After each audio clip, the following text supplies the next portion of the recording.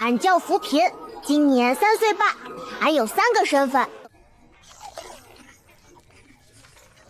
闺女，你放心，现在咱家有钱了，再也不用吃糊糊了。听说魔界出了混沌灵根啊，到底是谁？魔界为什么死活不说？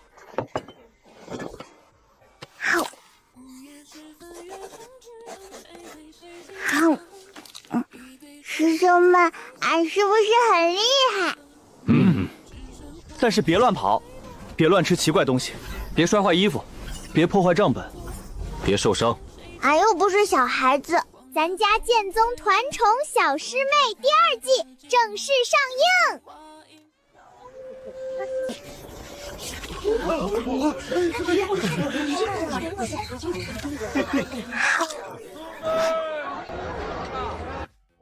俺感觉又有人要给俺送钱了。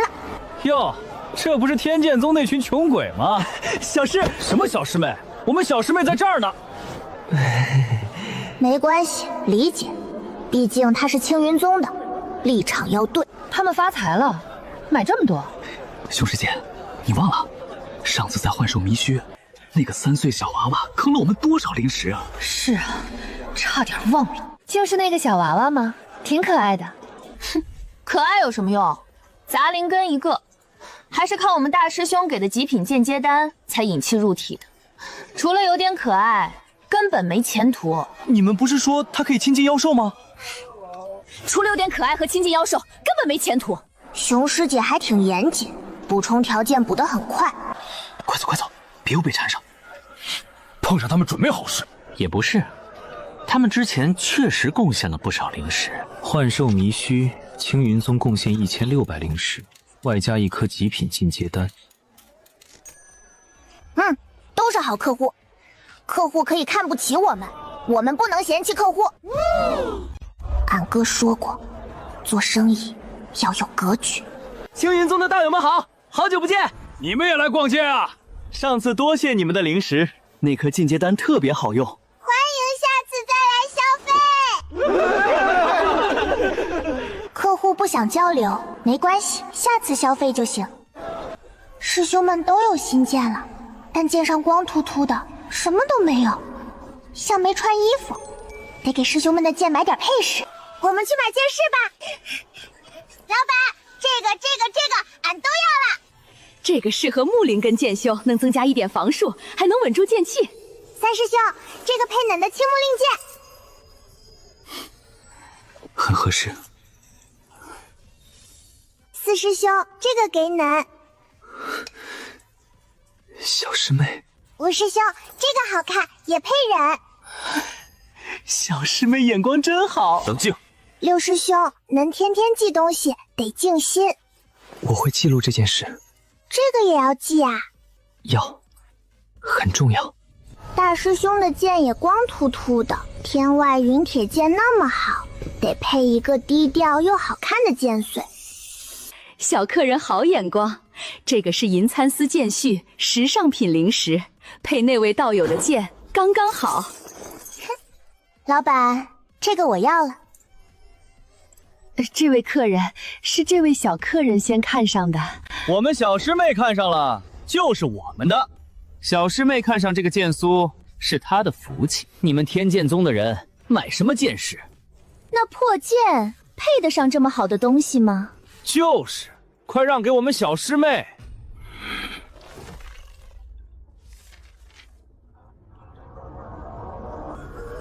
这个是俺先看上的。扶贫师妹，你连剑都没有，不如让给上官师妹。不可以。为什么？这是俺买给大师兄的。你买给你师兄？对，每个师兄都有。怎么，你们小师妹没有给你们买过吗？看来是没有。我以后也会给师兄师姐们买好东西的。对，我们小师妹以后也会买的。我们小师妹是雷灵根，宗门未来天骄，我们宠她一点怎么了？就是，我们小师妹还小，哪有让小孩子送礼的道理？她小，俺不小吗？俺才3岁半哎。你们这么穷，用的也不是什么好剑，没必要用那么好的配饰。而且，这个剑速明明是雷系剑更配。你这把剑是挺好的，但俺觉得它和俺大师兄的天外云铁剑更搭。笑死我了！整个修仙界现存的天外云铁剑不超过3把。你们天剑宗也配？他大概觉得俺在说大话，其实俺没说大话，俺只是说了他们不敢信的实话。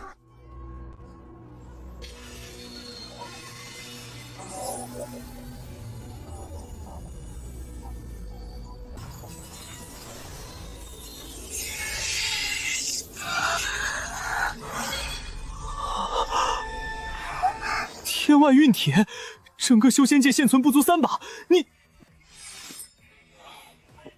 托小师妹的福才收到。大师兄这句话比拔剑还帅。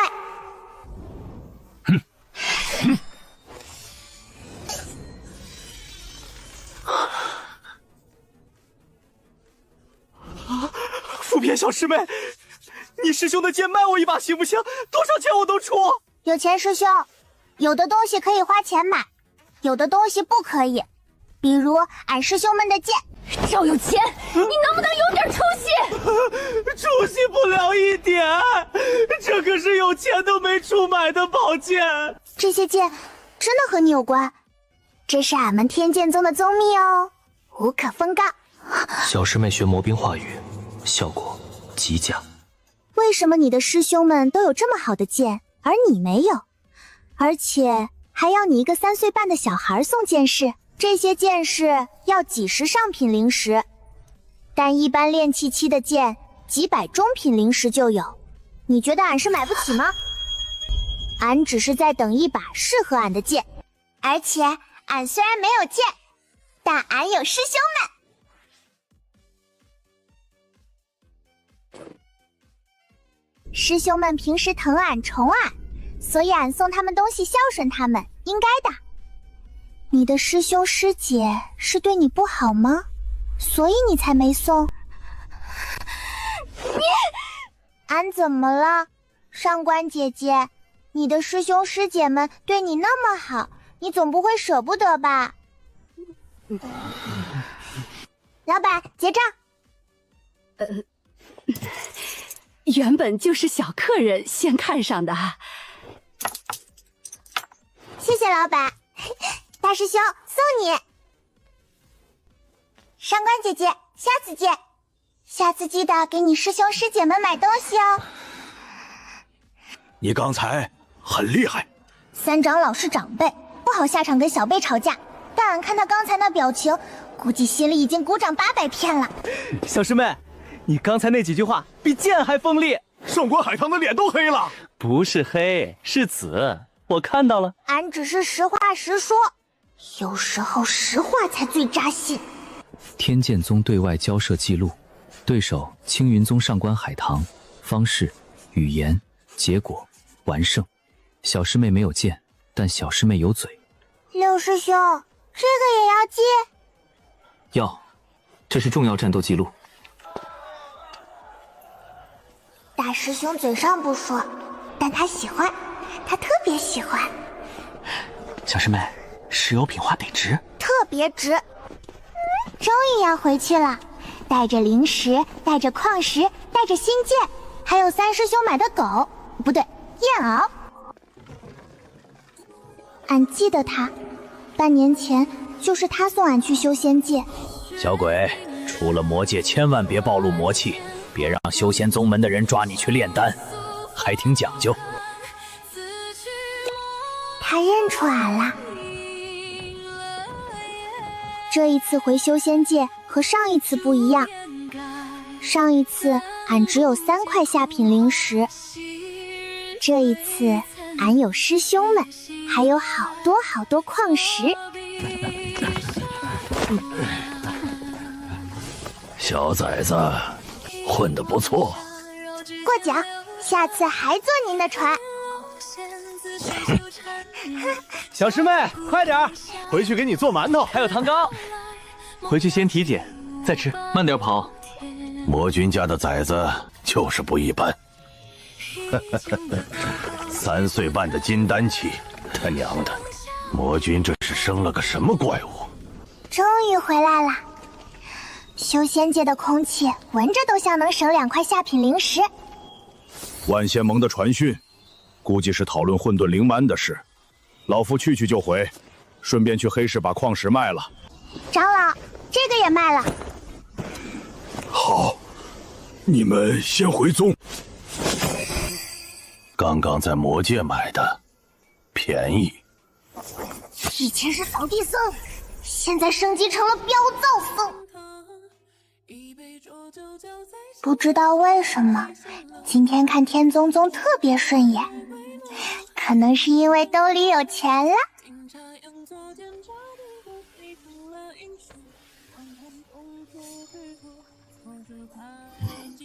很好，水系剑要用火养，土系剑要接地气。五师兄像在给剑做法事。寒霜剑初次保养，水温适宜，剑体反应良好，手差点冻僵。帅是真的帅，但俺觉得大师兄可能只是不知道该怎么保养天外云铁剑，毕竟他也是第一次见。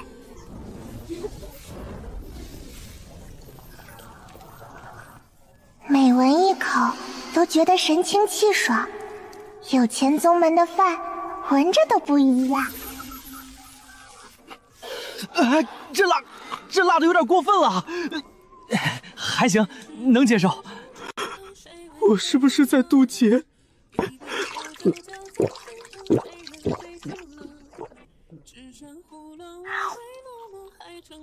不辣啊。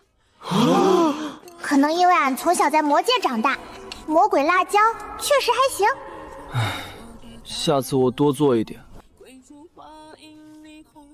我给二师兄传个讯，让他别找矿了。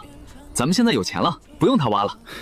可惜了，他要是在，也能坑到一把好剑。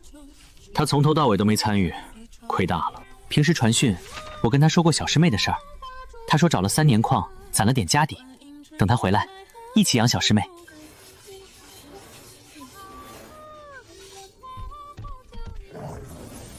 这狗不对，这燕獒看门还没开始，看草倒是挺积极。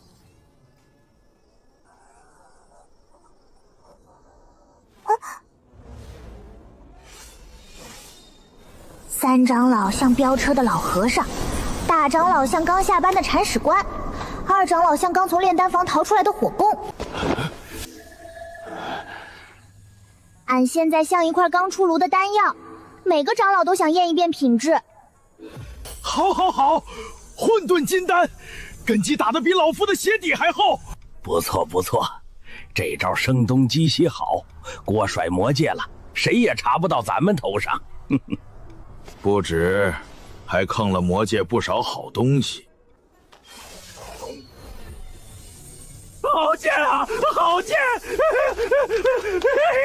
哎呦，你们这是去魔区渡劫还是去打劫？天外云铁啊，真舍得呀！这把剑放修仙界，能买下一座城。托小师妹的福。不是俺的福，是俺爹和俺哥的口袋。好了，都让让。陈光，过来。魔界少主给的那袋矿石，老夫已经处理了。寒冰碎，老夫留了1块自己修炼用。禅宗法器的钱赔了300上品，剩下的刚好3000上品，留着剑宗。这是5吨幽冥玄铁矿卖的，5000上品。5吨幽冥玄铁矿，5000上品，手抖，不是账错。这里面是适合我们各自属性修炼的珍稀矿石，从小平儿那袋里挑出来的，计入宗门库存，以后谁修炼需要就取。六师兄以前字很好看，现在像被俺爹附体了。其他的都卖了，卖了10万上品。10万上品，从入天剑宗到现在，所有收入加起来，卖破烂，卖妖兽肉，给别宗打工，帮人跑腿，连这个数的零头都没有。我们有钱了。这4个字从天剑宗弟子嘴里说出来，分量不亚于我渡劫飞升了。长老，这次万仙盟开会说什么了？修仙界那边还以为魔族出了混沌灵根，而真正的混沌灵根正站在天剑宗山顶，刚吃完魔鬼辣椒。没什么，就是猜测混沌灵根是谁而已。毕竟谁也没打听出来。哼，魔界的嘴太严了，问啥都不说。哼，他们能打听出来才怪。我们自己都不知道混沌灵根是谁。哦，我们知道，但他们不知道我们知道。这段话有点绕，但俺听懂了。反正就是他们查不到俺头上。然后万仙盟又讨论了一下下一届万宗大比。什么是万宗大比？30年举办一次的比武，各宗弟子大比，决定宗门排名。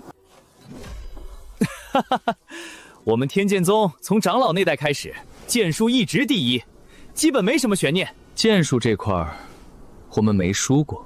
只比剑术吗？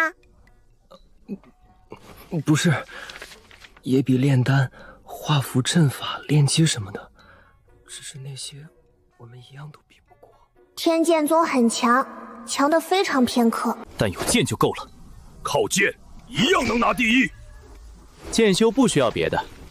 还有1个月，不急。当务之急是建设宗门。老夫收到传讯后，第一时间去了一趟宫闾阁。明天他们会派弟子过来估价。宫闾阁是修仙界将术鼻祖，价格不便宜吧？我以前在那儿打过兼职，阁主答应给老夫员工价8折。8折能省多少？大概能省出1间食堂。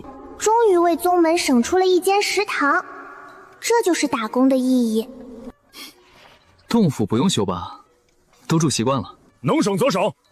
修洞府还不如修个藏书阁，我们连藏书阁都没有，书都堆在各自洞里，想看还得串门。藏书阁很有必要。明天跟宫闾阁商量一下，加个藏书阁，看看要多少钱。要是再有钱一点，我们可以修一下剑罩。剑宗没有剑罩，确实说不过去。师宗师祖们的剑都没地方放，这个太花钱了，以后再说。剑朝的事以后再说，先把眼前的事办了。天剑宗改造初步计划：1. 议事大殿；2. 食堂；3. 丹房；4. 藏书阁；5. 宗门大门；6. 剑种。暂缓。天剑宗终于要变样了，不是因为别人施舍，也不是因为长老们出去打工，是因为我们真的有钱了。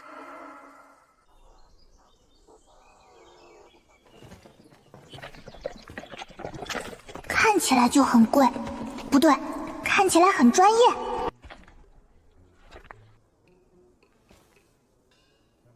那种微妙，翻译过来大概是我接过很多大项目，但没见过这么寒酸的开场。你们天宗宗确实需要改造。有劳了。莫讲师，您看看怎么改最省钱，我们不挑。我尽量。你们这儿灵气虽然稀薄了点，但山势不错，改造一番，勉强能凑出个像模像样的宗门。稀薄，当然稀薄，都被我家小偏儿吸干了。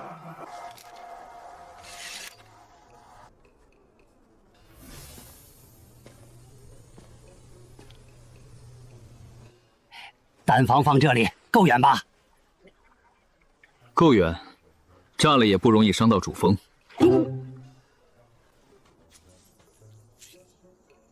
原来建宗门这么复杂，不是有钱就行，还得会量、会算、会防诈。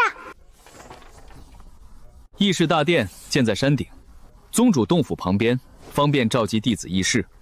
食堂建在侧峰半山腰，离所有洞府都不远不近，方便弟子用饭。丹房建在后山山谷，越远越好，免得炸炉时把别的房子也炸了。藏书阁建在主峰山腰，议事大殿下方，方便随时去看书。虽然我们目前没什么书可看，先建了再说。第一项，议事大殿，可容纳1000人的议事大殿，部分材料你们自己提供的话，总造价6万上品灵石。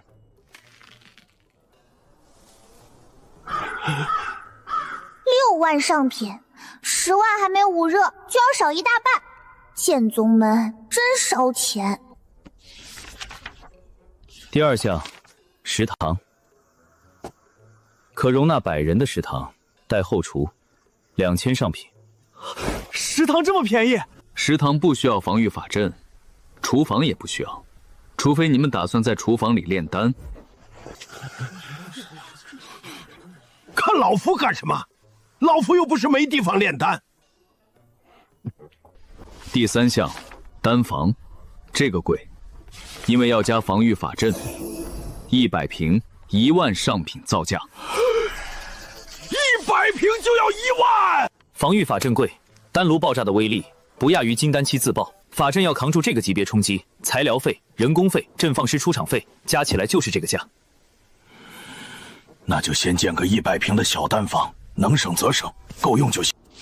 第4项，宗门大门，用料白玉石柱4根，门楣用玉砂石板，瓦片你们自己出。不装饰门面3000上品，要装饰门面的话1万上品。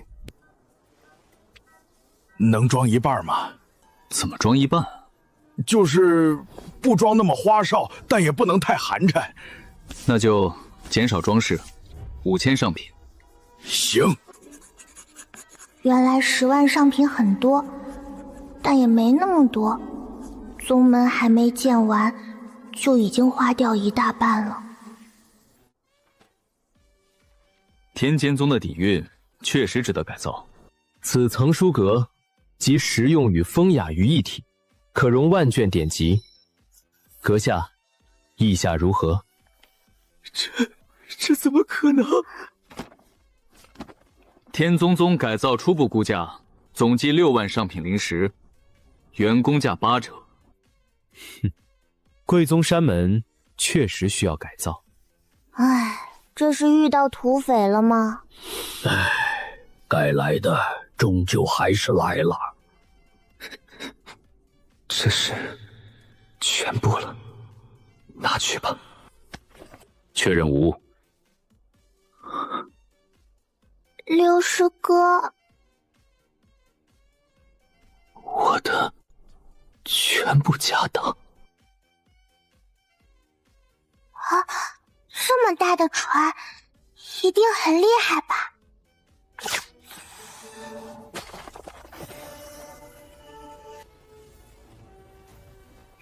分工，老夫负责议事大殿，丹房归我，后山开荒我来。有钱之后，长老们都不打工了，开始打宗门了。这些灵鸟就是占了宗主洞府靠下蛋交房租的那群，现在看起来房东被施工吵到了。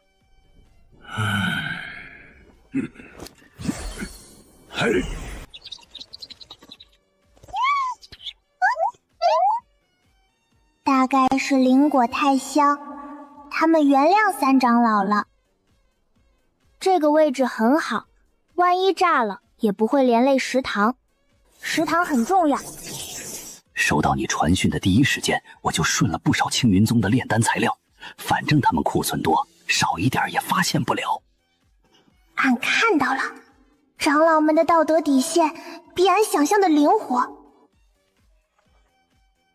不错，像个能活下去的宗门了。小平儿，你敲泥块的姿势很有剑意。真的吗？这不是敲泥块，这是剑法。而且他用的是左手，他是左撇子。不是，俺只是右手拿着馒头腾不出手。这味道比上次那麻袋还浓，很熟悉，很御灵宗。好东西，玉灵宗灵兽拉的，比文间肥料强100倍。它以后长出来的灵米会不会有味儿？不会，只会更香。这个法阵能防止山林妖兽偷吃灵田里的东西。以前的山门，狗路过都不知道这是宗门，现在不一样了。三师兄，咱们以后是不是不像穷宗啦？至少门不像了。宗门大门建好了，白玉石的。你回来别走错了。可能二师兄还在挖矿，信号不好。灶台要多几个，烟囱往那边走，别熏到吃饭的人。四师弟平时练剑没这么多要求，一到厨房，整个人都发光。你是厨子？我是门内弟子。我问的是职业。四弟子。行吧。厨房按他的要求做，灶坑挖深一点。四师兄，这厨房是不是有点大？不大，以后宗门人多了，要够用。天中宗现在才几个人，但四师兄已经开始幻想100人食堂了，很有梦想。这是我见过最好的厨房。你一共也没见过几个厨房。但这个确实很好，以后吃饭有地方了，也算宗门气象。能吃热饭，很好。对，热饭很重要。以前天剑宗很穷，可现在有大门，有厨房，有灵田，有丹房，有藏书阁，有议事大殿，它好像真的要变成一个像样的宗门啦。天剑宗以前像一群人住在山洞里，现在终于有一点宗门的样子了。虽然10万上品花没了，但这些东西会一直在。真好。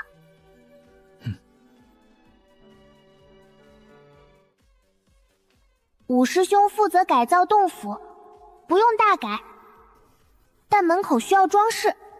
然后他在这方面展现出了惊人的热情。大师兄这里要高雅，三师兄这里要清秀。这花不会烧洞府吧？不会，只是像火。富贵，非常符合五师兄对自己的定位。好看，也不费钱。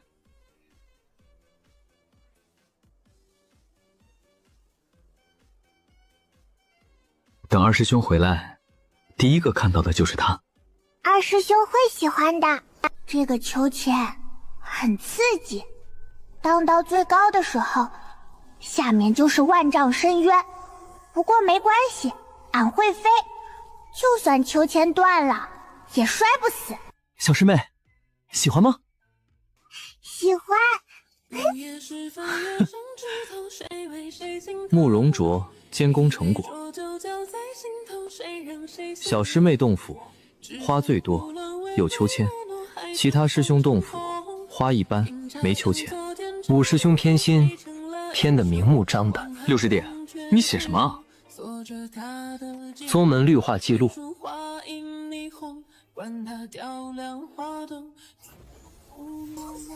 此阵法布完后，元婴期以下难以强闯。很好。啊！原来六师兄枕头底下藏的是这些，难怪他每次记完账都叹气，不是为钱叹气，是为小说里的主角叹气。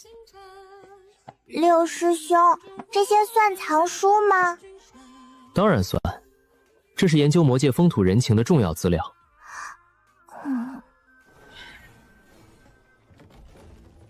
大师兄辛苦了。不辛苦。大师兄说不辛苦的时候，已经搬了3块门板、2根梁、4个阵盘。他好像真的不觉得辛苦，也可能是不知道怎么拒绝。三师兄，吃糖。谢谢小师妹。好，这个糖真顶，吃一颗能干半天活。甜得很魔界。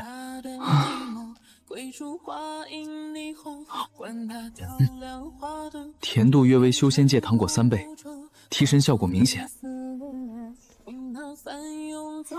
大师兄也吃。大师兄说太甜了，太甜了，但他没有吐出来，还笑了，所以就是喜欢。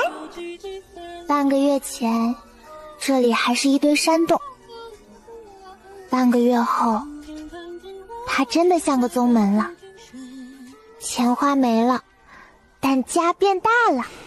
以后终于有地方开会了。这是我见过最好的灶。你一共也没见过几个灶。四师兄的梦想已经从一口锅升级成8个灶，很励志。可以炸了。我是说可以开始炼丹了。二长老这句话听着很危险，但好在丹房修的离食堂很远，食堂安全就好。上面得刻字。确实，不刻字儿，别人不知道这是咱宗。而且这么好的门，不刻字可惜。谁刻？我。你是全宗最有文化的。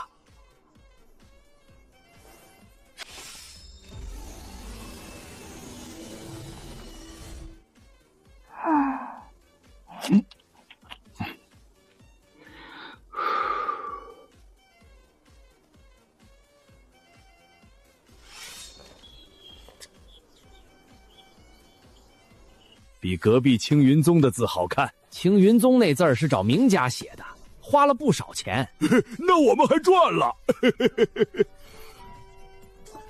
六师叔高兴的时候脸不红，耳朵红。再等几十年就能收了。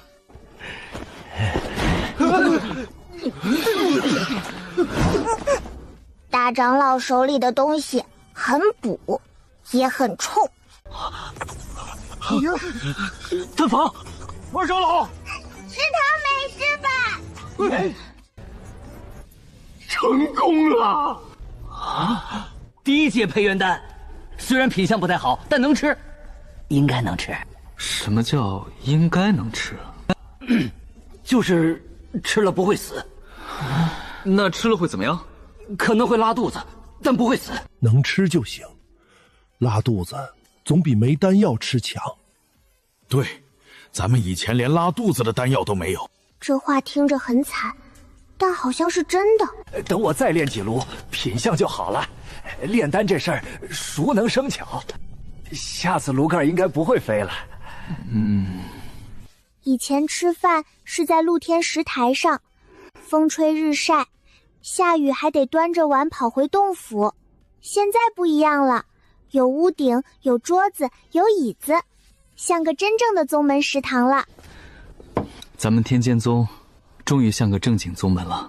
有大门，有大殿，有食堂，有丹房，有藏书阁，有灵田，有果树，有花，有秋千。这一杯敬小千儿，没有他就没有今天的天剑宗，没有他老夫还在玉灵宗插屎。没有他老夫还在青云宗烧锅炉。敬师兄们，敬长老们，没有恁们也没有俺今天。这一生向天震宗的新开始。这辣椒后劲还是这么大，我觉得刚刚好。我是不是在渡劫？这辣椒比魔界的还辣，就是魔界买的。年纪大了受不了，解辣丹，你俩要不要？要。不辣啊。真的不辣，可能俺在魔界吃糊糊吃习惯了。对了，二师兄本来想赶回来的，但是半路要突破了，只能先闭关。那就是元婴了。没人护法，他能扛过去吧？二师兄那么厉害，肯定能。到时候咱宗就有2个元婴弟子了。宗门战力更新，大师兄沈清晨元婴中期，二师兄傅少即将元婴待确认，三师兄苏宁金丹后期，四师兄严川金丹后期，五师兄慕容卓金丹后期，六师兄顾晨光金丹中期，小师妹福群金丹初期。长老化神期3位。备注：从今天起，谁还敢骂天剑宗不行？不对，压根儿没人敢说天剑宗不行，他们骂的是我们穷。备注：从今天起努力搞钱。现在终于开始变得不那么穷了。突然觉得这里真的变成家了，不是魔宫那种家，是真正的属于自己的家。小师妹，晚上凉，披上。谢谢三师兄。别坐太晚。宗门很好，师兄们很好，一切都很好。长得好，长大了给小平儿炼药。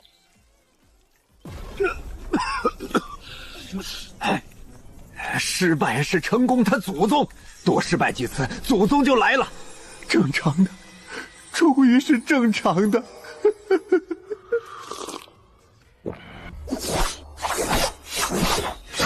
这一件手腕要再转一点。苏宁，你这一剑太软了，像在炒菜。严川，你的剑不是门板，别老想着拍人。慕容卓，擦剑的时候别对着光看，伤眼睛。陈光，记账的时候别叹气，影响士气。清晨，你继续，老夫没什么可说的。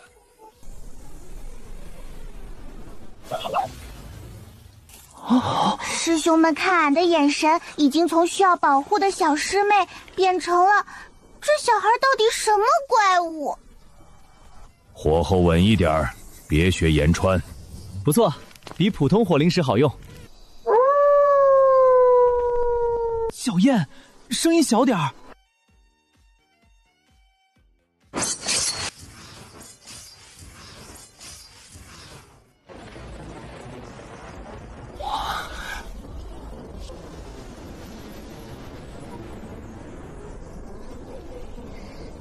元婴剑，18道雷。小姐叔叔，是不是二师兄？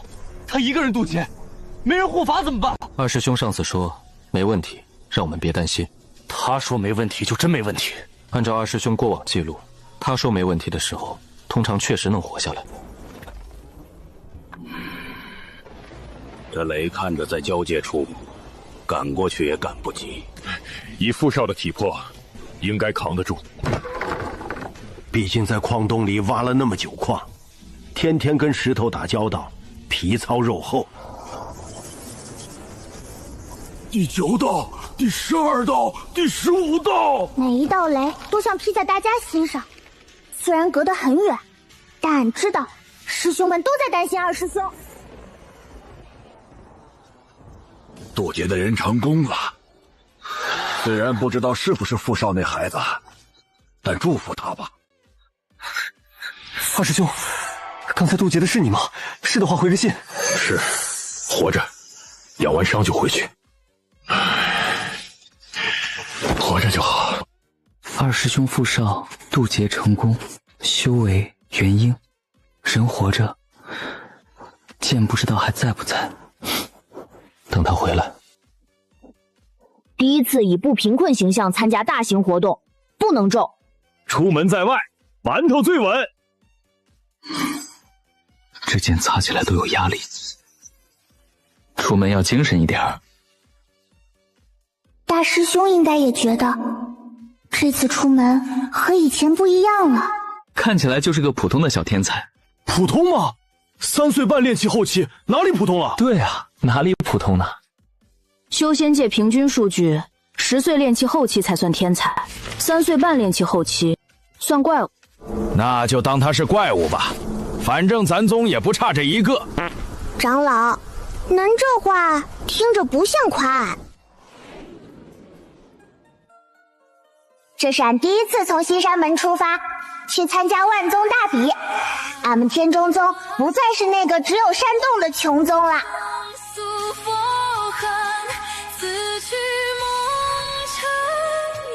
哇，佛山，一看就很有钱，不对，一看就很有佛缘。怎不见枯花昔日璀璨，却醒来。这地方大的离谱，俺要是跑丢了，估计三师兄能集出第2个金丹。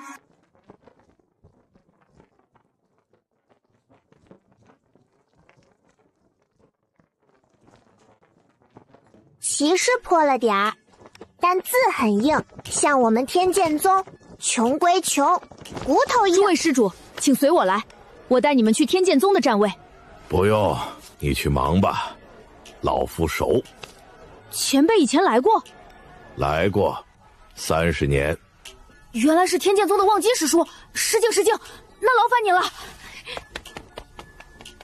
三长老在禅宗的名声，可能比在天剑宗还响。不过大概不是因为打架，是因为扫地。四面楚歌，不对，四面都是人。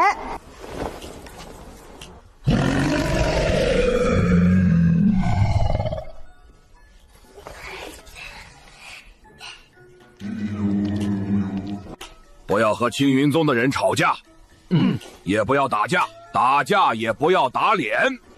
长老这个要求听起来很熟练，像以前吃过亏。那如果他们先骂我们穷呢？以前会心虚，现在不用。但也别把10万上品花光的事说出去。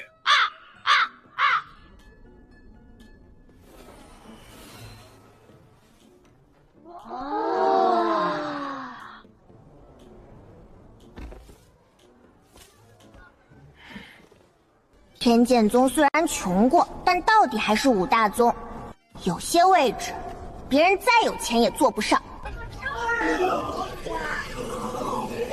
当大姑子了，你是吃的这上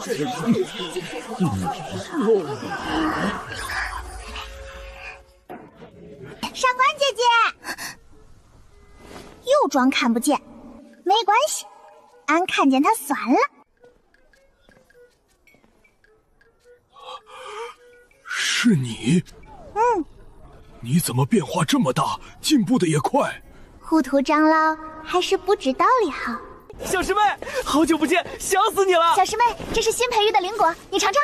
小师妹，我家灵兽想你了，你穿新衣服了，真好看。御灵宗的人还是这么热情，就是每次热情的有点急。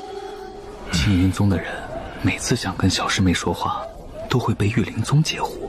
活该，谁让他们当初不要小师妹的？别说了，糊涂长老还没走远。他走远了。青云宗不要俺，御灵宗抢着喂俺，这就是选择不同，结果不同。御灵宗的人怎么这么喜欢那个小娃娃？听说他能亲近妖兽。哦，难怪雷一虎对他比对御灵宗的人还温顺。天哪，这小娃娃才3岁半吧，这就练气后期了。天剑宗这是捡到宝了，人少，但每个弟子都是丹灵根天才。不对，那个小娃娃是杂灵根，之前青云宗测过的。青云宗这是走宝了呀！可不是嘛，而且他还能亲近妖兽，你看御灵宗的人稀罕的不得了。周通霄上次说了青云宗一顿，说没有介绍这个小娃娃去御灵宗。杂灵根而已，我们才不稀罕。哼，不过是靠大师兄的极品丹药引气入体。对，肯定是丹药的问题，才让他运气好到了练气后期。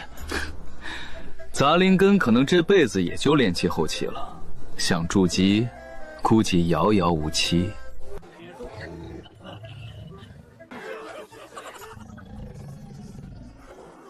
雷一虎真贴心，比有些人会说话。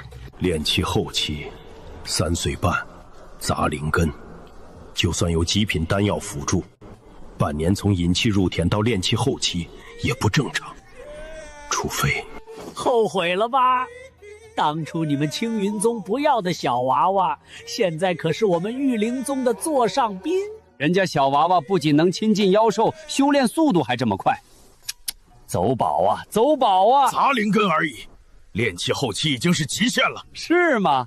那咱们走着瞧。三长老那表情翻译过来就是：你们吵吧。反正保在我们天神宗。万宗大比终于要开始了。如是我闻。不是比喻，是真的开始念经。万宗大比开场，禅宗主持先念经，目前已持续半刻钟，还未进入正题。他还要念多久？禅宗地盘，忍着。幸好我站得好。诸位道友远道而来，参加本届万宗大比，贫僧代禅宗欢迎诸位。众生平等，比赛第二，友谊第一。这个开场听着很安全，但后面好像不一定。大比期间，不可恶意伤人，不可故意寻衅，不可私下斗殴。若真要打，也不可打脸，打脸也不打太狠，打太狠也不可打出人命。若真出了人命，便交由戒律堂严查。禅宗这是把四规搬过来了吧？不，这是主持个人风格。他以前是管戒律的。我就尽量不打脸。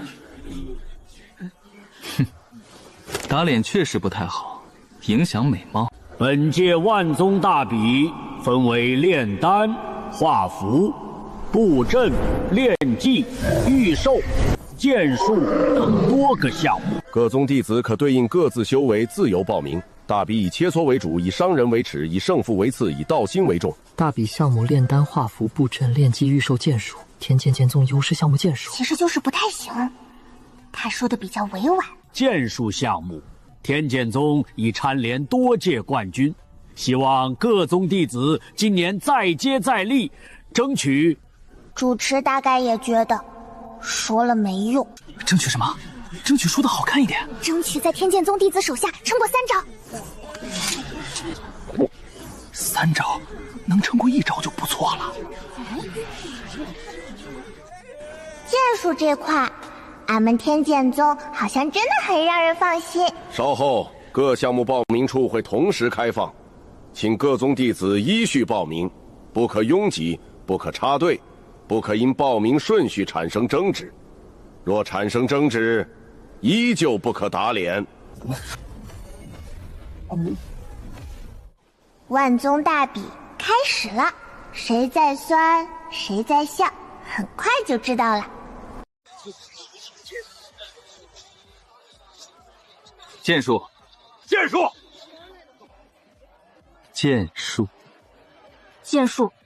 六师弟，你还报阵法？反正输了也不丢脸，赢了就是赚到。剑术。110岁的元婴中期，修仙界目前天骄榜第1，大师兄的对手大概已经在心里写遗书了。3岁半，炼气后期，入门半年，你确定要报名？确定。新人组虽然是给入门3年以内的弟子设立，但修为不限，你的对手可能有筑基期，你才炼气后期。没关系，俺就试试。防御阵、困敌阵、迷幻阵。我刚布完阵，怎么阵就没了？承让。来得好！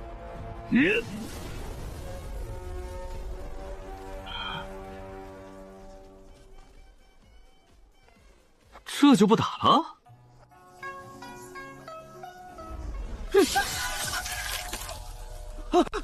对不起，对不起，对不起，我不是故意的，你的琵琶太脆了。算了。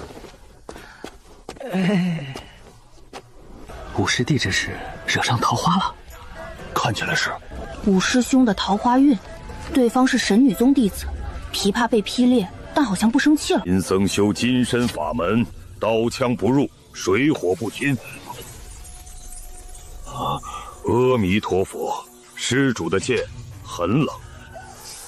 你的身体很硬。天剑宗剑修营比赛不是很正常吗？就像太阳从东边升起，没看够。天剑宗什么时候这么有钱了？那几把剑一看就不便宜，青木灵剑、赤火重剑、后土剑、寒霜剑，每一把都是极品。他们不是修仙界最穷的宗门吗？可能是中彩票了。修仙界有彩票吗？没有。他们猜错了，不是中彩票，是去魔界白嫖了一圈。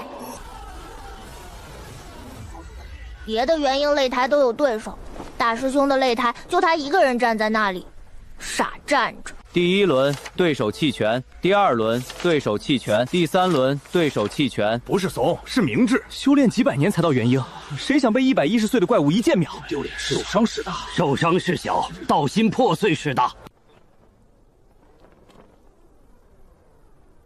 这是属于110岁元婴中期的孤独。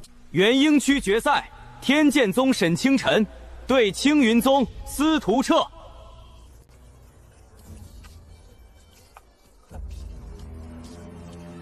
就是那个在幻兽迷虚里被3手青焰师拍了好几抓子，后来又送了俺一颗极品丹药的青云宗大师兄，元婴初期150岁，比大师兄大40岁，修为低一个小境界。司徒策已经输给大师兄2次了，加上这次大比，就是第3次。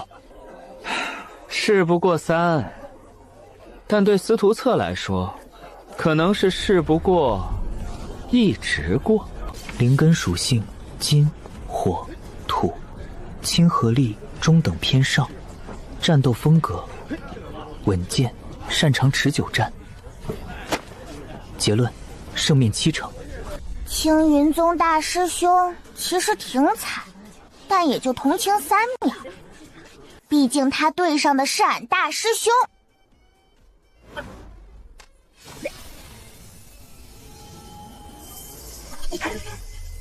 什么剑？天外云铁，一争霸都是天外云铁。天剑宗真的中彩票了吗？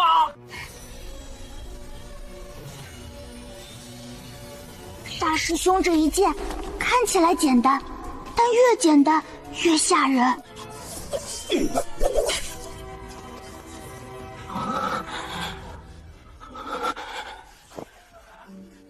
我输了，承让。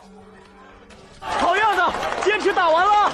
留得青山在，不怕没柴烧，活着就好。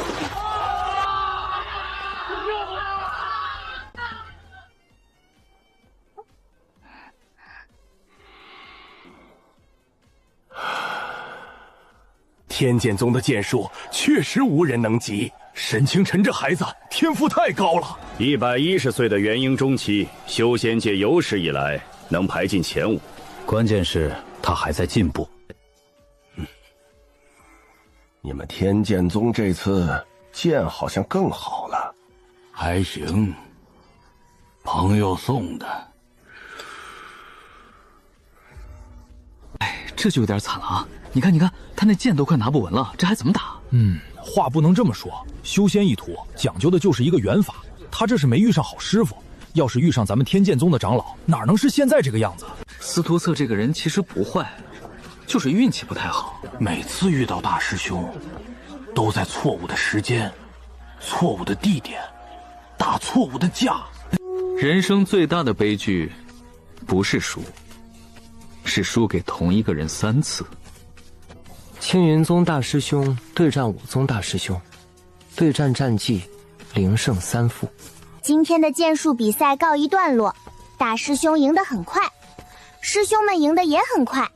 天宗宗还是那个天宗宗，只是这次剑更亮了。请问忘机师叔在吗？长老被叫去帮忙招待各宗了。阿弥陀佛，那打扰了。为啥叫俺长老去招待呀？他不是天剑宗里吗？长老在禅宗扫了30年地，跟谁都熟。而且他是光头，站在和尚堆里，分不清哪个是真和尚，哪个是假和尚。中，有道理。俺张少这30年地真没白扫，不光扫出交情，还扫出身份认同嘞。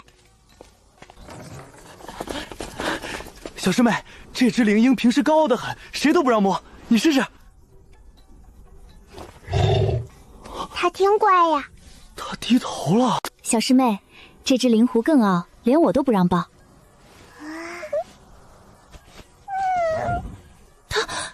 他不挣扎，他是不是冷嘞？俺怀里暖和。小师妹，我这只也试试，还有我这只，还有我这只，我这个平时咬人，你小心点。三师兄，俺是不是快变成树嘞？不像树，像挂满小兽的树。小师妹状态被灵兽包围，备注：像一棵会说河南话的灵兽树。恁可别掉毛啊！俺衣裳洗一次可费劲了。慕容师兄，你今天那一件真帅。谢谢。这是新酿的0.9，这件法衣你穿一定好看。五师弟，长得好看，果然能当饭吃。不光能当饭吃，还能创烧。慕容卓颜值变现，效果显著，建议列入宗门副业观察名单。咦，你们大师姐嘞？大师姐啊，在练剑呢，说要努力追赶某人。大师兄，他在努力嘞。他的剑法确实要练。大师兄一句话，伤害不大，侮辱极强。没事儿，剑法能练。俺大师兄嘴不中听，但人中。小娃娃，你吃了什么丹药？你修炼的是什么功法？你是不是有什么奇遇？司徒策师兄给过俺一颗极品丹药。司徒翠，青云宗是那个大师兄？对呀，上次在幻兽迷苏，他给俺嘞。极品丹药确实能帮人引气入体，可半年到炼气后期，还是快得离谱。大师兄往这一站，怪像一座山，还是会拔剑的山。天剑宗道友，你们的剑在哪里买的？在魔界买的矿石，自己打的。魔界？那个新开的商贸区？对，具体哪个摊位？什么价格？能定制吗？安哥要是知道我们又给魔界商贸区拉客，估计得笑得睡不着觉。你们能不能小声点儿？没办法，小师妹太受欢迎。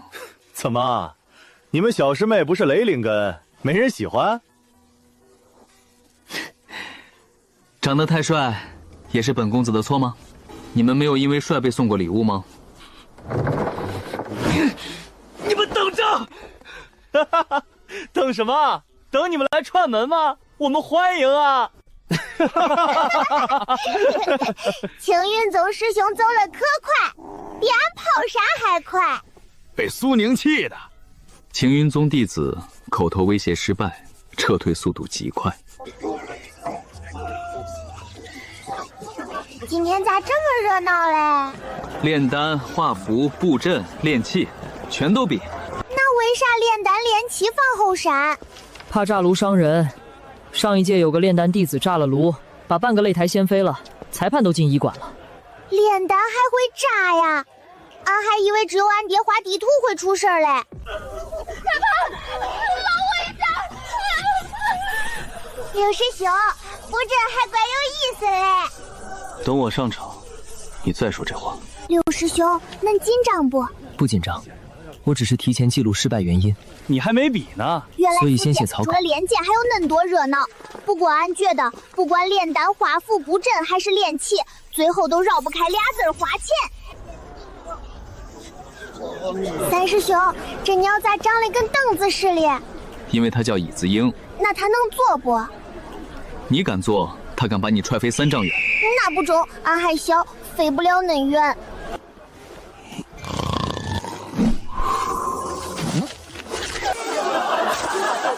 飞得还怪圆润嘞，这叫被椅子踹出了风采。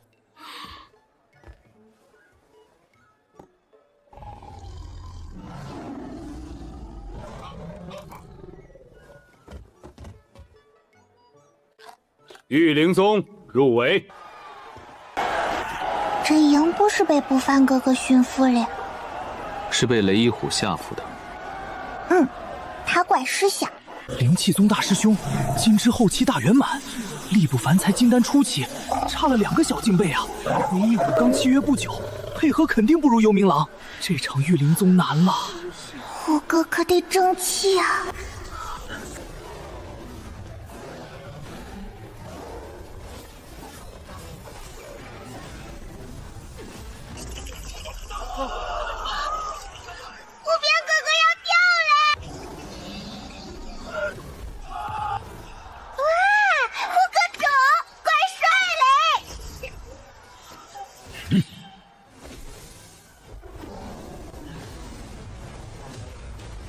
玉灵宗胜！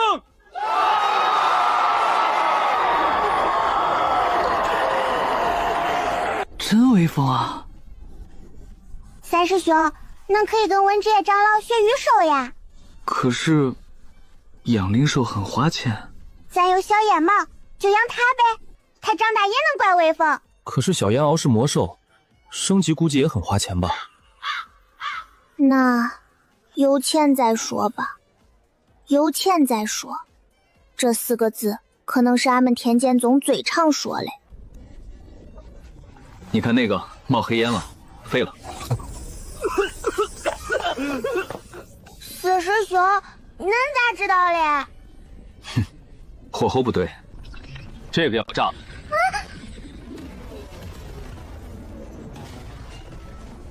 我还要练。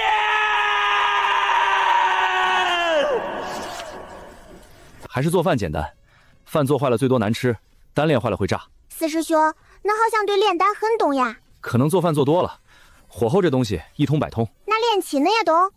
懂一点，以前太穷买不起新锅，只好学点炼器自己学。因为穷，一个剑修硬生生被逼成半个炼丹师，半个炼器师。俺们天剑宗里穷，到底逼出了多少跨界人才啊？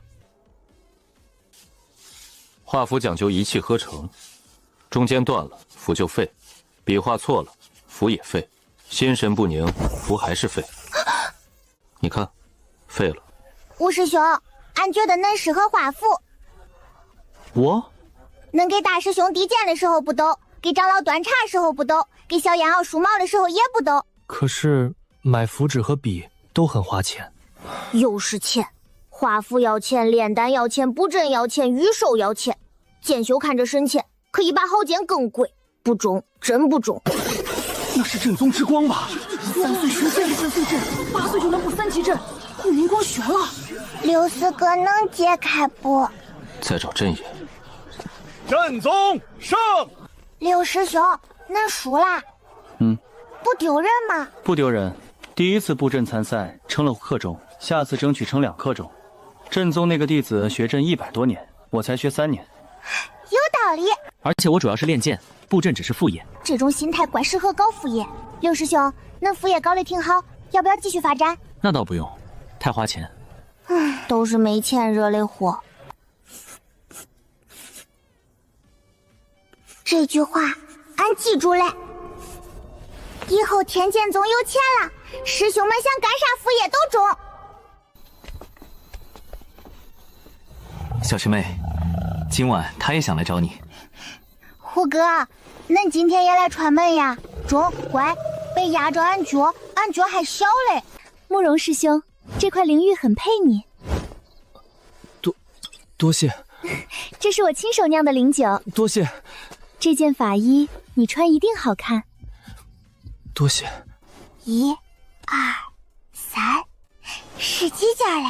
吴师兄，恁脸快赶上4师兄的吃货中剑嘞。我剑没那么红。他每收一件礼，脸红一次，再收下去，能给咱院子照明。慕容卓夜间颜值收入持续增长。备注：脸红频率稳定。这下总算清静了。三师兄，他们给自己扣了扣锅，各心不中各香吧。小师妹，青云宗哥哥姐姐们想安静，可俺4师弟要是做饭，那就不是生意的事儿了。火候刚好。4师兄，这锅怪香嘞，比炼丹炉香多嘞。幽冥玄铁锅价值高、耐用、导热稳定，建议列入宗门核心资产。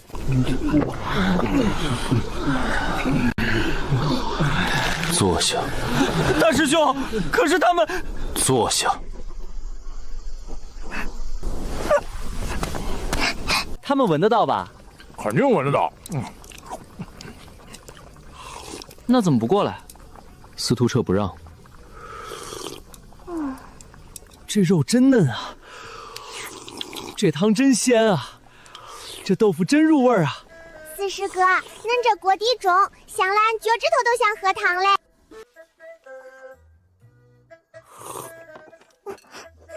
6师兄，恁这个总结怪准嘞。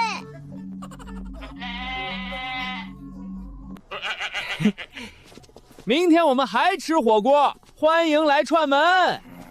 今晚火锅咋感觉比刚才更香嘞？因为有人看着我们吃，准确说，是一群人看着我吃。俺站这儿，怪像菜地里长错了豆芽，还是最爱那根儿。能勾就勾，中；不能勾也不要暴露修为。中，按正常练气水平打就行。中，俺记住了。你们说小师妹会怎么打？长老都说了，能狗就狗。她应该会很听话。小师妹新人组第一轮战术预测：狗。开始。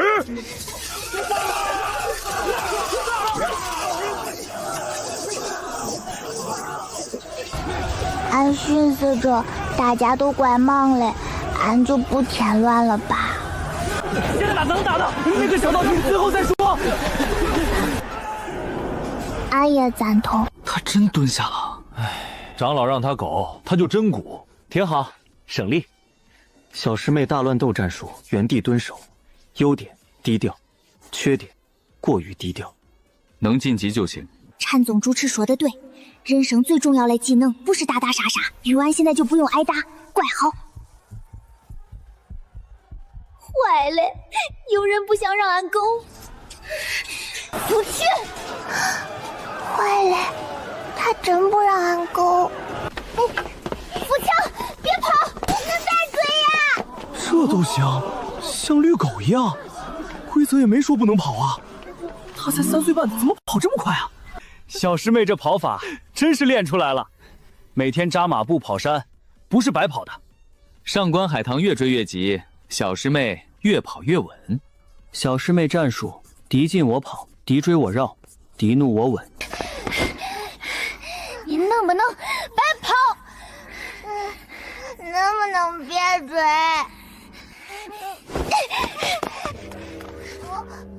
时间到，大乱斗结束。你为什么不打？为啥要打？勾着就能晋级，俺为啥要打？这小娃娃狗到天才啊！妙狗出风采。好，这小娃娃有前途。小师妹，你这战术堪称狗王之王。能不打就不打，能躲就躲，把狗字发挥到了极致，而且把对手气成这样，也算一种胜利。新人赛大乱斗，小师妹战绩0杀0伤0被打，结果晋级。备注：对手气炸了。中，俺这叫听长老话，长老说能勾就勾。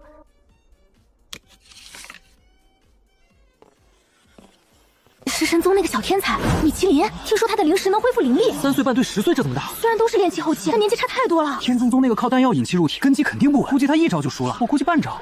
小妹妹，我会尽量轻一点的。谢谢恁，恁人怪好嘞。开始。这小娃娃躲得真妙，像跳舞一样。天剑宗是不是专门教这个？你为什么那么能躲？因为俺每天都被师兄追着打，习惯嘞。我认输。食神宗认输，天剑宗服亲胜。又赢了！上一场狗，这场躲赢，这娃娃运气也太好了。俺这不是运气，俺这是腿脚好，打不住俺，赢不了俺，这道理怪简单嘞。风狐速度极快，爪子带毒，这次那小娃娃躲不掉了吧？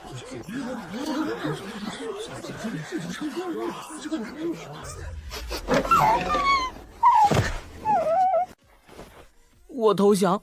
你确定？确定。投降？为什么投降？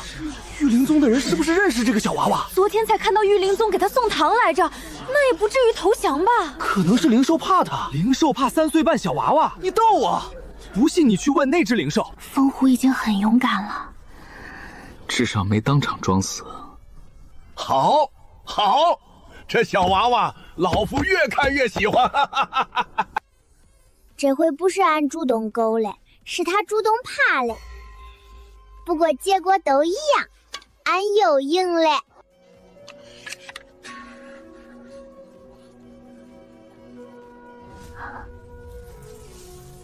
伏柄对上官海棠，青云宗雷灵根对天剑宗杂灵根，这下他总不能再靠跑了吧？上官海棠肯定不会让他苟。这一场，我看你还能往哪儿跑？擂台恁大，应该还能跑一会儿吧？来了来了！青云宗小天才对天剑宗小不倒，雷灵根对杂灵根，筑基初期对炼气后期，法医对布衣，雷击木剑对普通木剑，这差距也太大了。天剑宗那个小娃娃能撑过3招就算赢。小师妹，一招解决他，让他跑。擂台就这么大，看他往哪儿跑。小师妹，好好教训他。那颗竹子俺认识，俺哥推销给他的，一颗就值上百上品灵石，从头到脚就俩字儿，怪贵。俺从到脚也俩字儿，怪穷。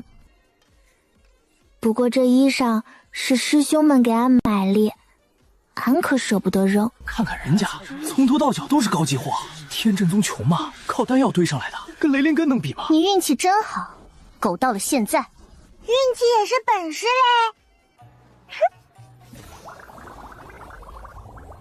我的娘嘞，这是个啥呀？这是我的独家发明，泡泡抱抱，你可要一直跑哦！上官姐姐，那我要是不跑了会怎么样啊？那你就试试呗。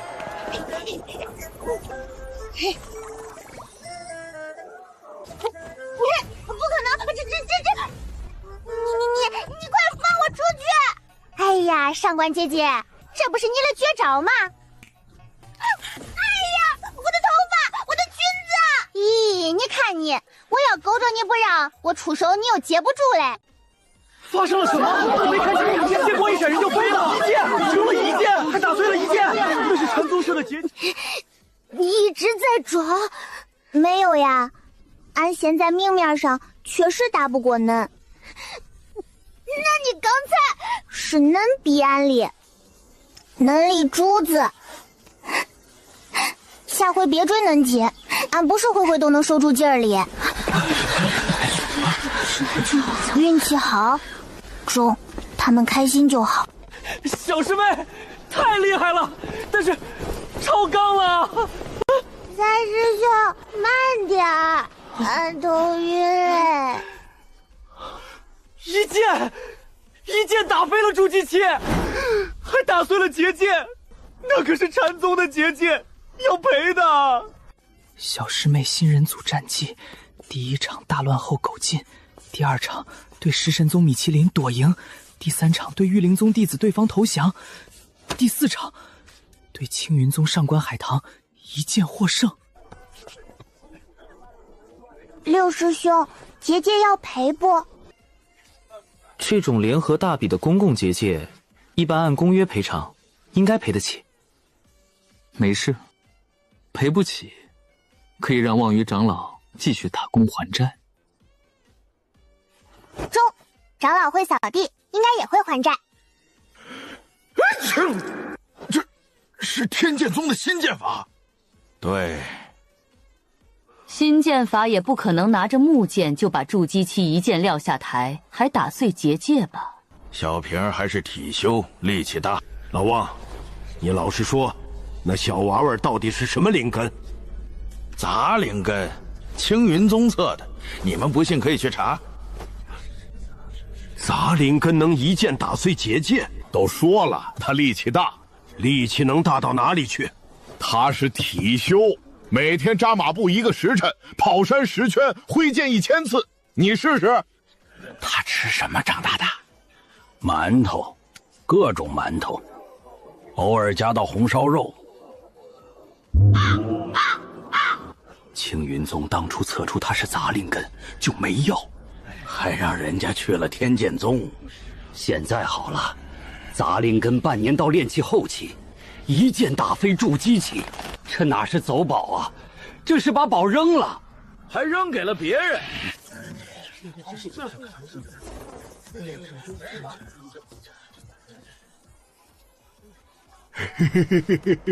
长老笑得怪开心嘞。那是青云宗脸绿了。今日总结：小师妹一剑打脸，糊涂长老离席，忘机长老憋笑失败。长老，俺今天不会暴露吧？以后可能会有不少人关注你，不过没事儿。天宗宗的弟子哪个没受过关注？也是，俺大师兄是天骄榜第一，师兄们也都是丹灵根天才。小师妹，你终于发现我们很厉害了。俺早发现了，就是恁们平时太穷，容易让人忘。那姐姐赔偿哩？主持说了，不用赔。老夫在禅宗扫了30年地，这点面子还是有的。这30年地莫白扫。剑术比赛第一，新人赛第一，都记账。刘师兄，恁手不抖啦？以前可能会激动，现在也就还好。见过10万商品灵石大阵仗的人，果然不一样嘞。中阶疗伤丹，幽冥玄铁矿。小师妹正好缺一件法衣。长老送的护身符上次渡劫都碎了，刚好补上。虽然比不上长老的护身符，好歹有法衣穿。当金丹1级的法衣，好像也不是多高级。小师妹，你不能这么比。你刚才一剑打碎的是结界，不是人。普通炼气期弟子能有一件挡金丹1级的法衣，已经是保命的东西了。你看上官海棠，不就是穿了法衣才没被你打死？中，有道理。而且参加这种比赛，拿第几不重要，出名才重要。出名有啥用呀？这种比赛本质上是各宗展示实力的舞台，宗门排名、资源分配、外界雇佣都是一次次比出来的。像大师兄出名之后，每年都有不少人找他当护卫，能赚不少。以前那把剑300商品，当护卫赚的。我们以前的剑也是，天宗宗发的剑就是木剑，想要好剑要自己挣。我们长大了就得自己出去兼职赚资源，抓猛兽、当护卫、采灵药，什么活都接。大比怎么样？赢了没？有没有把青云宗连打绿？都录下来了，自己看，看完还我。流影珠，这玩意儿很贵吧？借的，山宗的，用完要还。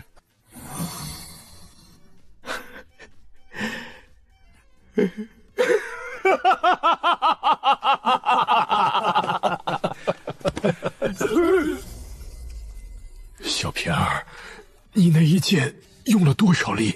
大概30%。下次打架悠着点儿。为啥呀？好在这是宗门大比，有结界有裁判，平时打伤人要赔钱。中，有道理。尤其是打青云宗的人，他们法衣贵，赔不起。更有道理嘞。明天开始继续修炼，万宗大比只是开始。天宗宗的招牌不是靠一次比赛立起来的，是靠每一次。俺忽然觉得天剑宗虽然穷，但这个招牌怪硬嘞。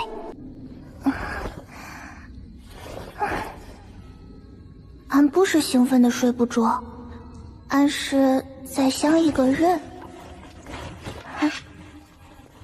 二师兄，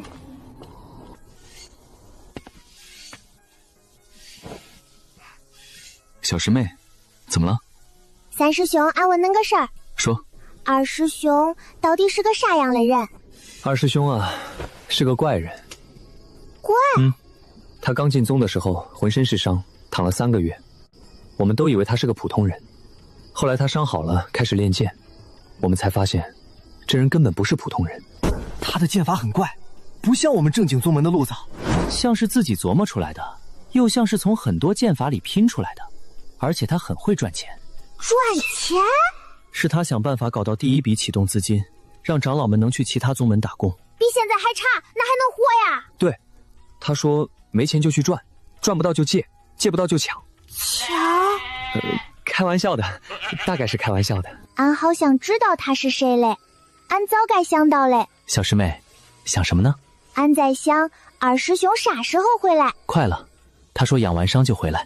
中，俺等着，等他回来，俺要当面问问他。123、124，这日子怪平静嘞，平静到俺能数清后山灵果树长了多少片叶子，平静到俺觉得吃了睡，睡了练，练了吃，能过到天荒地老。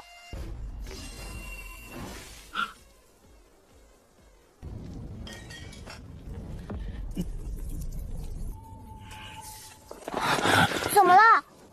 中阶魔兽和妖兽袭击村镇，血洗小门派手段残忍，不止一处，是同时发生。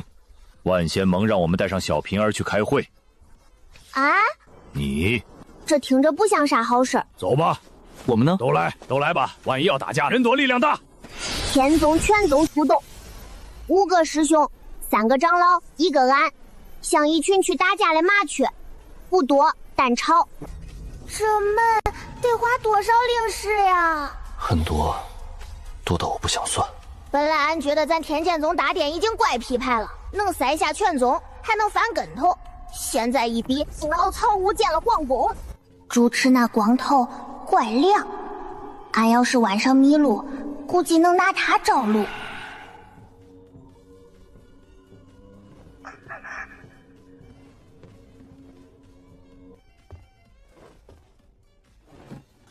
三师兄，俺咋感觉他们都在看俺？不是感觉，是真的。那能不能躲大师兄后头？可以。那是青云宗大长老谢千珏，炼虚初期，比青梦宗主修为还高。对，青梦宗主还在闭关冲炼虚，这位已经是老牌炼虚。但谢长老1500多岁了，青梦宗主才600岁。那还是青梦宗主厉害，600岁就能管1500岁嘞。而且听说青梦宗主曾因情劫荒废了100多年的光阴，实际修炼时间也就500年左右。500岁的炼虚期，不愧是上一届第一天骄，修仙界第一女修。据说青梦宗主的剑法很好，能让大师兄说很好，俺娘的剑法肯定是真好，好到剑齿都浮起来。六师兄，为啥别人1000多岁就那么老？俺见过有个猎户3000岁还怪帅嘞。首先，修士和凡人的生长衰老节奏不一样，修士肉人受天地灵水温养，不易衰老，所以修仙界300岁以内都算青少年。到了元婴期还能返老还童，想定格在多少岁都行。但一般人几百岁甚至上千岁才能结婴，那时候已经习惯中老年相貌，而且能坐上长老位置的，外貌成熟稳重一些，也更容易管住弟子。俺懂嘞，像俺爹那种3000岁还顶着少年脸嘞，属于不要脸，只要脸。那是玉灵宗宗主白敬新，炼虚初期，本命兽是玄月灵狐，据说接近圣兽级别。玄月灵狐可安抚、引动方圆百里内所有灵兽情绪，还能弱化敌方对灵兽的操控，对契约类术法有天然压制。怪厉害嘞！那是灵气宗宗主白鹤洲，炼虚初期，本命兽是息光圣鹤，也接近圣兽级别。息光圣鹤能展开息光领域，领域中一切灵力流动被扭曲，敌方灵兽契约稳定性下降30%。他们都姓白，气质也有点像咧。据说2个宗主曾是一对情侣。哦，1000年前2人都是被万灵宗宗主捡回来的亲传弟子，都跟了万灵宗宗主姓白。哦，后来嘞，他们为啥分手？后来不知为什么分手了。万灵宗宗主飞升后，万灵宗分成了玉灵宗和灵切宗。六师兄，恁连这个都有？知识不分贵贱，八卦也是知识。根据话本记载，当年2人同出万灵宗，是人人羡羡的师公妹道侣。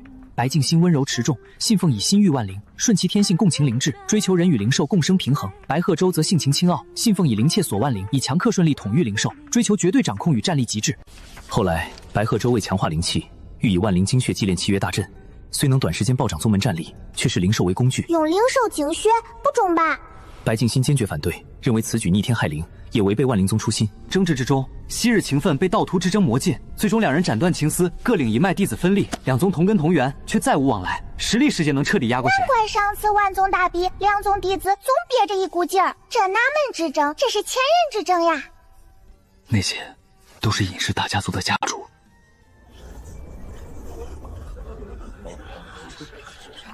这个人跟吴师兄有点像嘞。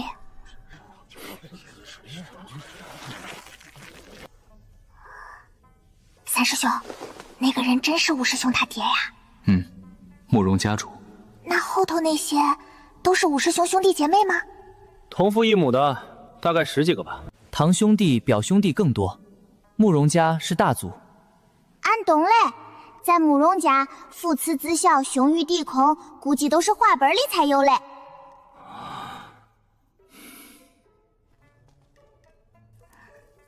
他们会不会后悔不要吴师兄？后悔，以前也来找过，说让武师弟回去，既往不咎他离家出走，家里资源还会供应。哼，说得像施舍，有价值才是儿子，没价值连根草都不是，不稀罕。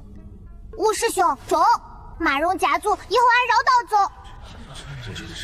主持念得好久，久到俺都快数清大殿里有多少根柱子嘞。近日有中阶魔兽和妖兽袭击村镇，摧毁小门派，手段残忍。目前已确认遇袭地点7处，伤亡人数仍在统计中。补充一点，袭击中甚至出现了高阶妖兽。高阶妖兽，那可是元婴期巅峰，加上天赋神通，化神期都能一战。魔兽和妖兽一起行动，他们不是天敌吗？妖兽生活在修仙界，魔兽生活在魔界，他们是天敌，一般不会联手。高阶妖兽与高阶魔兽皆有灵智，一般躲在秘境或魔界深处修道，不会无故屠戮村镇。除非有人操控他们。能操控高阶妖兽和魔兽的，可不是一般人。俺现在弱小可怜，但能吃。干嘛呢？盯着我家小弟子干嘛？我们小皮儿才3岁半，你们什么意思？此事恐怕与你们天剑宗脱不了干系。放屁！放你娘的狗屁！胡言乱语，睁眼说瞎话也不害臊。阿弥陀佛都嫌你烦。长老这个井怪有攻击性嘞。据我们调查，混沌灵根现世，魔界渡劫那天，你们天剑宗空无一人。请问你们那天去了哪里？老夫在玉灵宗铲屎，没问你。老夫在你们青云宗丹房烧火，也没问你。老夫携弟子外出许炼，去哪里历练？就一个秘境，怎么了？哦，哪个秘境？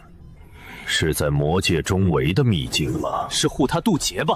他就是魔界的混沌灵根吧？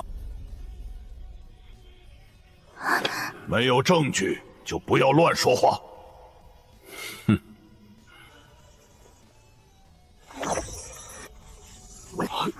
这不是一个炼气后期能做到的，绝对不可能。俺就轻轻看了一下。小师妹，这话现在千万别说。除了越级击败对手，他还能沟通妖兽。对，灵兽怕他怕的腿抖，他跟御灵宗的人和兽都熟得很，3岁半就是他们的客卿了。我们跟小师妹熟怎么了？我喜欢他不行吗？身价灵兽凉了。就是，关你们屁事！你们灵剑宗是不是闲得慌？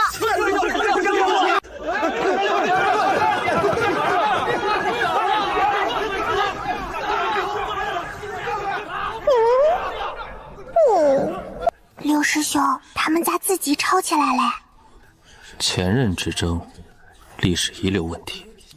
小师妹记住了，锅砸过来的时候不一定要接，也可以让他砸别人脚上。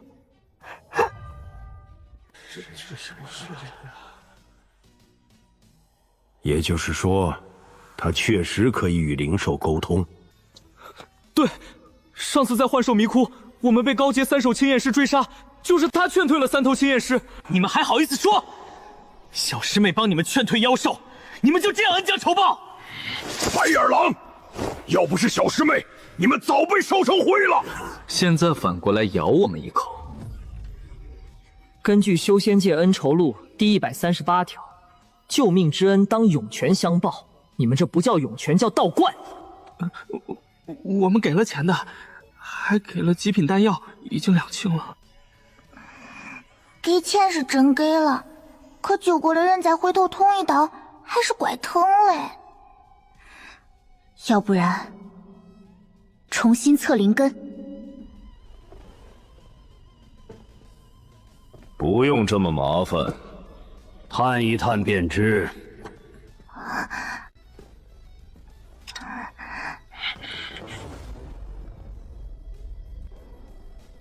我天剑宗的弟子，岂是你们说探就探的？天剑宗的弟子岂容外人欺负？不行，谁都不许碰小师妹。想动他，先过我们这关。小施主，老衲只问你一句，你如实回答。中。那天在魔界中围渡劫的，是不是你？是俺。真的是混沌灵根，难怪当初测的是无灵根。完嘞，这回是真藏不住嘞。那你是怎么操控妖兽的？俺没有操控他们，他们只是怕俺。可能俺身上有圣兽的气息。圣兽？这小娃娃见过圣兽？老夫亲眼所见，魔宫门口蹲着2只白泽后代。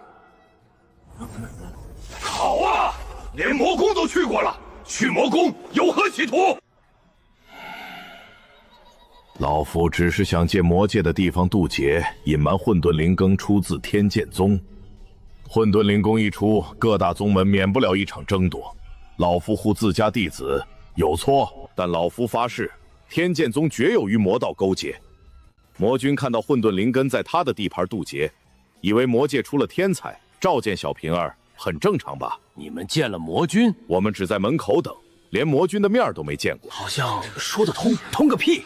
你会为了不让别人抢徒弟，让徒弟跑去魔界渡劫？如果是混沌灵根的话，我会。一个修仙界的混沌灵根到了魔宫，还能被魔君放回来，探一探体内有没有魔气，不就知道了？不用探嘞，俺承认，俺体内确实有魔族血脉。啊！长老，恁们不惊讶吗？送你护身符那天，老夫探过，你体内确实有魔气，但不重。当时以为混沌灵根能吸收魔气，也正常。后来你去魔界渡劫，听说魔君对你重视，我们才确认。以魔君修为，即使吃了魔气丹，也能看出他是不是魔族。他没有怀疑，就证明他确有魔族血脉。小师妹，你是魔族又怎样？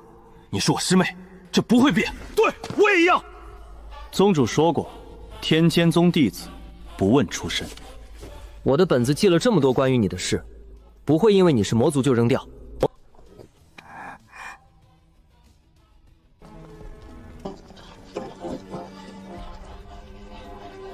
有我等在，谁也动不了他。承认了就好。魔族混入修仙界宗门有什么企图？是想窃取修仙界机密？那些屠宗的事，是你干的，还是你背后的魔界干的？不论他是魔族还是人族，都是天宗宗弟子。谁想动他，先问过老夫的扫帚。无凭无据就想污蔑我宗弟子，谢天爵，欺负3岁小孩，你还要不要脸？我们天剑宗的小师妹，我们护。谁再说小师妹一句不好，我跟他拼命！你们青云宗当初不要小师妹，现在倒有脸来审判她？根据万仙盟公约，没有证据的情况下，不得随意指控。你们有证据证明小师妹操控了那些妖兽吗？第一，这事儿真不是俺干的。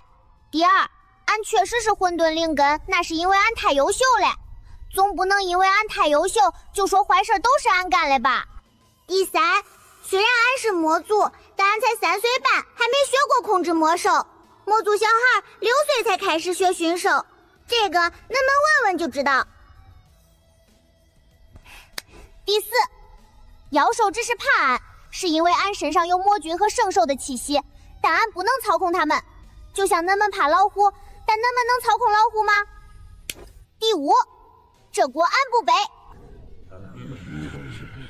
这些人比黑风谷的风还难缠，风吹俺还能趴下，他们扣锅，俺趴下都不中。他说的好像有点道理。有什么道理？他是魔族，魔族的话不能信。但他才3岁半，3岁半怎么了？3岁半就不能是间谍？你家间谍3岁半，3岁半能干嘛？窃取你们食堂馒头配方吗？可他3岁半就是金丹，你见过3岁半金丹？没见过。即便如此，他魔族身份已经暴露，天剑宗不能再留他。按照万仙盟公约，魔族弟子不得进入修仙界宗门。天剑宗弟子的去留，由天剑宗自己决定，不劳谢长老操心。我天剑宗的弟子，何时轮到你青云宗管？天剑宗的事，天剑宗自己管。俺眼睛有点热，不是怕，是师兄们挡在俺前头的时候，心里怪暖。你们天剑宗如此护着他，果然和魔界有勾结。勾结？什么叫勾结？我天剑宗弟子从入门至今，没害过一个人，没伤过一个无辜。他帮你们青云宗的人劝退妖兽，救了你们的命。他是魔族，魔族就是魔族，正邪不两立。正邪不两立？那你们青云宗买魔界矿石的时候，怎么不说正邪不两立？你们用的幽冥玄铁剑有一半是从魔界上区买的吧？一边骂魔界，一边买魔界东西，你们青云宗的脸呢？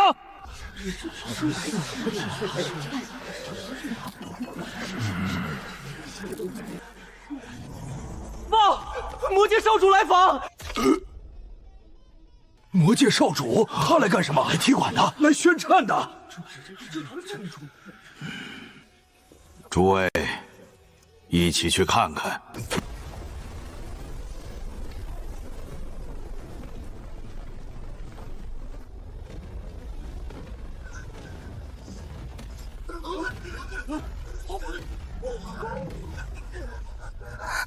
他醒了，他居然醒了！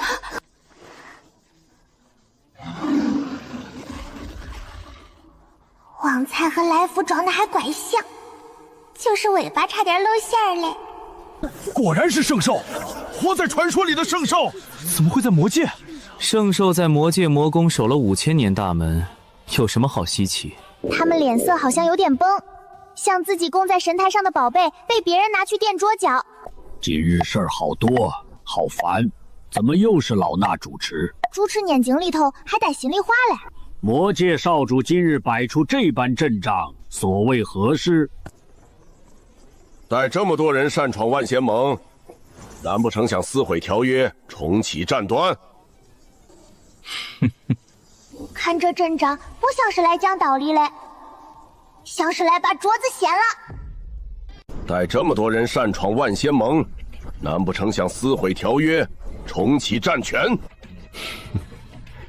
要说开战，魔界自然不惧。开战？上次赔款赔的还不够吗？上次你们连裤衩都赔了，还想打？开战再赔一次？如果这次赔魔界商贸区，我觉得可以打。上次仙魔大战，你们赢得很光彩。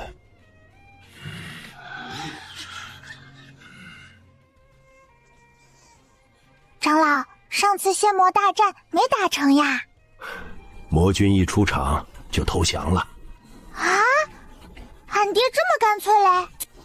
不知道为什么，他看到修仙界阵容就跑了。跑之前说了一句不打了，然后就派人签了投降书，干脆利落，一点不拖泥带水。见了鬼？不中，应该是见到俺娘嘞。毕竟俺娘是青云宗宗主，毕竟俺爹是个恋爱脑。非常可能。难怪他们表情怪怪嘞。人家没打就投降了，你说你赢了？赢啥？赢了个寂寞。谁让你们魔军怂包？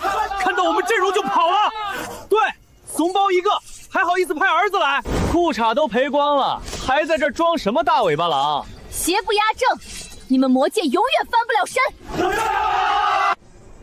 你们修仙界就会耍嘴皮子，真打起来，你们跑得比魔军还快。上次仙魔大战你们赢，是因为魔军不想打，不是因为你们能打。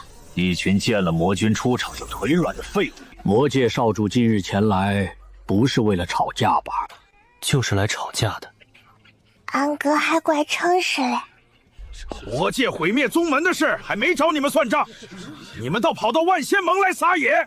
魔兽袭击村落，血洗小门派，这笔账怎么算？肯定是魔界干的，除了魔界，谁还能操控魔兽？毁灭宗门，你们有证据吗？拿不出来就闭嘴！就你们那些破宗门，值得我们动手？真要是我们干的，你们还能站在这儿吵架？早躺地上了。哼，一群废物，连真相都查不出来，只会甩锅。万仙盟，好大的威风！你们这么多人聚在一起，就是为了给一个3岁半的小娃娃定罪？每次你们修仙界出了事情查不出来，就怪魔界；妖兽袭击村落，怪魔界；丢了法宝，怪魔界；走火入魔，怪魔界；今天阴天没出太阳，也怪魔界。你们怎么不说是月亮惹的祸？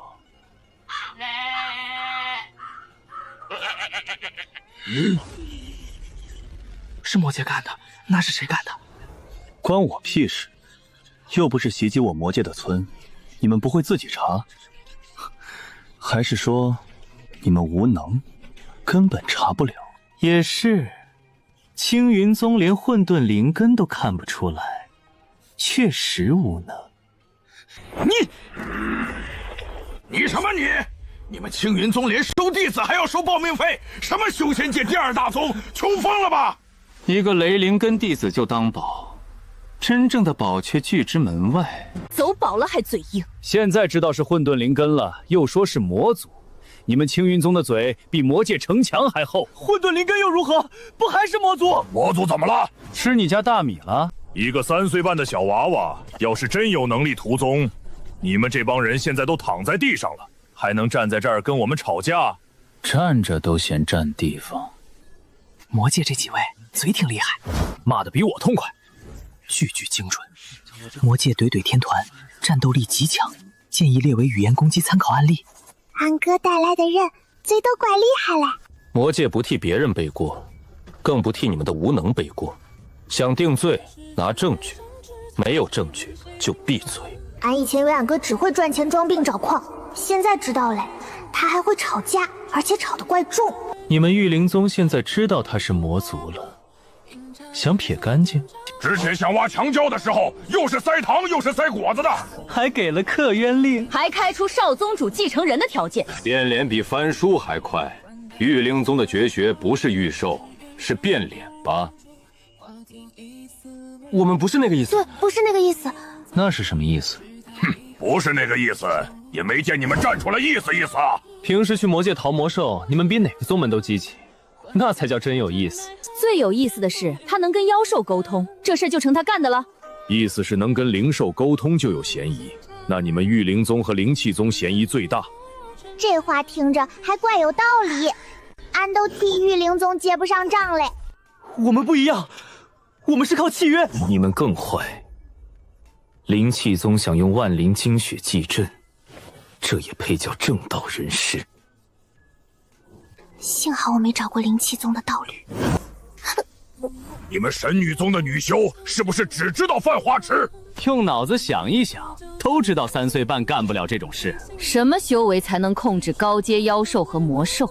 一个金丹期能做到，你们神女宗的脑子都长在脸上是吧？我们相信扶贫小师妹，她不是那种人。总算有个有脑子的。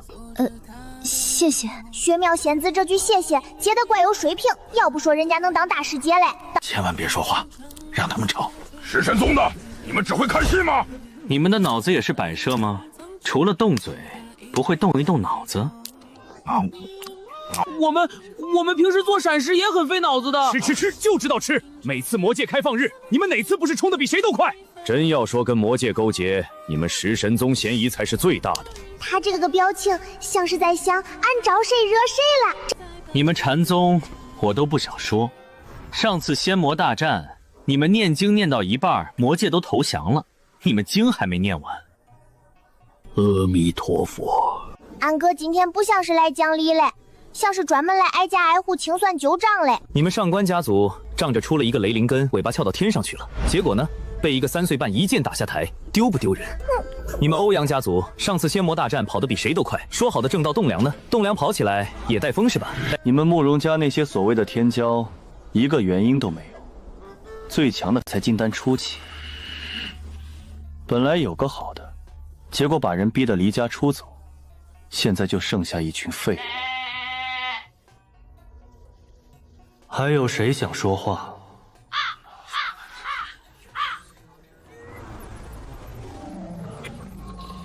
那个村子的事，我魔界可以协助调查，但想把锅扣在我魔界头上，先问问他们答不答应。你这是威胁！陈述事实也算威胁。那你们刚才围着人家3岁半小孩算什么？友好交流？就算不是扶天干的，也不是魔局干的，但魔族弟子混上修仙界宗门，这锅跑不掉吧？对，就幻想有规定，必须这个说法。勾结什么了？收个弟子就叫勾结？你们还收过妖族弟子呢，那是不是勾结妖族？众生平等，魔族也是众生。小师妹就是小师妹，不管她是什么族。对，进了天剑宗的门就是天剑宗的人。宗主说过，天剑宗弟子不问出身。根据天剑宗宗规第1条，天剑宗弟子不问出身，只问本心。有意见找宗主去。护短护成这样，也没必要为了一个混沌灵根硬杠整个万仙盟吧？本少主的妹妹，自然要护到底。妹妹，这俩字一出来，怕是要炸锅嘞！妹妹，魔界少主的妹妹，那分明岂不是魔族公主？天剑宗收了魔界公主当弟子。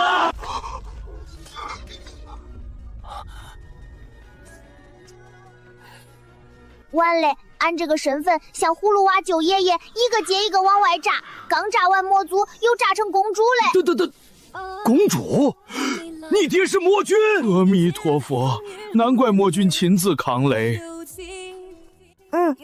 俺爹是魔君，所以小师妹是魔界公主。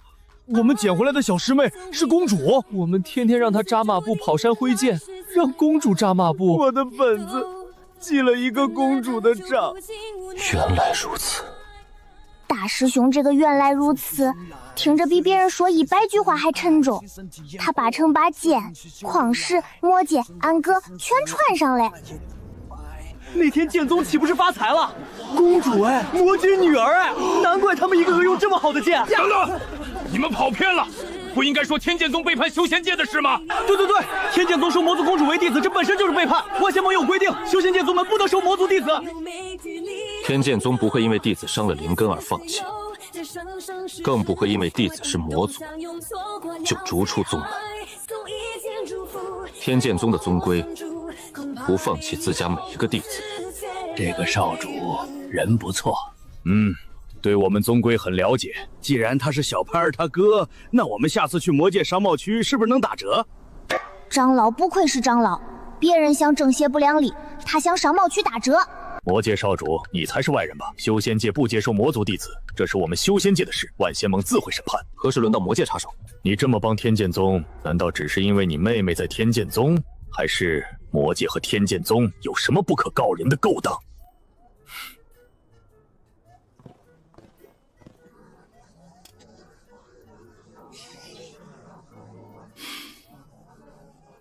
因为本少主也是天剑宗的人。副少，天剑宗的副少，上一届宗门大比，老子就是输给了他，借老子100猪品灵石还没还啊！二师兄，你是在扮演魔界少主，还是说你本来就是？你不是在找矿吗？老夫打灵宫几百年，什么大场面没见过？这场面真没见过。老夫也是真刺激，比炸炉还刺激。你小子居然是魔界少主，那下次我们去商贸区是不是不用给钱了？可以打折。打几折？骨折。二师兄还是二师兄，哪怕成了魔界少主，也没忘记把价格砍到大街，怪会过日子嘞。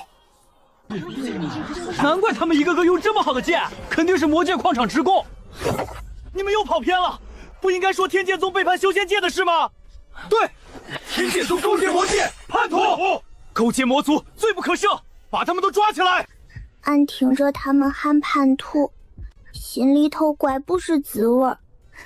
俺师兄们明明啥坏事都没干，他们只是护着俺，可护着俺好像也成罪了。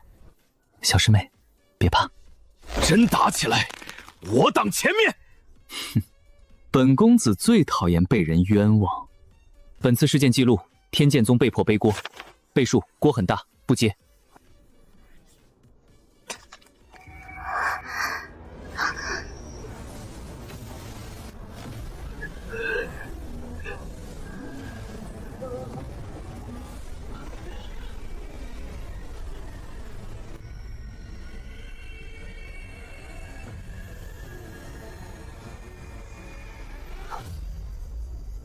这是谁呀？剑气怪吓人嘞！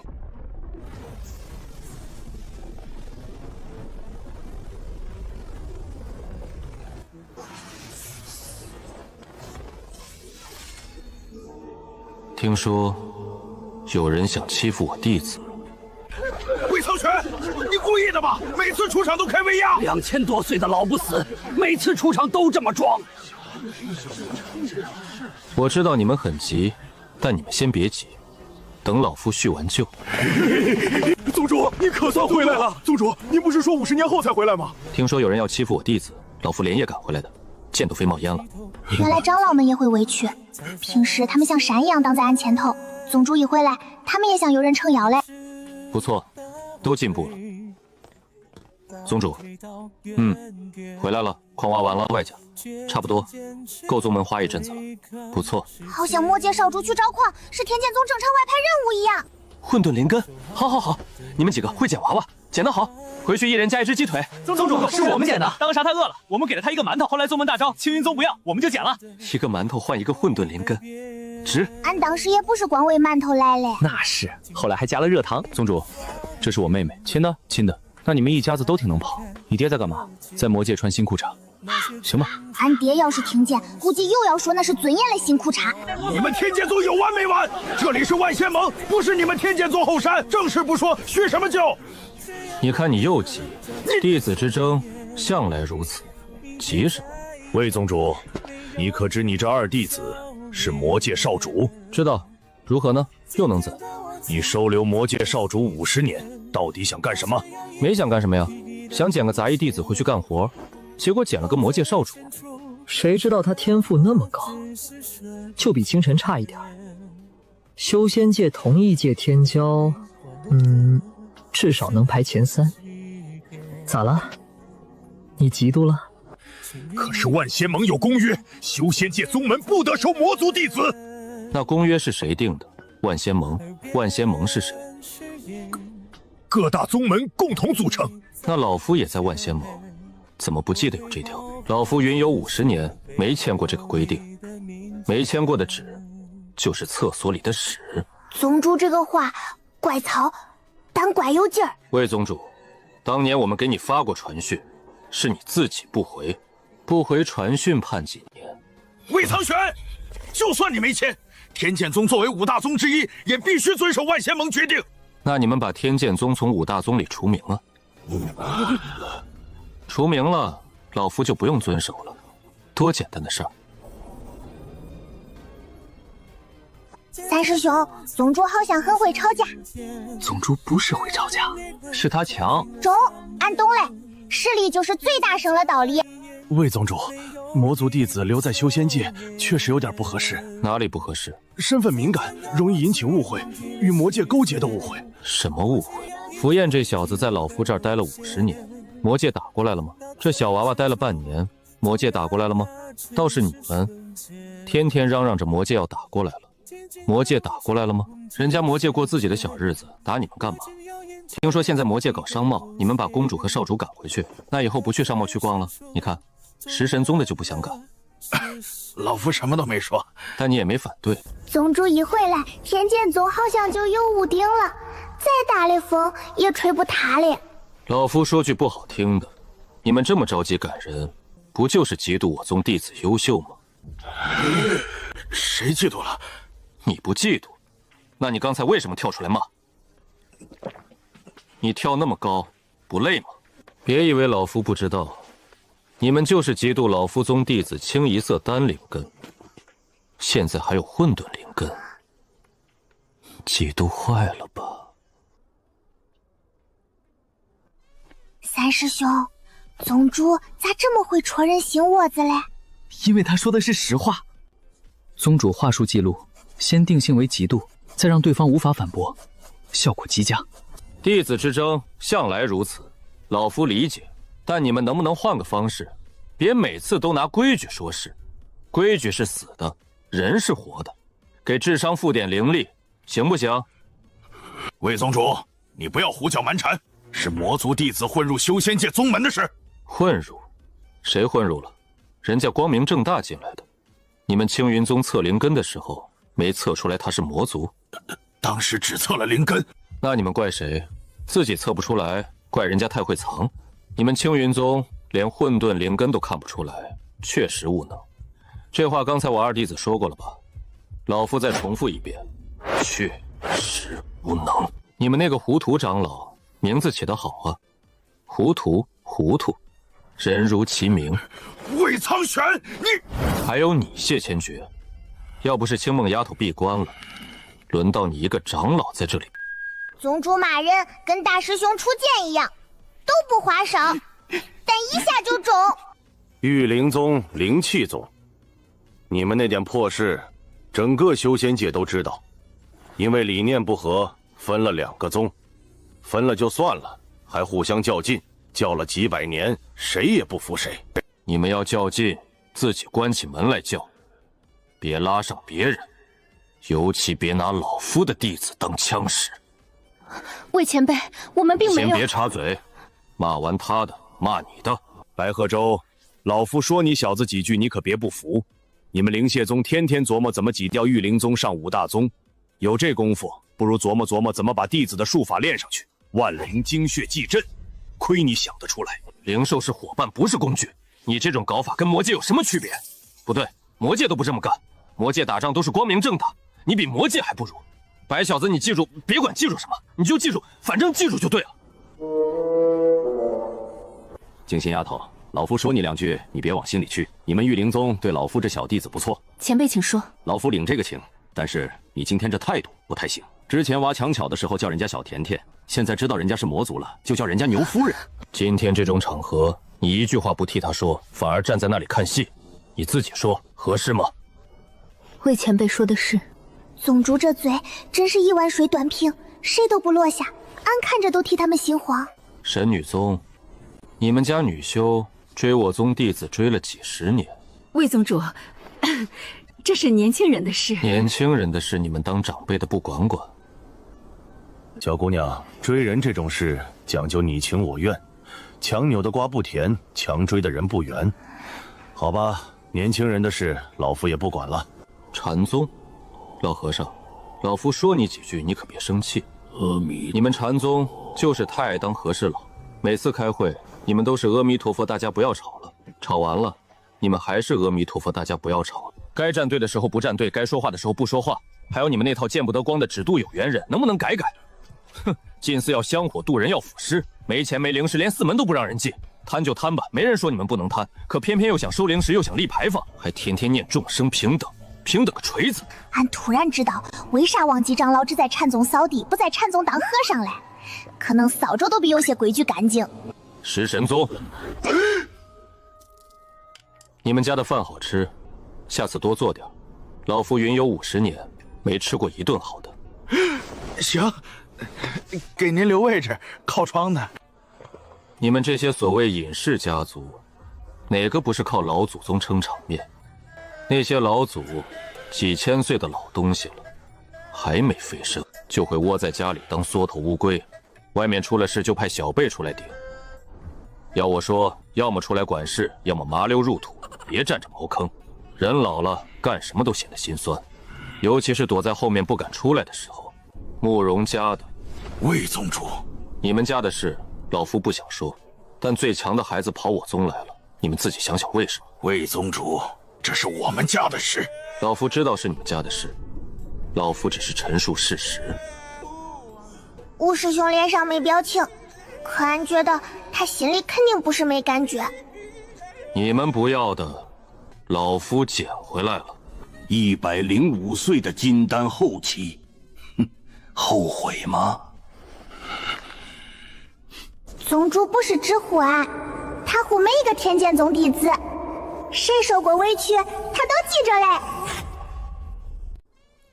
还有谁想说的？那老夫说完了。魏苍玄，你说了这么多，但问题没解决。魔族留在修仙界，万一出事，谁负责？那你别活了，你活着也有可能出事。那你是不是别活了？还没出事，你们非要假设出事，那老夫也假设一下。假设你们青云宗明天被妖兽屠了，是不是也要怪魔界？年轻人，你记住，老夫1000多岁了，那更该记住了。别管记住什么，你就记住。俺发现宗主说话有时候像剑，有时候像锤子，这一下直接把谢长老砸懵了。阿弥陀佛，魏宗主，今日之事总得有个说法。行，老夫给你们一个说法。第一，屠宗的事，周天剑会去找魔界干的，老夫亲自上。俺爹刚穿上新裤衩，希望他别这么快又出事。如果不是，谁泼的脏水，谁自己喝回去。第二，我宗弟子不管是人是魔，入了天剑宗的门，就是天剑宗的人。谁想动他，先问问老夫的剑。老夫几百年没拔过剑了，但不代表不会拔。宗主这句话一出来，俺忽然觉得俺不用一直攥着剑嘞。屠宗之事尚未查清，诸位正事要紧。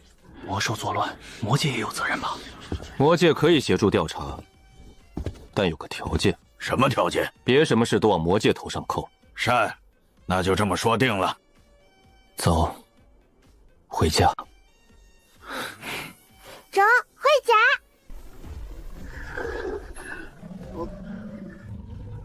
他那眼神儿大概是说丫头，下次打架叫我回去看好门，别让陌生人进魔宫。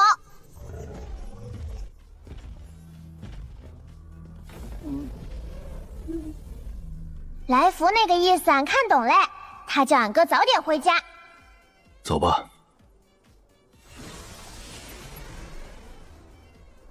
二师兄飞得怪嚣张，不过人家元婴期又是魔界少主，嚣张一点也正常。我们以后应该叫他福燕还是傅少？二师兄还是少主？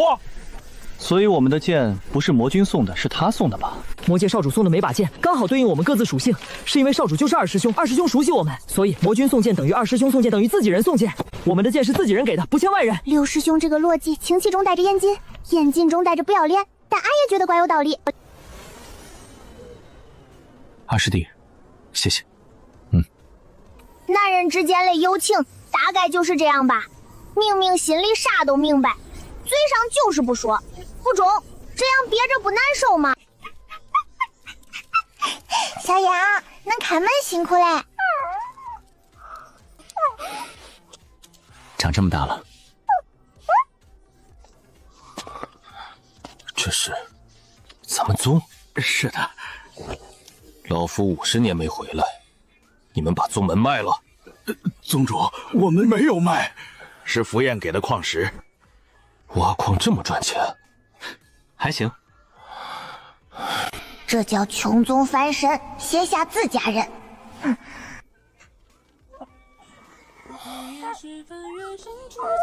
这魔兽怎么是白色的？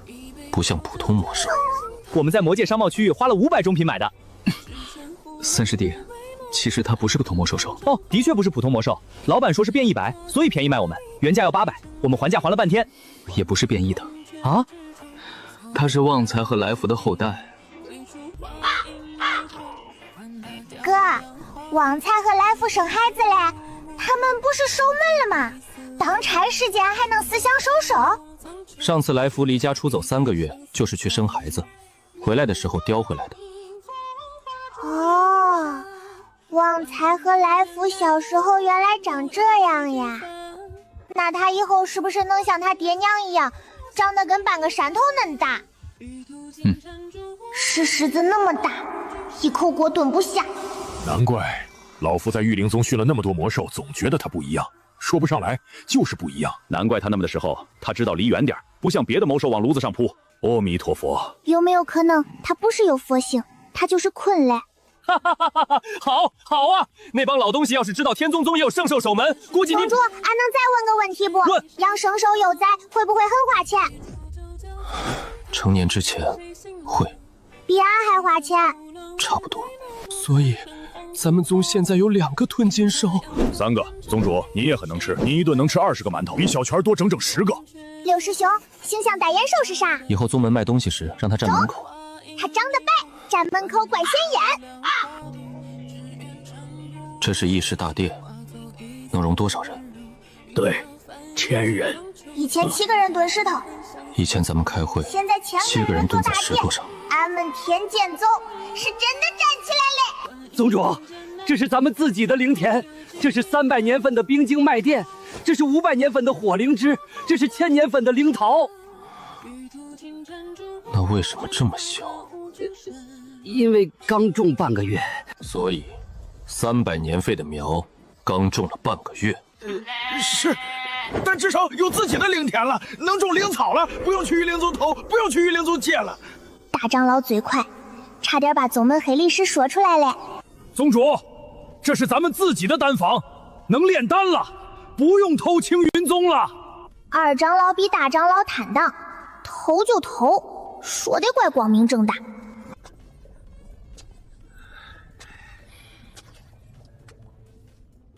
炸过吗？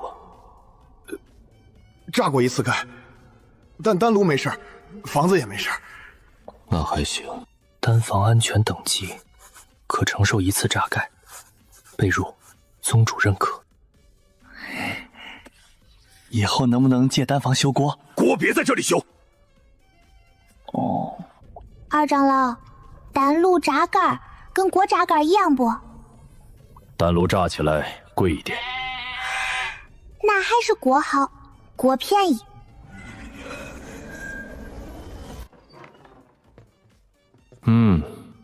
藏书不少。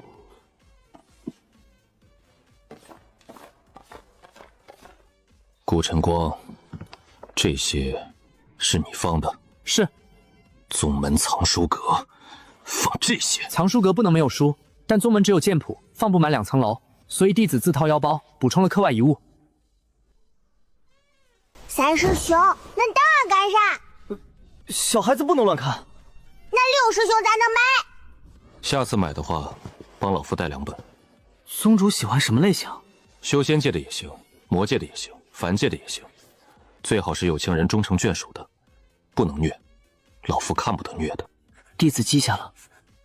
宗主看着像能一剑劈山，没想到看画本还怕虐。俺们天剑宗的人咋都怪有反差哩？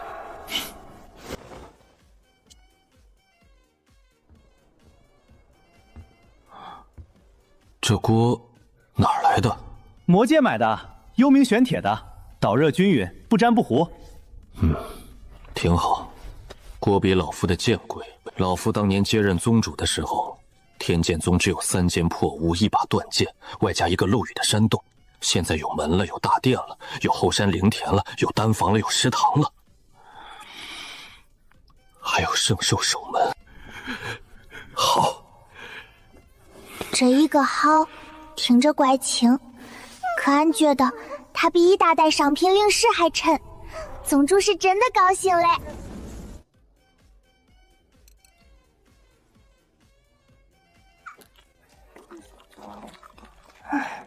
恁这吃法怪像俺，不中，咱俩以后都得省着点儿。今天人终于齐了，天剑宗建宗以来第一次，所有人坐在一起吃饭。老夫云游50年，回来发现宗门变了，变好了，变大了，也变有钱了。但有一件事没变，人还是这么少。没关系，捡回来的都是宝贝。俺以前总觉得自己是被爹送出来打秋风嘞，现在好像不是了，俺是被捡回家嘞。宗主，敬你。敬天剑宗。敬天剑宗。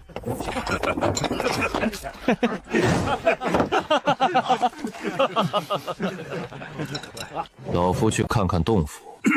宗主，您回来的突然，灵鸟还没牵出去，而且他们最近在孵蛋，现在赶不太人道。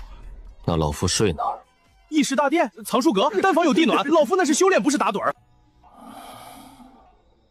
宗主，你冷不冷？不冷。饿不饿？不饿。要不要俺去给你拿床被子？拿吧，老夫这辈子没想过会盖着禅宗的被子睡在自己宗门的桌子上，还是议事大殿的桌子。你是不是觉得有点丢人？有一点儿。那俺给您讲个笑话。讲。俺爹在魔界穿新裤衩都要炫耀。行吧，比上不足，比下有余。晚安，小平儿。晚安，宗主。宗主威风是真威风，可睡桌子也是真睡桌子。俺们天剑宗连后台都怪接地气。这个秋千不错。吴师兄做嘞，他说女孩子应该有个秋千。这些也是。师兄们都是好人，对俺很好。今天是不是很惊讶？早才到嘞。什么时候？傅衍、傅少名字对得上，都是金丹后期，都在挖矿，都是兼修。刚进宗室，师兄们说二师兄出去挖矿3年了，刚好对应俺出生的时间。不愧是我妹妹。你之前说等魔界建设基本落实，就来是修仙界陪俺，直接不装嘞。不装了，反正宗主早就知道我是魔族，他捡我的第一天就看出来了。他说他捡弟子从不看身份，让我安心留天。这个人真怪有意思，嘴毒爱装水镯子，可他坚韧，是真的不问出身。哥，你是因为俺才回魔界的吧？差不多，也因为魔界太穷了，爹不会管理，不会搞建设，不回去帮他的话，魔宫都要被他卖了，怕你连糊糊都吃不上。哥，谢谢你。那你以后不回魔界嘞？偶尔要回。是得会，不然爹那个文盲连裤衩都卖不明白。娘还要闭关多久？应该快了，他很厉害，一定会晋升成功。哥，娘为什么不要爹，也不要俺？故事要从很久以前说起。娘是修仙界有名的天骄，500岁的化神期，修仙界最年轻的化神期，嫉恶如仇，眼里揉不得沙子。爹是魔界魔君，修为高，比历史上任何一任魔君都高。但人傻，出门不带脑子，全靠蛮力。这个俺信，俺爹那个人确实一看就怪好糊弄。据说他当年继位的时候，魔界老贵族们集体松了口气。为啥？太好了，是个傻子，好糊弄。唉，老贵族眼光还挺准嘞。俺爹要是听见，估计会说他那叫大智若愚。可俺觉得他就是若愚。爹当时在追一个逃进秘境的魔界叛徒，追了3天3夜，饿得头晕眼花，蹲在树下啃灵草。娘正好路过，看见一个黑衣男人蹲在树下啃树皮，以为是个落魄散修。道友有吃的吗？爹跟娘第一句话就是要吃嘞。怪不得俺打秋风这事儿这么熟练，原来是祖传嘞。娘看他可怜，给了他一个馒头，然后他缠上娘了。因为他觉得娘像有钱人，肯定还有不少吃的。爹那时候就这个出息。那时候他就这个出息。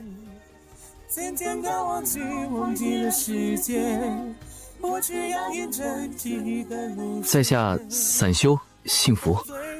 小宗门弟子，姓清。那时候他们都用了化名，爹自称散修，娘自称小宗门弟子。爹那时候就不说实话。爹不敢，他是魔君，修仙界和魔界是死对头。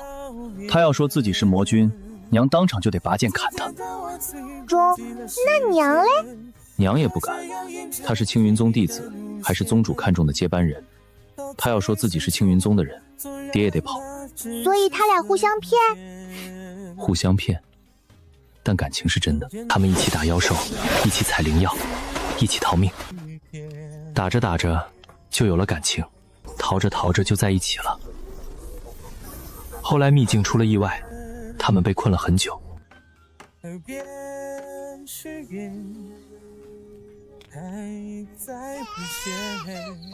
久到有了我。那后来嘞？他们出来后，谁也没有暴露真实身份，2个人用化名继续在一起，带着我在修仙界和凡界到处游历。他们谁也没教我完整修炼法门，怕露馅儿。一个魔君教出来的招式，一个青云宗天骄教出来的剑法，拿到外面去，一眼就能看出来理。所以哥你的剑法是自己悟嘞？差不多，他们只教基础，发力、用气、呼吸，剑法是我自己拼出来的。难怪师兄们说你刚来时剑法怪，原来是东一榔头西一棒子拼嘞。后来娘接到青云宗传讯，宗主让他回去，意思是让他接班。我是青云宗弟子，宗主怀疑青云宗里有人勾结魔界，需要一个绝对信得过的人接任宗主。娘答应了。青云宗里有人勾结魔界？娘一直查不出来，没有证据，也不敢轻举妄动。娘说，等他强大了，等他查出背后之人，就辞去宗主之位，一家人一起生活。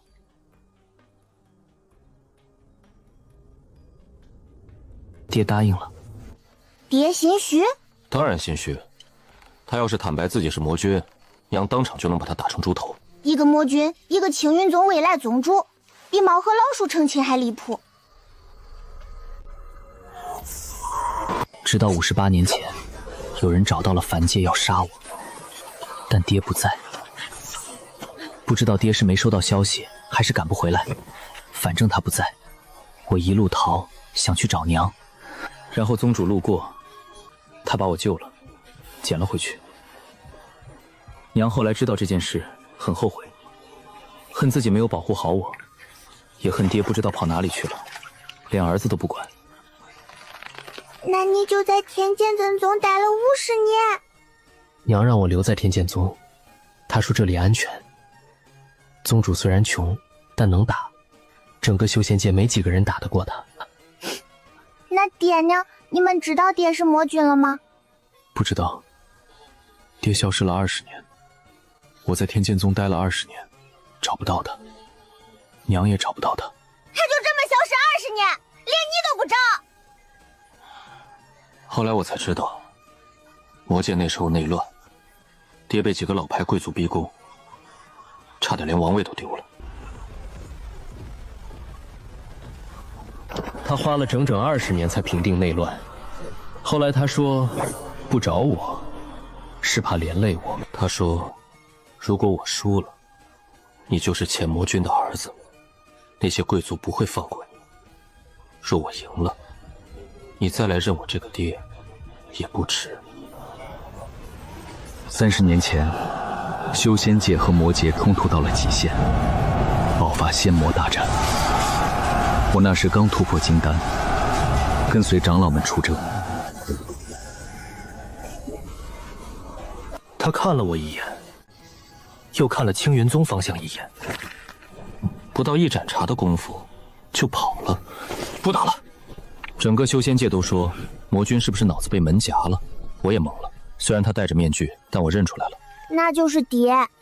俺爹看见媳妇儿和儿子直接不打嘞。很符合俺爹。反正他把娘哄好了，然后他们又恩爱了，再然后就有了你。那娘啥时候才知道爹是魔君？生你的时候。生俺的时候？那娘那会儿得多生气呀！3年半前，娘怀你的时候，已经很少回青云宗了。她把大部分事务交给长老，自己躲在凡界养胎。那段时间他们都很开心。爹每天变着花样给娘做饭，娘每天挺着肚子在院子里散步，爹就跟在后面。等等，俺爹不是不会做饭吗？他做的是糊糊，各种糊糊，灵米糊糊、灵麦糊糊、杂粮糊糊、野菜糊糊。妹儿，今日换了新口味。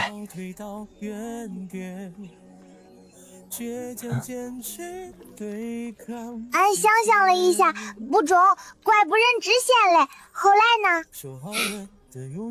后来，娘生你那天难产，爹急疯了，他把方圆100里的产婆、医修、炼丹师全抓来了。夫人灵力暴动，浑身灵气乱窜，再这样下去，大人孩子都危险。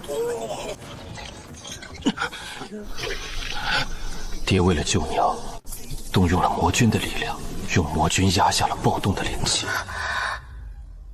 梦儿，我是魔君。娘啥反应？沉默了很久。这些年，你说的每句话都是骗我的吗？只有身份是假的，其他的都是真的。我要回青云宗。什么时候回来？现在孩子回魔界。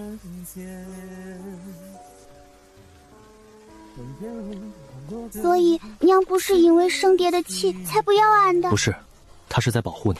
青云宗里勾结魔界的人还没揪出来，他怕有人伤害你，也怕别人知道你是魔族，所以把你留在魔界，因为他知道爹很强大，能保护你。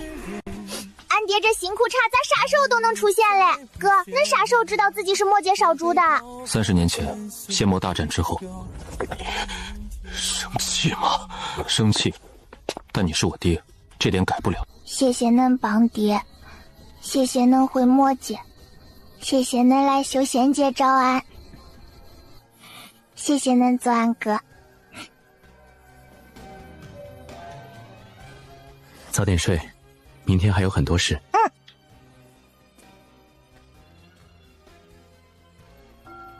今天发生了好多事。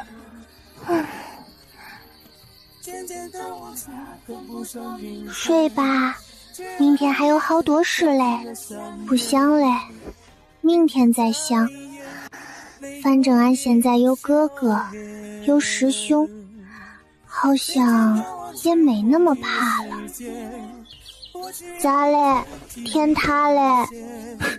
天没塌，小姑娘出门要美美的。三师兄俺们扎一样的辫子？对。为啥呀？这叫排面。哦，排面中。早点回来吃饭，今晚给你做红烧肉。真的？真的。那俺一定早点回来。有仇的记下来，回来师兄给你报仇，记仇也要规范。中，俺会好好记。俺以前谢谢大师兄。不怕。中，俺不怕。俺以前觉得俺是带着一整个天宗宗出门，俺身上都是家里人给俺撑雷底气。俺哥现在这个脸色，怪像看见自家白菜被别人浇水，又高兴又觉得水壶不是他嘞。二师兄，你脸便秘干啥呢？想吃馒头，食堂还有，自己去拿。3师弟4师弟，你们变了。哪里变了？你们现在都不关心我了。堂堂魔界少主跟3岁半的小师妹吃什么醋？就是哥，恁都108岁嘞。你们知道吗？我30年前才知道自己是魔界少主，3年半前才回魔界。老实说，魔界比咱们宗还穷。我不仅要每天挖矿搬砖搞建设，还要帮我爹管理魔界大小事事，每天睡眠不到2个时辰，就这样还得抽空练剑，就怕剑术退步拖宗门后腿。行了，吃吧，多吃点，看你瘦的。神女宗女修送的，没用过，给你。谢谢5师弟。堂堂魔界少主，过得比我还苦，有被安慰到。哥，辛苦嘞。都杵在这儿演生离死别呢，去开会，又不是去跳出仙台送死殉道，一大早搞那么伤感给谁看？哼，赶紧的，搞快点。哥，馒头甜不甜？还行。4师兄整理馒头，怪顶饿。昨天去万仙梦是被神，今天再去，俺带着鞭子、馒头、记仇本和糖，不中，气势都不一样嘞。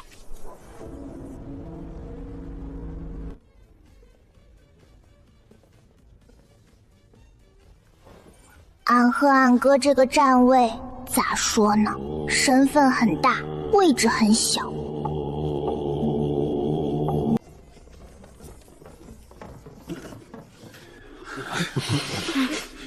今天这事儿不像昨天吵架，是真的死人嘞，好多死人。经过1个晚上的调查，我们发现了新的线索。除了被妖兽和魔兽咬死的伤口之外，还有被法器所伤的痕迹，不是单纯受袭，是有人操控妖兽和魔兽，配合法器攻击。这是碧落宗大长老元婴期一招毙命，碧落宗2长老元婴期同上。那是碧落宗宗主，他的修为呢？化神期的肉势怎么会这样？碧落宗宗主化神期，几招毙命，修为被吸干，灵根被挖，手段残忍，出手之人至少练虚期。俺算一下，宗主是合体期，背后要是合体期，宗主能打；背后要是大成期，宗主可能打不过。宗主打不过，长老们也打不过，长老们打不过，师兄们更打不过，那就只能跑。魔戒，肯定是魔戒。炼虚期打手，还有高阶魔兽，除了魔戒，谁能有这个手笔？魔戒必须给一个合理解释，为什么魔兽会出现在修仙界？高阶魔兽只有魔君能控制，这不是明摆着的事儿吗？又来了，新线索老套路，锅还没热就往魔戒头上扣。高阶妖兽总不是魔界的吧？你们怎么不说背后之人是修仙界？如果是修仙界的人干的，那遭殃的肯定是魔界城池，这是常识。难道不是因为魔界城池固若金汤，魔君亲自驻守，贼人不敢进去？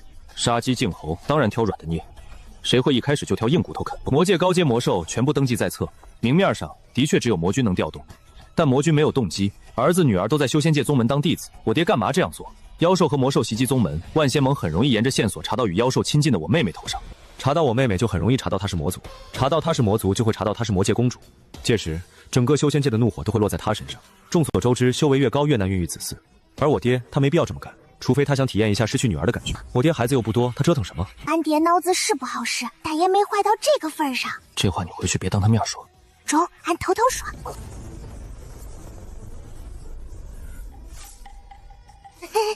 又来谁了？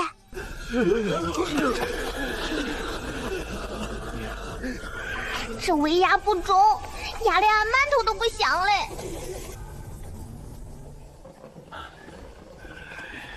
啊，是乌龟王来了。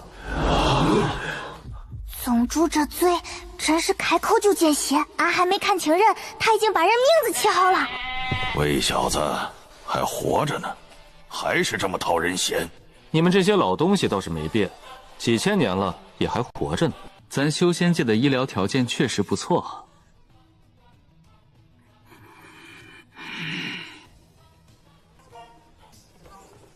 此次修仙界大规模被袭，身为修仙界一员，我等自要出来主持大局。哼，以前就不是修仙界一员。当今之计，乃查明真相，安抚人心，而非互相攻敌，徒增纷扰。说得对，那你们怎么现在才出宗的事发生好几天了？前几天在睡觉。哥，他们说话好慢呀。年纪大了。中，嘴也生锈了。此次高阶魔兽与高阶妖兽联合作祟，实属罕见。我等怀疑乃是1000年前遗留的邪修组织所为，万仙盟追查1000年，至今未能剿灭。此次大规模袭击是挑衅之举。等会儿，你们说你们追，你们是躲在乌龟壳里追，还是躲在传讯符里追？魏小子，说话客气些。客气？老夫刚才说的是乌龟壳，没说王八窝，已经很客气了。邪修组织追了上千年没剿灭，那你们在干嘛？在睡觉？还是不想查？还是查到了但不敢动？你什么意思？意思就是，都是千年老狐狸，装什么纯良小白兔？还算看出来了，宗主不是来开会了，宗主是来拆乌龟壳嘞。既有魔兽参与，证明此事与魔界脱不了关系。若要脱罪，魔界应自证明白。自证？好啊，那你们先自证一下，怎么证明自己不是邪修？毕竟炼虚期的打手，也就你们用得起。魏小子，你这是强词夺理！我们活了几千年，怎么可能是邪修？活了几千年就不能是邪修了？邪修脸上写字了，还是你们额头刻着好人2个字？你说有魔兽就是魔界干的，那有灵兽是不是玉灵宗干的？有佛珠是不是禅宗干的？有剑是不是天剑宗干的？按你这个逻辑，谁家有啥就是谁干的，那天下所有坏事都有人背锅了。你家有刀，杀人就是你干的；老夫家有筷子，吃饭就是老夫干的，合理吗？刘师兄，宗主这叫啥？以其人之道还治其人之身，外加逻辑反杀，听着怪高级嘞。魏小子，你门下2名魔界弟子理应避嫌。避嫌？那你们慕容家跟上官家世代联姻，是不是也要避嫌？万一上官家干了坏事，你们慕容家是不是同谋？你们2家也是。欧阳家和司徒家上千年前就开始联姻结盟，也理应避嫌。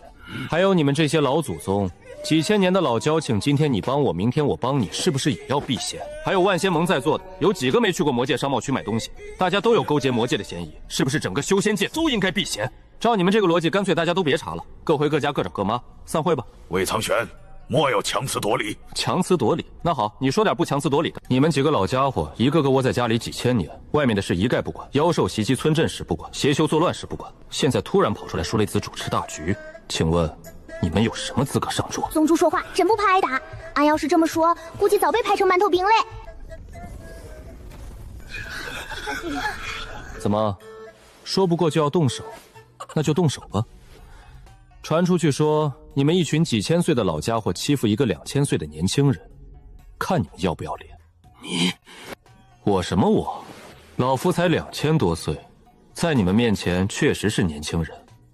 年轻人说错话，你们当长辈的不应该包容一下吗？怎么，你们活了几千年就活成这样，心胸跟年龄不成正比啊？吃一堑长一智，你们光顾着吃了。哥，宗主是咋活到现在嘞？大概是因为他确实很能打，嘴也很能打。宗主生存原因初步分析，剑快，嘴更快。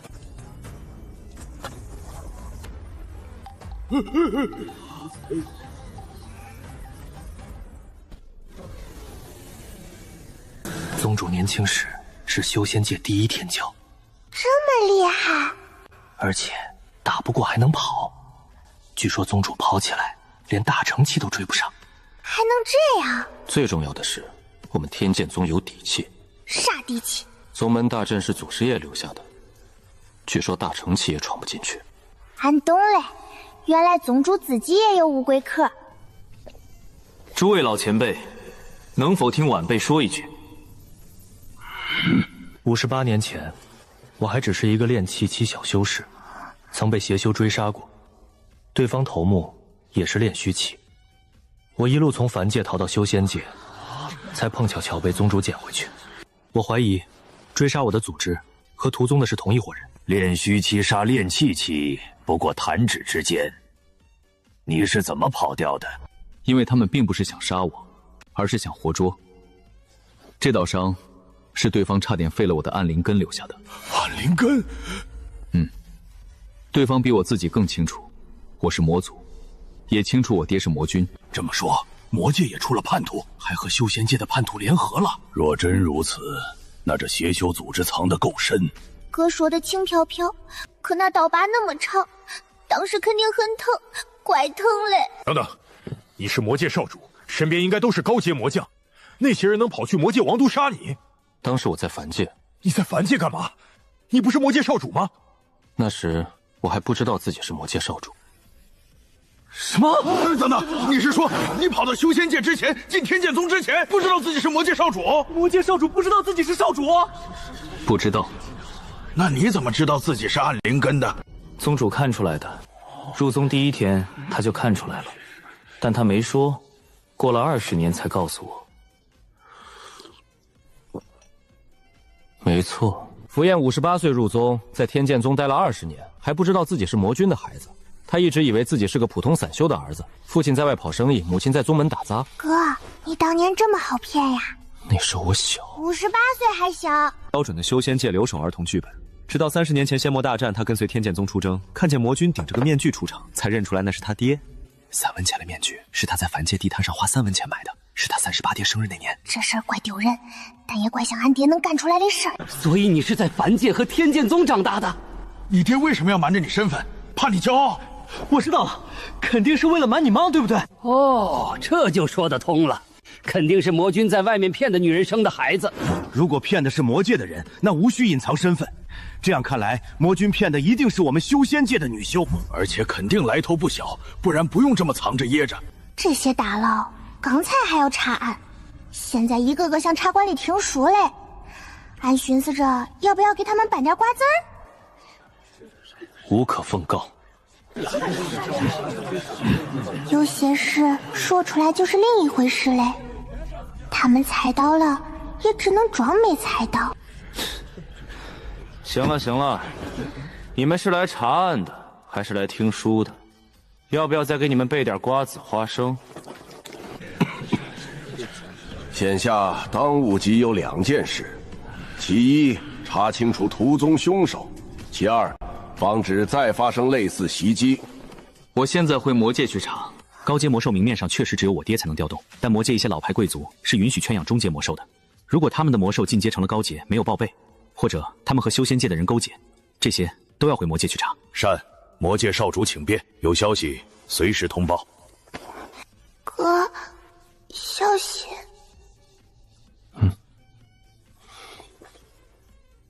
知道了。二师兄，活着回来，别逞强。需要帮忙就传讯，别一个人扛。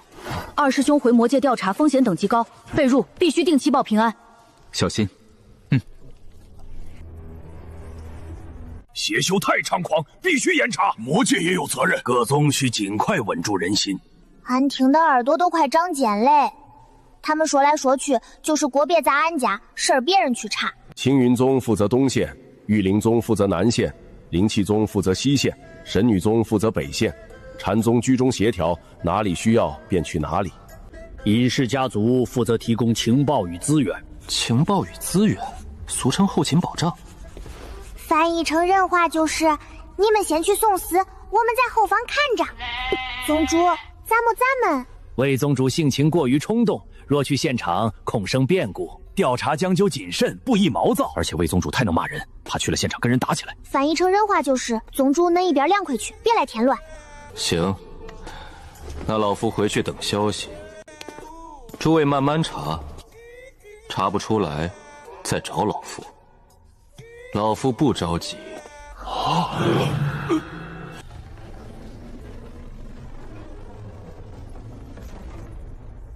宗主，他们为啥不让您查呀？因为他们怕老夫查出点什么。查出啥？查出不该查的东西。俺决定不问嘞。再问问下3岁半的耳朵，还是少装点秘密为好，装多了晚上睡不着。宗主，您今天骂那些老祖，不怕他们记仇吗？老夫仇家可太多了，不在乎多几个，1000个和1001个有什么区别？你有1000个仇家？大概吧，后来更多了，数不清了，懒得数了。反正每天都有新人加入，像赶集一样。那您不是天天被追杀？是的，以前一天被追杀800遍。800遍，那么多？有时候一天来好几波人，上午一波，下午一波，晚上一波，半夜还有一波夜值的。那些年修仙界的追杀令，一半都是冲着老夫来的，一路半是冲别人去的。但追着追着，也拐到老夫这儿来了，不知道为什么。一天被追杀800遍，早上出门被看，中午吃饭被看，晚上睡觉被看，半夜起夜还得先看看窗外有没有人举刀。宗主还能活蹦乱跳到现在，这还是人吗？这是蟑螂吧？踩都踩不死那种。那您被追杀的时候后悔骂人吗？不后悔，反正都要被打被追杀，还不如先骂痛快。你想啊，挨打是一定的，但骂人是免费的，免费的东西不享受，那不是傻吗？这个逻辑好像有点道理，又好像哪里不对。俺3岁半的脑子暂时转不过来。小平儿，记住啊，中。脏话要说出来，嘴巴才舒服，咽下去心就脏。记住嘞。所以宗主，您今天骂他们是为了心不脏？对，为了心不脏。老夫这颗心干干净净的，可不能为了几个老东西弄脏了。俺默默记下来。宗主哲学记录：骂人可输气，变化会脏心。备注：理论有待见证。我觉得挺有道理，憋着确实难受。难怪宗主活得久，少学一点。中，大师兄，俺选择性学。今天怕不怕？怕啥？怕那些老东西，怕邪修，怕幕后黑手，怕以后的路不好走，怕的东西多了去了。你一个3岁半小孩，怕也正常。不怕。为什么？因为俺爹是魔君，俺娘是青云宗宗主，俺哥是魔界少主，还是天剑宗2师兄。俺自己是修仙界实力第1宗门的弟子，俺有5个师兄，1个哥，还有3个长老和1个宗主。俺上面有人，中间有人，后面也有人，俺怕谁？好，好，好，好，你很有老夫年轻时的风范。宗主当年也这么狂过，有多狂？狂过，比你狂多了。老夫年轻的时候，一个人单挑过3个宗门。好厉害！后来，然后被他们追杀了300年。但是，追杀老夫的那些人，现在坟头草都3丈高了，而老夫却活得好好的。3丈高的坟头草大概有多高？能不能藏下一整只妖兽？不对，那3七不都快赶上打点一窝？算了，不算了。宗主意思俺懂，他赢了。小平儿，修仙界也好，魔界也好，活得久的人说话才有人听，所以处事别急着拼命。宗主，您当年为啥云游呀？待在宗门太闷了，每天看着那几座山、那几棵树、那几个人，腻了，所以就出去了。那外面好玩吗？好玩，到处是仇家，天天被追杀。刺激。别人云游是寻仙访道，俺宗主云游是主动送上门给人追杀，这像拉脸。有一次在东海被人追杀，追了3天3夜，从东海追到南海，从南海追到北海，最后追杀的人先累死了，老夫还活着。宗主，您这个云游怪费头家嘞。说明他们体力不行。那你现在为啥回来？在外面待腻了，而且听说宗门多了个小弟子，想回来看看，顺便看看那些老东西是不是还活着。结果嘞？结果还活着。那您刚才说快了是啥意思？有些话听一半就行，听全了晚上容易做噩梦。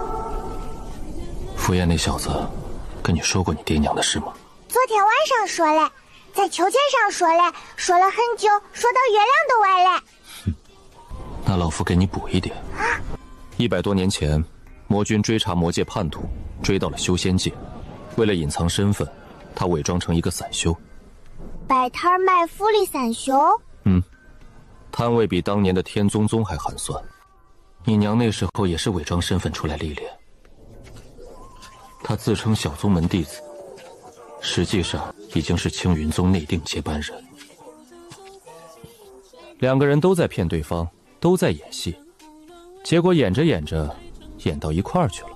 俺爹娘这叫互骗式恋爱。差不多。他们被人算计了，有人用禁术封了一个上古秘境，把他们困在里面。那个秘境本来就是上古遗迹，进去的人九死一生，里面妖兽多，阵法密。他们被困了10多年，困到生下符砚。那些人本来想把你爹娘困死在秘境里，魔君回不去，魔界贵族就可以架空魔界；青梦回不去，青云宗长老就可以换人接班。一箭双雕，一石二鸟，一网打尽，一锅端。4个字，一个意思，看得出来，宗主是真欣赏这个计谋的歹毒程度。但是没想到这俩人居然在秘境里相恋了，更没想到秘境后来被你爹偷偷破开了。咋破开了？用拳头。那禁制按常理，至少需要3到5个合体期联手，用专门破阵法器才能打开。结果你爹一个人用拳头砸了3下，禁制就碎了。俺爹用拳头破上古禁制，人家用脑子破阵，俺爹用拳头，脑子不够，拳头来凑。关键是他还真凑成了。他们出来后各回各家，你爹回魔界平乱，你娘回青云宗接班。那些人又生一计，劫持你哥，威胁你爹娘，炼虚期去抓一个炼气期小娃娃，本以为手到擒来，没想到被老夫救了。宗主，您当时是不是可得意？也就一般得意。然后他们又搞仙魔对立，引发仙魔大战，本以为好浑水摸鱼，没想到你爹直接投降。那些人啥反应？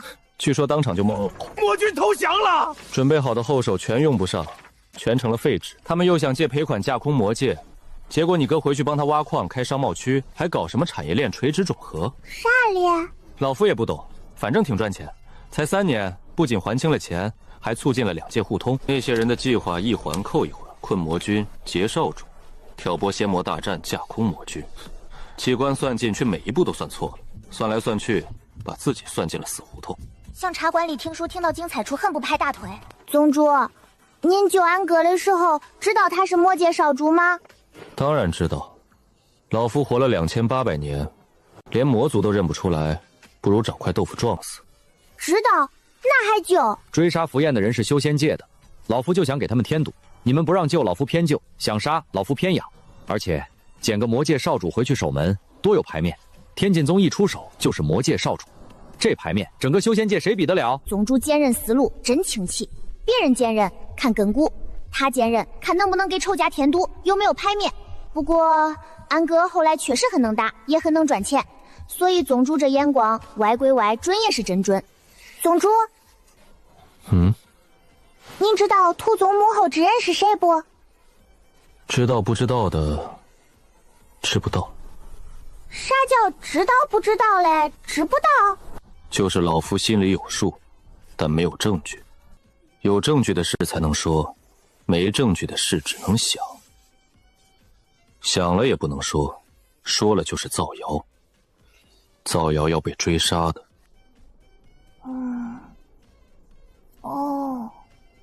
那你想的是谁？回家再说。哦。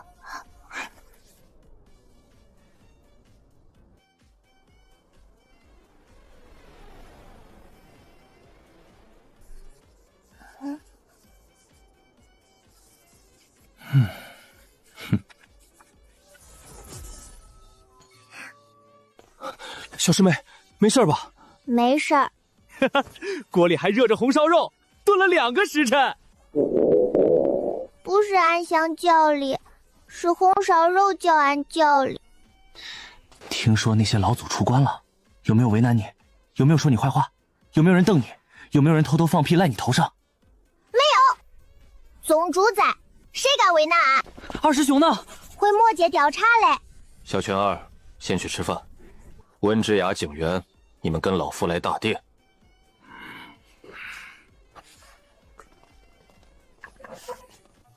宗主连饭都不着急吃了，他平时不是最积极的那个吗？是啊，宗主可是一顿能吃20个馒头的人。说什么事不能当着我们的面说，肯定不是什么好事。唉，大人的世界就是这样，一遇到麻烦就把小孩支开，好像我们听不见就代表事情没发生过一样。那俺先去吃肉。去吧去吧，天塌了也有宗主的嘴顶着。对对对，肉有灵魂，要趁热吃，凉了魂就散了。中，魂不能散。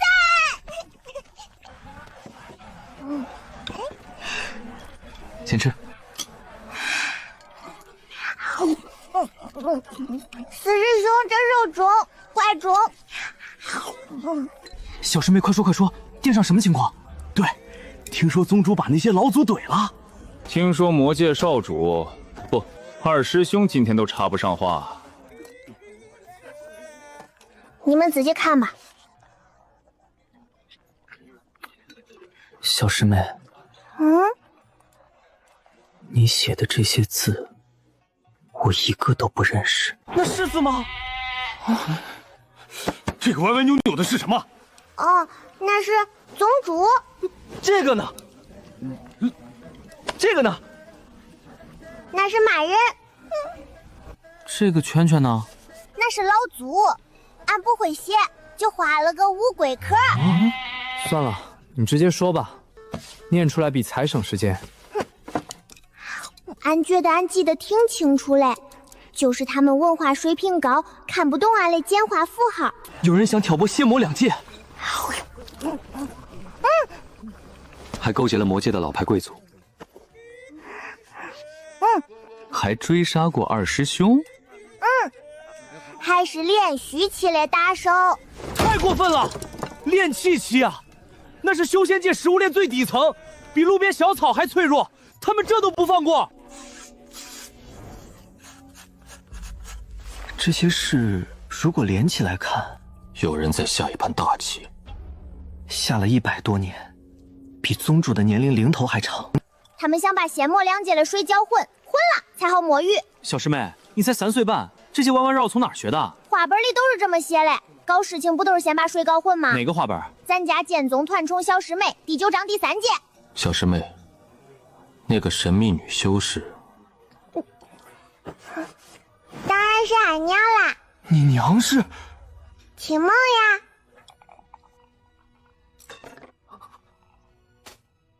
咋嘞？俺没说过吗？他说过吗？没有，完全没有。我所有记录里没有这一条。青梦宗主，青云宗宗主青梦，俺娘，俺爹是魔君，俺娘是青梦。这个昨天哥给俺讲嘞。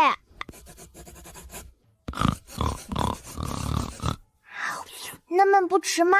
青云宗宗主青梦，上一届第1天骄青梦，500多岁化神大圆满的青梦。就是他，俺娘。难怪仙魔大战，魔君投降时看青梦宗主的眼神就不对劲儿。我当时还以为是战术性凝视，没想到是战略性看媳妇。俺爹那人确实干得出来。六师兄，啥叫基因？就是爹妈都厉害，所以你也厉害。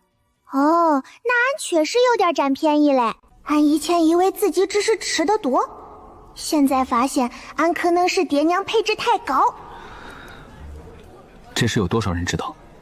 没多少人，但那些老家伙应该知道，毕竟宗主都知道嘞。可是3个长老就不知道啊。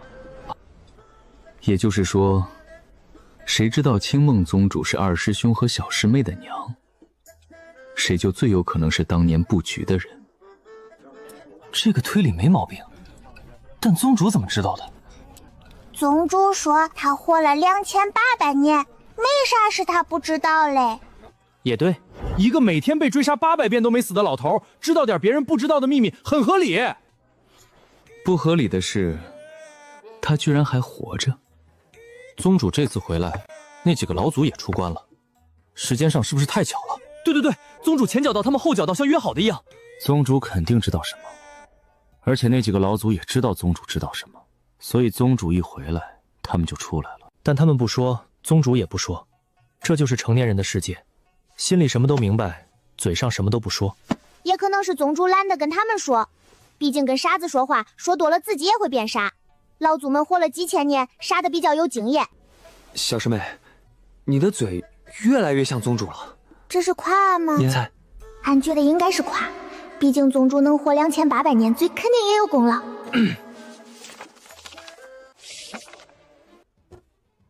你们有没有觉得整个事情一环扣一环，像一串糖葫芦，串得死死的？小师妹在魔界渡劫，本来大家都以为是魔界天才，按理说这事儿就这么遮掩过去了。第二，结果没几天就发生了屠宗的事。妖兽和魔兽是天敌，他们联合的概率跟我明天飞升差不多。那基本不可能。对，基本不可能。第三，妖兽和魔兽联合，让人一下子联想到亲近妖兽的小师妹。第四，查到小师妹头上，就会查出小师妹就是混沌灵根。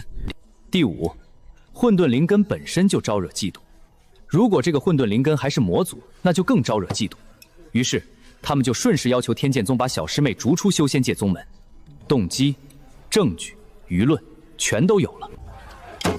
只是他们没想到，魔界少主亲自带人来万仙盟护场，更没想到魔界少主居然也是天剑宗弟子，这反转比画本还离谱，还能巴掌我个字指头了。最没想到，宗主提前回来了。宗主一回来，他们就闭嘴了，比掐了脖子的鸭子还安静。于是，那几个老祖就出来了。他们不出来不行，再不出来，场面就要被宗主完全掌控了。所以，他们的目标是小师妹。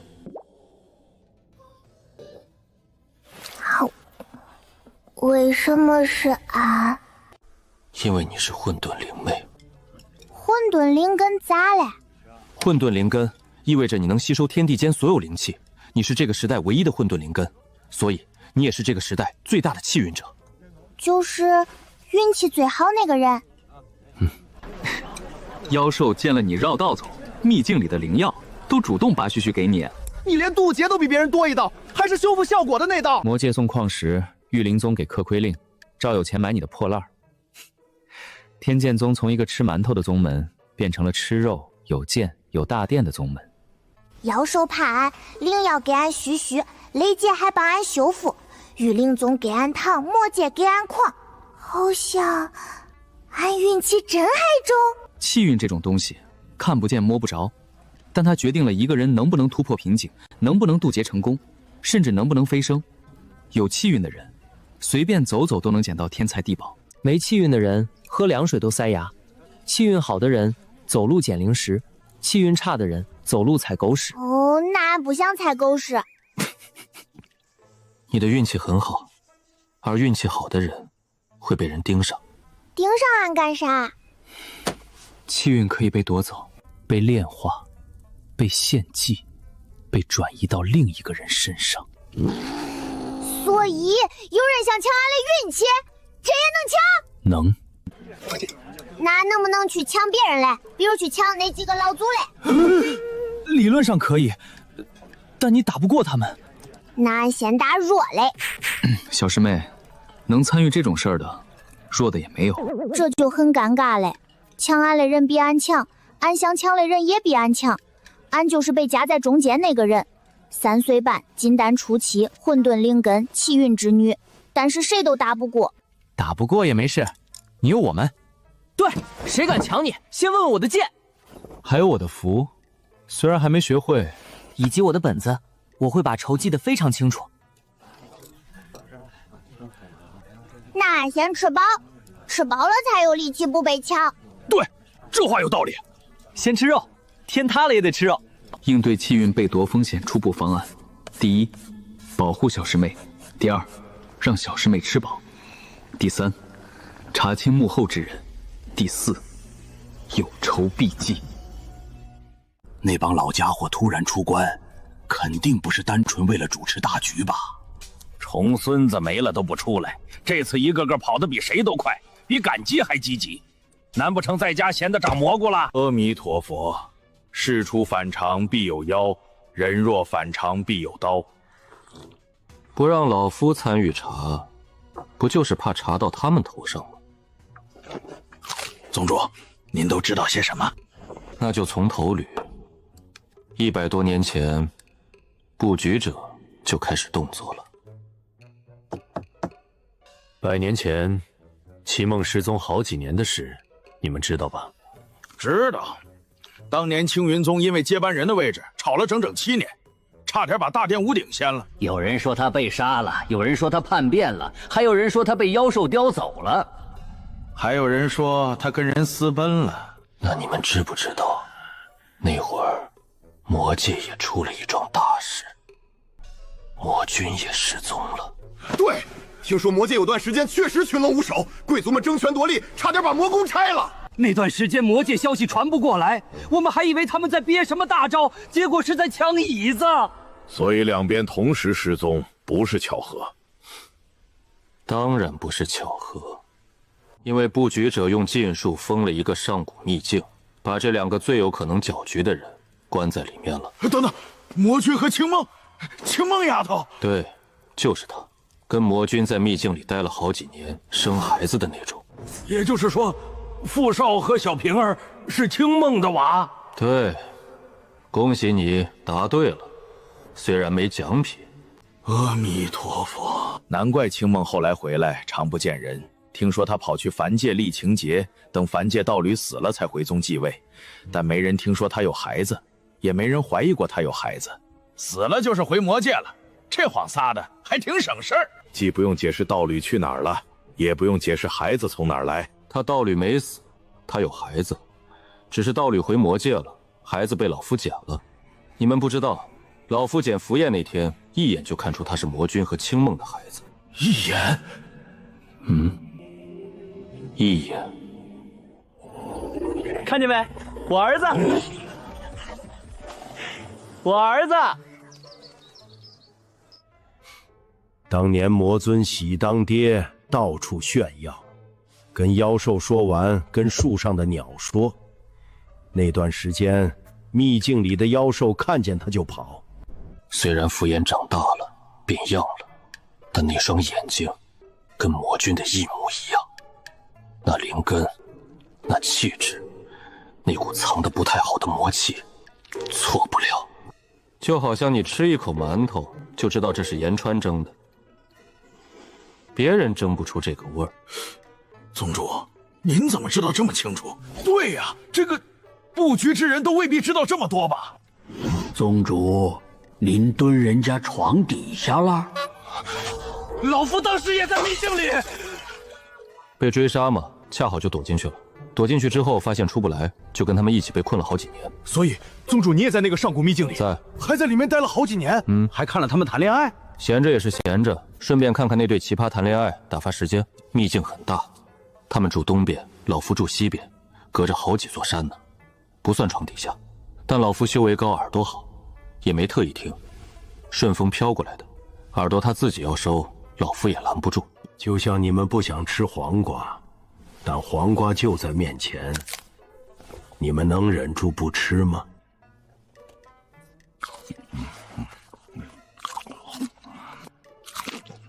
宗主，谈恋爱好看吗？好看，比画本好看。画本写的都是假的，这个是真人真事，而且不花钱。魔君那个人虽然脑子不好使，但追人的时候特别认真。他给青梦做饭做了3年。做什么？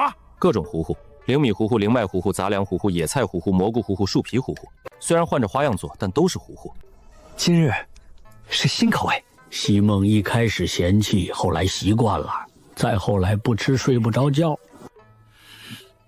这也能习惯？3年都吃糊糊，铁人也能习惯。阿弥陀佛，习惯也是一种修行。那青梦呢？他什么反应？他教魔君认字，魔君那个字写得像蚯蚓在纸上跳舞，横不平，竖不直，连自己的名字都能写错。这是青梦。青梦教了他3年，他终于能把青梦2个字写对了。然后青梦说：“不错，有进步。”他高兴地在原地翻了3个跟头。魔君翻跟头？对，翻了3个，一个前滚翻，一个后滚翻，一个侧翻，动作标准，落地稳健，不愧是练过的。阿弥陀佛，贫僧今日听到了不该听的东西。不，你们听到了真相。后来他们出来了，各回各家。魔君回魔界平乱，青梦回青云宗接班，老夫也回了天宗宗。本来以为这事儿就这么过去了，各过各的。但是有人不想让他们安生。布局者又生一计，劫持符砚威胁魔君和青梦。炼虚卫去抓一个电气息的小娃娃，手到擒来的事儿比捏死一只蚂蚁还容易。结果老夫路过，顺手救了。那炼虚系的打手看到老夫跑得比兔子还快。总之，整个故事就是这么个事儿。要不要给你们买点正经瓜子？有的话最好，最好是5箱的。好了，说正事，那些老东西到底想干嘛？绕这么大一圈，折腾上100年，总不是为了好玩吧？100多年的布局，光策划就策划了几十年，执行又执行了几十年，这耐心拿去种树都能种出一片森林了。他们啊，大限将至了。是啊，那几个老东西，最小的也活了5000年，大层期的寿元也就5、6千年。再不能飞升，就该灰飞烟灭。所以他们是想飞升，飞升，但飞升需要渡劫，渡劫需要准备。大成期的劫不是想渡就能渡的，需要天时、地利、人和，最重要的是需要足够的气运。气运这东西看不见摸不着，但它是渡劫的硬通货。气运不够，天雷把你劈成灰；气运够，天雷劈完还能帮你淬体。同样是渡劫，有气运的叫飞升，没气运的叫火化。所以他们搞仙魔对立搞了上百年，是想炼化2界气运。最好再来一次仙魔大战，这样就能聚集2界所有高层天骄和气运，到时候用法阵一起炼化，2界的气运就归他们了。一将功成万骨枯，他们要飞升，要踩着多少人的尸骨？宗主，你有证据吗？没有。万仙盟是讲规矩的地方，没证据就是诬陷。诬陷几个大成期老祖，天津会有证据，老子今天就掀桌了，直接把那几个老东西按在地上摩擦。4个大成，还只是明面上的，背后还有魔界的老牌贵族、修仙界的隐士家族、邪修组织。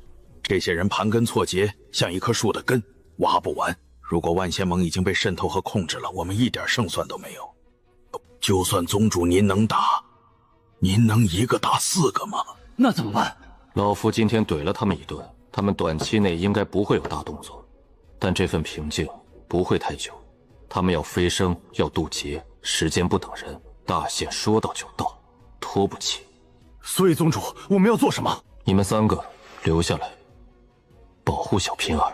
您是说，他们会对小平儿下手？他们本来是要炼化2界气运飞升，但炼化2界气运太麻烦。要打仗，要死人，要布局，要等时机。可是混沌灵根现世，让他们有了第2种选择。如果我是他们，我会想，与其炼化2界气运那么麻烦，不如直接炼化这个时代最大的气运者。混沌灵根本身就是这个时代气运的容器，炼化它1个和炼化2界，哪个更容易？所以老夫去查，你们3个守住他，不管发生什么，不管谁来，不管用什么理由，福音不能离开天宗宗。是，谁来都不行。老夫守着他。明天，老夫要亲自去查案。宗主，您要出去很久吗？不一定，你留在宗门好好修炼，能挡合体期一击。宗主，这种护身符是不是要消耗修为？老夫修为高得很，消耗一点不要紧。宗主说不要紧，可俺知道，护身粉碎一次，就是他替俺当一次。这玉牌沉得很。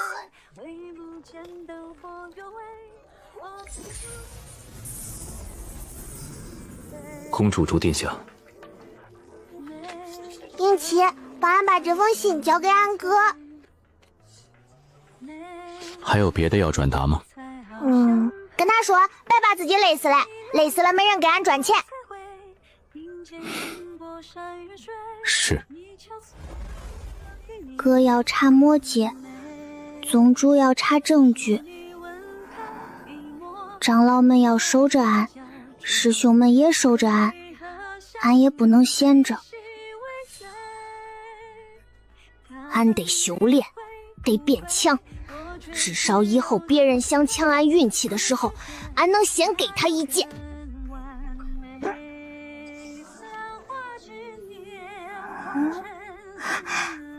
咱家剑宗团宠小师妹很好看嘞。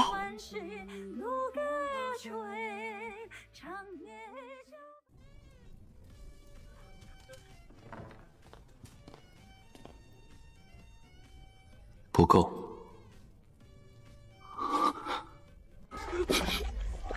宗主，您吃得完吗？那锅肉够10个人吃的。路上吃不完还能卖。我的红烧肉。师兄姐。唉，今天吃馒头。晨光照在四师兄背上，像一个被生活狠狠捶打过，但还得继续揉面的男人。宗主才回来2天，屁股还没把大天椅子坐热，人又飞走嘞。2800岁的人了，还安定不下来，跟没拴绳的灵兽似的，满修仙界乱窜。没了。翻译一下就是：想老夫了也别发消息，老夫忙着呢。再翻译一下，他就是想让我们想他。这个阅读理解，俺给满分。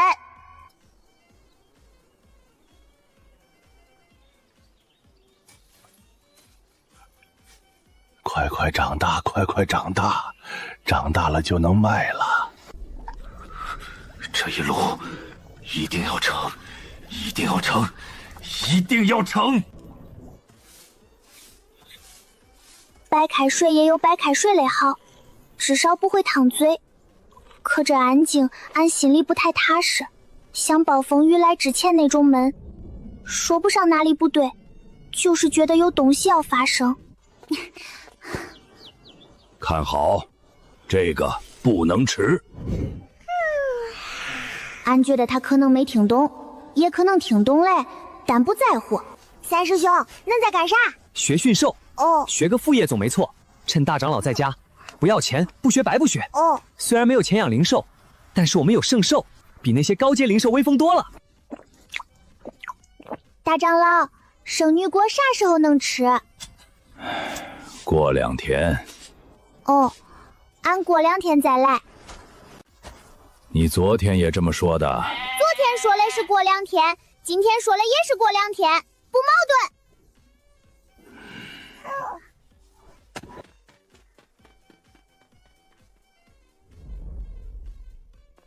这味中不是普通药香，是闻一下就想打坐的香。俺的脚咋自己拐弯嘞？稳住，稳住，这次一定能成。怪香嘞！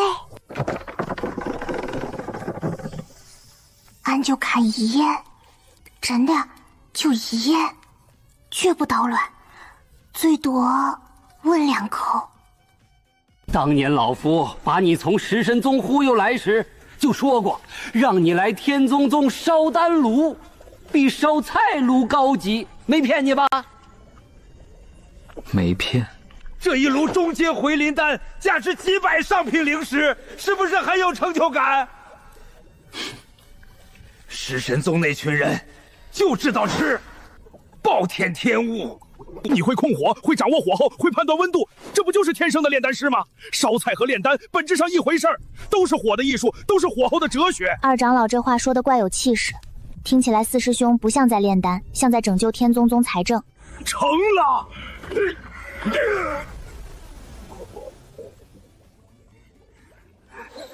哇，怪香嘞！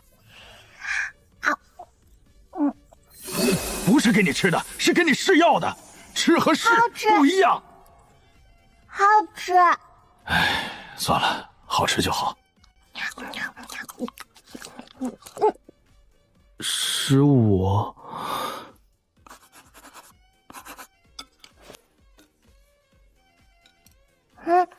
大师兄，能不吃吗？不饿。第21个，比宗主还多吃了一个。跑山太饿嘞。六师兄，俺这是药力消耗大。所以就是能吃。五师兄，这个香薰是啥味儿嘞？安神香，助眠的。俺睡眠很好呀。我知道，但这个香薰闻了心情好。中，有道理。不中，再看下去，俺今晚不用泡，直接吐。六师兄，俺都金丹了，不用泡药浴了吧？有人盯上你了，更要变强。金丹初期和金丹后期差距很大，而且这个药浴比之前贵。之前那个100下品灵石，这个100中品。中吧，这个味儿像把100双没洗了袜子煮成汤，又往里加腐乳臭豆腐和赖灵草。不中啊，真不中。大师兄每次都走这么快。大师兄怕你吐他身上。大师兄才不会这么想，啥时候说嘞？你上次泡药浴吐完之后。大师兄这个人啥话都放在心里，可偶尔说出来的话比他的剑还扎人。服用者反应呕吐，糖果压制效果有效。备注：下次提前准备糖。六师兄，能不能下次换个不抽嘞？能，但药效可能差一半。那还是抽吧。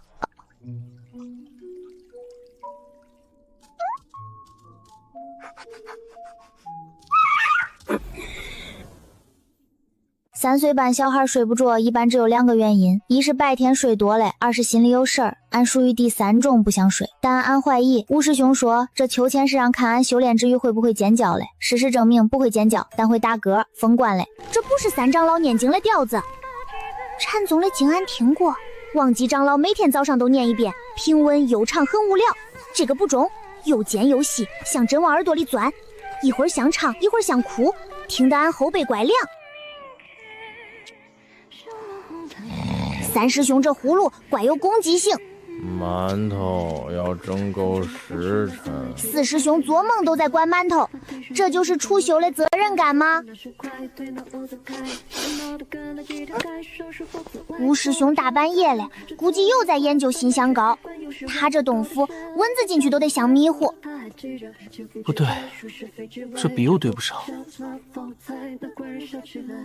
6师兄夜里记账比鬼还澎湃，俺还是别打扰他了，万一他让我帮忙算账，俺可能比鬼还痛苦。大师兄做啥都没声，走路没声，呼吸没声，睡觉也没声，像一只修炼成精的猫。长老们应该也睡了吧，毕竟年纪大了，熬不了夜。俺这么想好像不太尊敬，但事实就是事实。嘘，这只生兽幼崽心比天宗宗炼剑平台还大，看门看成这样，真是让人很难放心。按道理俺该回去叫师兄，按道理俺该待在宗门大阵里面，按道理哪儿都不能去。但3岁半的好奇心，这东西很难讲道理。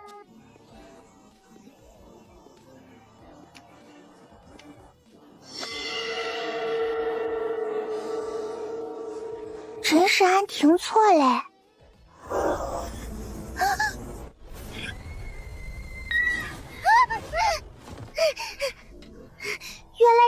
怕的时候真能飞起来，不用御剑，不用法术，直接突破速度极限。你谁？这人一看就不是好人。安哥他们穿黑衣还有点帅，他穿黑衣就像画本里专门来抓小孩的坏东西。安哥说过，宗门大阵是大成器，也闯不进来了。安信，所以俺不怕，一点点怕也没有。哼，真嘞。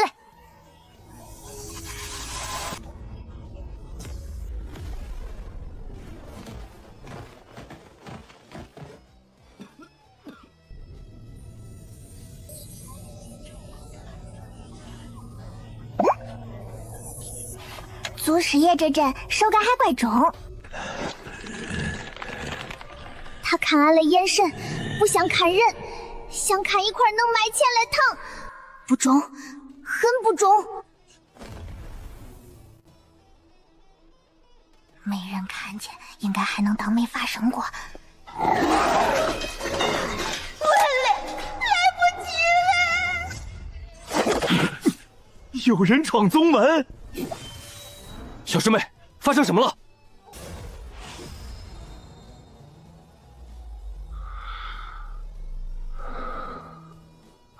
有没有受伤？手呢？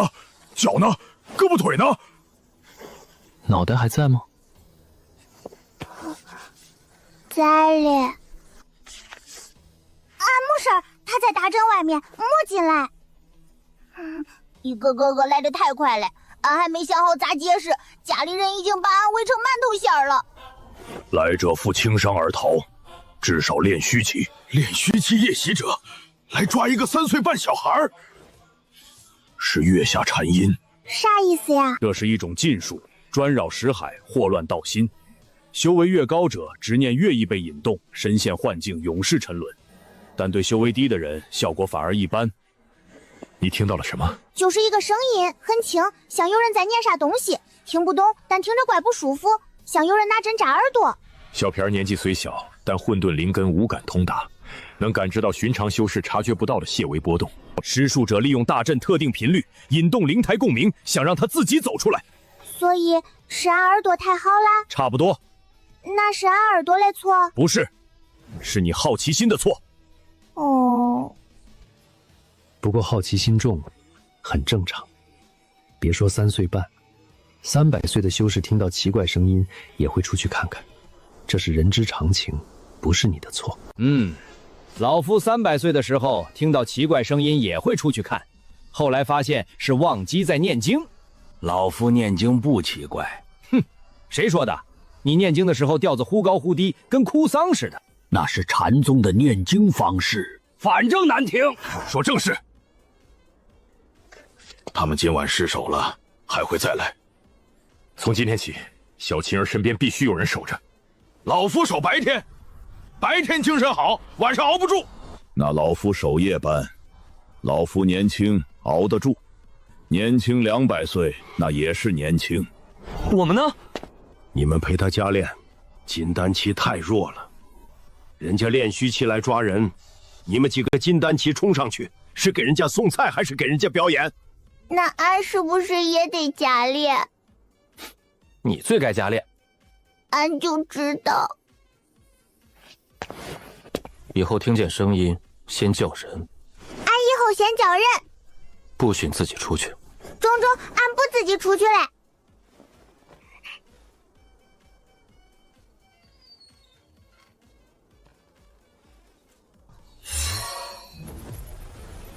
公主殿下。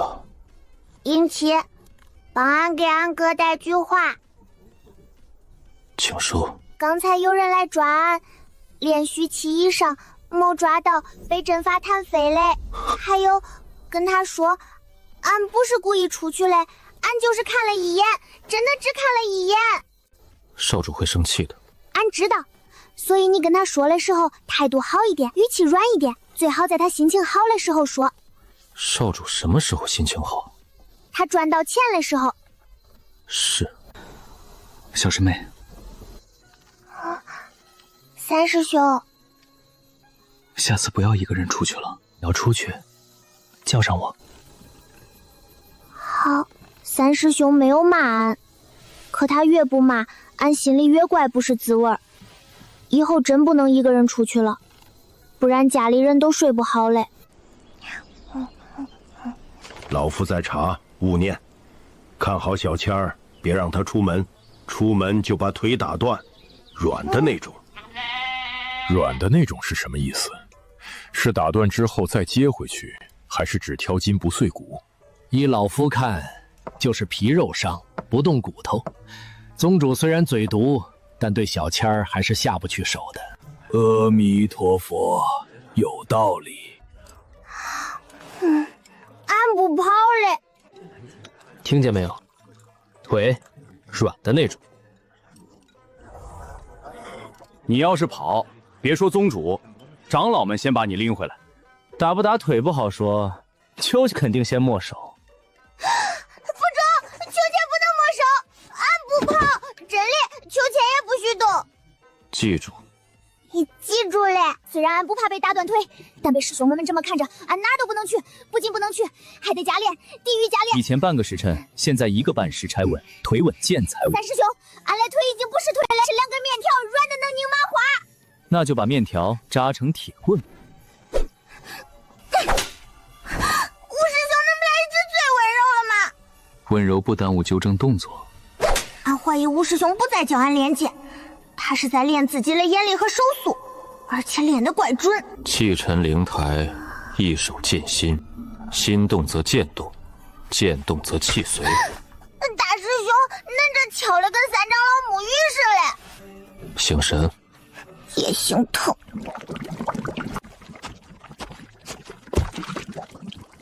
刘师兄，这次又是啥东西？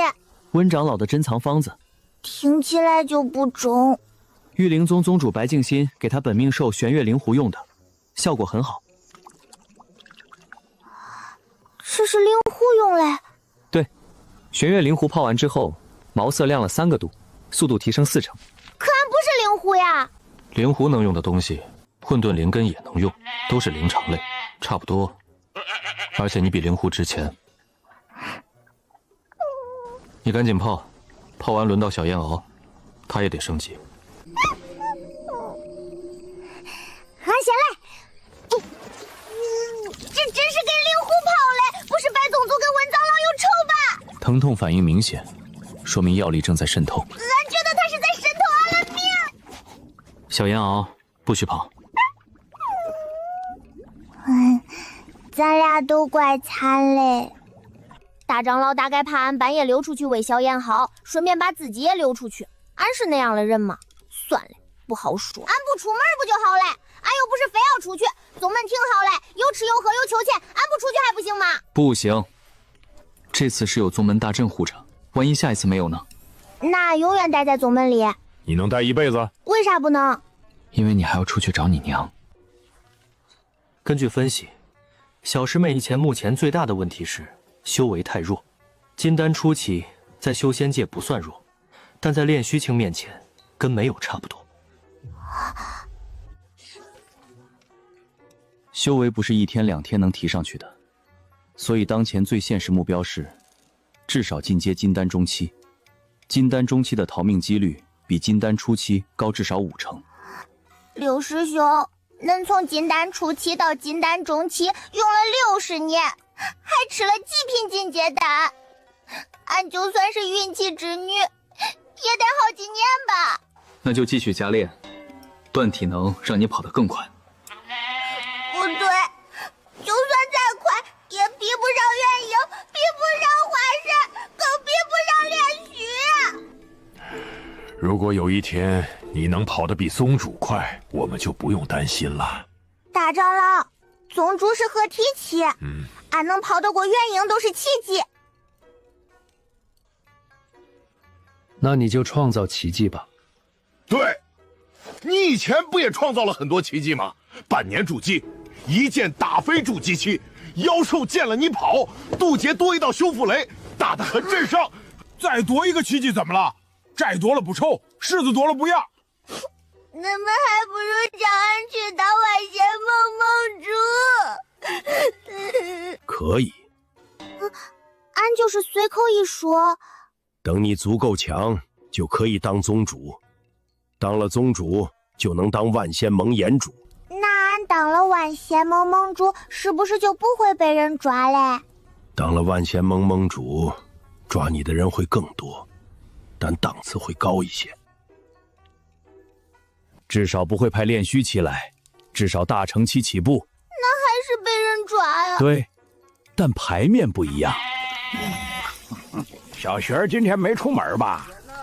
没有，吃饭都给他们看着，连多加一块肉都被盯着。那就好。宗主，俺在加练，地狱加练。那就好。宗主，恁就不能说点别的吗？比如辛苦了，加油，老夫心疼你之类嘞。辛苦了，加油，老夫心疼你。这安慰怪像菜谱里现炒嘞，一点都不走心。宗主，恁查到啥了吗？南县的臊子面比北县多，但是北县的烩面好吃，配上盐川的腌萝卜更好吃。宗主，您现在在哪儿？食神宗。食神宗宗主不用去查案吗？食神宗又不是五大宗，又没调查任务，他特意给老夫留了个靠窗的位置，能看到后山灵田，风景很好，面也很好。好吃吗？比你做的好吃。新一代天骄米其林和宗主岳圆圆亲自掌厨，米其林那孩子刀工不错，就是火候还差一点。圆圆做的汤底是真的好，老夫喝了3碗。你们没吃过吧？下次带你们来。宗主，你变了。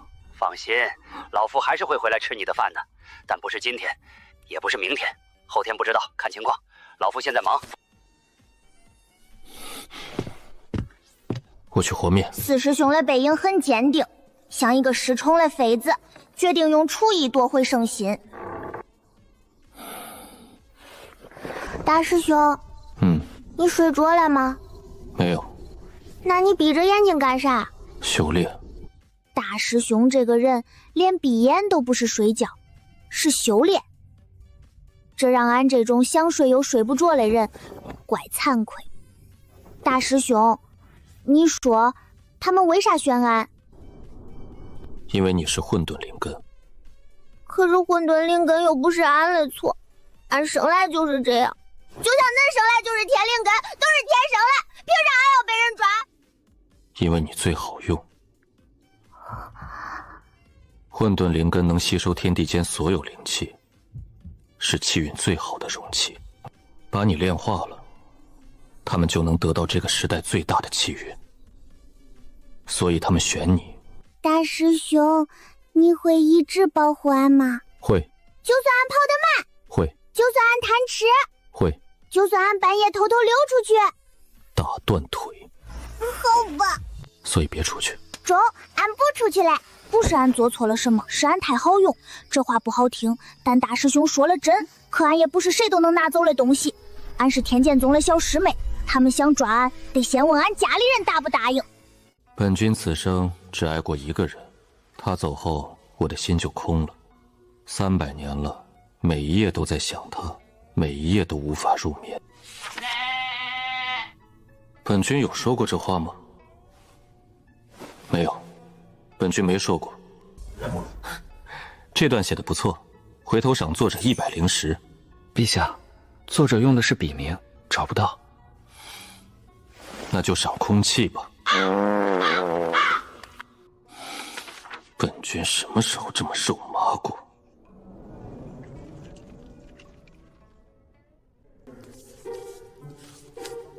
少主，这次修仙界屠宗的事闹得挺大。那些人都没心情买东西了，商贸区本月流水下降了4成。4成？对，尤其是矿石和法器类降幅最大，纪念品和零食类降幅较小，零食只降了1成。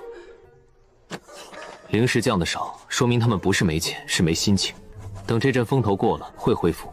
还有魔军调动去盯那些老贵族和魔兽，军费开支增加，矿场人手不够。最近辞工的魔族有点多，都跑去商贸区开店了。同样是干活，开店赚得多。旅游开发区进度也受影响，工匠不够，材料也缺。几个重点项目都停了。简单说就是魔界建设经费不太够了。挖矿不能停，矿石是魔界的硬通货，只要矿还在挖，魔界就不会穷。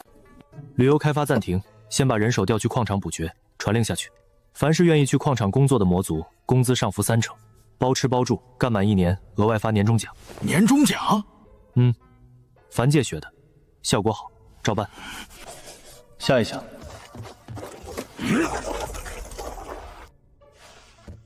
少主，查到几个贵族老祖，早就不在魔界了。不在魔界？对，最后一次有人见到他们是在30年前。30年前？对，仙魔大战前后，他们离开之后再也没有回来过。家族事务都交给晚辈打理，但重大决策还是他们在幕后操控。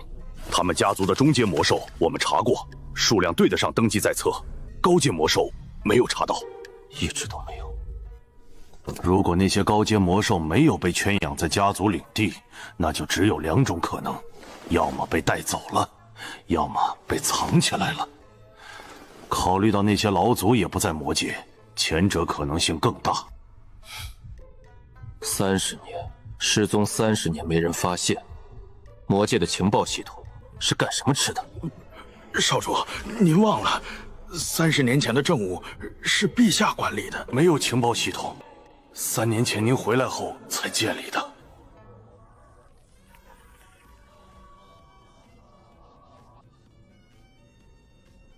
本君什么时候这么肉麻过？爹，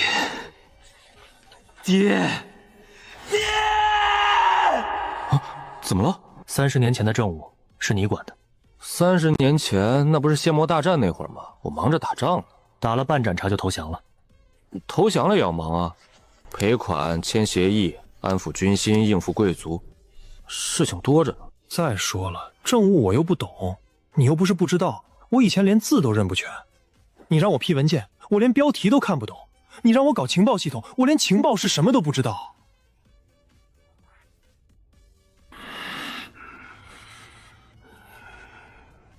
那现在不是有你了吗？你管得挺好的。继续查。是。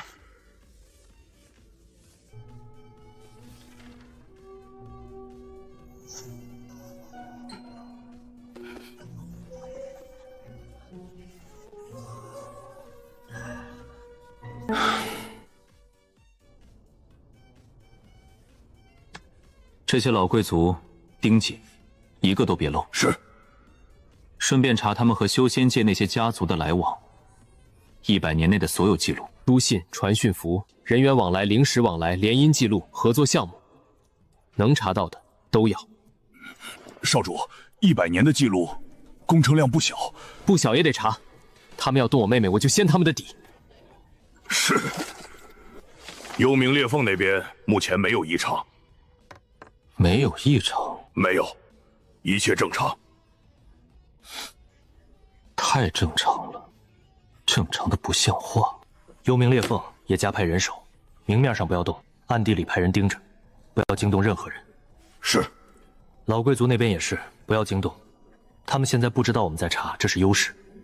一旦他们知道了，很多线索就会断。30年前，他们从魔界消失。30年后，他们又要出现，不是巧合。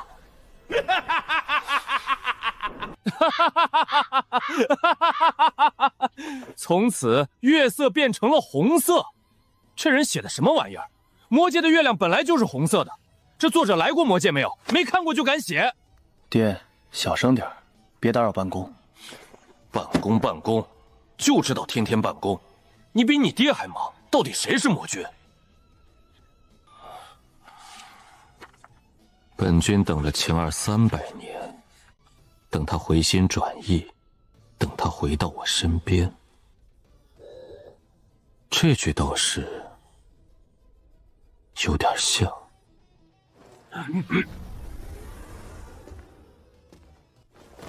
少主，魔君。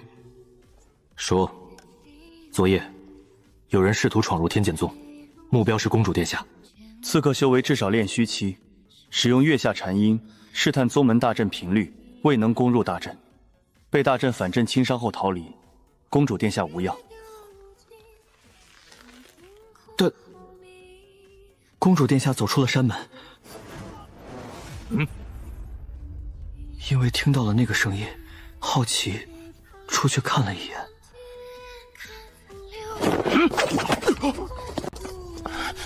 那些老东西敢动我闺女，老子这就去看看。爹，你去了能怎样？我把闺女接回来。接回来更危险。在修仙界，有天剑宗大阵护着他，有长老，有师兄。在魔界，你能无时无刻守着他吗？幽冥裂缝下面那个东西，你不用镇守了。妹妹在那边比在魔界安全，天剑宗的大阵大成期都闯不进去，那个刺客练虚期，连门都没摸到。你现在去，那些人会盯上你。你一离开魔界，他们就知道他们的计划起作用了。越是在这个时候，越不能乱。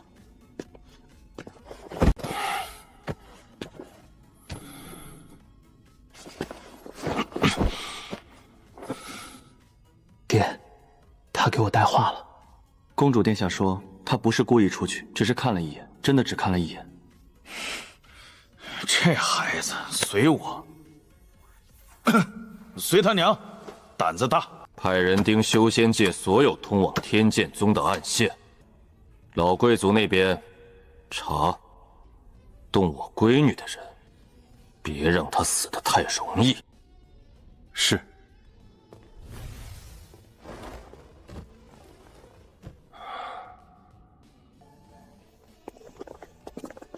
三位族老，深夜来访，有何贵干？陛下，听闻少主近日调动魔军查访各族旧事，我等担心是不是有人在陛下面前进了什么谗言？你们很关心？魔界安稳，人人有责。尤其如今修仙界大乱，陛下更该稳住魔界，不宜自乱阵脚。本军还没乱，你们倒先慌了。陛下说笑了，我等只是担心魔界。担心魔界，还是担心本军查到什么？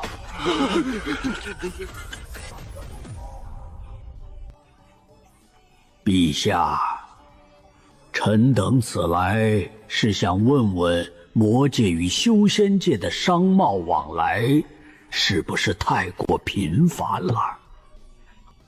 频繁？1个月开3天，叫频繁？少主，修仙界与我魔界世代为敌，如今开放商贸，让那些修士随意进出魔界，成何体统？臣听闻，修仙界有人提议要在商贸区常设驻点，这岂不是要在我魔界安插眼线？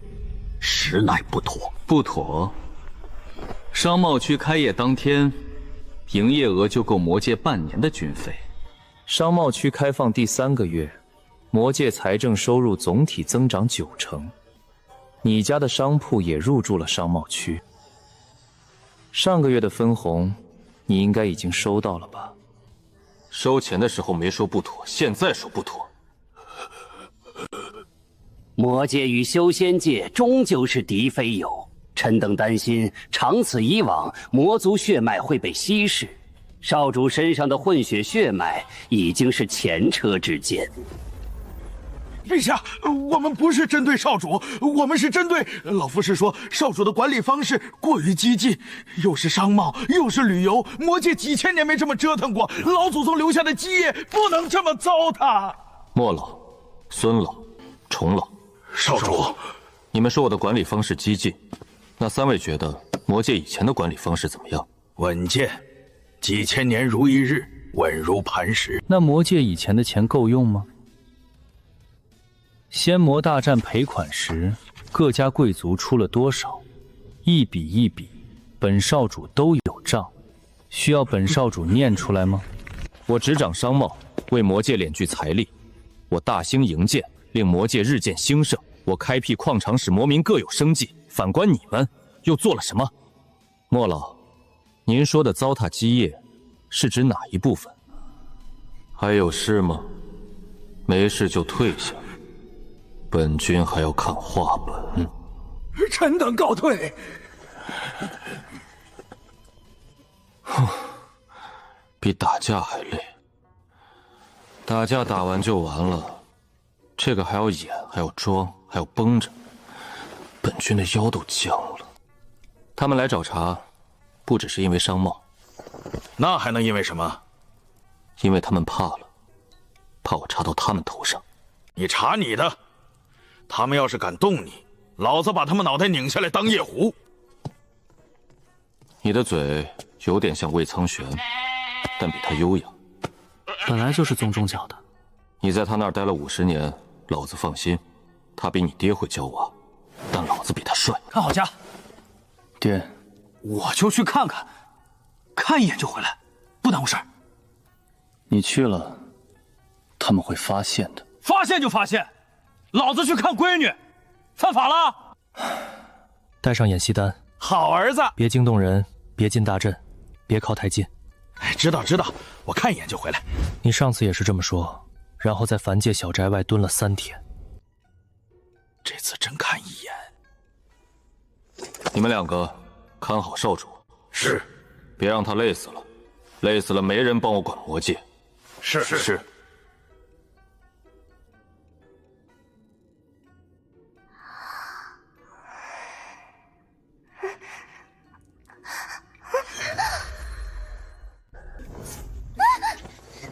那一瞬间，俺脑子里闪过好多事。刺客闯进来了，大阵坏了，师兄们咋没反应？俺是不是要交代在这儿嘞？俺的汤还剩一包没吃完。别叫，是我。这个事实比刺客还让人心跳加速，但原因不一样。刺客是害怕，爹是无语。爹，恁咋进来了？从正门飞上来的。宗门大阵没烂呢？没有。为啥没有？可能是我身上有你和你哥的气息，还有圣兽的气息。宗门大阵认人，闻到熟人的味道就不拦了。对，就是这样。就像你家的狗，就像你身上的味道。但好像也有一点点道理。就不会咬你。大阵是活嘞，不是死嘞。不对，小雅奥呢？他没叫。没有，他很高兴。高兴啥？来福跟来了，母子俩在山门外聊天，没空理我。行吧，见到亲娘确实没空理俺爹，理解非常理解。换俺也没空。那师兄和长老们呢？没发现呢？没有泄露魔气，除非他们亲眼看到我，不然察觉不到。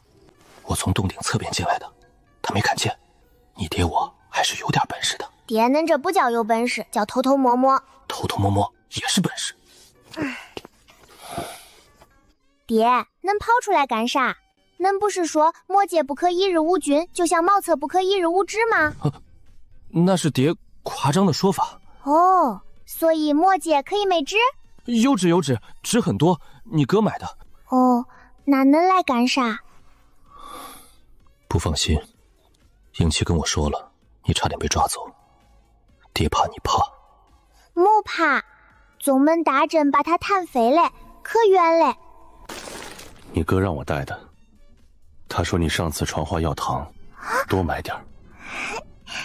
我跑了商铺才买齐，有一个铺子还卖断货了。甜，带一点焦糖的苦味，像魔界的月亮，虽然是红色的，但也能照亮回家的路。爹，恁啥时候走？你睡着我就走。可俺现在醒了。那我等下再走。那能哄俺睡觉吧？别蹲着了，蹲着像只大蛤蟆。俺爹这个样子，要是让魔界那些老贵族看见，估计能吓得当场退朝。这本书俺早看过了，女主骂魔君骂得特别狠，俺还学了好几招，准备以后用。爹，恁还会读书嘞？认字了。不用人读了，自己看。好看吗？好看，比文件好看10000倍。很久很久以前，有一位魔君，他统治着黑暗的王国，孤独而强大。直到有一天，他遇到了一个女子。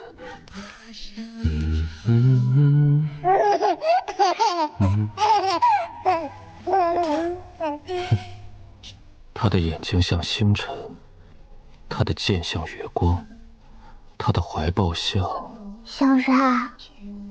像你师兄做的红烧肉。那是啥比喻？人家好不容易营造到了高冷人设，被那一个比喻打回原形嘞。红烧肉好，红烧肉实在，比那些虚头巴脑的形容词好。因为他说的对，红烧肉确实好。魔君站在城墙上，风吹起他的黑发。他说：“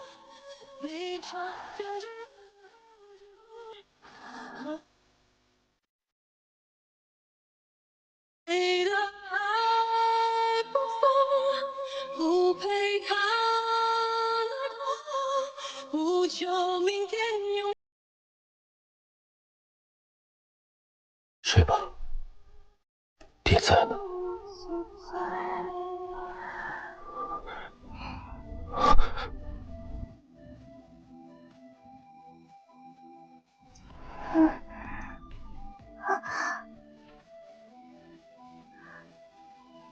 一颗，2颗，3颗，23颗，比上次俺哥给了多3颗。俺爹这个人虽然不会说话，但糖还是很买的，比裤衩似的。中，安全。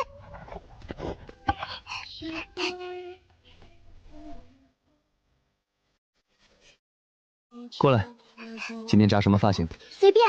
刚入宗那会儿，三师兄手笨，扯掉俺好多头发。现在不会嘞，三师兄扎的又快又好。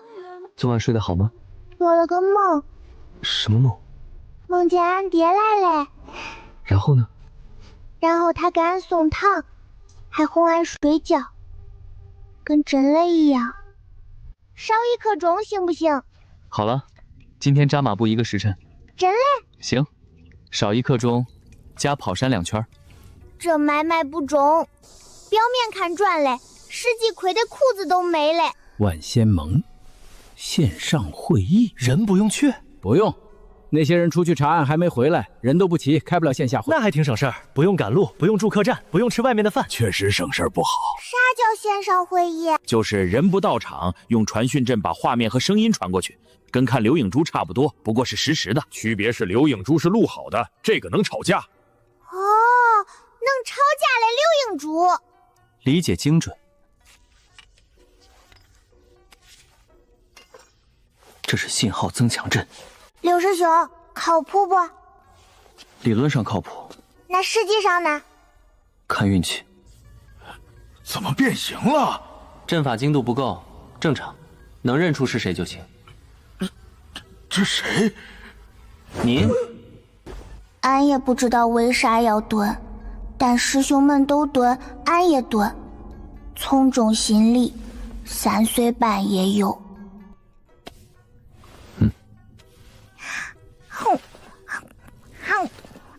俺现在是天剑宗最富有的人。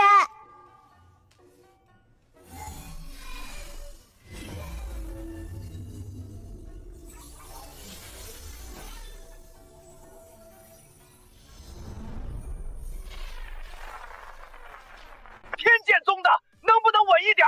你们的画面像坐在船上开会，就是又晃又糊，像看鬼片一样。什么年代了，还用传讯阵，还用铜镜？你们天子宗是修仙界的还是古董界的？刘师兄，咱们画面真这么糊吗？那挺好，省得他们看清咱们啃馒头。以他们的反应来看，应该比我们看到的更糊。线上会议优势之一，低画质可隐藏旁观人员吃东西。哎，你们居然有大殿了！天剑宗那个连山门都没有的天剑宗？废话，人家魔界校主和公主都收了，都能叫魔界驻修仙界事务处了，肯定不同往日啊。据说还是请公输阁出山建的，公输阁那价格大家知道吧？一座大殿够我们全宗吃3年。那还这么抠抠搜搜？有钱建大殿，没钱买传讯法拍，这什么消费观？哼！混沌灵根多花钱，你们又不是不知道，能省则省。灵石加传讯符多好，老传统老味道，传承经典。你们再废话，再八卦，灵石消耗完了，我们不加。除非万仙盟报销。报销的事，回头再说。回头是什么时候？三长老这局稳得中。范姐说回头再说，通常就是不想给钱。修仙界也一样。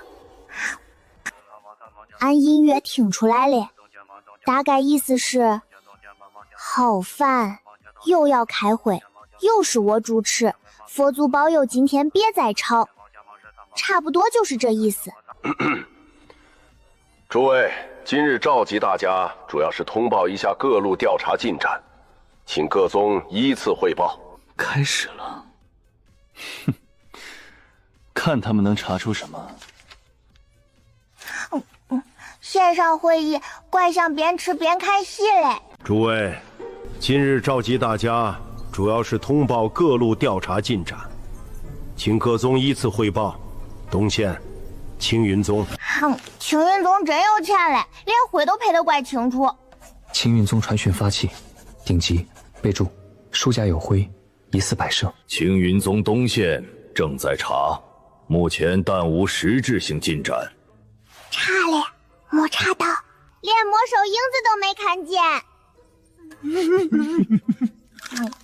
南县玉灵宗，问了很多妖兽，低阶的没有灵智，问了也白问，中阶的不肯说，可能知道什么，但不敢说。为什么没问？高阶的没问，你猜？高阶妖兽不好问嘞，问高阶妖兽问题要有实力和底气，万一问不好，就不是你问妖兽，是妖兽问你。比如再比的话，魔星吃你。白宗主是炼虚初期嘛？炼虚初期问高阶妖兽应该够吧？他们一群高阶，目前南县没有发现明确操控者踪迹，但中阶妖兽的反应很异常，他们怕的不是我们，是另一个东西。西县灵切宗绑了几个中阶妖兽。绑妖兽。玉灵宗是玉，用亲和和契约；灵气宗是气，用强制和手段。一个像自由恋爱，一个像强扭劣瓜。形象通过搜魂发现了碧落宗被屠的画面。搜魂这两个字听着知道画面里有什么。他们配合的怪熟嘞。训练过，妖兽魔兽配合作战，非灵石联合，疑似长期训练。果然是魔兽和妖兽联合，炼虚期高手出手。你们看他的手法狠辣熟练，绝不是第一次干。身法有点像当年的叶头，那个100年前出了好几个小门派的邪修头目。不能确定就是他，搜魂得到的信息有限。西县线索，碧落宗宗主被抽修为挖灵根。北县在案发现场发现了魔气残留和邪阵痕迹。这个阵一看就不像好东西。邪阵。这是一个上古邪阵，专门炼化修为和气运，还没有完全做好。从痕迹来看，对方还在试炼阶段，有些纹路被改了又改，像在调整参数，但已经能用了。碧落宗宗主就是第一个试验品。猜测对方的修为至少在我之上。六师兄在炼虚初期之上，很厉害吗？很厉害，厉害到如果他要抓你，我们现在所有人加起来都不够看。这会儿俺突然觉得馒头也没那么香嘞。北县发现炼化修为和气运的邪阵，魔气残留，邪修气息无残留，所有线都对上了。他们不是单纯屠宗，是在施阵，是乱化修为，是乱化灵根，最后就是气运。碧落宗宗主是第一个试验破，那后面呢？如果他们阵法使成了，会不会轮到俺？俺咋感觉俺比大殿还贵嘞？你本来就比大殿贵。老祖们咋没来？躲起来了？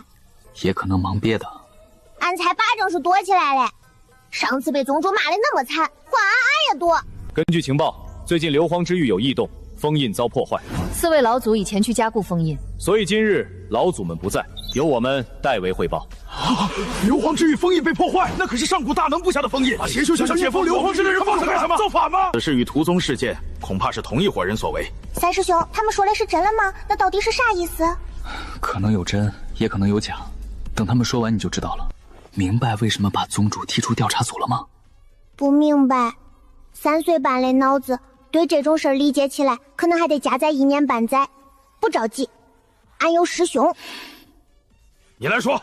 因为调查方向和调查结果已经被背后的人掌控了，他们想让万仙盟查到什么，万仙盟就能查到什么；他们不想让万仙盟查到的，万仙盟一辈子也查不到。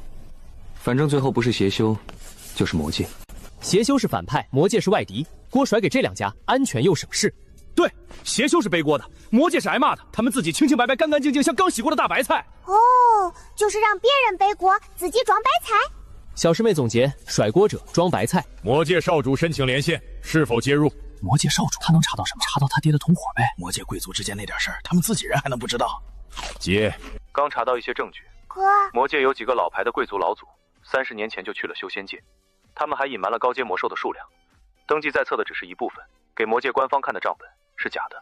实际上，他们至少私藏了10只高阶魔兽，全部带走了。几个老家伙和修仙界来往的证据用的是书信，大概是怕被魔气追踪，怕被魔界情报系统截获。虽然30年前魔界根本没有情报系统，那几个老祖传回魔界家族的家信刚被截获，内容是让人盯着魔君和本少主。书信已经让人送往万仙盟，到时候你们自己查笔记，自己比对，自己下结论。听你们干什么？夺权！怕我查到他们头上。还有一点，100年前，魔君曾因为追查叛徒，被人用上古禁术囚禁在一个修仙界秘境里。这点很容易证实。万仙盟档案探境年年录里，能查到当年哪个秘境被封禁过，现在也能进去，查到当年残留痕迹。也就是说，魔界那些贵族老祖和修仙界的邪修，很可能100年前就合作了。能困住魔君的禁术，至少得大成期吧。符砚指出大腾期后，4大家族反应，上官画面闪烁，疑似情绪变动，司徒静止过度，欧阳饮茶遮脸，慕容嘴角抿动，全部有问题。六师兄，他们脸动一下恁都急。心虚的人脸比嘴诚实。这话中，俺记住了。魔界有异动，我先去处理。少主这嘴真像宗望教出来的。阿弥陀佛，精准打击，句句扎心。他们开始慌了。俺哥怪厉害嘞！他一直很厉害，也一直很会怼人。宗主真没摆脚，不只会怼，还会让被怼的人没法反驳。符砚这一手比宗主还狠，几句话就把锅从魔君头上掀了。之前还有人说是魔君干的，现在呢？魔界贵族私藏高阶魔兽，跟修仙界内部的人勾结，锅扣回来了。宗主是骂人，符砚是诛心。几句话说完，你自己心里发毛。你们说符砚最后那句魔界有异动，是真的有异动，还是不想再跟他们废话了？大概是真有异动，也可能是俺哥不想再听他们骂魔界了。毕竟他们骂魔界的时候，骂的也是俺爹。继续看。这件事情还得重查记忆。他们说从长在役的时候，俺听懂了，意思就是知道有问题，但现在不想说，想说也不敢说，敢说也不敢点名。没查到开啥会？传讯符不要钱啊，零食很好赚啊。宗主来了。魏苍玄，不然呢？难道是你爹？你爹早死吧？魏宗主，老夫敬你是长辈，你也不能动不动骂人吧？老夫没骂人，老夫说的是事实。宗主这嘴真是一上线就开人嘞。宗主线上参会特点：无申请强接入，开口即攻击，备注杀伤力极高。魏宗主，东西南北4条线都在查，各方都在尽力。你这样说寒了大家的心。寒心？你们寒心？老夫才寒心！你们在这里开了半天会，就讨论出一个从长在役？你们比坟间说书的还能拖？人家说书1天都能说完整本修仙界风云录了。魏宗主，你说话能不能客气点儿？那老夫换个说法，令尊已于多年前仙逝，望节哀顺变。这样行了吧？满意了吧？要不要老夫再写个悼词？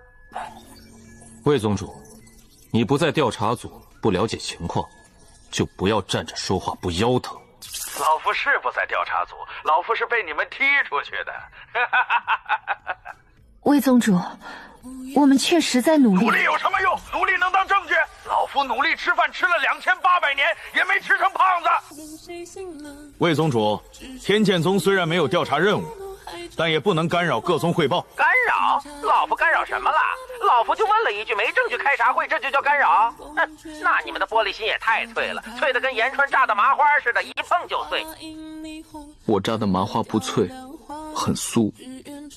四师兄俺知道，酥和脆不一样。还是小妹妹懂。魏前辈，天剑宗虽然没有调查任务，但也可以提供一些思路。毕竟您阅历丰富，见多识广，吃过的盐比我们吃过的米还多，走过的路比我们飞过的箭还长。白宗主真会说话嘞！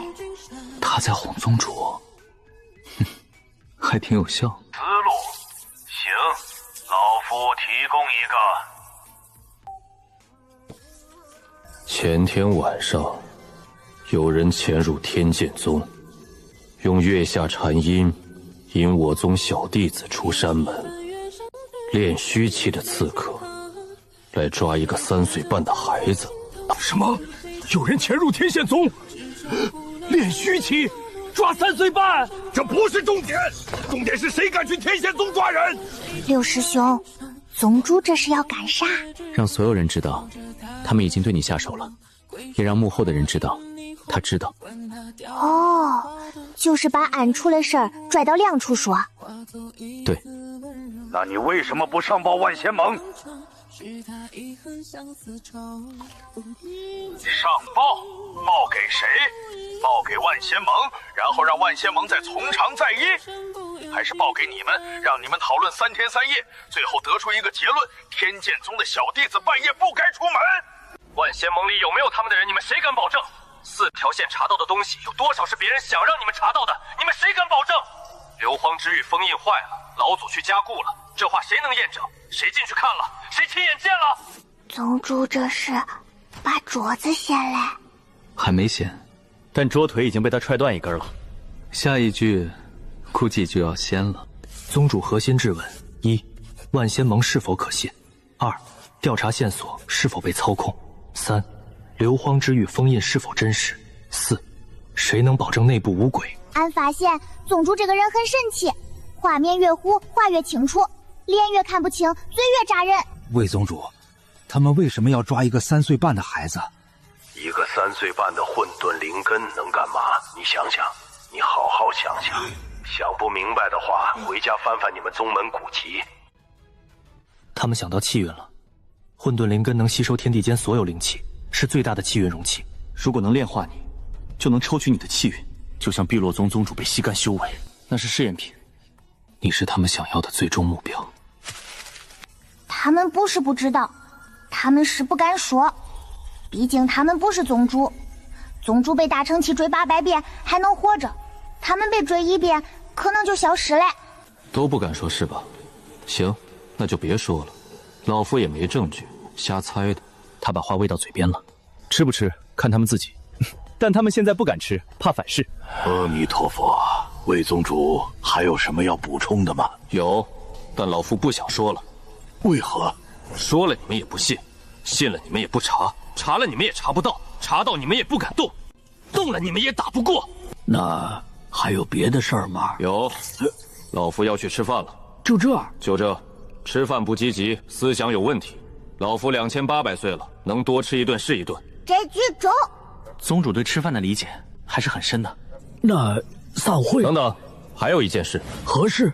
这次开会的零食，万仙盟必须报销。报销？万仙盟从来没有报销先例。就是，我们出差都是自掏腰包，1块零食也要报销。你们有钱那是你们的事，天剑宗穷，你们又不是不知道。我们出1块零食就少1块零食，少1块零食，我宗小弟子就少吃1颗丹药，少吃1颗丹药，修为就慢1分。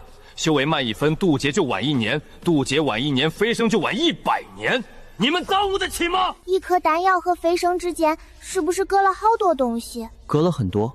那宗主咋说的这么理直气壮？这就是宗主，他理直气壮到让人怀疑自己逻辑有问题。俺已经开始怀疑了。阿弥陀佛，天剑宗此次会议灵石，走万仙盟公账报销。主持大气，不愧是佛门高僧，肚里能撑船，眼里有众生。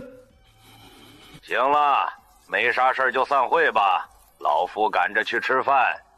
师宗的位子不好定，去晚了就没靠窗的了。宗主真去吃饭嘞？他肯定去了，还肯定坐靠床，还会点评汤底。宗主参会成果：一、指出万仙盟不可信；二、逼各宗想到气运真相；三、点破各宗不敢查；四、成功报销天剑宗会议灵石；五、去十日宗吃饭。第五条很重要吗？对宗主来说非常重要。此事事关重大，需继续追查。各宗回去后继续留意线索。阿弥陀佛，今日会议开了，但没完全开。哼，查了但没完全查，怕了但不敢承认怕。他们都猜到了，对吧？但不敢说，猜到了但不敢说。这就是大人的世界吗？好麻烦，还是练简单，一剑出去能不能打中，马上就知道了。不会又开会吧？俺馒头还没吃完嘞。不是全频道，是天剑宗私品。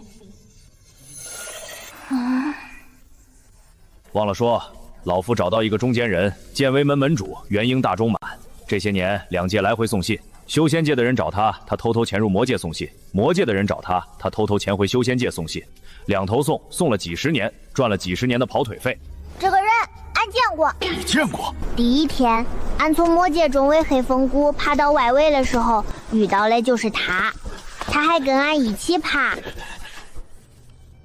一起爬？爬黑风谷，他跟着俺爬。出了黑风谷，他特别激动。省了，至少省了50块灵石的防护服。然后高高兴兴走了，但他没说谢谢。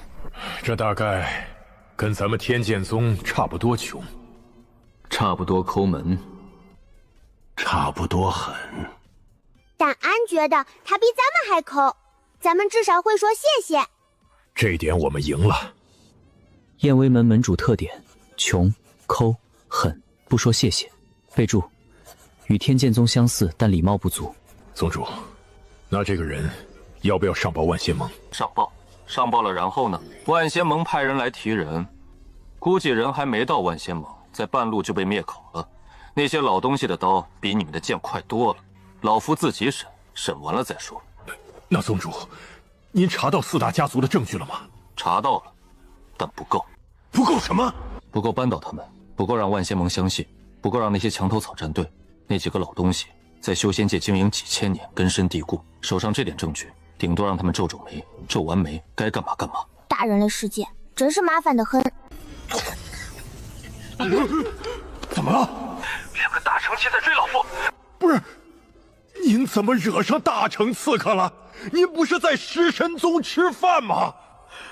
刚吃完饭就被追杀，食神宗的饭这么贵吗？吃完了要命偿。阿弥陀佛，这饭的成本也太高了，1碗面换2个大成期追杀，含金量比金幻石还高。老夫哪知道？老夫刚吃完面，出门就被人堵了，2个大成，老夫才合体期，他们要不要脸？2个大成追宗主，宗主跑得掉吗？他跑得很快。宗主一个人跑，真没事吗？他敢传讯，说明还能跑。宗主现状，刚散会后被2名大成期追杀，原因推测会议发言过于精准，风险极高。宗主本人评价不亏。他会回来。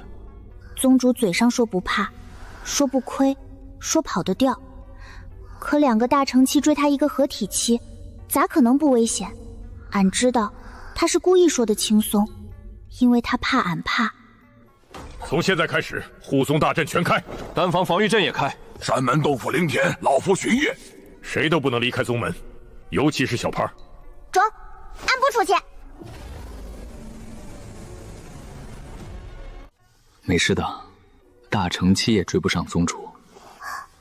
宗主跑起来，连他自己都追不上自己。据说当年宗主被8大高手围杀，他跑了之后还回头说了一句：“你们太慢了。”说完还等了一会儿，等他们追上来，又说了一句：“还是太慢。”然后继续跑。能追上宗主的人，估计还没有出生。就算出生了，也还没长大；就算长大了，也还没开始追；就算开始追了，也追不上；就算追上了，那也是宗主故意让他追上的，想看看他长什么样。你要向宗主看齐。中，向宗主看齐。向宗主看齐，跑得比大成期还快嘞那种看齐，最好还能一边跑一边骂人，骂完就跑，气死对方。散会，该干嘛干嘛。延川，去做饭；苏宁，去练剑；慕容卓，去擦你的剑，别擦脸了，你的脸已经够亮了，再擦就反光，晚上不用点灯了。顾晨光，去记账；沈清晨，你继续当专，哪里需要哪里搬。我去练剑。小平儿，去加练。大长老，宗主会没事嘞吧？会，他跑了2800年，还没被人抓住过，这次也不会。那就好。宗主，跑掉了吗？没有，还在追。跑了一整天了，还没跑掉。那2个大成期跟您杠上了。老夫跑，他们追；老夫停，他们追；老夫吃饭，他们还在追。看来对方这次是真恼了。以前追半天就放弃，这次追了一整天。不过您也是的，当着全万仙盟揭人家底，人家面子挂不住，肯定要追杀您。阿弥陀佛，因果循环，罪债肉偿。宗主，您现在在哪儿？北海。北海？一整天从石之宗跑到北海，那可是万里之外。宗主，这2800年比以前更快了，逃跑速度已经被追杀次数多了，经验丰富了。不说了，老夫先下海躲躲。宗主下海嘞？糟了，又怎么了？宗主之前为了给小五治灵根，骗了北海至宝弥元地心藕。哦，对对对，宗主当时说是借的，借完就不还了。北海之主问他什么时候还，他说改天，然后就不还了。北海之主和几位长老追了宗主好几年，没追上，后来就不追了，大概觉得追不上，浪费时间。现在宗主自己送上门去了。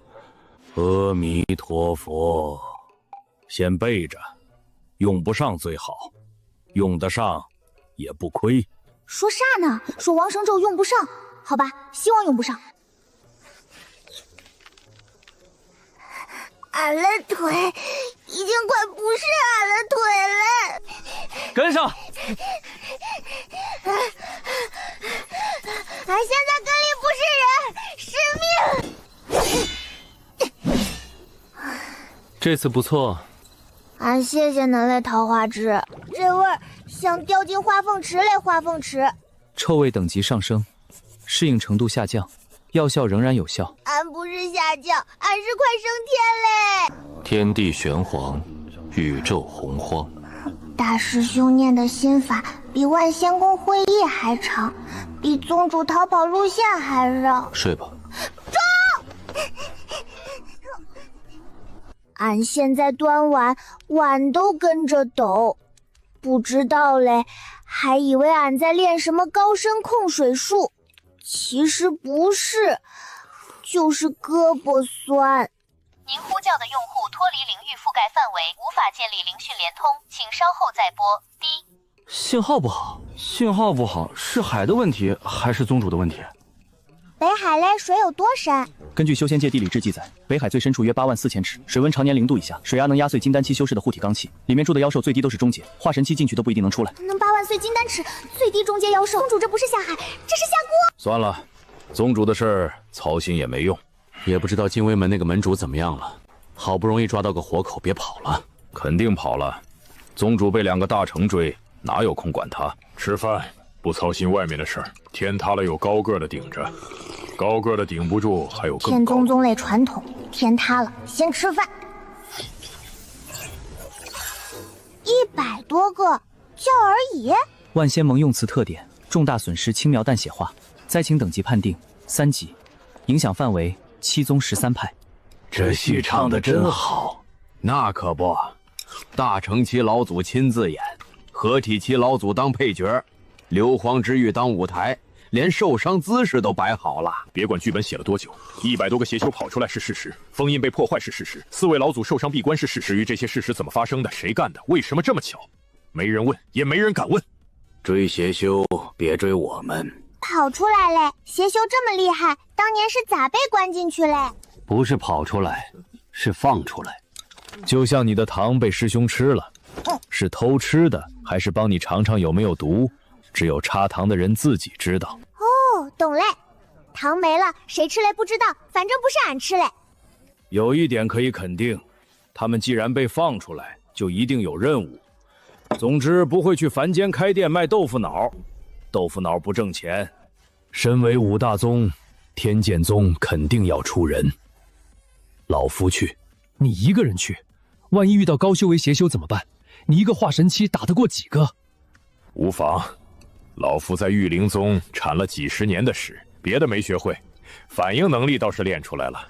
灵兽发起疯来，比邪修可怕多了，那可是连盆带屎一起掀的。那俺今天可以不加练了吗？顾晨光，记录他的加练进度，少1天回来扣你工钱。我没有工钱。那就扣你馒头，1天不加练，扣1个馒头。是。六师兄对工钱没感觉，但对馒头反应怪快。看来天剑宗真正的硬通货是馒头。大长老，能啥时候回来？抓完就回来。那要是抓不完呢？那就抓完再回来。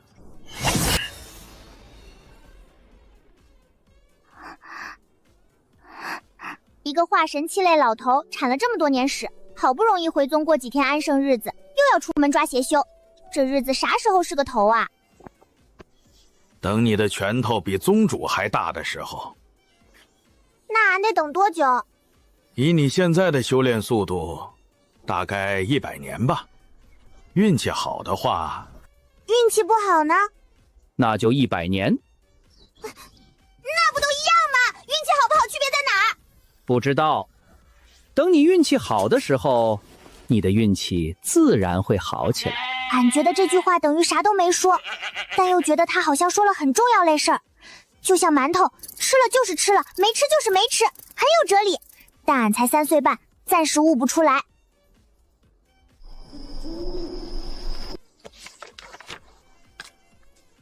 天剑宗今日动态：温之崖长老出发抓邪修，1人1剑。备注：希望他能打得过，打不过也希望他跑得过。六师兄，能不能写俺今日表现优良？不能，我要如实记录。小师妹加练状态记：今日扎马步时腿抖3次，被苏宁打小腿3下。再备注：今日惨状，明日继续。明日还继续啊？继续。喝完汤继续长力气。明天我轻点打。吴师兄，恁每次都这么说。但我每次都打得很准。睡觉。大师兄，俺觉得俺明天可能起不来。我叫你。那俺肯定起得来嘞。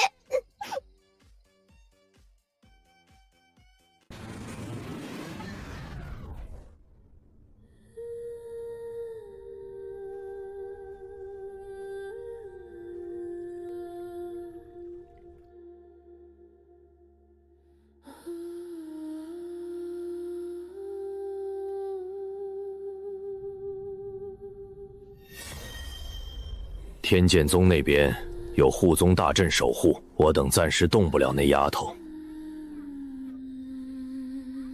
暂时。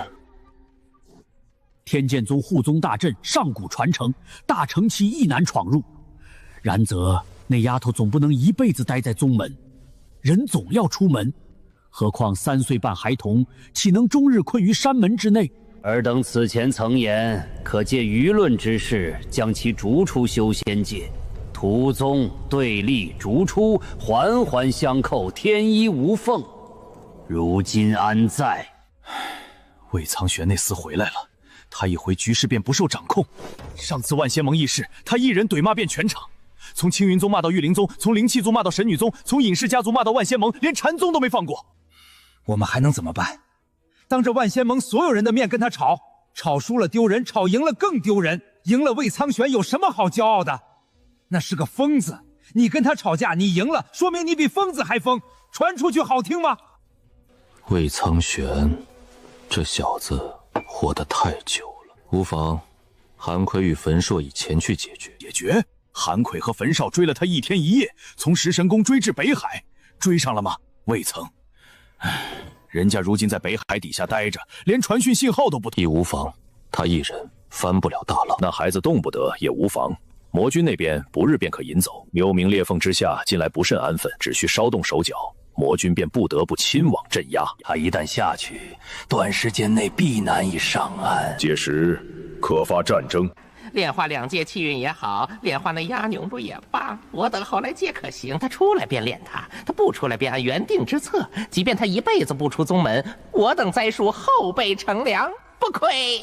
那就按计划行事。老朽寿元无多，但愿能等到那一日。谁不是呢？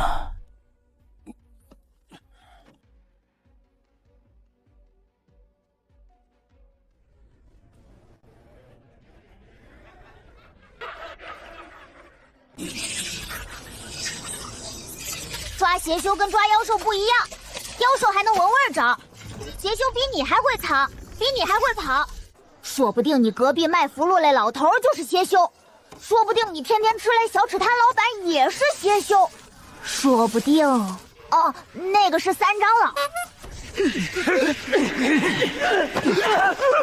我是隔壁宗门出来采药的。吃不吃？不吃别当生意。传讯符只能1对1传话，传讯法器就厉害嘞，能和全修仙界一起聊天，能约架，能找道侣，能找欠钱不还的师弟。这东西100多年前就有了，但因为贵，不是谁都买得起。所以咱们以前没关注过。以前买不起，现在呢？现在也买不起。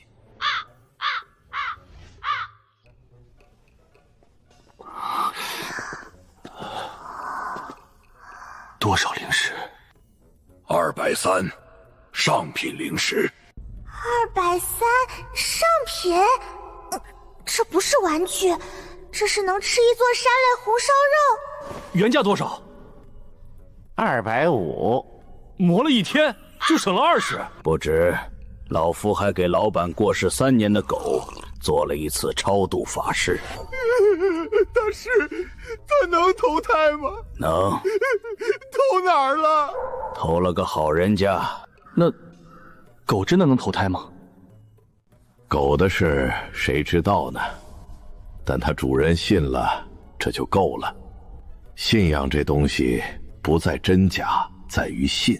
信了，250的狗就变成230的了。3长老砍价这个路子怪玄乎，但省了20上品灵石，玄乎也重。给你。给俺？怕你在宗门无聊，怕你待不住，怕你溜出去，怕你加炼不积极，也怕你缠着老夫讲故事。别玩太晚，别让苏宁他们看见，他们也想玩，但老夫没买那么多。重，俺藏好。3长老偏心，凭什么小师妹有新法器？我们呢？我们连摸都没摸过。给我摸摸，就摸一下，我手干净，刚洗过。能不能给我拍个留影？我想留下自己最帅的样子，每一个角度都很帅的那种。大师兄平时对啥都不感兴趣，剑除外，今天居然对一块小方龟多看了2眼，这事儿比宗主被追杀还稀奇。不对，宗主被追杀一点都不稀奇。要尊老爱幼，爱幼爱幼。吵什么？给我们看看，又不会少块肉。小师妹，你变了，你以前不是这样的。现在俺有230上品灵石雷神那么小接触这种法器不好，容易沉迷。像凡间小孩整天抱着画本不撒手，饭都不吃，觉都不睡，眼睛都看瞎了。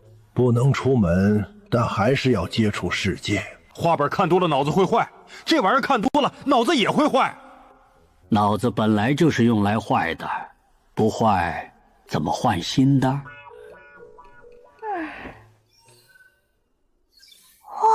怪顺嘞，比三师兄头发还顺。这个剑道第一人，俺咋觉得像赵有钱嘞？俺吃饭不用人喂，睡觉有时候确实有人哄，但这不是重点。我劝你们不要乱说话，小心大乘期顺着传讯法器的气息去打你。宗主日被追杀，确实是因为嘴毒，说人家努力没用，还当着全万仙蒙了面，让人家猜3岁半混沌灵根能干啥。不追杀他，追杀谁？这么晚了还不睡，明天还要下练。再看一会儿。别沉迷。不会。六师兄，这个字念啥？老洛，意思是小角色、小杂兵。这个呢？骚扰，意思是打扰别人，让别人烦。六师兄，恁是不是在凑字数？记录成长。俺觉得就是凑字数，不能出门，但能看世界，怪有用。就是容易看得忘了睡觉，不中，明天还得加练。再看最后一条，真嘞，最后一条。商贸区管嘞，俺哥辛辛苦干了3年多，又挖矿，又筑建，又搞产业链垂直整合，好不容易把魔界从破产边缘拉回来。这一关灵石还能赚到吗？工资还能发出来吗？年终奖还能兑现吗？最重要的是，他还有钱给俺买套哈！公主殿下，英奇，回去问问安哥，商贸区为啥暂停营业嘞？顺便给俺带点糖。还有这2本画本带给俺爹。是。第一本是俺托4师兄下山买食材时帮俺买嘞，花了10块香品灵石给俺爹看。第2本是咱家剑宗团宠小师妹第2部，万一俺爹第1部看完了，总不能让他断更。公主殿下，安哥为啥不营业嘞？属下不知。恁不知道？恁不是回魔族了吗？属下进不去魔界。恁是魔族，咋会进不去？魔界封闭了，外围封闭，中围和永夜王都守卫森严，到处都是防御法阵，每一道关卡都有高阶魔族坐镇。那恁咋拿到糖嘞？属下在外围顺的，正准备回来时，遇到了枯灵大人。枯灵大人是谁？魔军的人，如今在忘川支流称渡船，就是那个长着山羊头角的老魔。哦，那个载俺出魔界的摆渡人，难怪当初俺没钱，他也愿意载俺。那他跟恁说啥嘞？魔军下幽冥裂缝了，贵族的老祖们回来了，少主被软禁了。库林大人让属下转交，说公主看了就明白了。长老，师兄们，出大事嘞！怎么了？丹炉炸了？不对，丹炉没炸。怎么了？有人攻山？不对，大阵没反应。英奇说魔界出事了。不急，一个个慢慢说，一个个捋，从第一个字开始。小师妹，你先说。影七是谁？对哦，俺们不知道影七。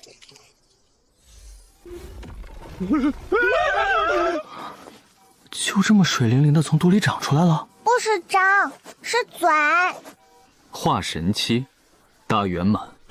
大圆满，比我跟忘机还高一个小境界。阿弥陀佛，难怪我们3个老家伙都没发现你一直在宗门里。是，藏在哪儿？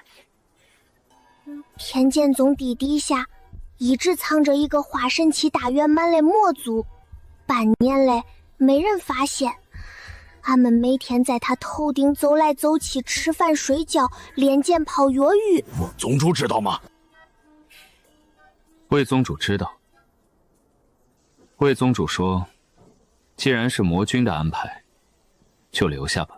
宗主知道，宗主啥都知道，知道俺哥是魔界少主，知道俺是魔界公主，知道地底下还蹲着一个化神期大圆满的魔族侍卫。他知道所有事儿，但啥都不说，嘴严的跟封上了似的，除了吵架的时候。不对，宗门大阵怎么允许魔族进出天宗宗？淡定，魔界少主都进宗50年了，魔界公主来了半年多了，还差一个侍卫吗？大阵不是防魔族嘞，是防坏人嘞。魔族不一定是坏人，坏人也不一定是魔族。大阵比人聪明，分得清。好了，先别管影气从哪儿钻出来了，魔界到底出了什么事？先看这个。阿弥陀佛，哭灵既然让小平儿看了就明白，那里面必有关键。阿弥陀佛，知道了，知道了。啊！站近下。这里俺认识，以前俺爹带俺去过，他说这是魔界最深的地方，掉下去就上不来。那他带你去干嘛？他说让俺长长见识。俺爹这个人长见识的方式一直很特别，别人看山看水长见识，他带俺看深渊。还是这么帅，但也还是傻。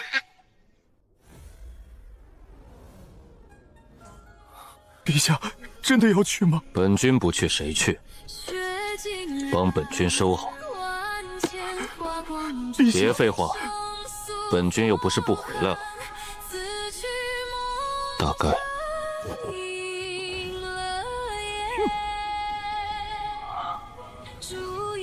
俺觉得他不是在看俺，他是在看小燕翱，好像在说：“妈走嘞，你自己好好嘞。”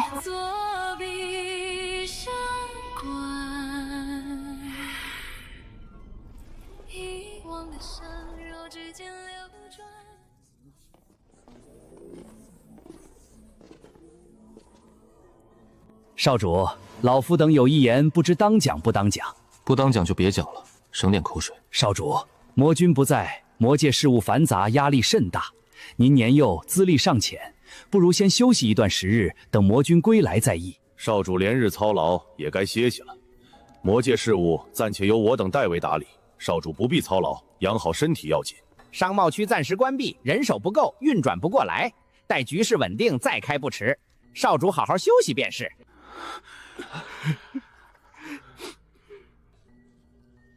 行，那本少主歇几天。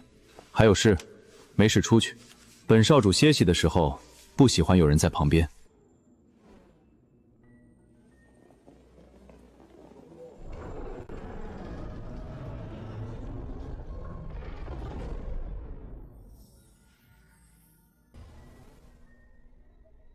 等等，谁录的影？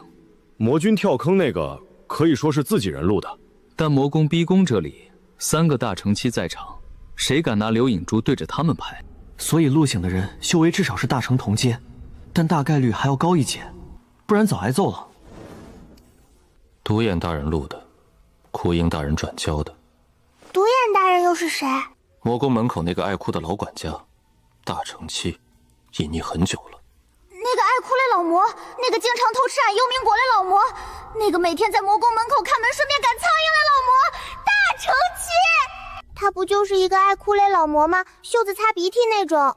也是大成。行吧。魔宫门口看门的大成期。阿弥陀佛，魔界藏人藏得比咱们天剑宗藏穷还深。那他平时为什么看门？因为他爱哭，魔君嫌他吵，让他去门口哭。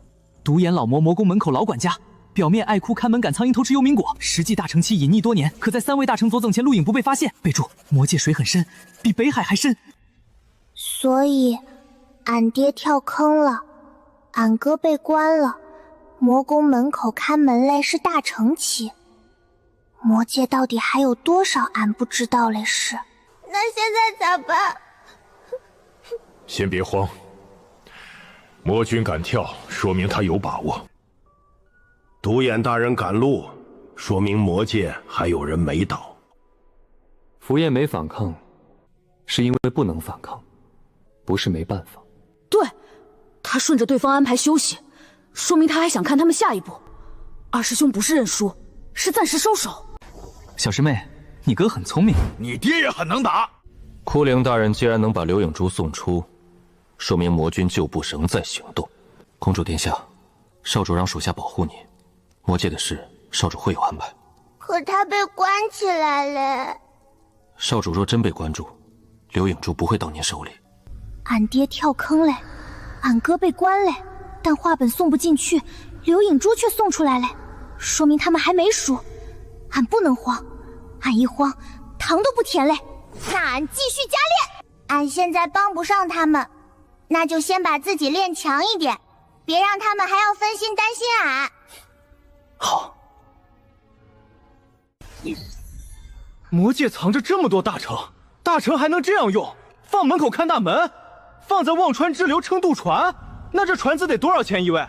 魔界的大城也太不值钱了吧，跟菜市场的大白菜似的，一捆一捆的，随便摆在路边。四师兄，大城应该还是值钱嘞，就是魔界藏得太深嘞。唉，那他为什么不救符燕？一个大城打不过3个大城，但至少能把人救出来吧？救得了一个，救得了其他8个吗？现场一共9个活口，4个化神魔将，4个化神侍卫，还有符燕。一个大城强行出手，对面3个大城，就一个死8个。也对，不出手是对的。出手了，连个报信的人都没了，到时候我们连魔界出了什么事都不知道。那现在怎么办？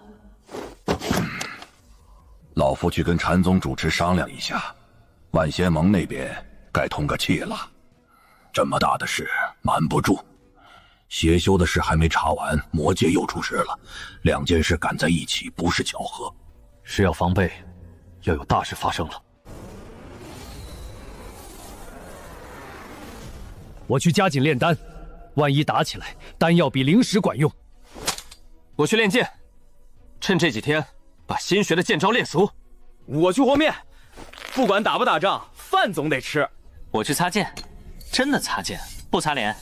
信息量太大了，得捋捋。大家都散嘞，每个人都去做自己能做的事。可俺能做啥？俺只能吃糖、练剑、加练，然后等消息。刘师兄，这个备注可以不写。这是重要民生问题。这句倒是重，大事归大事，糖归糖。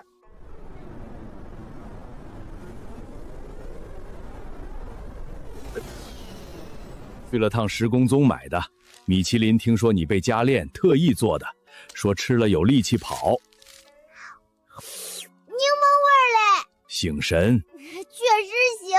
三长老，人是不是跟万仙盟开会嘞？他们咋说？这次没人吐槽我们画质差了，都说天剑宗终于跟上时代了。因为上次开会他们都在骂我们，这次没人骂了，说明日子在变好，日子在变好就有希望，有希望就不怕。天剑宗的人算账方式都不太正常。可是景元长老说要出大事嘞，而且俺爹咋办？俺哥咋办？万仙盟说这是魔界内部事务，总不能无端硬闯魔界救人，没有理由，没有证据，没有魔界授权，硬闯就是入侵，入侵就是宣战，宣战就要打仗，所以先看看。看俺爹在裂缝底下能不能爬上来，看俺哥在魔宫里能不能跑出来。放心，没事的，睡吧。俺睡不着，俺担心俺爹、俺哥。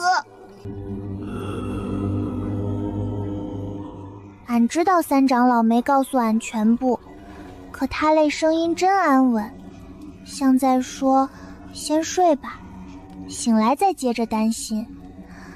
那俺就先睡一小会儿。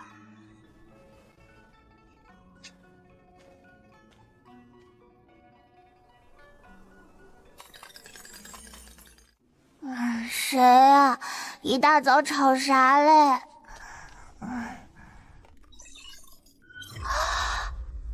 打仗？啥打仗？谁跟谁打仗？昨天不是还在论坛上讨论魔界商贸区为啥加关门吗？今天咋就变成打仗嘞？硫磺之域封印100年前就破嘞，那前几天说刚破是演嘞？黑衣人去灭口，说明他说嘞可能是真嘞。魔界下战书，大军集结，俺爹不在，俺哥联系不上，这仗是谁要打？师兄，长老，要出大事嘞！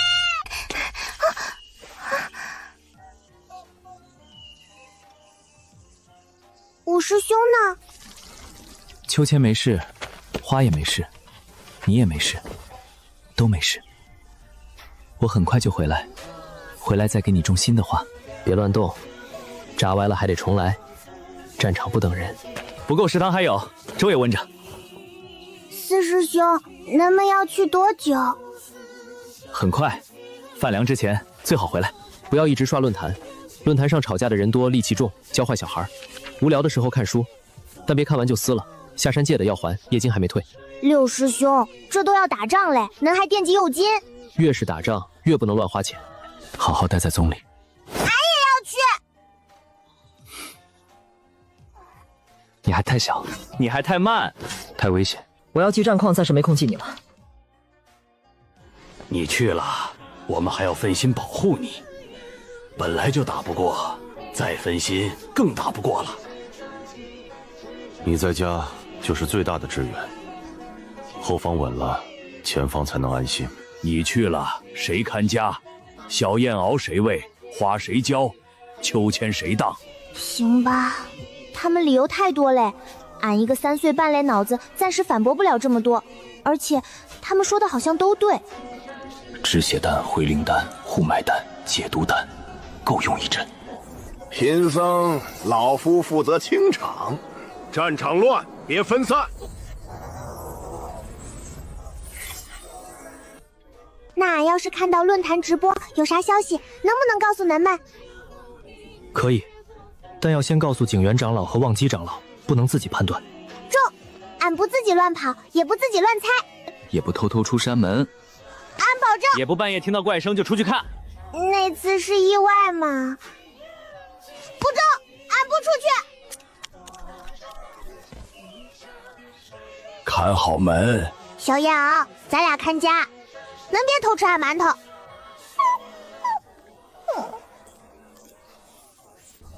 走。咱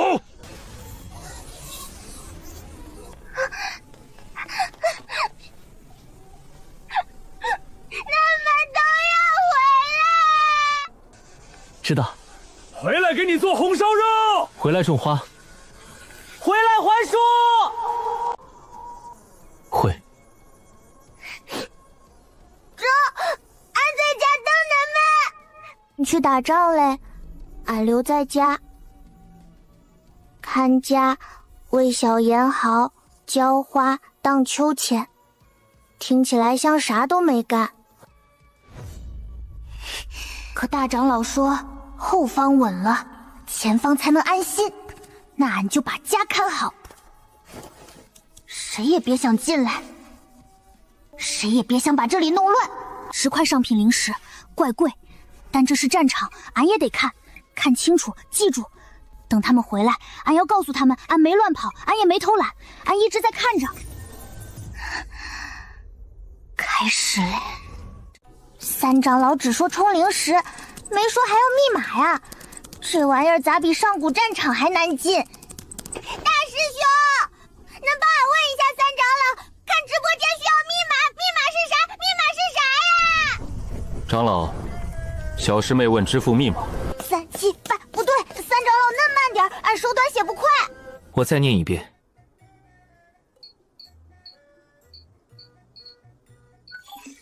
进来了。诸位道友，欢迎来到我的实时直播间，这里是上古战场。今天这场仗，整个修仙界都在看，只有我能让你们看到。别的传讯法器传不了这么远，别的传讯符只能传声音。等带回来仗都打完了，你们看什么？看收尸吗？他说的还怪有道理。买得起3000多上品传递法器的人，有非洲也很正常，没有非洲才奇怪。总不能把法器绑在灵鹤腿上飞吧？大师兄在哪？30个在哪？40个来围裙应该很好认，60个应该在最后记本子。诸位道友，现在我们看到的就是上古战场全貌。这雾怪像四师兄早上煮稠类粥。诸位看见的不是普通雾气，是死气。上古战场死过太多人，也死了太久。没见过死气，但看着确实不吉利，像有好多人在屋里盯着你。不中，晚上肯定要做梦。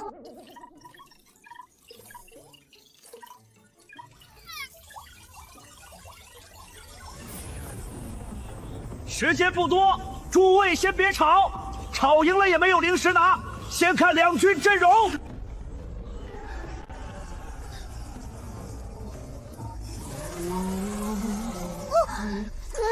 离远点拍，牙都快扎俺脸上嘞。此次魔界统帅是镇守魔界后方的颜渊魔将，据说此人看守军令，油盐不进，哪怕魔君亲自开口，他不该做的也绝不做。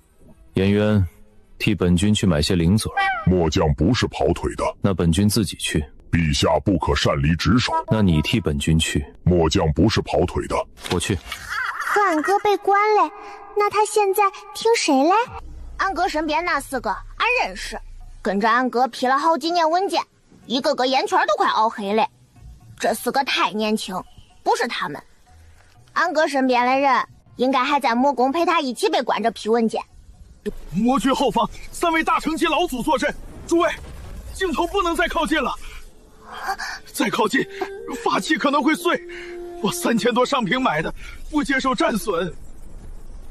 他们看着不像来拼命嘞，大概他们觉得后面有3个大城坐镇，这仗稳赢，赢了能分地、分钱、碰权；输，他们根本没想过。魔界统帅是颜渊魔将，后方还有3位大期老祖坐镇，修仙界这边一个大乘期都没来，都闭关了，都没出来。魔界3个大城，修仙界1个没有，这咋打？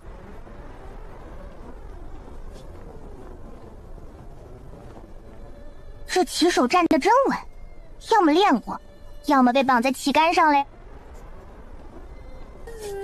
就是当初大招测试俺是武灵根，建议俺去天剑宗嘞那个老头，俺得谢谢他。都要打仗嘞，也没人喊俺娘出关，不知道是怕影响他进击，还是怕他出来管事。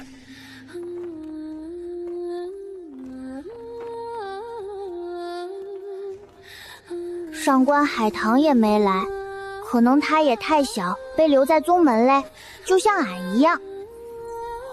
这有钱这么惜命，都来嘞！看来打仗这个事不是有钱就能躲下去嘞，钱能买丹药、买法器、买命，但在万仙盟面前买不到不去打仗。青云宗真有钱啊！不是在看打仗吗？咋变成招弟子嘞？好了，诸位，等打完仗再讨论择宗选法。下一个，神女宗。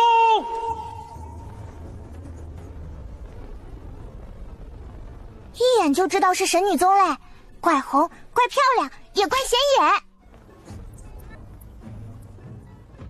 诸位道友，现在看到的是神女宗宗主姬嫣慈。灭虚初期，5大宗宗主中最年轻的一位，也是公认最擅长媚术与幻术之人。俺上次开会见过他，当时只知道怪好看，今天终于知道名字嘞，姬嫣慈，名字好听，人也好看。他们为什么总来找我？因为能好看。有道理。这次带的什么？上次灵果不新鲜，这次剑酥配色不行，上次灵酒酿的一般。三师兄这个嘴，有时候比宗主还欠一点点，但他跑得没宗主快，所以挨打嘞次数比较多。吃了吗？那再吃点。不吃了，那我给你下碗面。灵果估价5块中品灵石，法衣估价30中品，发簪做工精细，估价8块中品。你是哪个宗的？叫什么？送过几次？大师兄他们不敢找，说大师兄太冷，靠近容易冻伤，他们就回去了。上次大师兄说他剑法还需要练，从那之后他真开始练剑嘞，练得怪勤，进步也怪快。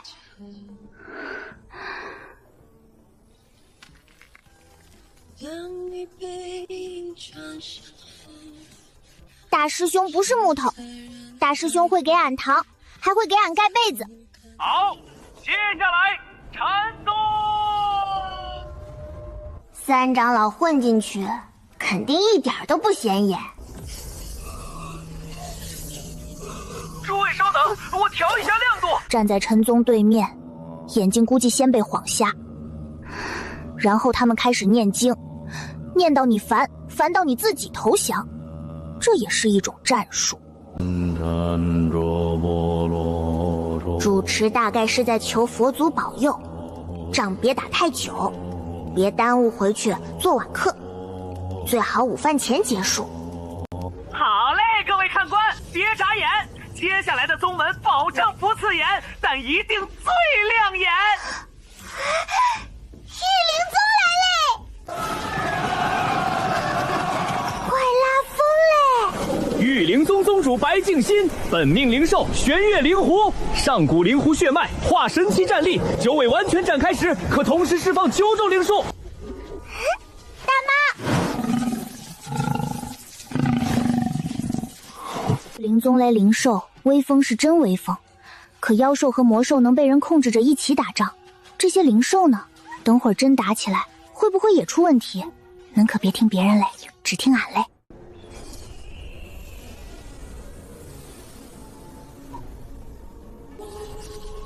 灵气宗宗主白鹤舟，本命灵兽西王圣鹤，拥有净化邪气、修复神魂之能。怪奇嘞，比六师兄记账还奇。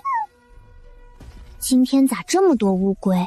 可能大战的时候跑得快不是最重要嘞，活得久才重要。好了，再讨论乌龟，仗都要打完了。下一个十寻宗。宗主大概一紧张就播花生，不紧张也播，反正花生总得有人播。食神宗天骄米其林，武器雷击木勺，被敲一下全身发麻，连续被敲四肢失去知识。一勺麻一下，再敲一勺，再麻一下，怪烦人嘞。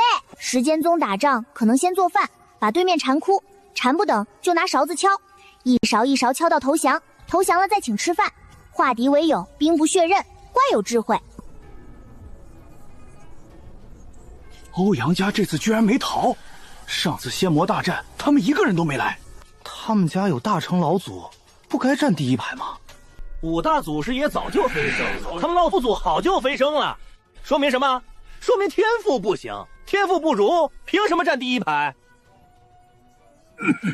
而且那些家主都1、2千岁了，连炼虚都没有，当然没资格站第一排。不是不让他们站，是他们自己不好意思，站上去丢人，还不如躲后面假装低调。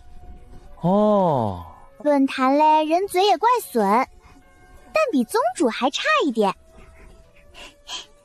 宗主说完，人家会追杀他；他们说完，最多被封号。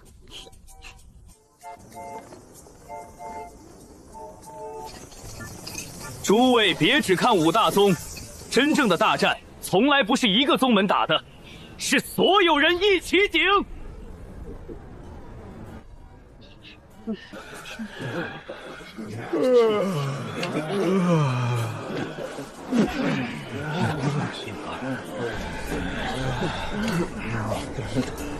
散修也来了这么多，万仙盟诏令散修也得来，不去按逃兵处理，逃兵按邪修处理。不来也行，以后别想在修仙界混，没人跟你组队，没人卖你丹药，没人借你法器，一个人修到天荒地老，所以还是来了。打不过归打不过，态度得有。有道理。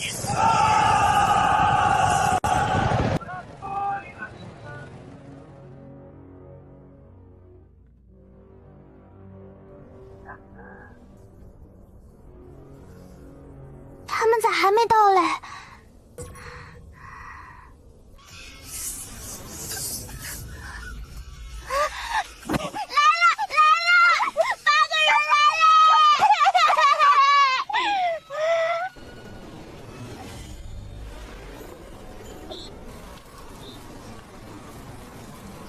别人上战场遇飞剑，三长老遇特价扫帚，可能还是有点买不起。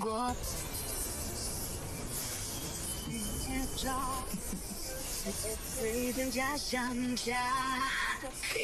师兄、三师兄、四师兄、五师兄、六师兄。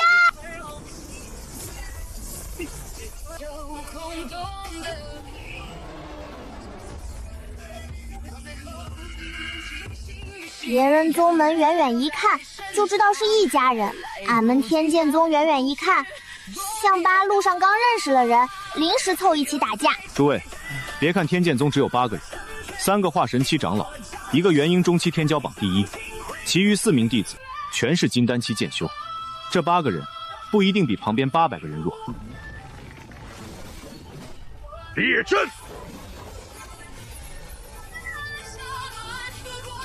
人少咋嘞？俺们一个能打好多嘞。隔壁3000人，隔壁1000只灵兽，隔壁几千个光头，俺们只有8个人，可他们站在第1排最中间，不是因为人多，是因为能打。诸位，两军阵容已经全部到齐，魔界统帅似乎要说话了。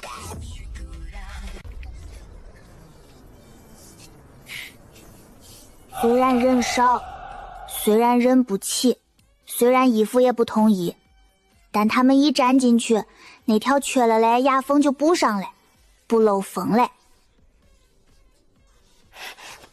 谁太小嘞？俺只是暂时长得小。这位道友说得中。别摆了，对面都要打过来了。没摆。天生的，等会儿对面第1个就打你。哼，那说明我足够显眼，也可能是足够欠打。吴师兄还真知道镜头在哪。恁别学他大战前天毛不顶用。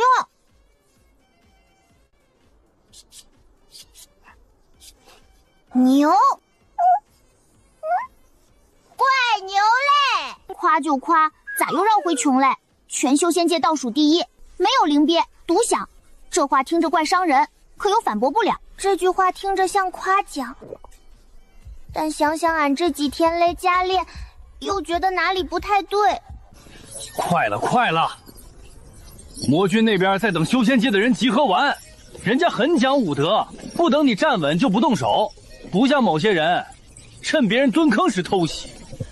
我已经向万仙盟申请了战地修士名额，不负责战斗，只负责拍留影，属于编外人员，不占编制，不发工钱，也没有抚恤金。原来直播不只是赚零食，还得给以后勒人看。不过10块上品一个人，进来这么多人，他应该也没少赚。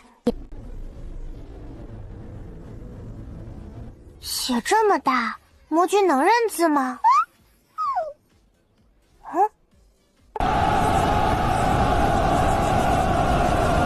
咋还有男嘞？俺是闺女，不是气运之子。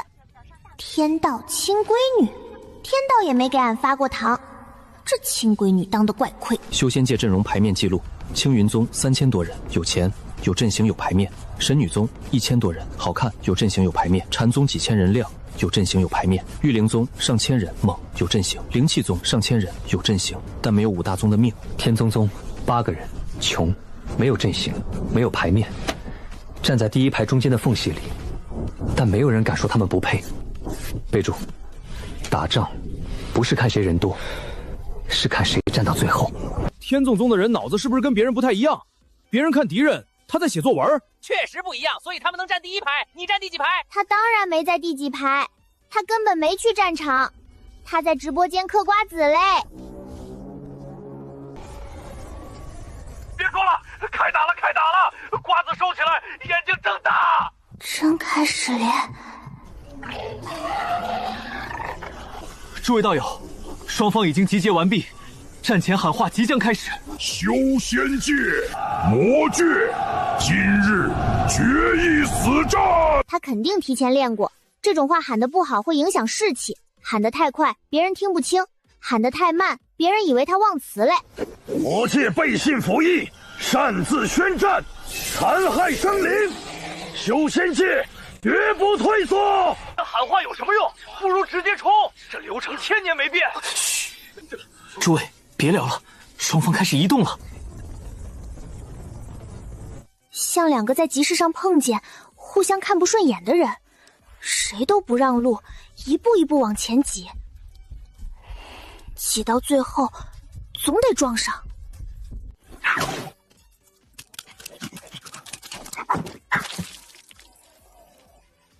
能不吃就别叼呀，这下俺也没法吃嘞。还有100丈、50丈、10丈。小众上来，杀毒贼！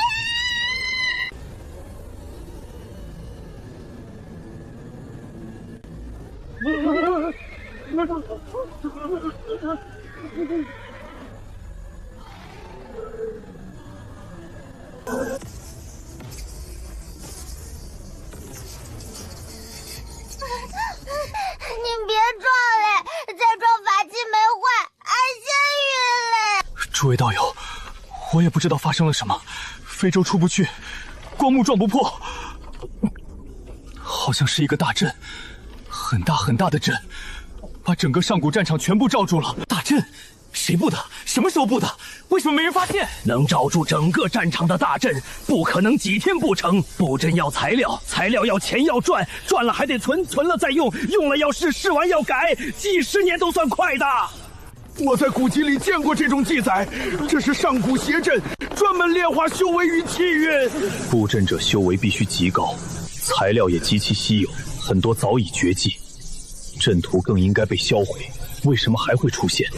这个纹路和神女宗此前拍到的小阵一模一样。神女宗发现的是缩小阵法，这个才是完整版本。小阵用来试水，这个才是真家伙。所以这场仗从一开始就是个局。我们看的根本不是大战，是炼化。万仙盟查了这么久，那么多宗主长老，竟然没人发现。万仙盟查5条线，查出一个还在查，开3次会，开出4个字：从长计议。从长计议的结果，就是大家一起被关进阵里。前线的人要是被炼光，下一个是不是轮到留守宗门的我们？炼化，因为俺不出去，他们抓不到俺，所以就不抓俺嘞。直接换成炼化仙魔2界，那师兄们和长老们咋办？他们会不会死？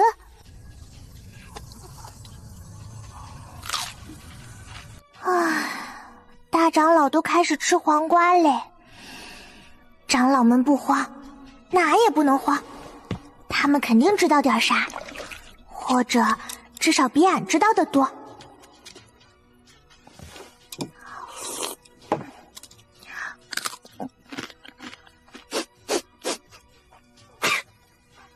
嫩不吃拉倒，这个比馒头有味儿。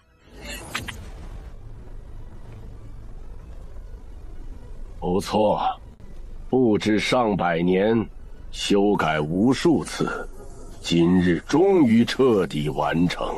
比老夫想象的还要完美，完美到老夫都想亲自为自己鼓掌。终于不负所望，不负老夫所望，也不负列祖列宗所望。出来吧！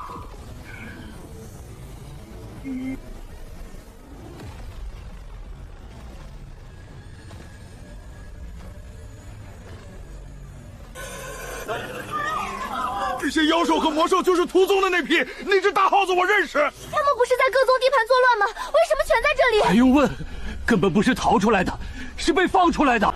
他们是来分一杯羹的，分气运的羹，炼化2军修为与气运，炼出来的东西，见者有份。原来我们就是那碗羹。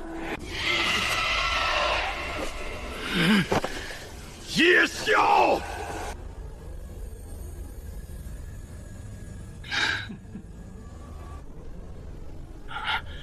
夜宵，周家小子，1000年不见，你也老了。上次见你，你还是个金丹期的小娃娃。大长老，夜宵是谁？以前没听过。哼，修仙界第一邪修，杀过数个宗门的长老，多人修为挖人灵根，后来被围剿，逃进硫磺之狱。这一躲就是上千年。可4大隐士家族老祖不是说他们拼死把大成邪修逼回封印了吗？逼回去了，还是放出来了？如今还不明显吗？老子早就说了，硫磺之狱封印100年前就松了，没人信。谁出门买菜随身带流影珠？所以100年前魔界贵族老祖就和邪修联手了，一环扣一环。俺爹没被他们抓住，俺哥虽然被关，他们一环没扣住，所以才把所有人都骗进这个大阵。嘘，快看，那几个家主想干什么？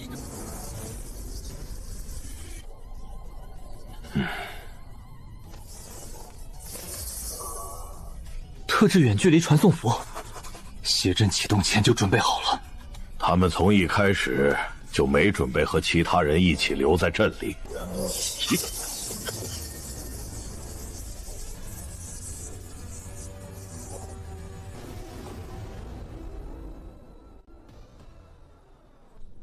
看我做什么？怕你难受。我这身衣服这么好看，有什么好难受的？最后一句不用写。重要信息不能删。前几天传讯符里说的天花乱坠，啥拼死加固封印，啥险些陨缩，啥重伤闭关，全是假嘞！真的是4位老祖，他们不是闭关了吗？不是说重伤，伤呢？伤在哪里？他们也参与了邪阵，他们要把修仙界和魔界一起练了。符砚上次已经暗示的那么明显，能和魔界大成老祖平等合作的，肯定也是同级的人物。魏宗主也说过，整个修仙界能把练习期当打手的人，掰着指就数得过来。还有那个3岁半的混沌灵根，魏宗主问过，他能干什么？他能被炼化气运，他不出来，他们就炼我们。开会的时候你们一个都不敢说，现在说有什么用？开会时说可能当场就被抹除，现在说至少暂时还活着。可现在说了，谁能来救我们？外面的那些人就是布阵的人。魔界老贵族，修仙界老祖，硫磺之域邪修，3伙坏人终于站到一起嘞！不用猜了，他们就是一伙嘞。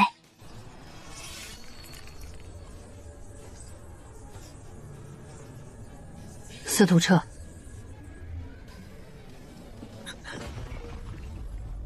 司徒家主怎么没带司徒彻？他不是司徒家的人吗？我知道点内情，司徒彻不是家主亲儿子，是旁支过姨的，平时给资源养着，真到要命的时候谁管你？司徒彻千年天赋高时，天赋越高修为越强，提供的气运越多。他们不是忘记带他，是故意把他留下。别聊了，4个老东西要说话了。他们才不是家人。俺爹虽然傻，可他跳幽冥裂缝前还记得把话本交代好。俺哥被关着，也想着给俺送糖。真正的家人不会拿你去换自己活命。大限将至，若不走这条路，再过100年，吾等皆会化为尘土。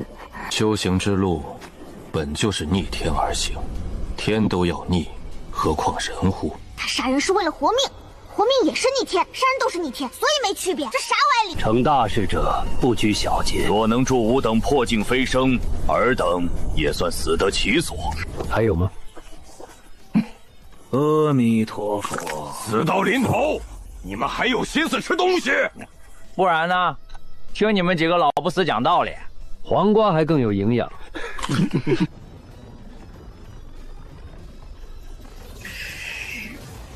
学长出去了，他为什么能出去？为什么不带我们？宗主呢？宗主带着圣鹤跑了，那我们怎么办？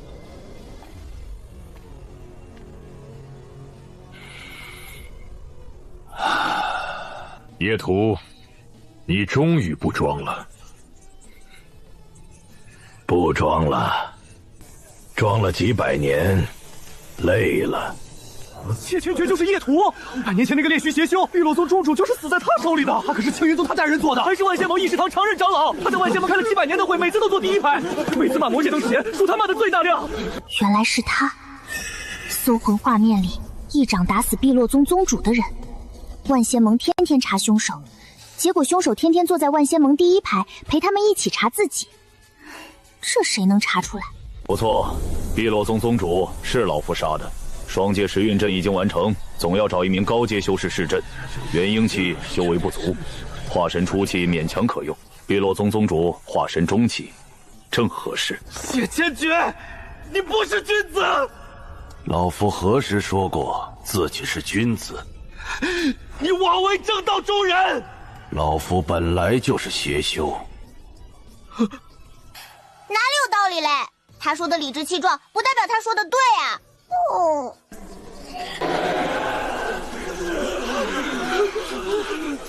宗主，你为什么也和他们站在一起？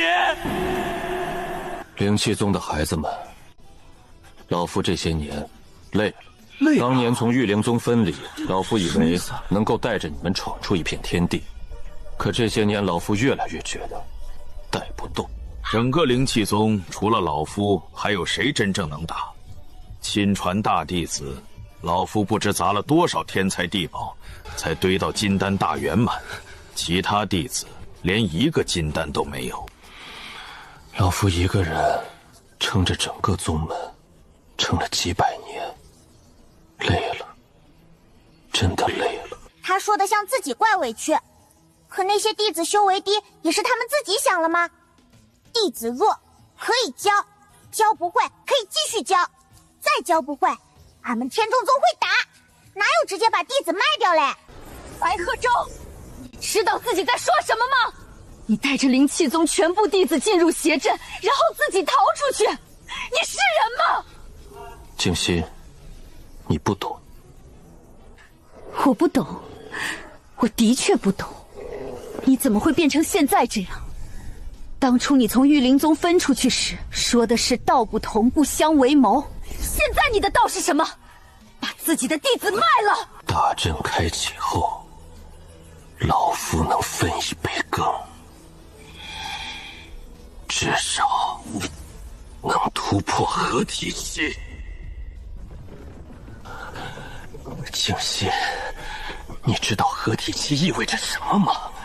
意味着老夫可以与魏苍玄那个老东西平起平坐，意味着灵气宗再也不用站在第二排，不用看五大宗的脸色，不用再看任何人的眼色。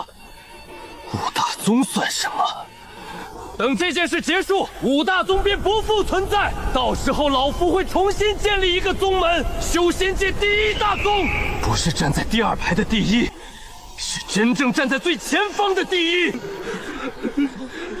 师父，您说我修为低，可当初不是您说根基比境界重要，不必急着突破吗？你说宗门才分出去，资源不足，让我们慢慢来。原来您从来没有想过让我们慢慢成长，您只是觉得我们没用。你疯了。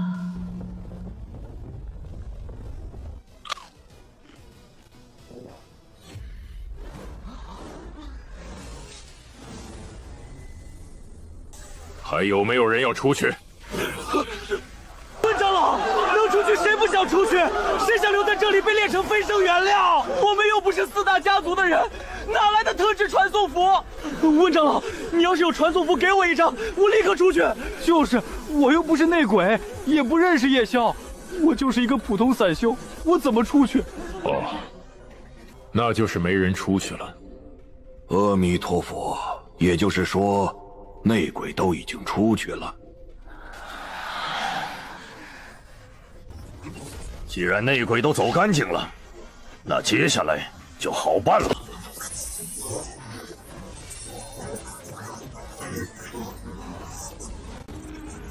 对啊，坏人全跑出阵嘞，留下来虽然被困住了，可至少不会再有人从背后捅刀子。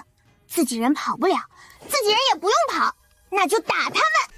接下来就好办了。诸位稍后。怎么？审判流程还未走完。魏宗主逃亡途中经过禅宗，交予老衲一批证据。老衲已经整理归档，依照时间顺序排列1至7，每份证据均有副本，可供万仙盟及各宗查阅。宗主被2个大城追杀，路过禅宗时居然还有空交材料，不知道他是一边跑一边整理嘞，还是早就整理好，就等着找地方存档。第1桩，100年前，修仙界慕容、上官、司徒、欧阳4大家族老祖，联合魔界墨家、崇家、孙家3位贵族老祖，使用禁术封锁秘境禅城古境，将魔君拂晓与青云宗弟子青梦困于其中，意图篡夺魔界及修仙界权柄。哼，此为第1罪。困安蝶，困安麻，还想抢2界的券。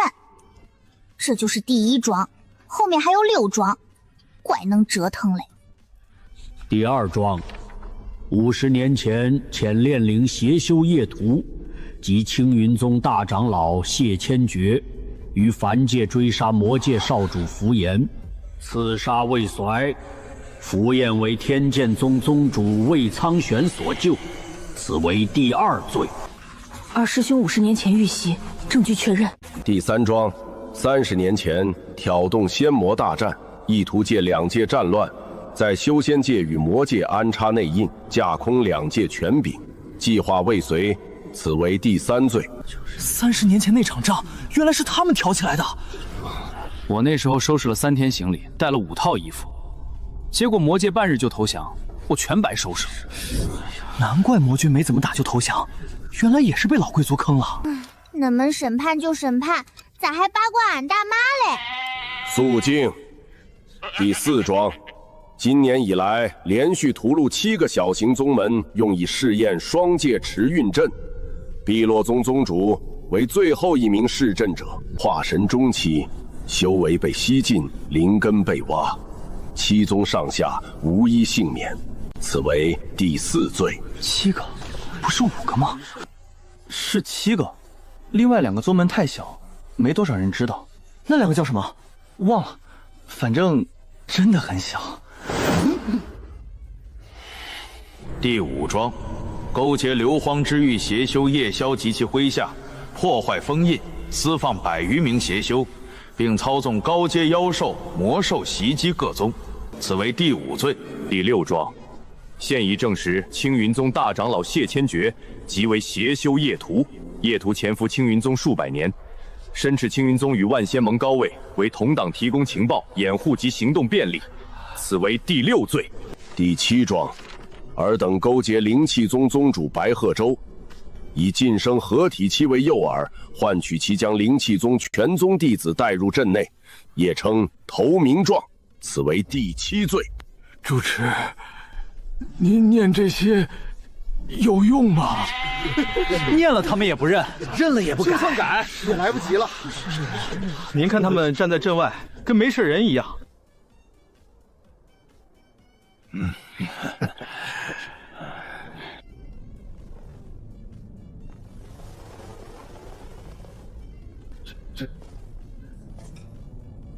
这是万仙盟的审判流程，前因、过程、后果，总要一件一件捋清楚，罪证也要编号、归档、留副本。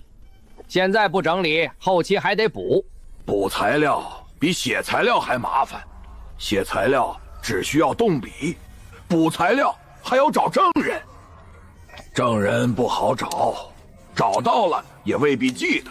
你们想，万一今天我们都死在这里，材料不全，后人怎么查？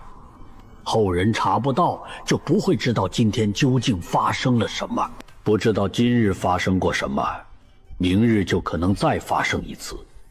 明日发生一次，后日再发生一次，后日还有没有后日，就不一定了。所以证据要全，罪状要轻，归档要及时。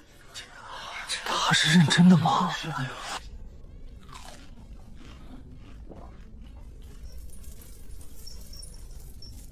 以前俺觉得三长老就是爱省钱、爱讲价、爱念经，现在才知道，有些事情麻烦也得做，不是做给今天类人看，是做给以后类人看，免得以后再有人掉进同一个坑。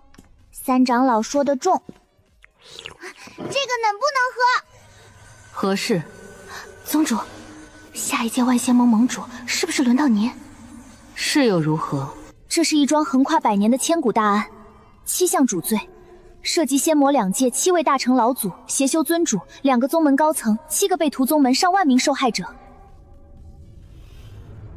还要整理证据、核对证词、登记伤亡、清点损失、确认赔偿、重新调查历年旧案，至少得整理10几年。可还有10年，万仙盟就要换届。先破阵。是。破阵之后，先让禅宗把能整理的全部整理完。弟子明白。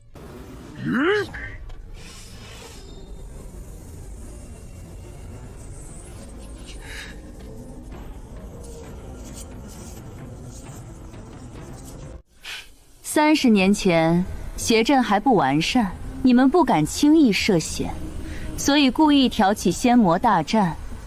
其实是想利用大战让两界死伤惨重，好趁机安插更多人手。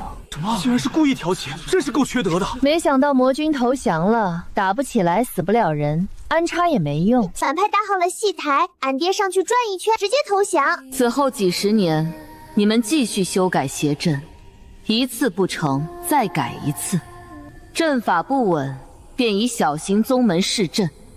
7个宗门，上下数千条人命，最后你们选择了碧落宗。碧落宗主化神中期，修为足够高，灵根品质也足够好。试验成功，证明完整大阵可以启动。本座说的可对？对，都对。可都对，又能如何？翻译一下，你说的都对，可你又出不来，出不来就闭嘴。他大概是这个意思。谢浅觉，你是何时与邪修勾结在一起的？老夫本来就是邪修，是老夫以邪修身份潜入青云宗，成为长老，而不是老夫成为长老之后才与邪修勾结。不是叛徒，是卧底。叛徒可能还要脸，卧底从头到尾都不要脸。战地修士，方才供词，可曾全部录下？在，录着呢，一直录着呢。现在还是现场直播，10块上品灵是1个人，付过钱的正在看，没付钱的看不了，看不了的正在借账号，借不到的正在求人，求不到的正在骂我。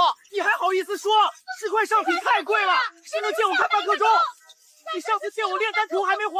你们曾试图将屠宗罪责引到天剑宗小群儿身上，又故意揭露他的魔族血脉与魔界公主身份，目的是借万仙盟之手驱逐他。因为炼化一个混沌灵根，比挑动仙魔2界大战炼化2界所有修士容易得多。只要他被驱离天剑宗，离开护宗大阵，你们便可将他带走。可他没有出来，天剑宗护宗大阵，你们也无法攻破。所以你们重新采用原定计划，封闭魔界，控制魔君，伪造战书，促成仙魔2界对峙，让所有宗门、所有修士、所有妖买兽，按照万仙盟诏令，主动进入上古战场，请君入眩。抓不到俺，就把所有人都骗进来。俺一个人不出去，反而让长老、师兄还有这么多人陷进阵里。可这不是俺害嘞，是他们坏。坏人做类事，不能算到被害人头上。尔等说完否？暂时只想到这些，若诸位能主动交代的更加详体，便更好了，也省得本座逐项询问。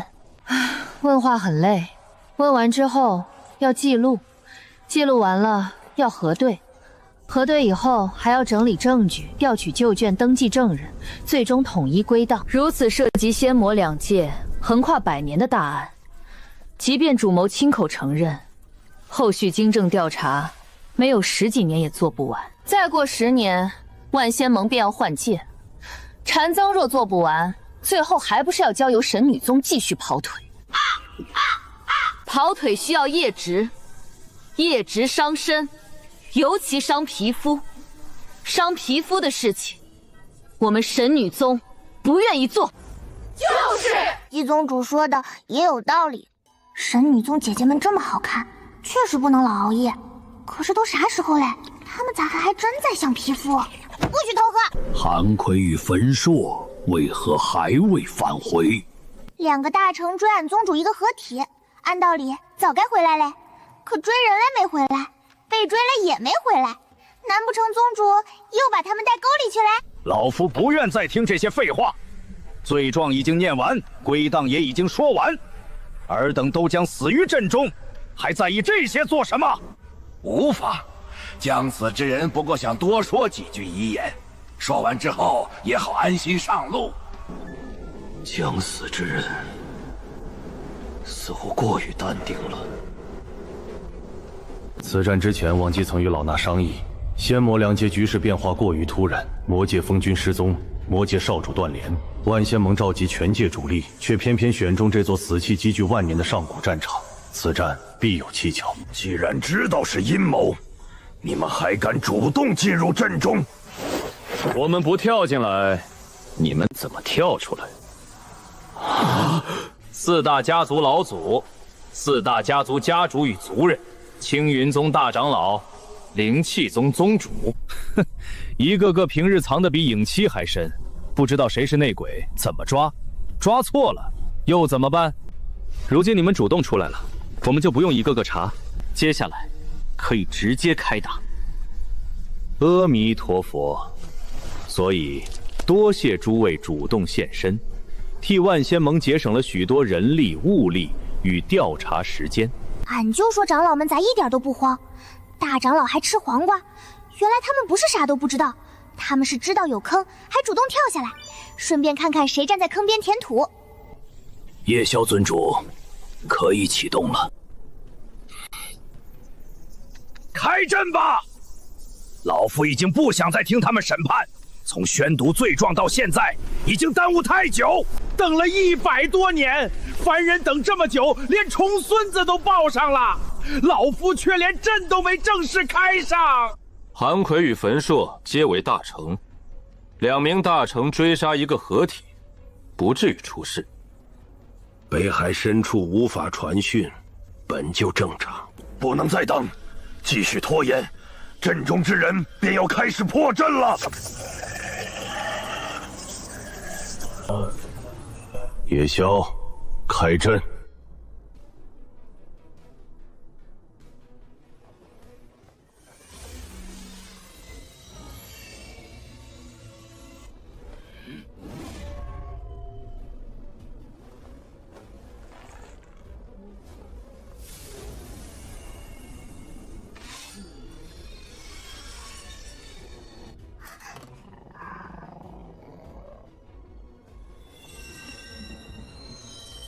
开阵！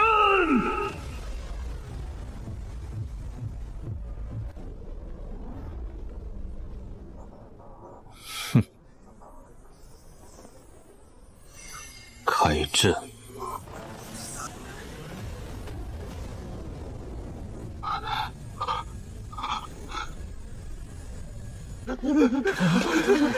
快想办法破阵！难道站着等死吗？急什么？这种炼化几万人的逆天大阵，没几日练不完。你以为烧开水，咕嘟几下就开了？上古卷轴记载，完整炼化最快也要3日。3日足够写遗书了。你们修为高，当然不急。我才金丹初期，最多成半日。我刚初期，1个时辰后可能就成干尸了，遗书都写不完。俺也急，金丹初期能撑多久？俺不知道。大师兄他们会不会难受？长老们会不会被臭干凌厉？这个阵咋还在亮？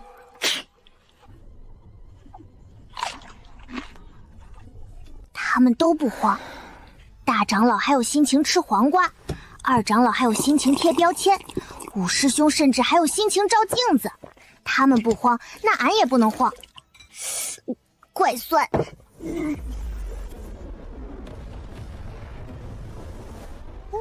水来了。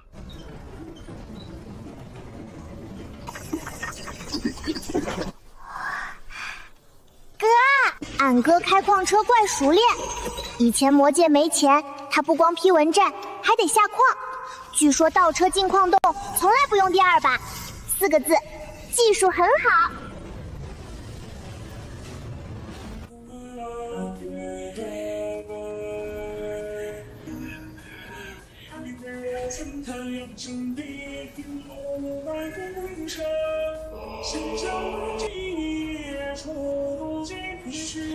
2师兄，好拉风！别人带兵骑战兽，他带兵做矿斗，关键是还真挺好看。文哥站在矿车头上，背后是30节矿斗，400多个矿工，看着比御剑拉风，比其灵兽拉风，比坐非洲也拉风。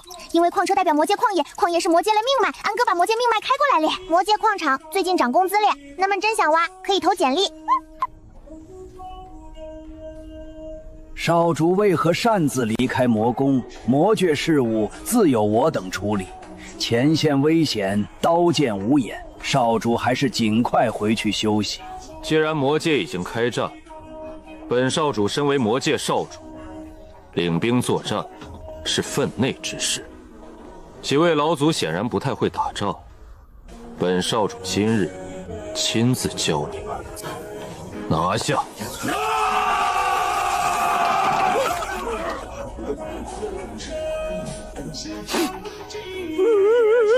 谁敢欺负我家少主？他一哭，就像怪伤心嘞。可他的威压一出来，别人就真该哭嘞。独眼爷爷，就是他，天天在魔宫门口哭，还偷俺幽冥果，大成气嘞。独眼爷爷的威压是呜呜呜，俺好伤心。哭灵大人的威压是闭嘴，别吵。俺觉得哭灵大人更霸气一点，但独眼爷爷哭起来更吓人。三醉子老祖，就像你以为自己知道家里有几块灵石，结果恁丈夫还藏了3块，恁翻遍屋子都找不到，直到他自己拿出来。这不是魔宫那个爱哭的老管家吗？他不是化神期吗？何时突破大成？为何未曾报备？我为什么要告诉你？这不是忘川之流的摆渡人吗？他怎么也是大成撑船撑出来的？拿下！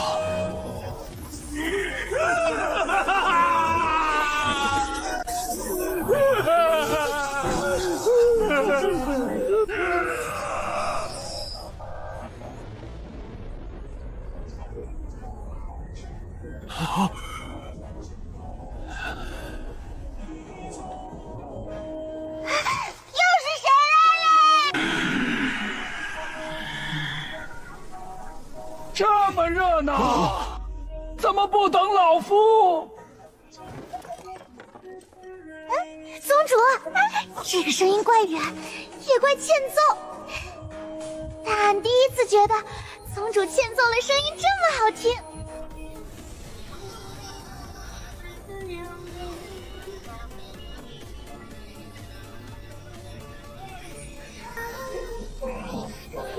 宗主，等着啦。等您。魏苍玄，你还活着？老夫早就说过，韩归和焚硕追不上他，2个大成追一个合体，追了3天3夜，连人影都未必摸得到。哼，说出去丢人，丢邪修的人。哦，你说那2个大成刺客上菜？这门怪蓝嘞，一看就是北海雷门，从门框到门把手都是蓝嘞。冷不冷先不说，反正风格怪统一。不可能，魏宗主只是合体期，怎么可能同时击败2名大成？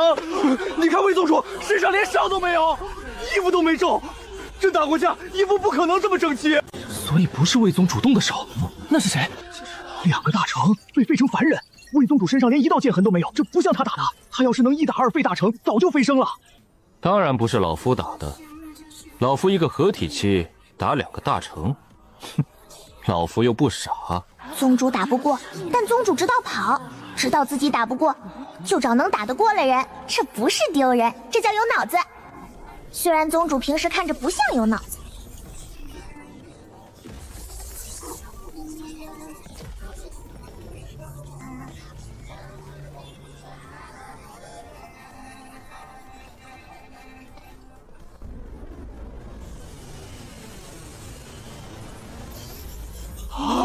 北海之主，魏宗主没被打死，还把北海之主请来当救兵。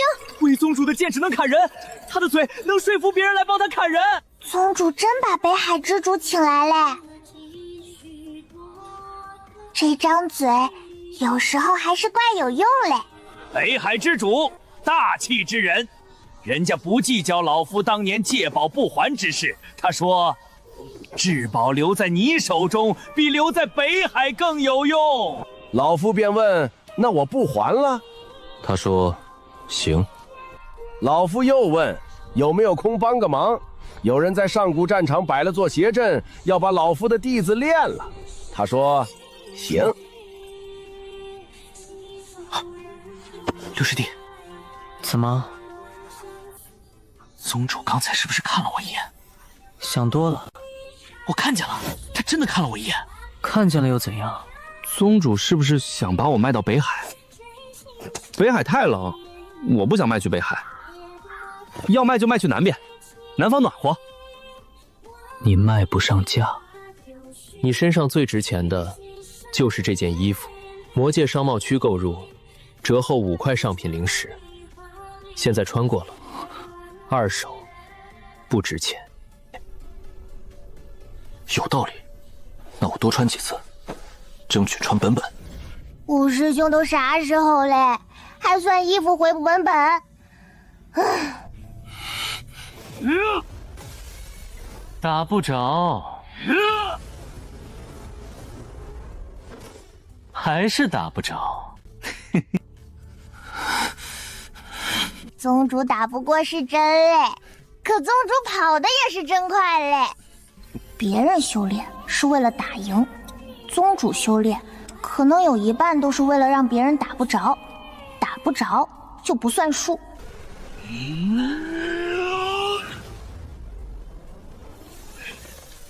修仙界第一邪修，老夫来会一会。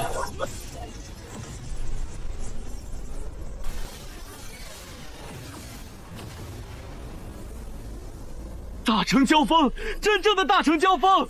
诸位道友，10块上品灵石值了，这场面1000年难见。大成战斗特点：速度极快，威力极强，难以分出胜负。修为相近时，决定胜负的可能不是功法，是耐心。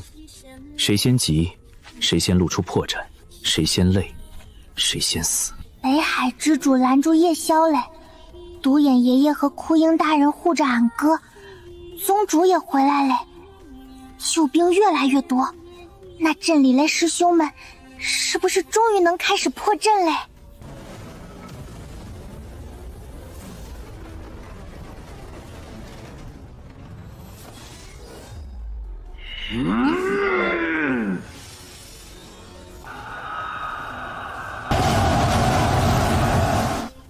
北海也要插手修仙界之事。炼化2界生灵也敢说只是修仙界之事？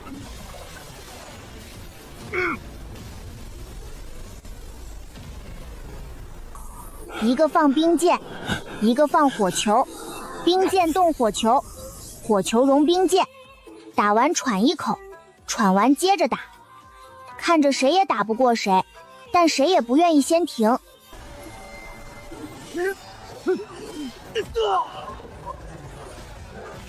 咬一口就跑，跑完再回来咬，妖兽不亏，亏了全是被咬了人。那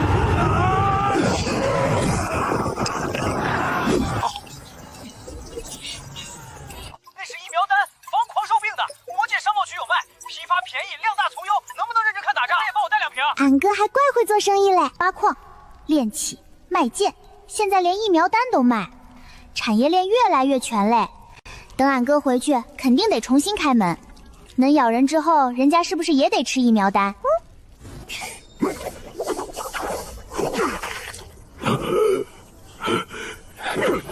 ？30年前仙魔大战，你躲在家里当缩头乌龟，乌龟不好好当，又跑出来给人当狗。一个合体期，跟着几个大成瞎混什么？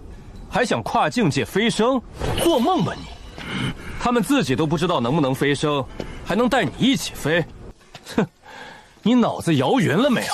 你连大层劫都没度过，还整天想着飞升，飞升飞升飞你！宗主骂人，咱还越来越不讲究嘞。可能打架的时候讲究不了那么多，只要能把对面气乱，啥词儿都能用。闭嘴！闭什么嘴？老夫想骂就骂，你管得着吗？你是老夫的爹，你配当老夫的爹？你给老夫当儿子，老夫都嫌你年纪大。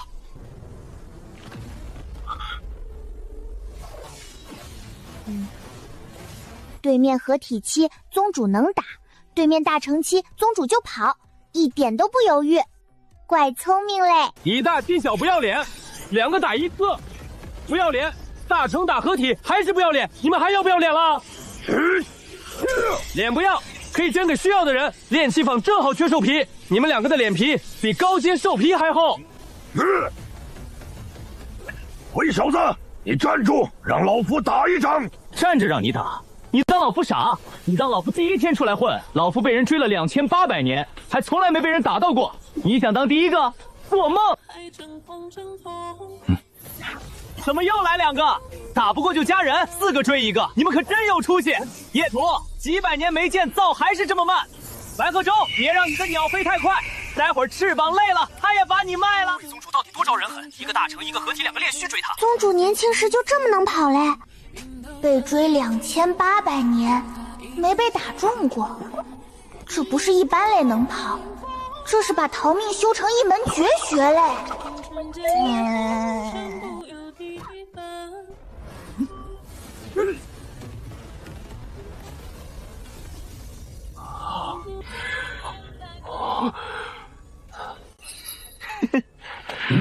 又没打着。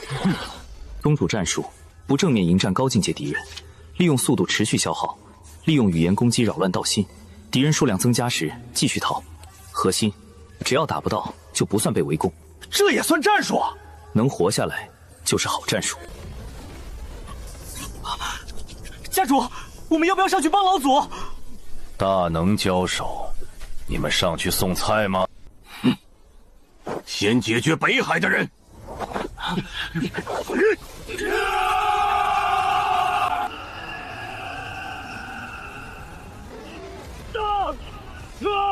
先拉开距离！北海修士也太惨了，大老远跑来帮忙，一口水没喝就被追着打。没办法，对面人多，还有高阶妖兽，一巴掌能拍飞一群金丹。咋越跑越远嘞？他们是宗主请来帮忙嘞，要是真跑没了，北海之之打完回来，不得先找宗主算账？矿兵听令，去支援北海修士。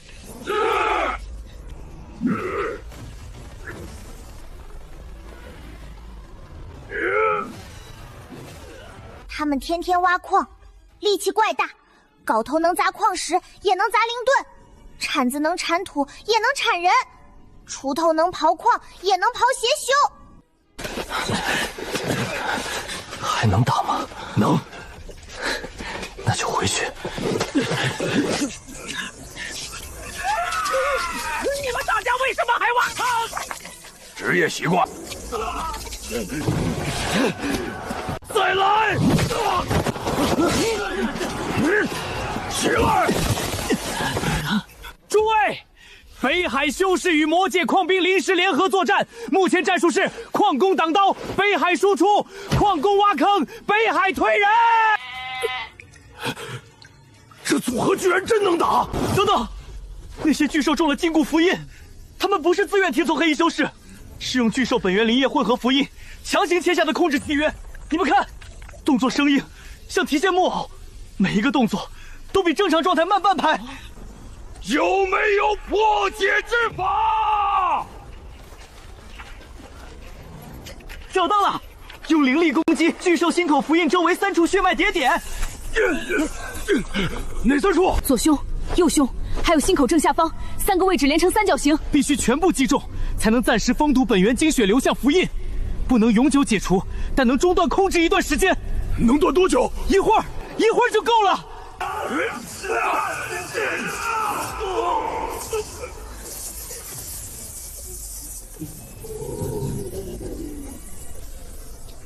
低阶妖兽怪聪明，一醒过来就知道这里不能待，啥仇都没有命重要，先跑再说。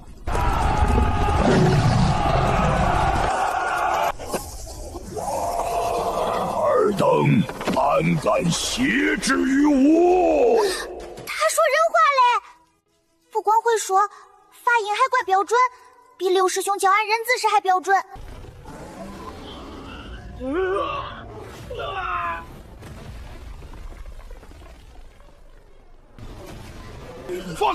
放开老夫！啊！上官家主飞出去了，飞得比魏宗主还远。不一样，魏宗主是自己跑，他是被扔的。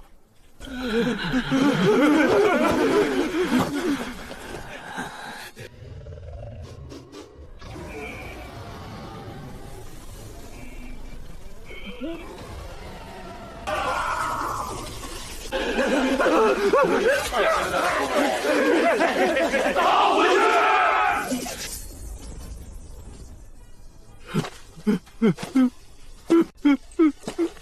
就是你这老东西，想炼化我家小公主，她才3岁半，你下得去手？你有没有良心？有没有人性？公主不在这里，她不在阵中，如何炼化？那是你没有抓到，不是你不想。打死你这黑心老贼！那个每天蹲在魔宫门口晒太阳，动不动就抹眼泪了老头，真累是大成。等他回来，俺还是不跟他算幽冥国嘞，怕他哭。哼，你准备拿这东西打我们2个？撑船用的手头，应该也能打人。你一个人也想与我们2人交手？没打过，想试试。不怕试试就试试。一把年纪了，试试就试试。以前没试过，想试试，试过就知道了，知道了就不怕了，不怕就不用想了，不想了就能安息，安息也好，安息了就不用乘船了。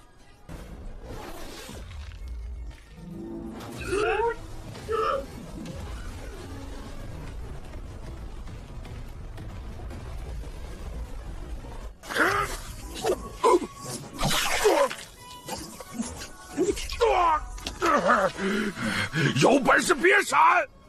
不闪就不是试试。大成打大成，打得好！长羊角那个是不是忘川石600多人？我姐的大崽子我随便放在河边乘船，他还免费。胡林大人确实宰过俺，当时俺没钱，他1块零食也没收。现在想想，俺坐过大成启程类船，怪有排面。放手，困住他！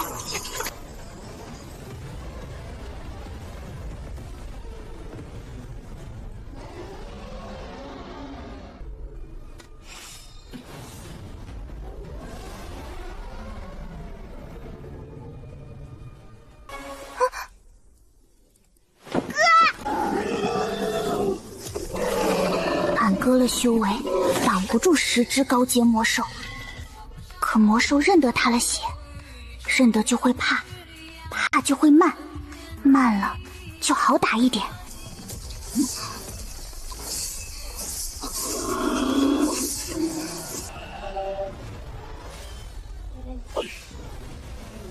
护兽主拦住猛兽！二师兄用的是基础剑法第60，真能扫。基础剑法元婴期使用，可暂退3只高阶魔兽。重点不应该是二师兄好看吗？符焰还是很强的，元婴期能拦10只高阶魔兽。皇族血脉压制而已。换只野狗看到你也腿软，不过不是怕你，是嫌弃你。别吵，符焰右手在流血，虎口裂了。魔君怎么还不来？上次仙魔大战还能出来投降，这次连面都没露。魔君暂时回不来。又是你，屋里放屁！有话不说，有屁不放，说了你们也帮不上，帮不上还着急，着急还骂我，我还嘴，你们骂得更凶。公主殿下，叶青，拿去帮俺哥。魔君命属下贴身保护公主，属下不能离开。俺哥在流血，对面那么多个打他一个，能不去，万一他死了咋办？俺在宗门怪安全，俺不乱跑。大阵怪厉害，大成期都进不来。能去帮俺哥，俺自己待着。属下速去速回。公主切勿离开护宗大阵。俺保证。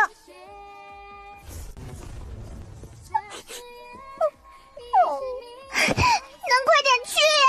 符焰这招是天剑宗基础剑法第60吧？横扫千军真的好溜！羊角老魔1打2，好厉害！竹高当剑勇，还能和2个大成打平。那竹高到底是什么法器？看着不像法器，像真的竹高。那个爱哭的大成也很震撼，一边哭一边打，眼泪落地都能砸坑。这是什么功法？夜宵和北海之主都打到看不见了，我眼睛都看花了。高阶妖兽全反火了，对，咬死邪修，咬死叛徒。北海那个合体期老者也厉害，冰杖一挥，上官老祖冻住了，再一挥又化了，再一挥又冻住，来回冻来回化，上官老祖快疯了。这辈子第一次看见这么多大能交战，值了！就算被炼化也值了！别啊！你值，我不值，我还没活够，还没找到道侣，我也不想死，我还没吃过十字宗灵膳，我还没去过魔界商贸区，我还没见过北海的雪。什么时候才能打完？我的修为一直在流失，像一个漏水的桶，根本堵不住。再过半个时辰，我可能真要变成干尸了。修仙界的，还有魔界的，还看什么？破阵啊！看了半天了，看够没有？看够了就干活！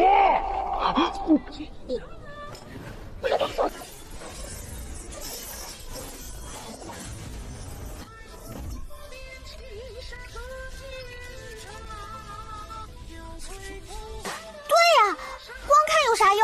快破阵啊！还看甚呢？破阵啊！快，别看了！我差点忘了自己还在被炼化。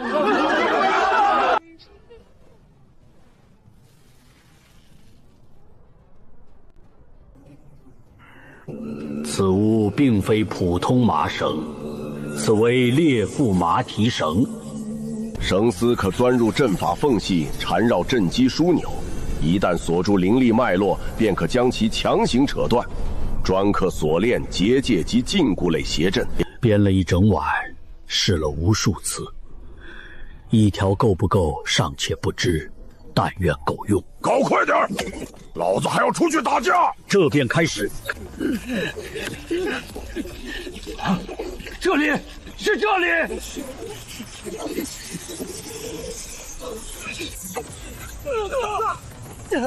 找阵缝，就像拿着一根针在布上找一个看不见嘞洞，洞找不到，针扎不进，扎进了也不一定扯得开，扯开了也不一定扯得断，这针咋这么结实？宗主，还是不行，这针跟铁桶一样，连条缝都没有，绳子塞不进去。别急，老夫给你们喊了救兵，再等等。还有救兵？宗主这一路到底喊了多少人？喊一个北海，喊一个北海之主，现在还有他的嘴是传讯法器吗？此阵耗费100年，日夜打磨，反复调试，其实尔等一时半刻能够破解，做梦，梦里也解不开。来了！救兵来了！终于来了！我腿都站麻了。是人，不是绳子，这次来的是个人。他不是来破阵的。属下不会破阵，属下只会打人。快去办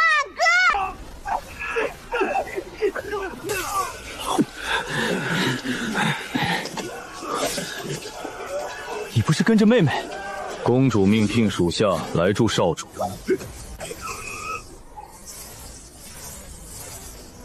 让开！方才不是跑得很快吗？继续跑。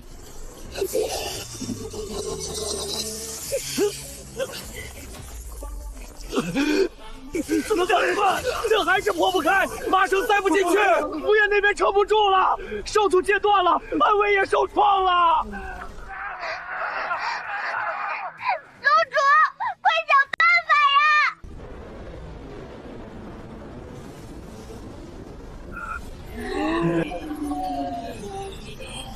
这啥雷呀？快响雷！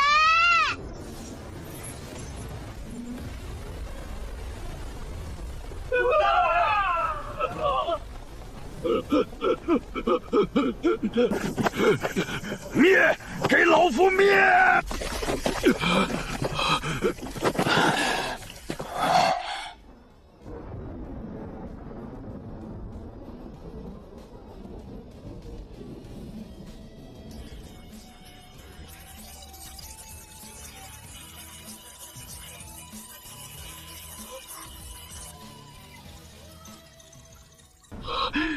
诸位道友，渡劫之人又出来了！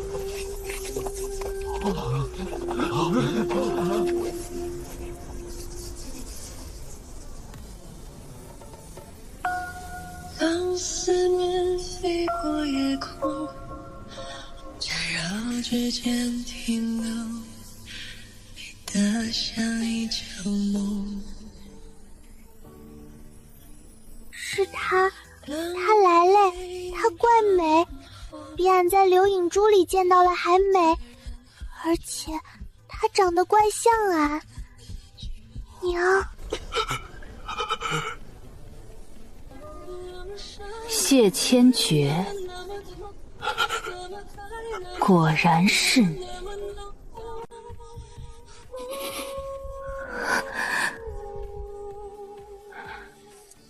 我没事，娘。听见没有？他叫他娘，魔界少主将青云宗当宋为主娘。青梦宗主亲儿子被打成这样，他能不出来？那他不就是魔君的道侣？那30年前的仙魔大战算什么？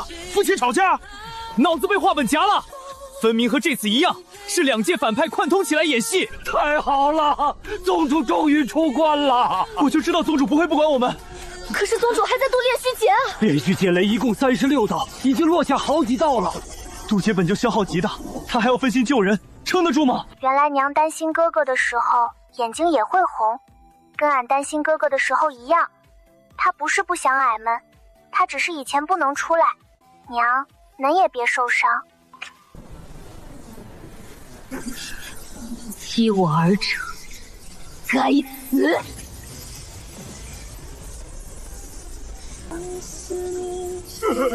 魏苍玄，你别跑，带上我！呸！你个糟老头子，怕死别拉上老夫！老夫跑得好好的，你跟着跑就是了。喊什么喊？怕别人不知道你在逃命！该死！快些！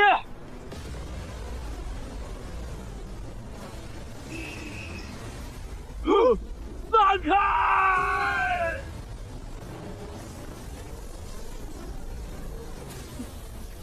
娘被雷劈是变强，他们被雷劈是变僵。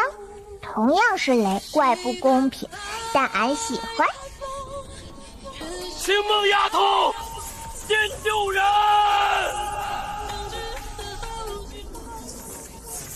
落！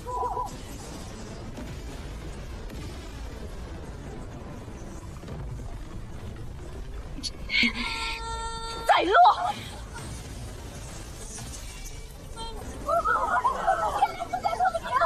孟宗主为什么连我们一起劈？裂了！全部人集中南侧阵眼。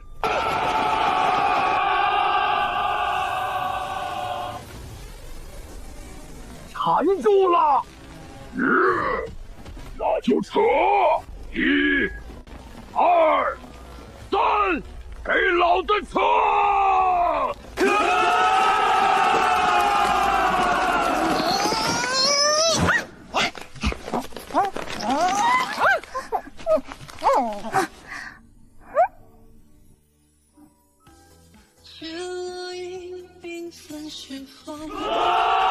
娘劈开裂缝，主持把绳子塞进去了，所有人一起扯，只要把这口大碗掀开，师兄们就能出来嘞。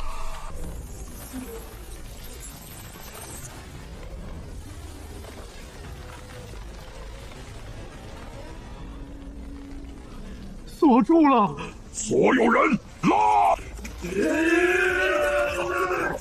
用力！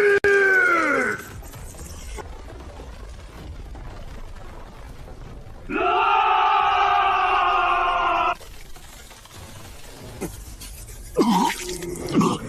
这次不是人动，是绳子自己往里钻，缠住正畸，再让所有人一起拉。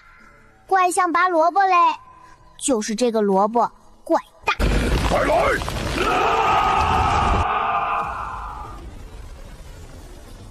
裂开了，快冲！别急，一个一个来。谁踩我脚了？把脚拿开！那是我的脚，不是石头。谁拿我馒头了？我馒头还在这里，那是我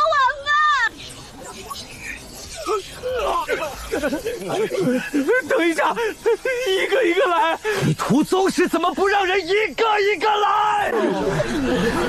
别打，我们也是听老祖命令。听命令就能练我们？我们愿意投降。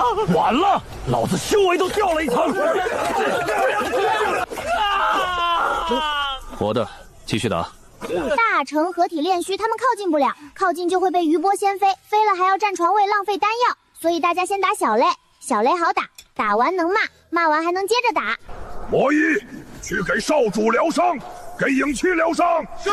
给东南西北4位魔将疗伤，记住，先治伤口，再补魔气。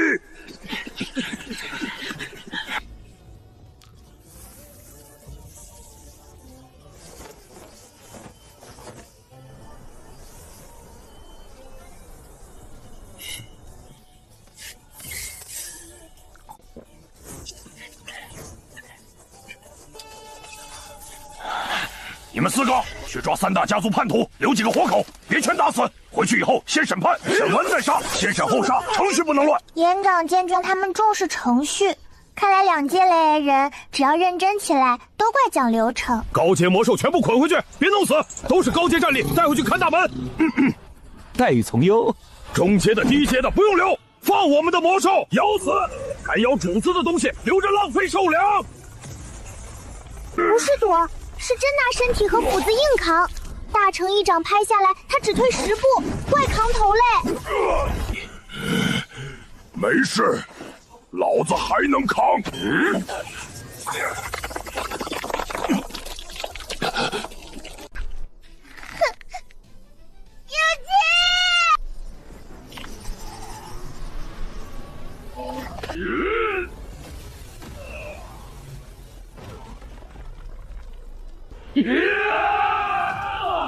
蝼蚁不自量力。大都哭了，他们5个确实打不过大成，可他们只要让那个老东西分心一下，福院爷爷就能鼻子打歪，鼻子一歪，眼泪一流，心态就崩了。一群和尚也敢插手大成之战？阿弥陀佛，打不过，但可以烦你。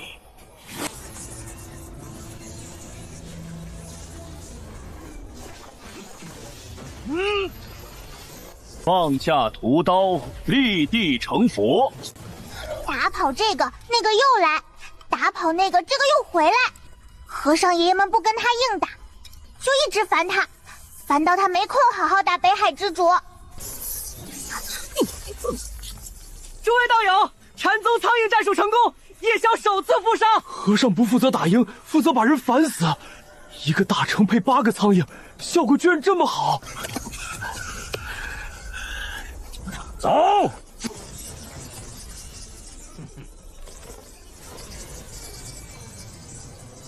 你们想做什么？砸他！老夫就不信砸不死他！1张不行就10张，是；10张不行就100张，是。我们青云宗什么都缺，就是不缺钱，不缺灵石，更不缺符箓。这得多少灵石呀？别人扔符箓是用1张少1张。青云宗扔符箓像扔不要钱嘞纸，要是给俺们天天宗，这些符够用好几百年嘞。不许拍！历史资料不能遗漏。上官老祖晚节不保。你们5个离远些，大能交手余波太强，靠得太近会被一掌拍死。拍死以后，回宗无法向宗主交代。再退5丈。阿弥陀佛。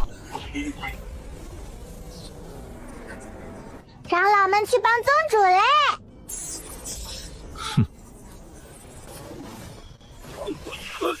魏苍玄，叫什么叫？老夫打的就是你！上！你为何总打脸？阿弥陀佛，杀人只疼一时，羞辱能疼一生。三长老来扫帚不冲要害，只冲脸，丢人比受伤更难受。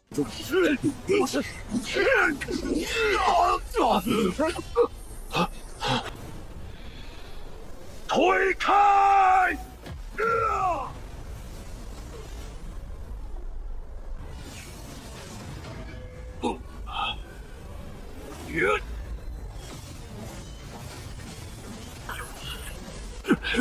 哟，背靠背，怕了，2个打4个，还怕成这样？你们几千年的脸全丢光了。一个大成，一个合体，打老夫1个合体加3个化神，还得背靠背，是不是？等会儿还要手拉手？要不要再唱首歌？唱什么？唱我们是好兄弟。唱完了要不要抱一抱？抱完要不要亲一口？一个大成跑得还没老夫合体快，平时不锻炼吧？还是年纪太大，腿脚不行了？要不要老夫给你介绍个医修？食神宗旁边有家医馆，专治老年病。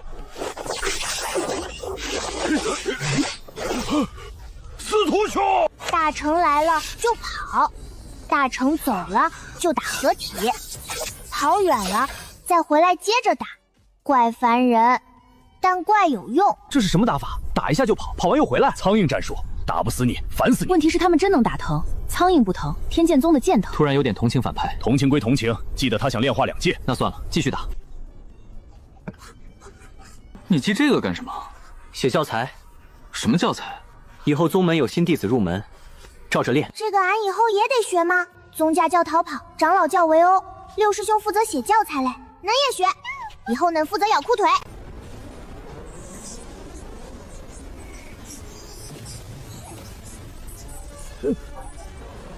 100年前，是你泄露本座行踪。若非老夫泄露行踪，你能遇见魔尊？你能儿女双全，1个儿子，1个女儿，多好！旁人想要还未必能有。你们总说老夫勾结魔界，那你呢？你与魔君连孩子都生了，生1个还不够，还生了2个，多好！依你的意思，本座还该谢你。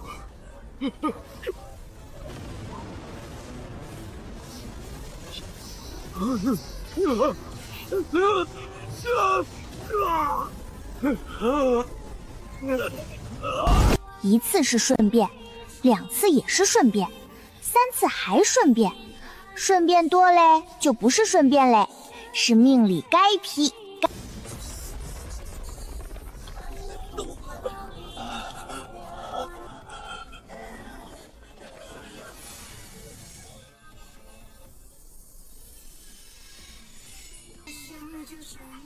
青梦，这一切，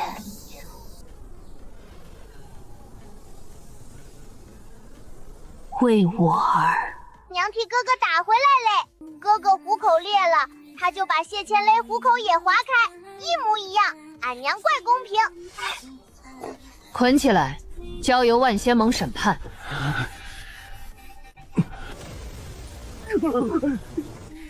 你是大师兄，你上。师妹力气大，理应为师门出力。大师兄修为最高，修为高，不代表扛雷高。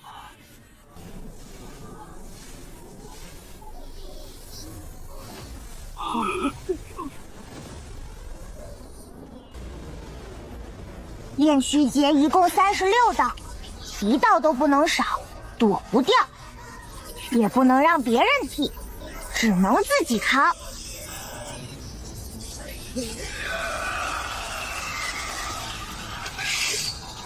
为青梦宗主护法。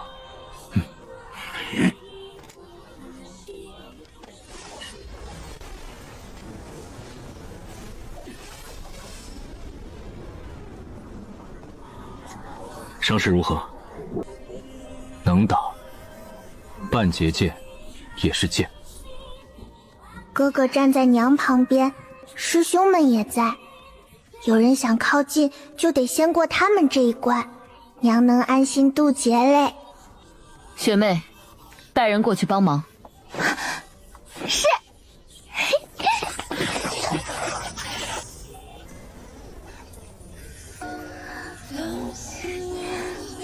沈师兄，沈师兄，你吃饭了吗？吃了。吃的什么？馒头。好吃吗？还行。雪妹姐姐追大师兄50年，好不容易站到旁边，聊了半天，只聊出来一个馒头。大师兄确实怪难聊。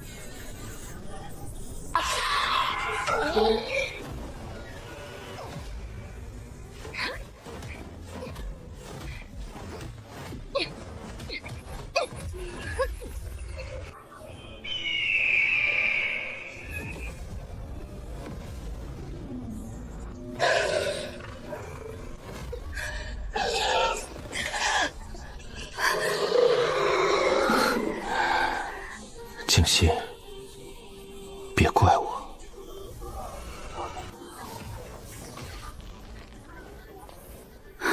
当年还在玉灵宗时，本座便说过，这个男人一看就是祸害，你偏偏不信，非要跟他。如今好了，几百年前的旧账，今天才算；几百年前的男人，今天才打。姬言辞，这是我与静心之间的恩怨，与你无关。本座也不想管，可本座在旁边看着生气，生气便会伤皮肤，皮肤受损就会长皱纹，长皱纹就会显老，显老便不美了，不美了还如何当神女宗宗主？姬宗主啥事都能绕到皮肤上，但每次听着好像都怪有道理。哼，你打了他一掌，还让他别怪你？只能说本宗主有这个魅力，你看他，还不是对我处处留手？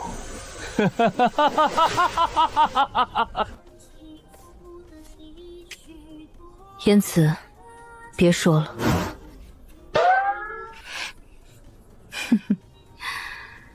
你以为本座没看见？方才你的剑偏了2寸，掌力收了3分，身法也慢了半拍。若非你处处留手，怎会被他屡次占上风？白静心，你是不是还想与他复合？我没有。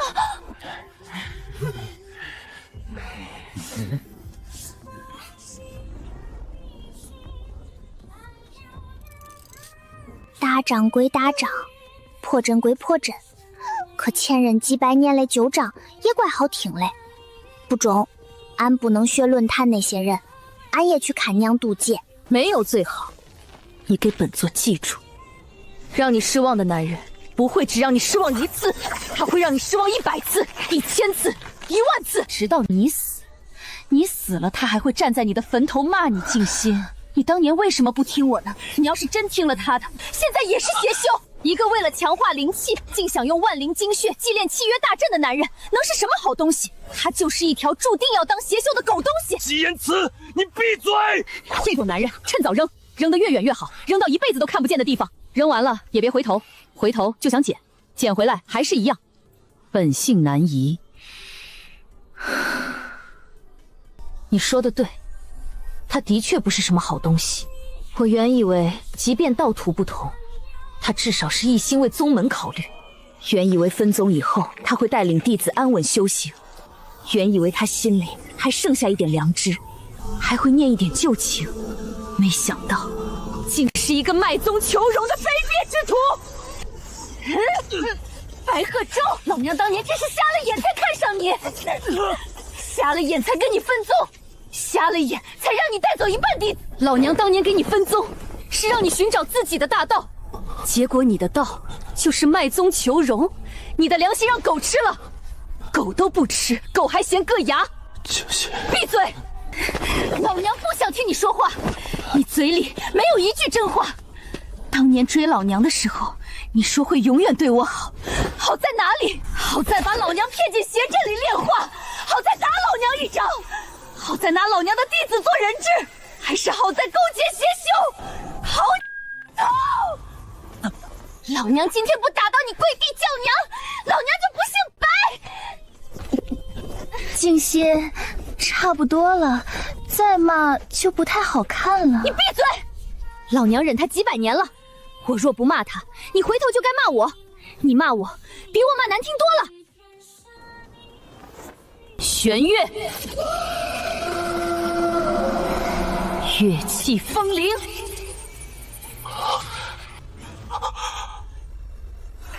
玄月灵狐本来就能压制那只鹤，刚才白宗主没用，不是不会，是没舍得。静心，我错了，你再给我一次机会。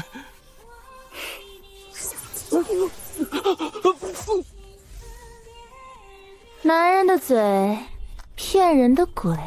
绑起来最省事，不用听他废话，不用看他表情，也不用担心自己心软。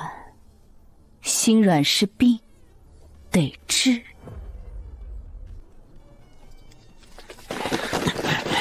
绑了，带回玉灵宗，炼化元气，以后当客气。以前是宗主来本命寿，以后是谁来都能齐来客气。这惩罚怪伤自尊，但谁让他跟错人嘞？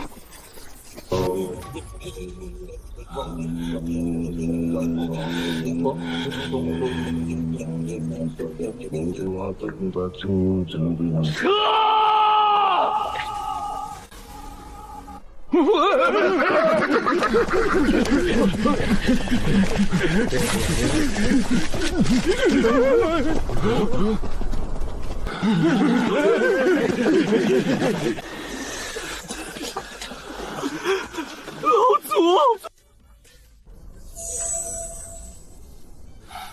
寸光盾只能传出半里，跑不远。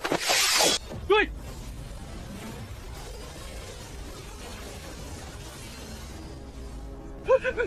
诸位，大能追击开始了！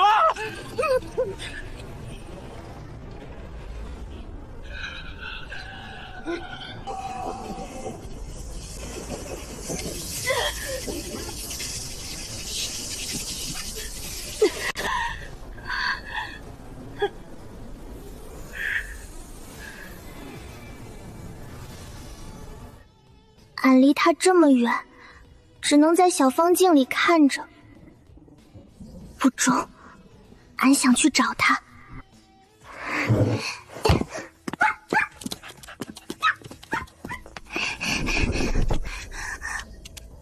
小燕啊，能看好宗门，别让坏人进来。俺出去一下，很快就回来。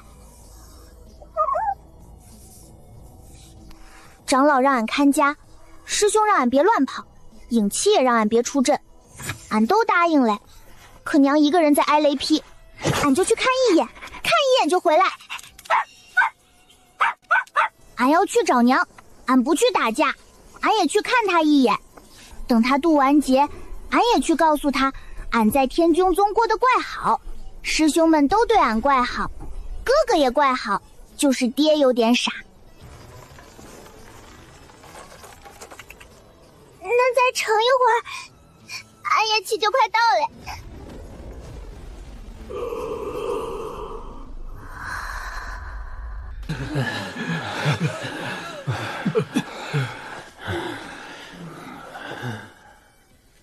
不中，他们看俺的眼神不对，怪亮，像捡到灵石嘞。小平儿，他怎么出来了？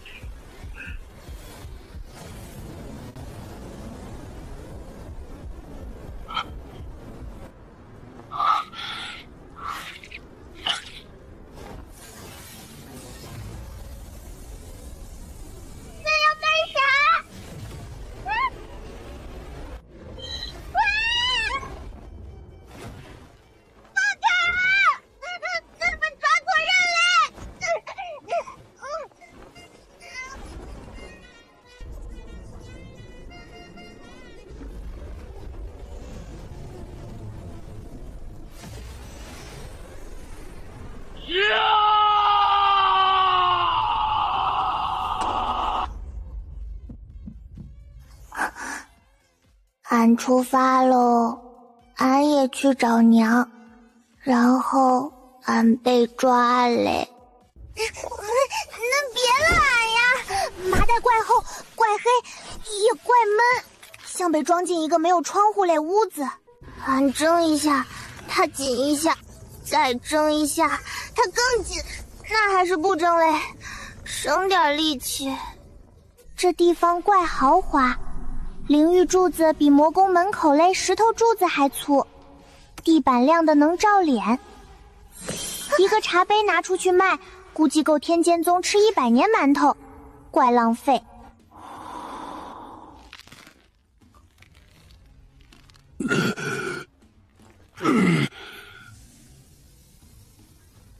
这2个位置应该是韩畴和焚硕嘞。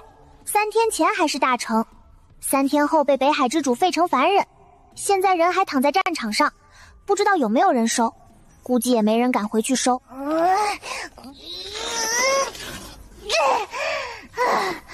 粘得怪结实，这里是哪儿？硫磺之域。硫磺之域，邪修、叛徒、杀人魔的老窝，传说进来以后就再也出不去的地方。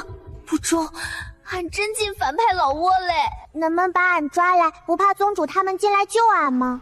此次封印是真正加固，从里至外层层叠加，寸寸封死，每一层都有大成灵力助助。从前的硫磺封印是大层邪修无法从内部离开，如今则是大层强者也无法从外界进入。吾等从内部将封印彻底焊死，莫说魏苍玄，纵是大罗金仙下凡，也未必能够叩开此门。他们把自己锁进来嘞，外面进不来，里面出不去，听着怪安全，也怪像给自己修了一座坟。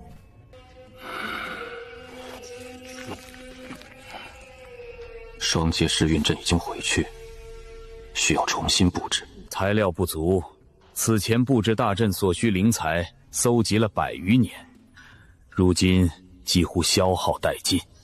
若从头搜集，少则数十年，多则仍需100年。况且还要离开硫磺之域，前往外界寻取。针眼呢？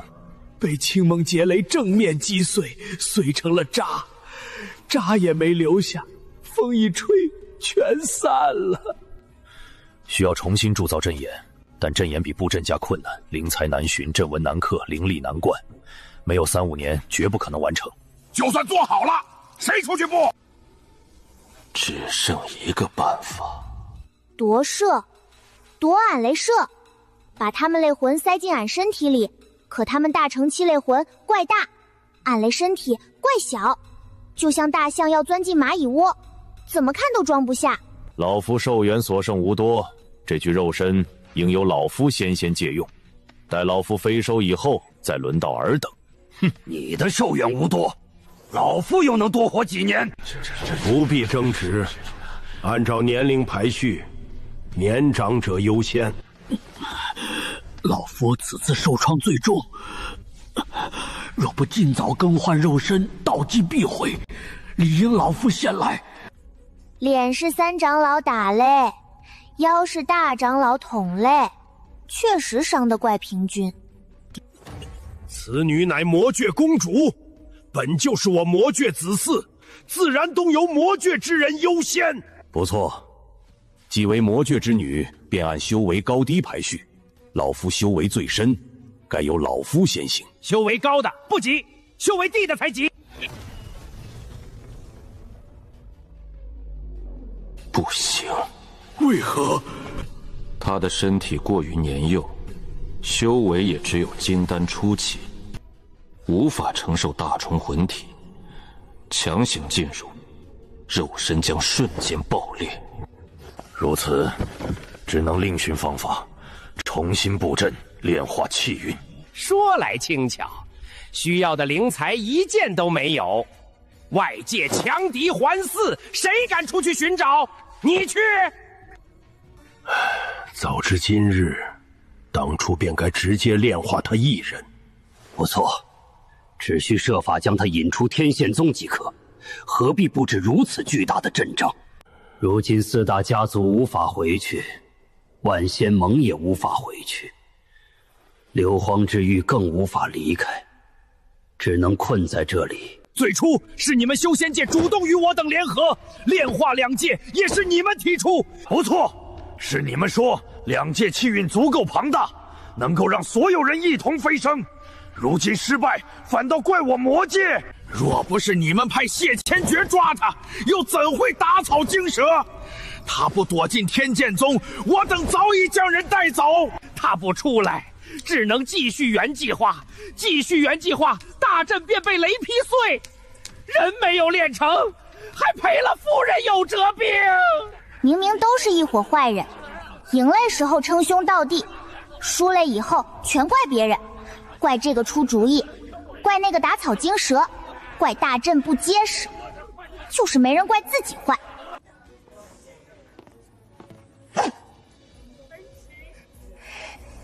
吵什么？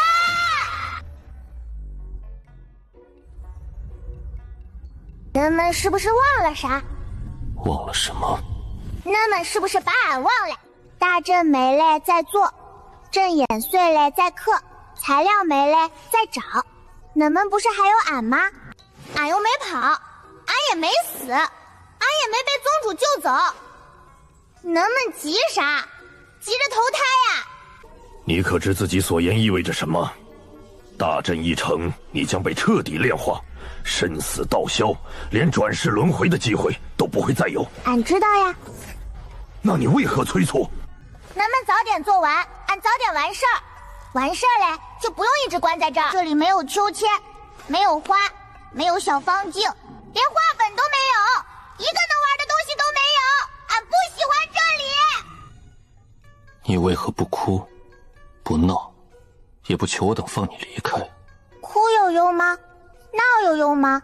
没用的事儿，俺为啥要做？哭完了眼睛肿，闹完了嗓子哑，求了嘞膝盖疼，最后他们还是不放俺。那俺不是亏大了？又赔眼睛，又赔嗓子，还赔膝盖。这孩子的脑子是否有些问题？俺听见了，俺脑子没问题，有问题的是恁们。8个大人抓俺一个3岁半小孩，还打不过他家长，打不过就算了，还全受伤嘞。受伤就算了，大阵还碎嘞，大阵碎了就算了，我也没办法。材料也没了，你们8个加起来得有几万岁了吧？混成这样，还好意思说俺脑子有问题？几千岁了，大人，一块抓小孩，还让家长打得鼻青脸肿，到底谁脑子有问题？可去北海夺取冰魄灵晶。北海之主已然参战，你去抢。魔界矿脉中尚有几种可用材料，魔界如今由少主掌控，如何偷取？可向万仙盟借，借后不还。去北海抢，去魔界偷，去万仙盟借了不还。越说越离谱，怪不得他们活了几千年，还要躲在这里。硫磺之徒，硫磺之徒！明天再讨论吧，先吃饭。俺饿嘞。这里没有饭。那恁们吃啥？辟谷。不辟谷，俺才3岁半，辟谷会饿死嘞。俺要是饿死了，恁们就没气运练了。俺饿死了，恁们就等着哭吧。哭也没用，哭不活。你想吃什么？0米，不要馒头。外面的馒头没有4师兄做的好，怪干。俺喜欢软一点嘞。刚出锅嘞，热气腾腾嘞，还要菜，至少2个菜，1个汤。菜要热嘞，不能凉；汤要咸嘞，不要甜嘞。来人！尊主，给这个娃娃做饭。是。0米要煮软，菜别太咸，肉别太柴，汤别太油。出去！俺只是提要求，他们咋一脸想哭嘞？做饭还是得4师兄，4师兄从来不嫌俺要求多。0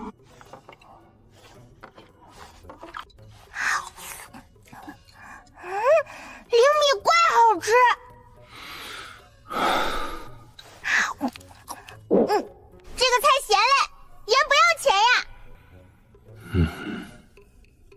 咱们邪修是不是口味都怪重？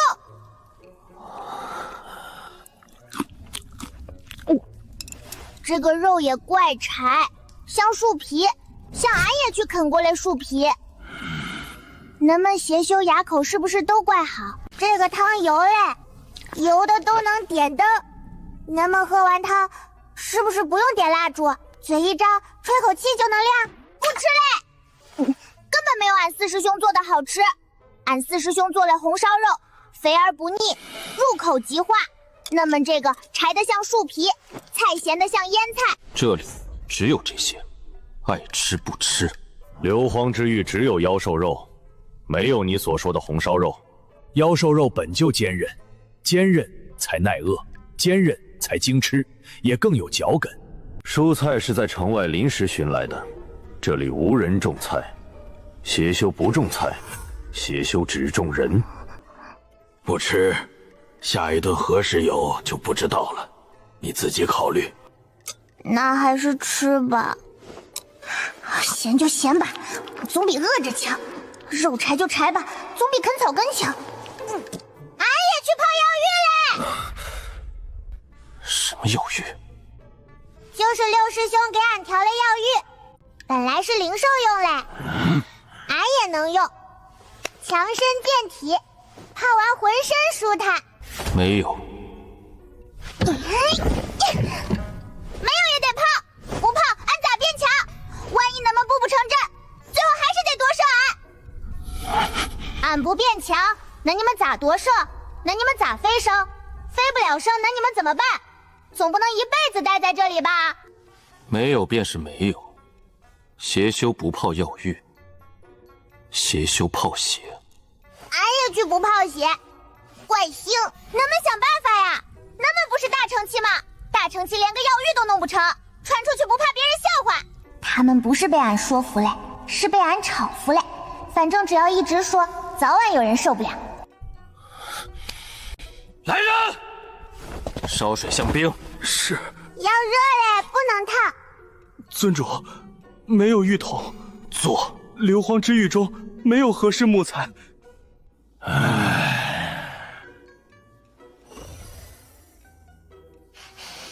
这个木头怪香。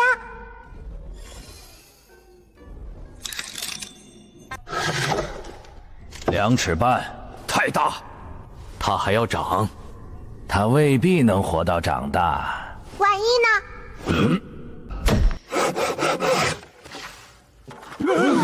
这边歪嘞，桶口得圆一点，底下不能漏水呀。知道。3个大层期老祖，一个刨木头，一个量尺寸，一个钉钉子，怪不像真嘞，但他们真在给俺做浴桶。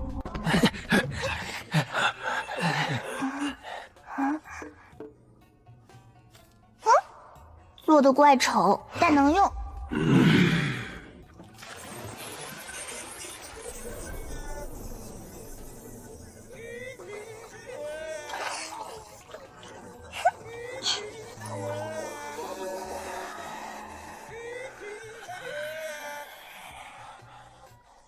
药材呢？这啥？万年赤血灵芝，万年紫纹何首乌，万年何首乌，高阶妖兽内弹，万年龙麝香，全是好东西，比六师兄给俺配了灵兽药浴好100倍、1000倍、10000倍。六师兄那一桶最贵才100中品灵石，这一桶10万上品都不一定。咋才放这么点儿？再放点儿。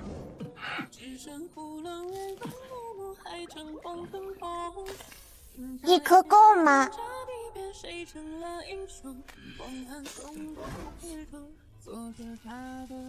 怪饱嘞。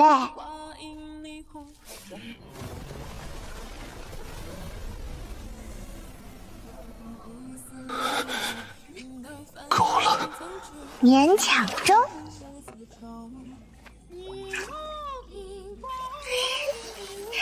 好舒服呀，暖暖嘞，润润嘞，像泡进一锅十全大补汤，又像春天躺在草地上晒太阳。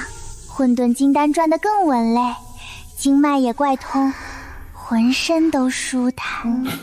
能否安静？俺舒服才哼嘞！啊！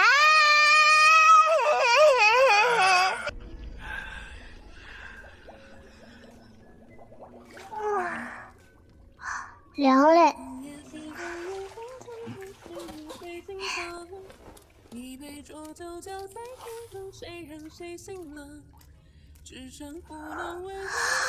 还要睡觉嘞。床呢？被子呢？睡衣呢？枕头呢？没有床，俺咋睡？修士不必睡觉，打坐便是休息，入定便可恢复精神。咱们是大成期，能不能不睡？俺也是不是，俺还是小孩，小在天黑就睡觉，小孩的规矩，老天爷定了规矩。咱们小时候都不睡觉吗？咱们没有小时候吗？难道咱们一生下来就这么老？那咱们娘亲怪惨嘞，生下来就是个老头，还不如不生。俺们天剑宗全宗都睡觉，三长老说睡觉也是修炼，睡着的时候灵气会自己转，经脉会自己通，比打坐还省事儿。不睡觉就是浪费灵气，浪费灵气就是浪费生命。够了。在殿内隔出一间卧房。是。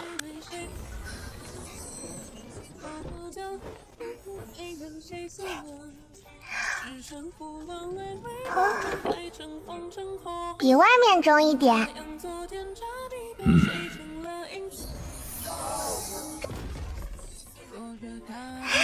这床比爱去天剑宗那石床软多嘞。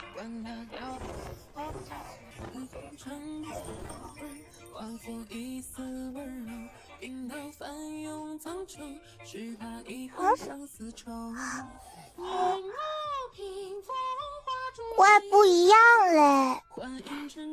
能穿即可。怪高。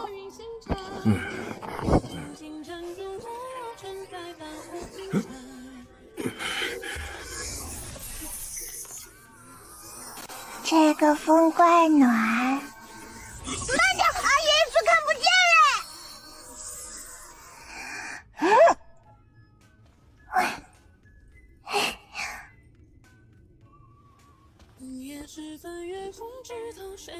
一个大成帮俺吹头发，一个大成抱俺上床，还给俺盖被子。怪了，俺到底是俘虏，还是来流荒之界当祖宗嘞？等一下，俺要听故事。什么？睡前故事呀！不听故事，俺睡不着。睡不着，俺也去哭。俺哭起来怪吵，咱们还得疗伤，吵到咱们伤就好的慢，伤好的慢。大阵做的就慢，大阵做的慢，俺就晚死。咱们想俺晚死吗？慕容，讲一个。老夫，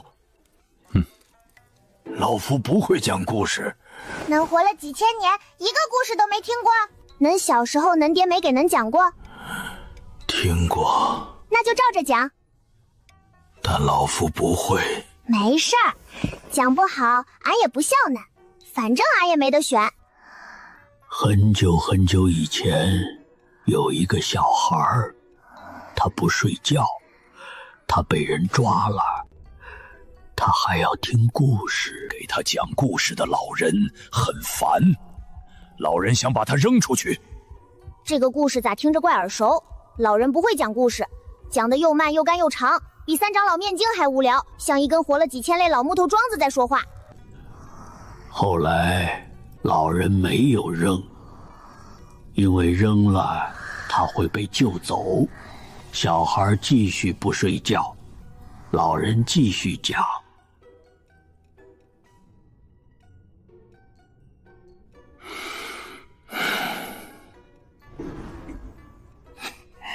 故是很差。你来。没有小烟嗷叫，没有鸟叫，也没有四师兄喊吃饭，没有三师兄来给俺梳头。这里怪安静，安静的不习惯。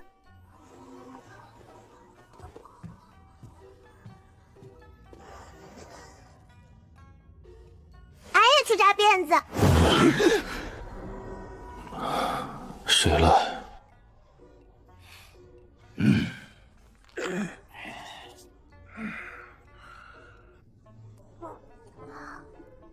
你们之中，谁会给孩子扎辫子？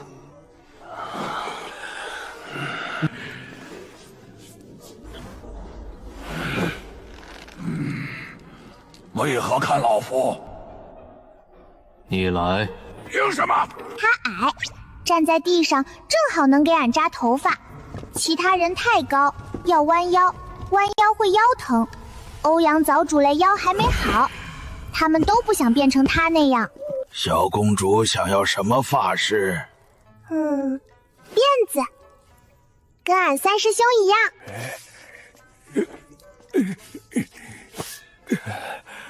好了，俺也去照镜子。大藤老祖嘞储物袋里居然真装着镜子，难怪五师兄天天照，原来是祖传嘞。丑，重扎。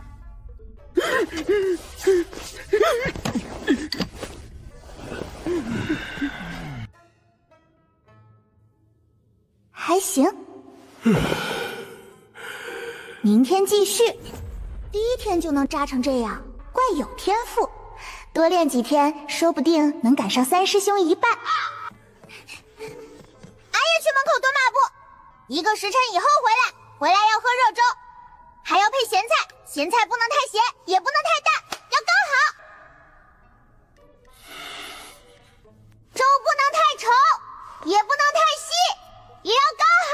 没听见吗？俺再说一遍。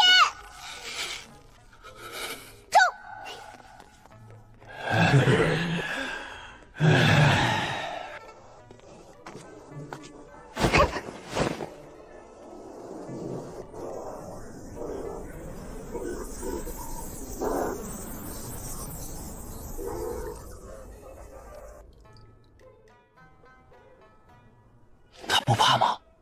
可能怕，怕还练，可能习惯了。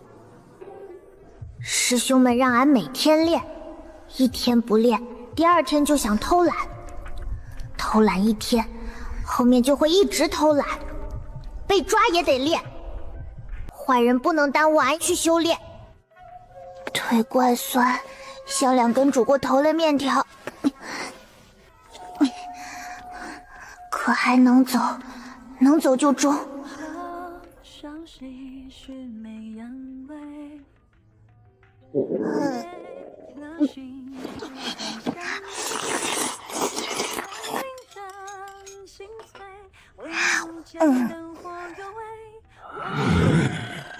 去练剑，木剑没了，他们抓俺的时候把木剑弄掉了。那把剑是4师兄劈柴时给俺削了，剑柄上还刻着俺名字。魔界商贸区批罚款，250赏拼1把，3把起卖还能打8折，俺哥定的价格怪实惠。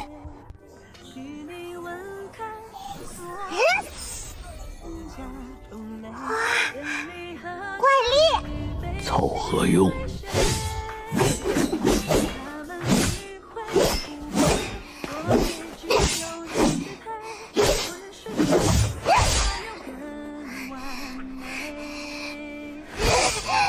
剑怪重，可重剑也有重剑的好，练久了手腕会更有力。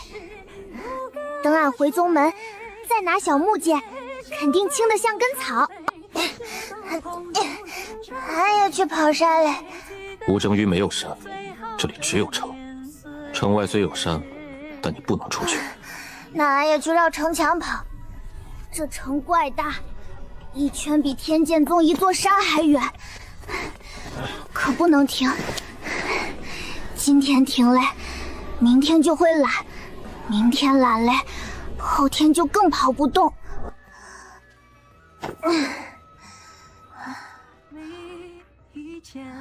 别说话，俺歇一会儿。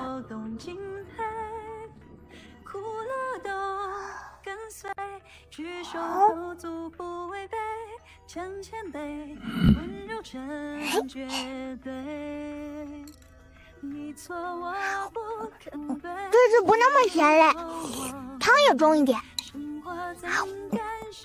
肉还是怪柴。灵米是真怪好吃，在天剑宗只有发财嘞、庆祝嘞，四师兄才舍得煮。平时还是馒头多，馒头便宜，还管饱。这群反派虽然坏，存粮倒是怪好。人们有传讯法去吗？就是能刷论坛的那种。俺也去看看外面咋样嘞。宗主他们追到哪儿嘞？俺也去看看俺哥的伤好没好。没有。那恁知道传讯法器是啥吗？何物？恁们都不知道，恁们简直是活在古董堆里的老古董，连传讯法器都不知道，恁们是不是从石头缝里蹦出来嘞？没有便是没有。硫磺之域与外界隔绝，无论坛，无传讯信号，便是普通传讯符，也无法飞出枫叶。看不到论坛，不知道娘渡劫成功没，不知道哥哥伤好没，也不知道宗主他们有没有找到俺。这里真怪像一个封死了棺材。那咱们有画本吗？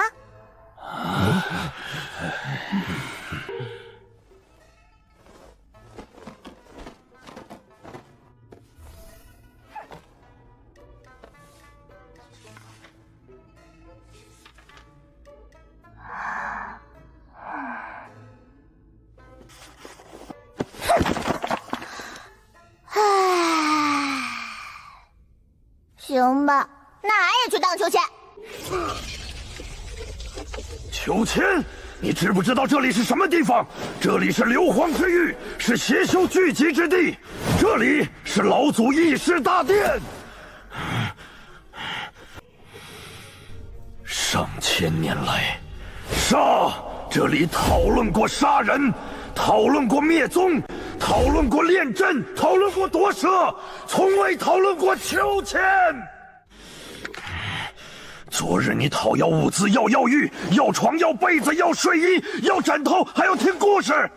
今日你又要秋千？对呀。明日呢？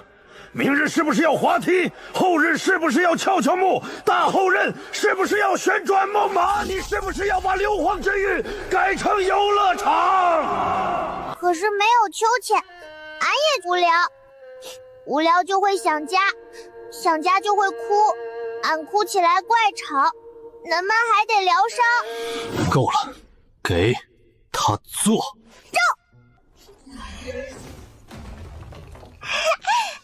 这个木头怪好。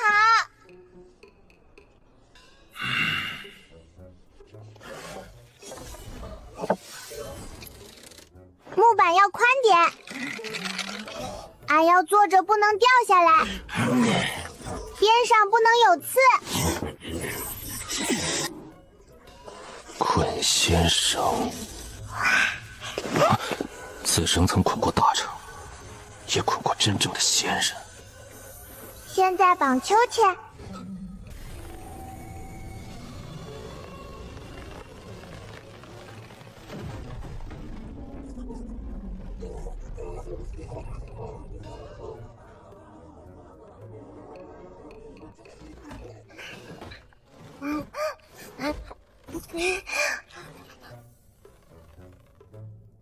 不对，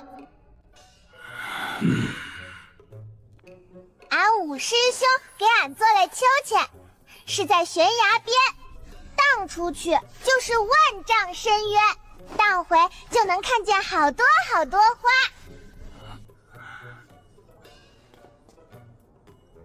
这个一点都不高，一点都不刺激，荡出去撞门框，荡回来撞门槛。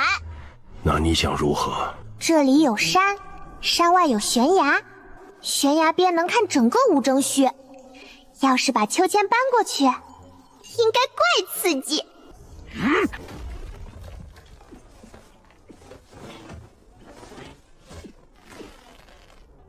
左侧高出半寸，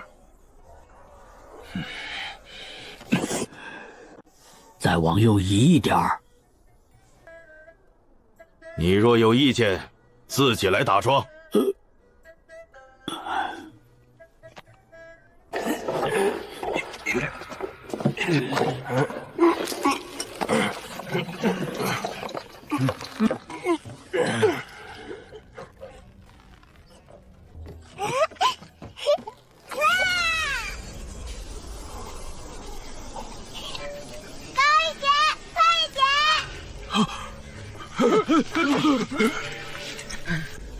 大风越狠，俺心越漾，头发像一缕灰尘，在风里随便飞，让风吹，让它乱，不耽误俺荡秋千。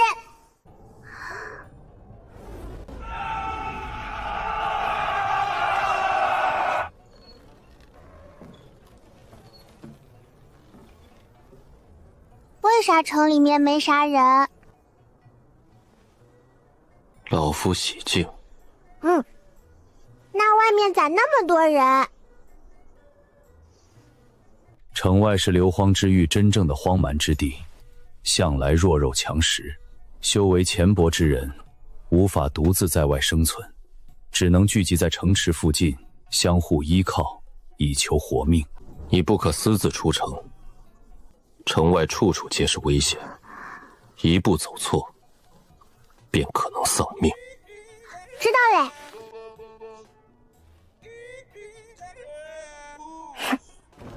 怪香，慕容老祖出门，带花，带镜子，带床，还带被子。隐谢家族类老祖果然比普通人活得精致。谁来给俺烘头发？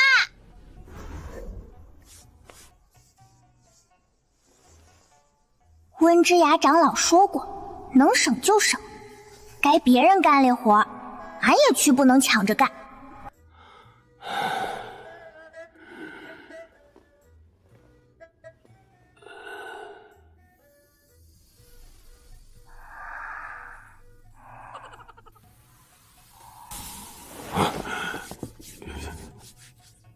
谢谢莫爷爷，莫爷爷脸红了，可能几千年没人这么叫过他。俺不笑他，笑了明天没人给俺也去吹头发。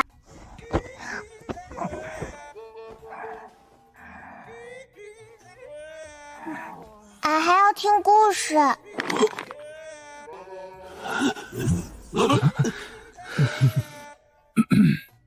行，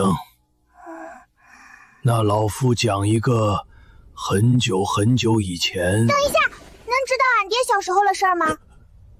知道一些。那就讲俺爹，讲他小时候咋混嘞，咋长大嘞，又咋当上魔君嘞。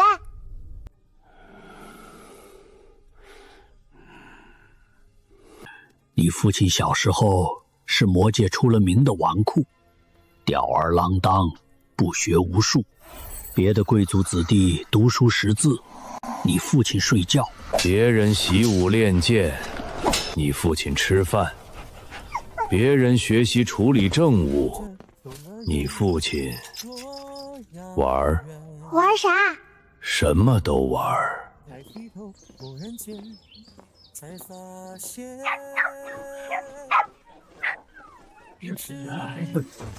悬崖本君这只，换一只。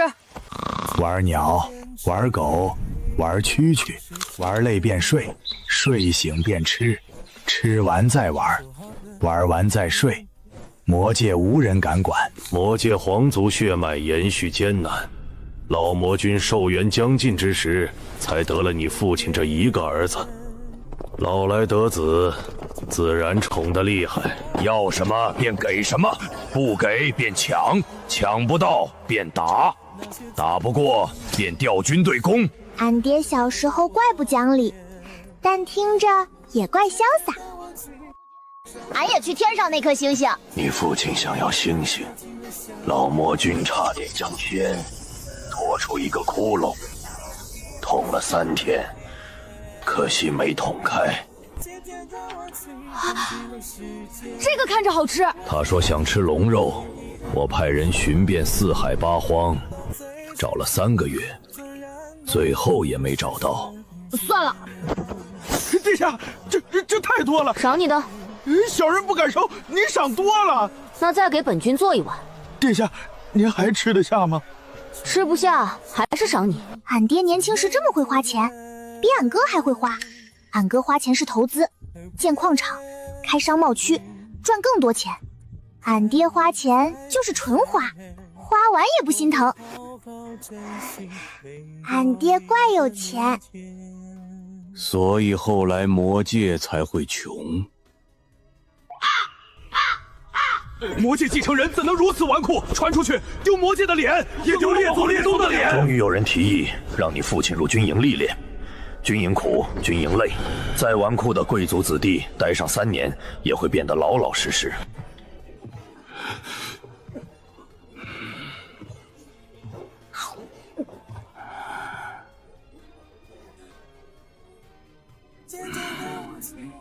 老魔君舍不得他吃苦，只让他在自己身边当小兵，每日工作便是擦靴子，哄父亲开心。升1级，再升1级。老魔君一高兴便给他升官，升了以后继续擦靴，继续哄，哄了便升，升了再哄，哄完继续升。这样也中。他是少主，自然中。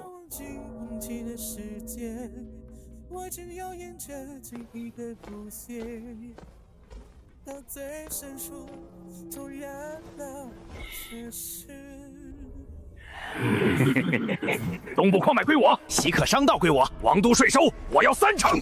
老牌贵族们很高兴，魔界终于来了一个傻子君王。傻子好骗，好糊弄，也好操控。可所有人都没想到，你父亲很能打。他是历代魔君之中天赋最高的，力气最大的，也最能打的。越阶？啥叫越阶？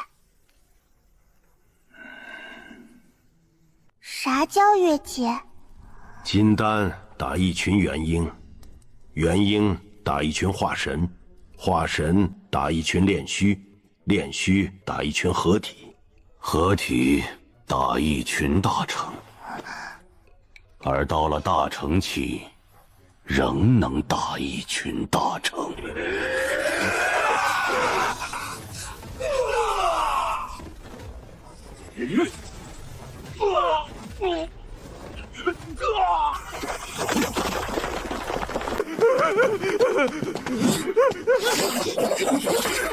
打到别人不得不服，打到别人跪下叫他爹。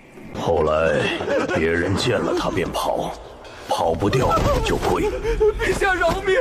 跪了便磕头，磕完头便喊陛下饶命。有人还是不服，不服便打，打了便服，服了又反，反了再打。怪不长记性。打了几百年以后，他们终于懂了一个道理：明着反，打不过。所以，咱们就想办法把俺爹困在秘境里嘞。你父亲进入秘境后，贵族们又反了。这次无人镇压，无人追杀，地盘也全都提前分好，东边归谁，西边归谁，南边北边又归谁。地图画了，字据签了，连手印都按好了。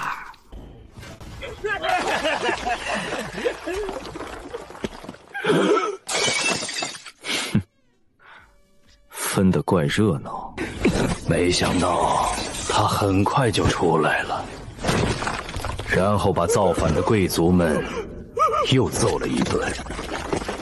你今天挨打了吗？还没。站住！有的人被揍怕了，揍老实变腿软，甚至揍忠诚了。看到你父亲便哆嗦。贵族见面都不再问吃了吗，而是问今天被揍了吗？俺爹这魔君，原来真是一拳一拳打出来嘞，怪费手。可我们几个老家伙还是觉得不行。老魔君在时，我们说了不算；你父亲继位以后，我们仍然说了不算。到底何时才能轮到我们说了算？可能永远轮不到。所以，我们开始挑拨魔界与修仙界的关系，目的只有一个：打仗。战争会死人，死的人多了，空缺的位置变多了，我们就能把自己的人一个一个安排上去。自己人多，话变好使，话好使，能做的事便更多。不打了，魔界认输。结果，你父亲投降了。啊，然后咱们就逼他一个人赔款。不错，他把整个国库都赔光了，裤衩都快赔了，穷得连军队粮饷都发不出来，军队没有饭吃，士兵跑了一半，剩下一半也在逃跑的路上，穷到连你都养不起。堂堂魔君之女，天天吃糊糊。糊糊是什么？猪食，魔界的猪都不吃。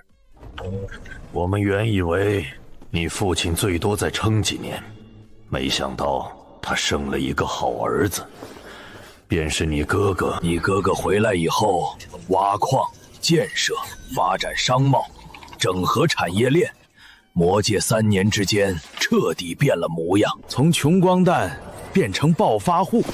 你父亲又行了，从穿不起裤衩重新变成穿金戴银。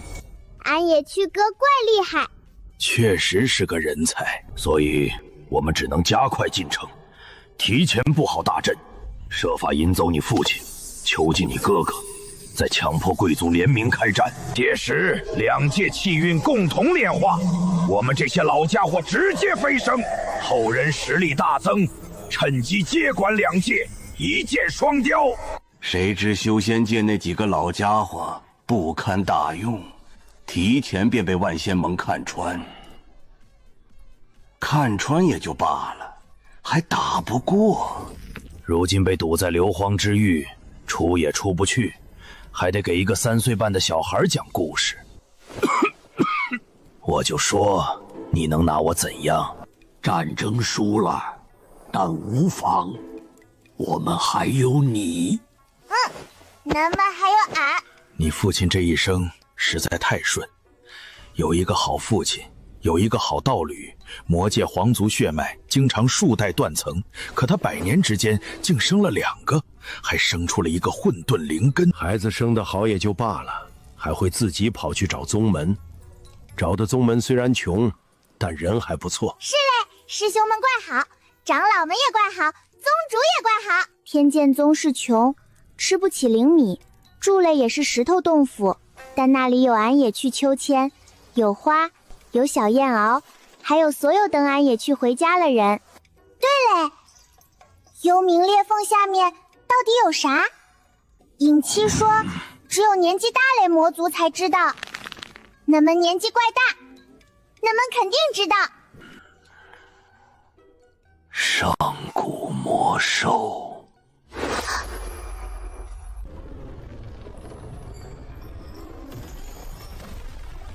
那俺爹能打过吗？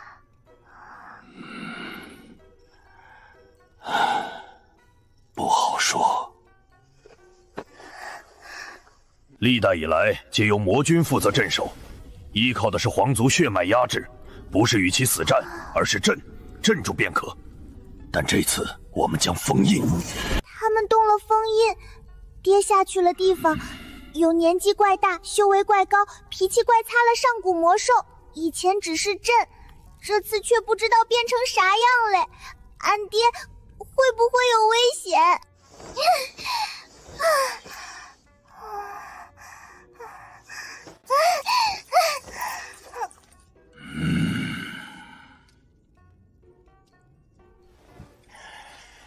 老夫来讲一个不学，能讲啥？凡阶趣事。凡阶之人过年时，要贴红纸，挂灯笼，一家人围在一起吃饭。凡阶的狗会打架，有的狗打不赢，猫会捉老鼠，有的猫也捉不到。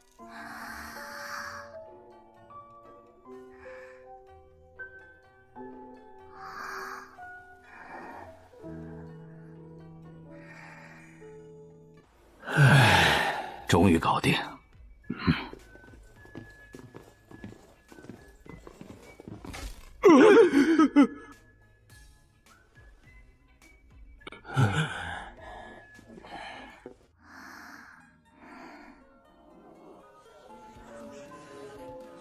雪尽染，万千华光中，生死佛海。师兄们在，长老们在，宗主在，俺爹、俺哥、俺娘全在等俺。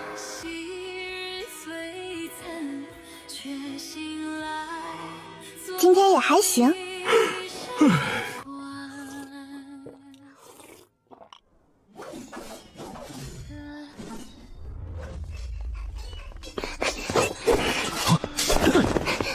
扎马步、喝粥、练剑、跑圈、吃饭、泡澡、荡秋千、听故事，一天这样，2天这样，天天都这样。向四师兄揉面，摔下去，拿起来，再摔下去。面摔多嘞，会更筋道；日子过多嘞，只会更无聊。1001、1002，扎马步无聊，喝粥无聊，练剑无聊，跑圈无聊，跑澡无聊，秋千也无聊，连故事都听烦嘞。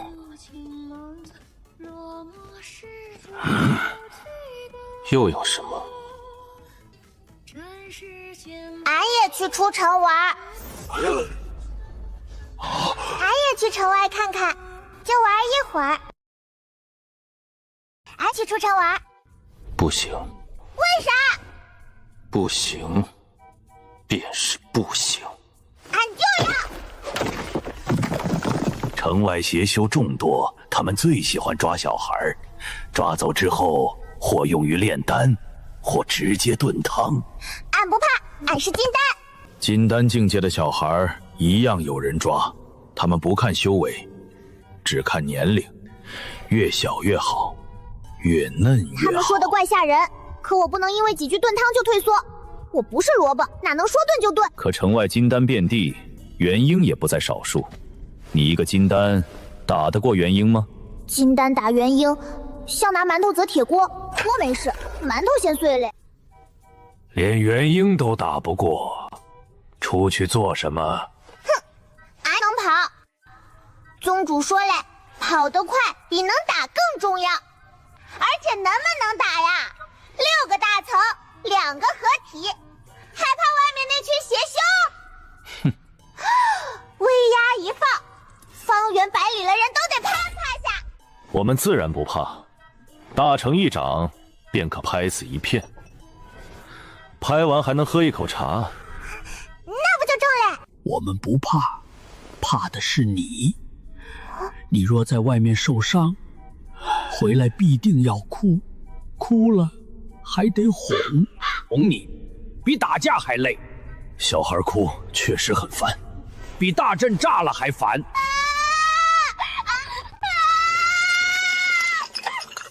关小孩嘞！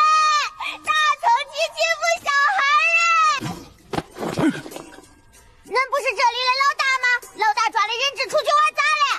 人质也得出去看看外面的人，人质也得看看外面的世界。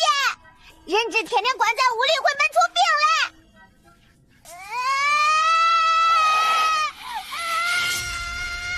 给他出去！你疯了！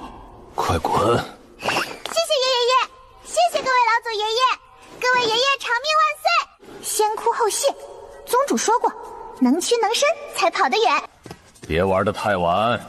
知道嘞。遇到打不过的，便说你是无争虚诚的人。知道嘞。第一次进城，舍不得3块下品灵石。钻累是狗洞，吃累是剩饭，穿累是破鞋。可现在吃灵米，还有蚕丝睡衣，再钻这种缝，太没格局嘞！俺也去上面走。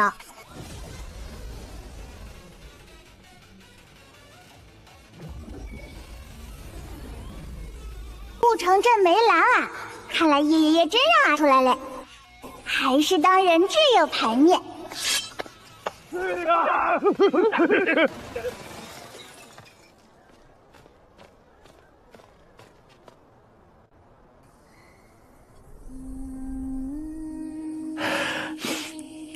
这小娃娃倒是水嫩，皮肤白得发光，眼睛亮得像星星。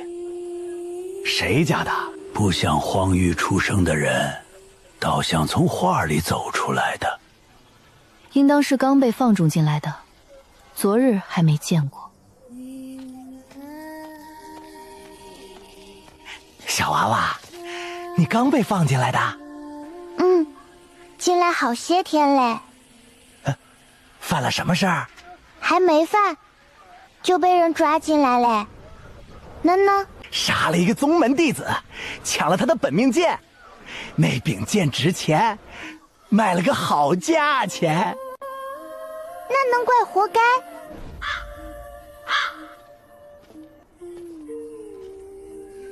小娃娃，你生得这么好看，可得小心些。这里的人看见你，可能会把你抓走。抓俺干啥？有的人抓孩子炼丹，还有些人不炼丹。只是喜欢吃肉嫩、骨头软的。那他们打不过俺，能是咋进来嘞？杀了一个该杀的人。那能跟刚才那个黄牙不一样？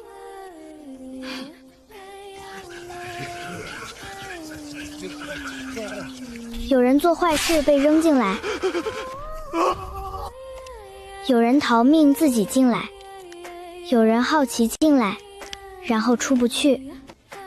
还有人一生下来就在这里，他们不知道外面的天是蓝嘞，不知道太阳会亮，也不知道月亮会变圆。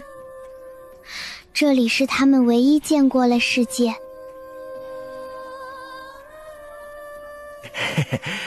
小娃娃，你从哪边过来的？无声虚城里出来嘞。打扰了。当我没问过。告辞，告辞。刚才还怕俺被人抓，一听俺也去无声虚出来了，他们全跑了。看来叶爷爷在这里比宗主在修仙界还吓人。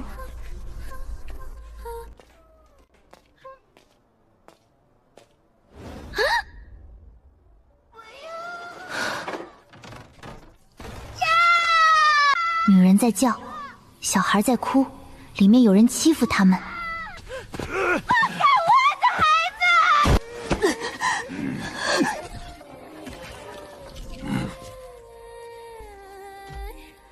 子！哪儿来的小娃娃？长得还挺白净，走丢了。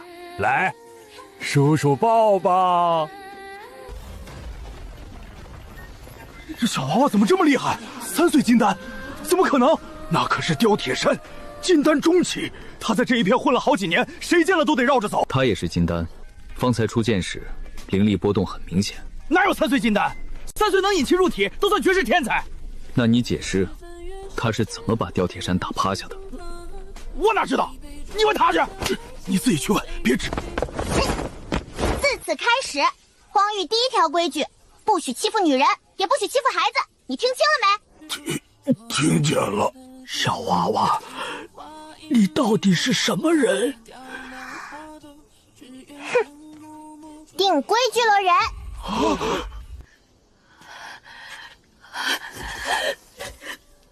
小恩人，起来，俺让您起来。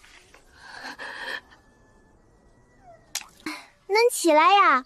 俺又不是能了天，也不是能了地，更不是能爹能娘，能归俺干啥？救人就是救人，又不是收徒，俺也不需要别人磕头，磕破了额头还得找药，怪麻烦。姐姐，谢谢。恁多大啦？1岁半。那人比俺小1半。阿去只是定了条规矩，他们以后不再被欺负，就终。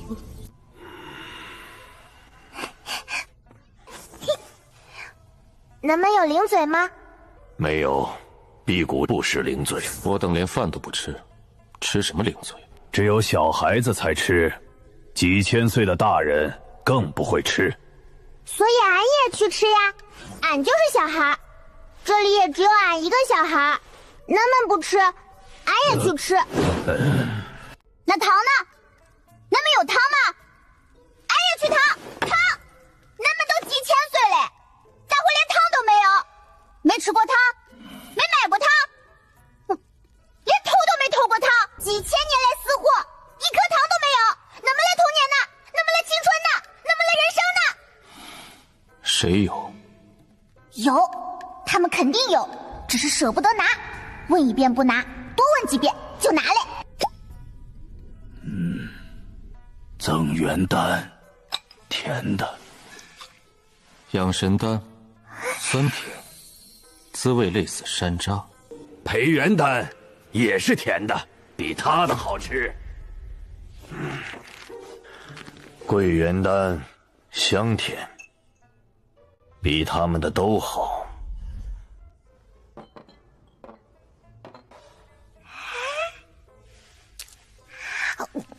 怪甜，怪酸，还行。这个最好吃，有点像四师兄嘞红烧肉。明天俺也去出去。早些回来。知道嘞。不要惹事。俺也没惹事儿，俺只是定规矩。什么规矩？不准欺负女人，也不准欺负孩子。也好，至少比你父亲强。他像你这般大时还在玩蛐蛐，你已经开始定规矩。那当然，俺比俺爹聪明。俺爹3岁玩蛐蛐，俺3岁定规矩，确实是俺比较聪明。去洗一身灰。哦，出去一趟，定了规矩，确实怪脏，俺也去洗干净，明天接着出去。大禽类伶俐，比晒太阳还舒服，暖暖嘞，一点都不烫。要是每天换一个爷爷帮俺烘，刚好1星期不重样。今日讲一桩尹氏家族旧事。那能讲吧？数百年前，2个家族为争夺一件上古法器，死了几百人，耗费无数丹药、法器与灵石，谁都不肯退让。最后才发现，法器一直在一名散修手中。你们说这个，俺也去垫桌脚，垫了差不多300年，打了几十年，死了几百人，最后抢来东西，一直在给人家垫桌脚。这些尹氏家族，有时候也怪闲。你们有小本本吗？没有字。正因为没有字，才叫本子。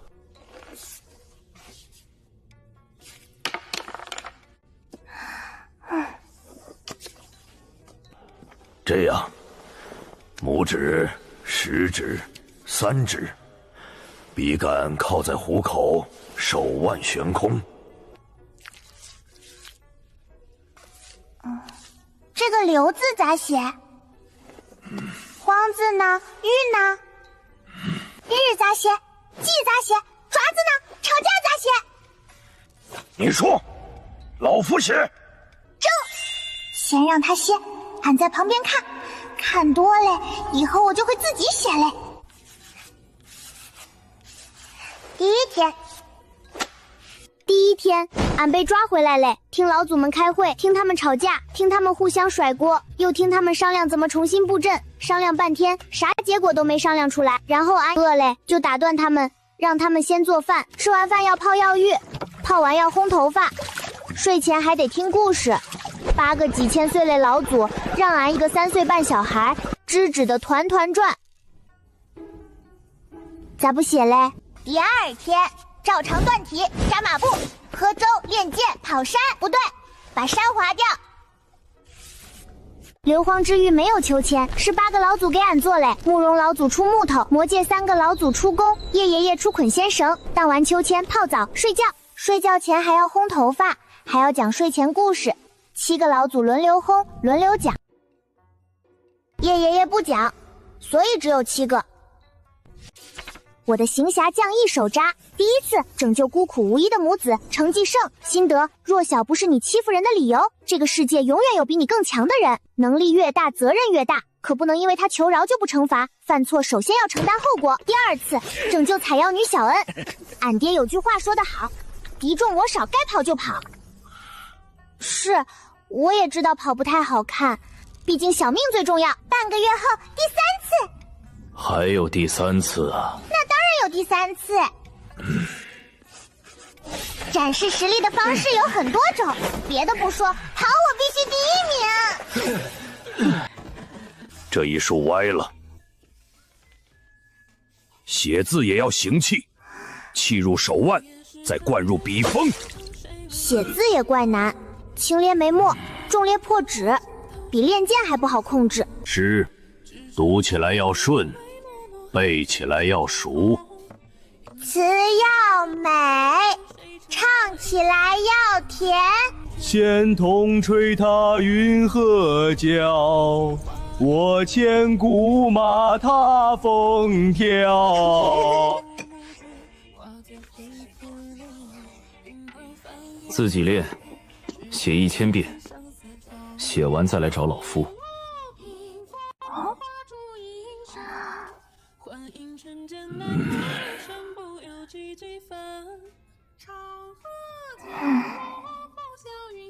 认字500个，常用嘞基本都认识嘞，能写嘞不多，可每一个都写得很潦草。儿歌30首都是孙爷爷教嘞，调子全跑偏嘞，但词我没忘。写备注，因字迹歪斜，仍需代笔。除了写字，我也去每天照常修炼，跟在天剑宗一样，扎马步、跑圈、练剑、泡药浴、荡秋千、吃糖、丹药，日复一日，一天没停。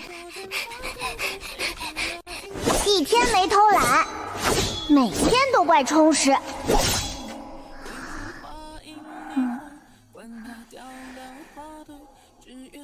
字还是歪歪扭扭，还是需要代笔。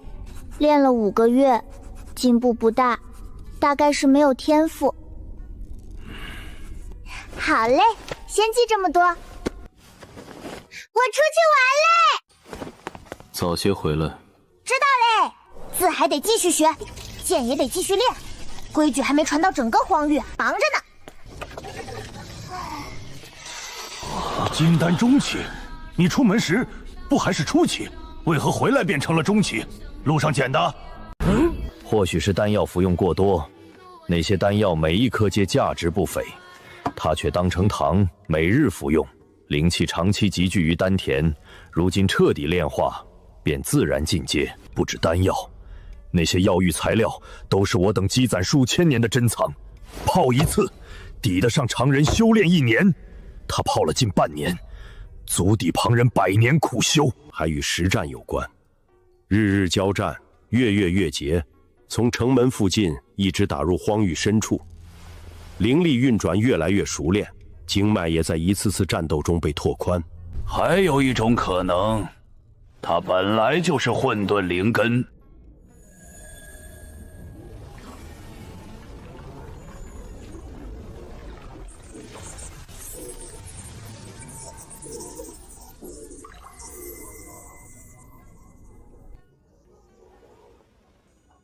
常人吸收煞气，轻则心神受损，重则走火入魔；吸收死气则会侵蚀生机，修为倒退。他却不会，煞气可转为灵气，死气可转为生机，全都被混沌灵干炼化了。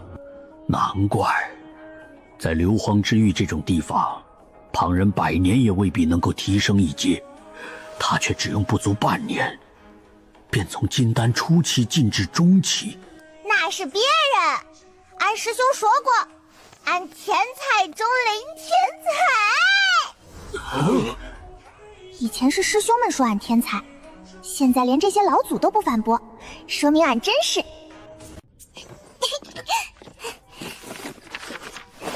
快帮俺记下来。今天俺突破金丹中期嘞，大概是因为我救了一对被人欺负的母子吧，所以我突破了。金丹中期嘞，就这么嗖一下就突破了，顺便还拯救了一个堕落的灵魂，多么值得纪念的日子啊！备注：今天起，我同龄无敌，跳级挑战，诸天元婴皆可挑战。元婴与仙相差甚远，气势得有。好嘞，明天接着。不休息，你每日不累吗？腿不酸，胳膊不疼？疼呀，可待在城里更无聊。俺待在这儿，每天就看他们打坐。8个人闭着眼一动不动，像8尊石像。明天俺上城。你如何知道是明日？俺自己算嘞，从被抓来那天开始，一天一天数，一天没漏，一天没差。俺数了5个月嘞，俺不能忘。忘了日子，就不知道啥时候4岁，也不知道离家多久。只要每天数，俺知道，外面嘞人也等俺5个月了。没有宴席，没有客人，没有烟花，也没有师兄们，只有8个抓俺坏爷爷，还有俺。可这是俺4岁生辰，总得过。老夫此生从未进过厨房，这是第一次。不好吃也必须吃完，不吃便是不给老夫面子。俺吃。怪长。哼，长寿面自然要长。面怪硬，咬不动，嚼不烂，比昨天那块妖兽肉还费牙。可今天是生辰，不能不给慕容爷爷面子。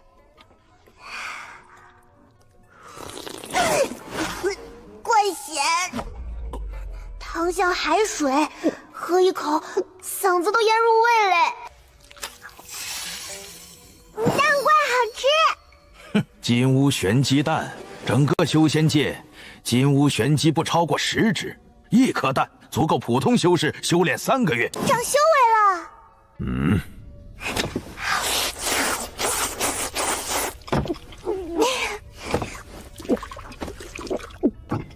谢谢慕容爷爷。一品进阶丹，修炼遇到瓶颈时服下，可帮助突破一个小境界。这种丹司徒策以前也给过俺，听说1炉成本就得10万上品灵石，这一瓶俺不敢算。虽然你未必会遇到瓶颈，毕竟像你这种人，瓶颈见了都要绕道走。谢谢司徒爷爷。融入天外云铁，掺入星辰沙，又以万年蚕丝织成，试试。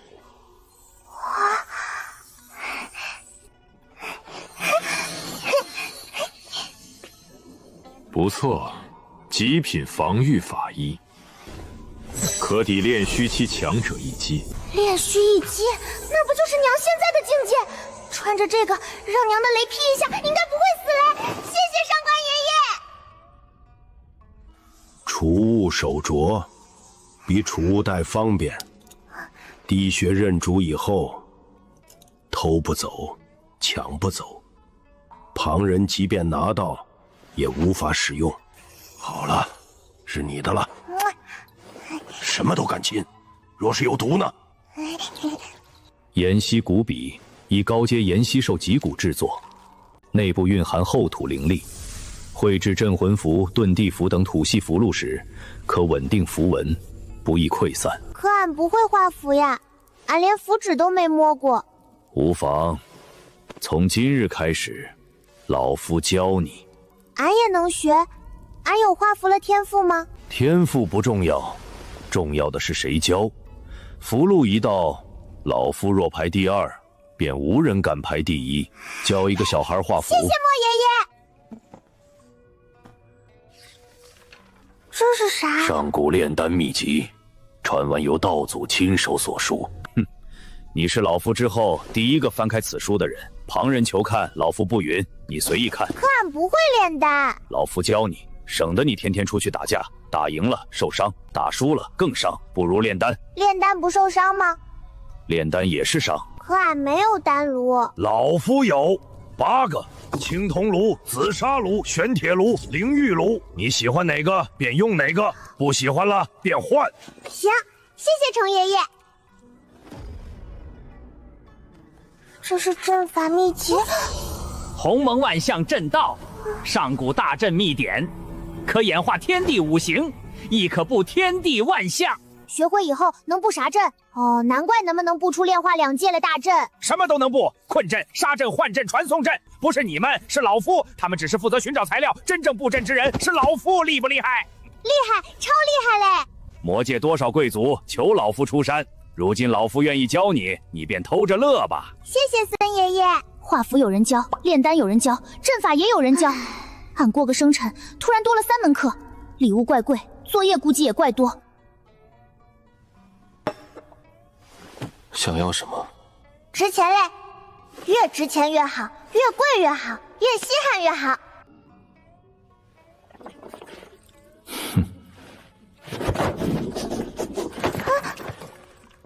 好漂亮嘞，石头！白得五彩斑斓。极品灵石。极品灵石，俺以前没见过。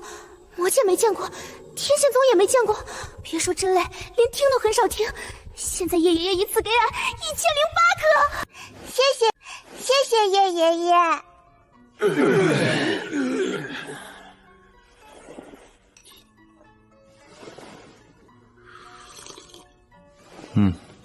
俺现在有法医，有丹药，有手镯，有符笔，有丹书，有阵法书。还有1008颗极品灵石，俺好像发财嘞！好了，生日宴会到此结束，我要出门了。今天4岁生辰呢，还要出去吗？当然啦，立规矩的是我，总要当看有没有人破坏规矩的事啊。早些回来。知道嘞。4岁第1天，俺有新衣服，有新礼物，还有好多新本事要学。不过学习之前，先庆祝一下。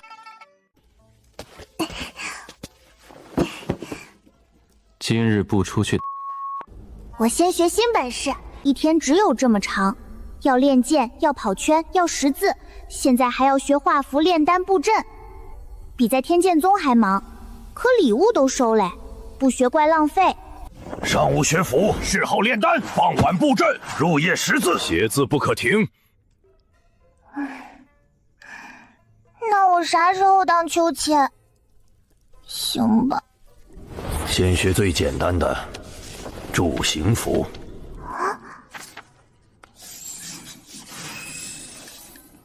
该你。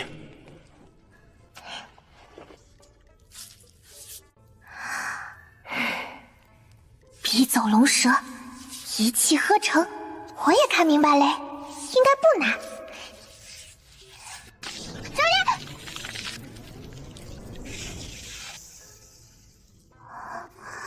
再来。走呢！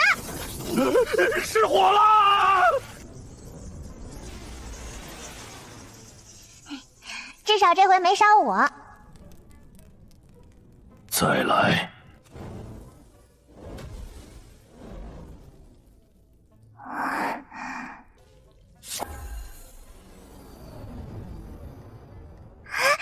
成了！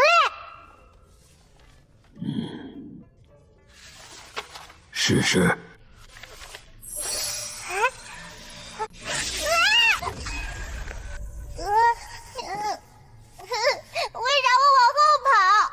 因为你画反了。那咋改？没得改，重画。画反类柱形符也能用，就是敌人在前面，我得背对着他跑，怪不方便。贴在腿上。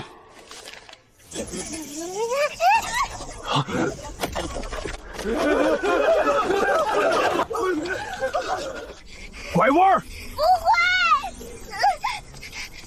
拐弯，用腰不是用腿，腰转，腿自然会跟，身体协调。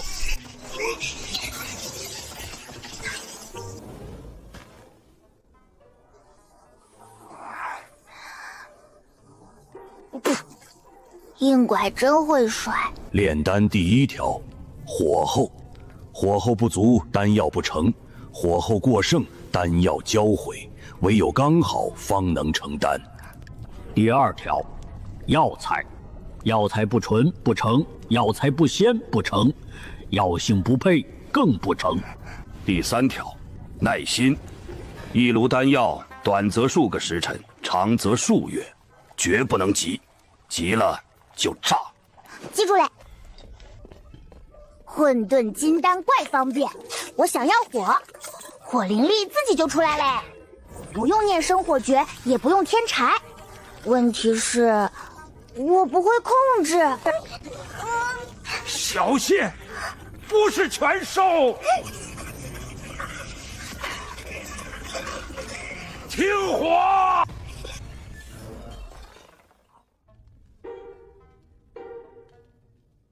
我没事。去外面，记住，火候必须稳，稳才能成丹，不稳就会爆炸，炸一次便浪费一炉药材。再来。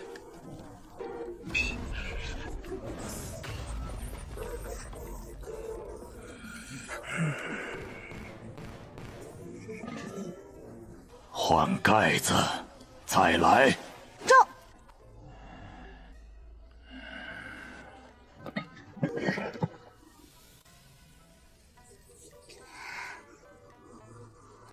尝尝。我尝。你练的，你不尝谁尝？那是师傅呀。老夫还想多活几年。哦，有像。回力丹品性虽差，但确实成了。你故意的。不是，力气突然变大，我没控制住。再来！入门困阵，踩进去以后便无法离开，除非将阵法破解。我成了。多被困几次便好，困得多了，自然便会解阵。那咋解？过来，老夫教你。我过不去，我被困住嘞。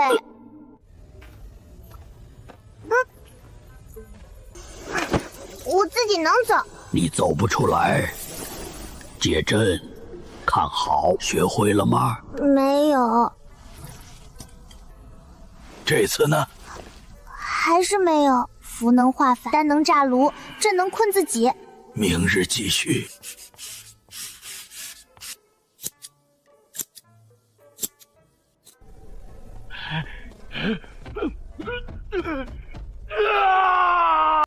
画符画到手指起茧，炼丹炼到眉毛沙胶，布阵布到阵旗插满半座城，中间还得识字写字字句，每天都忙，怪忙。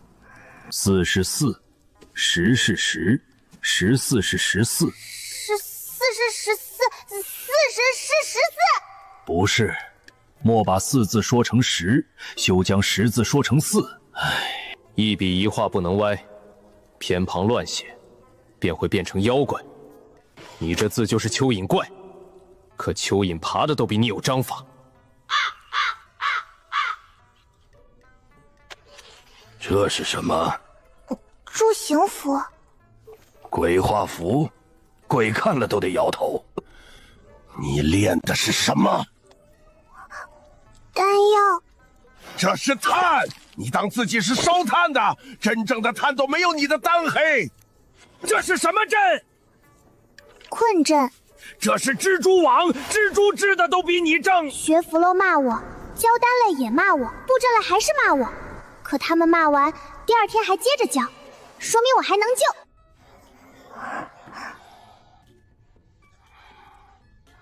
今日的符画完了，还差一点。丹练成了，还差一点。阵法学会了，也还差一点。我好好练。符得学，丹得练，阵也得布。认字又多了100个，写字又多了50个。以前画一张，烧一张，现在能一笔画完。虽然有点歪，但亮嘞就是成嘞。以前像烧炭，现在像打磨过来烧炭。以前布阵俺困自己，现在不一样嘞，俺能困别人，说明阵道也进步嘞。还行，还行，还行，还行，在他们嘴里已经是最高评价嘞。能说一句还行，说明俺真学会一点嘞。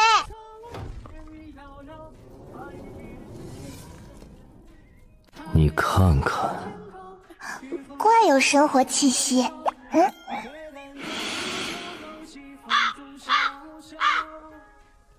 帘子、屋顶，全是你弄的。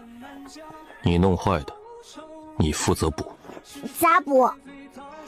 怎么坏的，便怎么补。俺不会。明日起，老夫教你练气。行吧。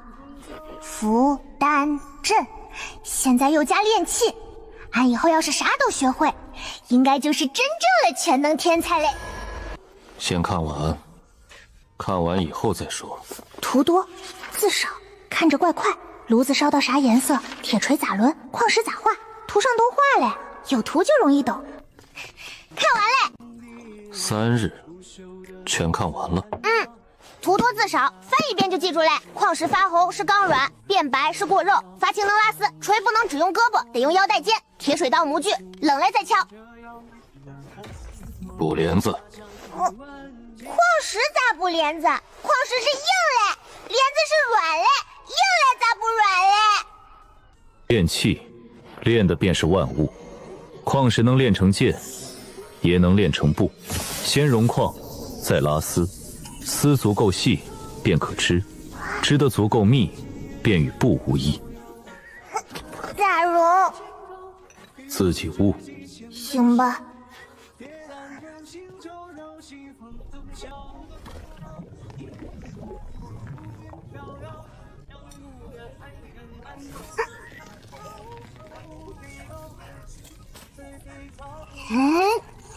拉丝要稳，快了会断。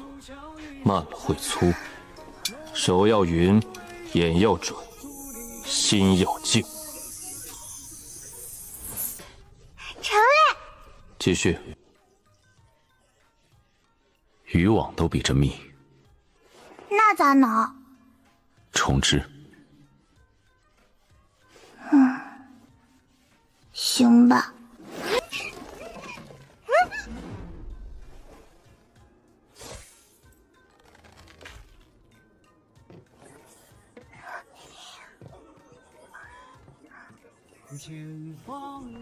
补兵多是多列点，可风吹不进来。行，能用。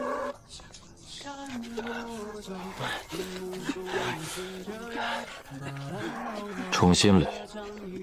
从哪儿开始？烧砖。俺不会烧砖。不会便学，炼器的基础便是烧。矿石能烧，土也能烧，土烧硬便是砖，砖垒起来便是墙。走。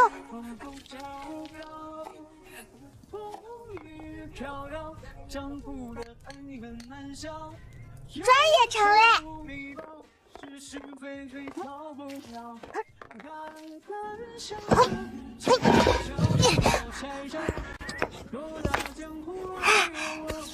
这样也正。嘿。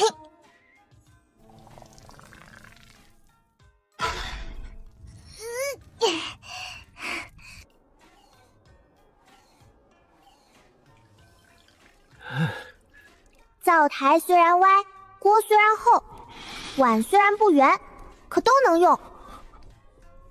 能用便行。炼器第一条，能用就是好东西，俺自己总结嘞。补上。和泥，抹平，麻光。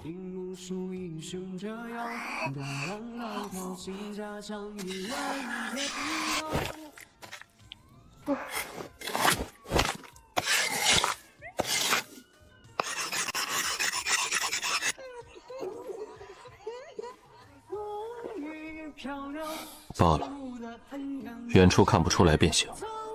那以后都站远点看。焦黑部分铲掉，填入木屑，再镶星钻，刷一层灵漆，以灵玉打磨成星钻，镶入桌面。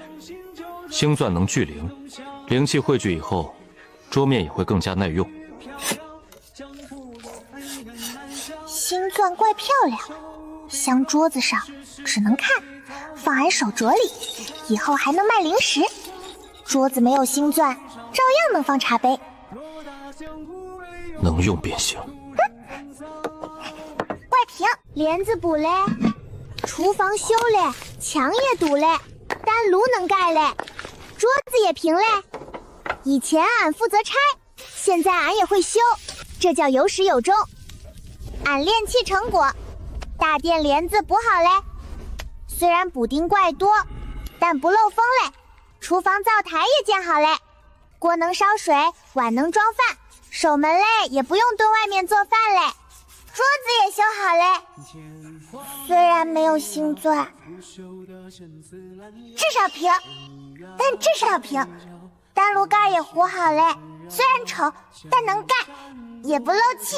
还有殿外撞塌嘞墙，俺重新垒嘞，虽然颜色不太一样，但至少堵住嘞。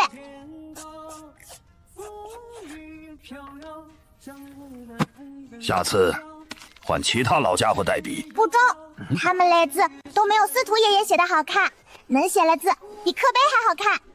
哼，这话倒是不假。又出去打架？放心，今天不打架。符学嘞，丹学嘞，阵也学嘞，炼器俺会一点嘞。今天确实不打架，俺出去干点别嘞。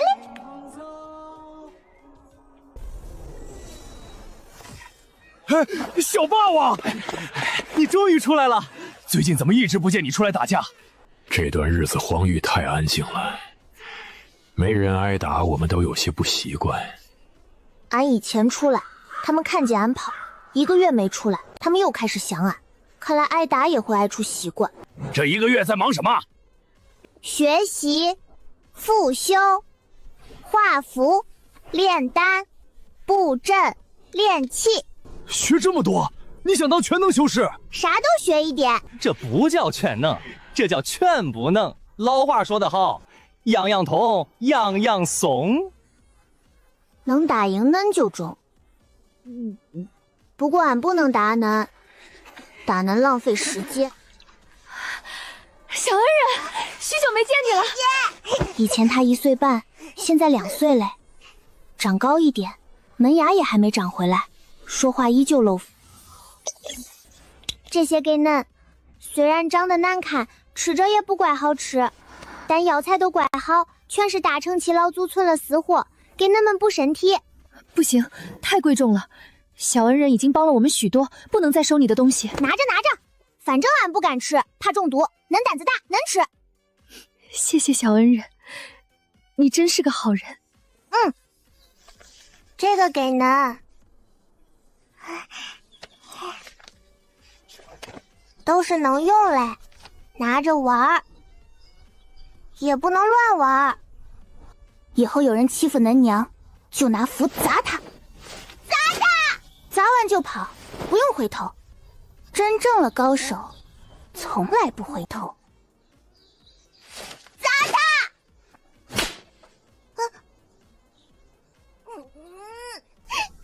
俺这是想排一下，跟师兄们排案一样，咋把人排哭嘞？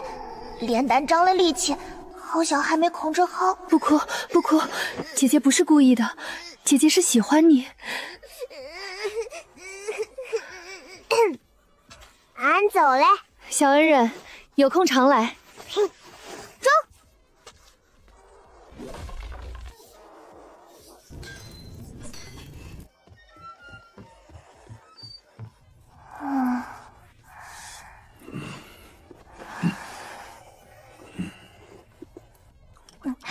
长高了，胃口也更大。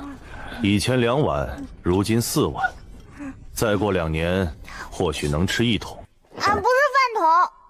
老夫只说你能吃1桶，没说你是桶。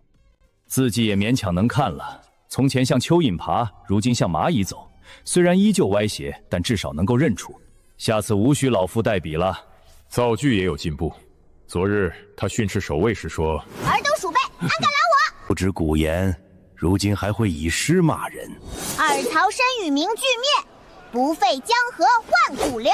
符道方面已经从鬼画符进步到能看出是人画的，整整跨越了一个物种。炼丹亦有进步，丹药虽然还是黑的，但如今黑的均匀，也更有光泽。听着像夸煤球。阵道进步最大，从前只能困住他们2个时辰，如今能困1整日。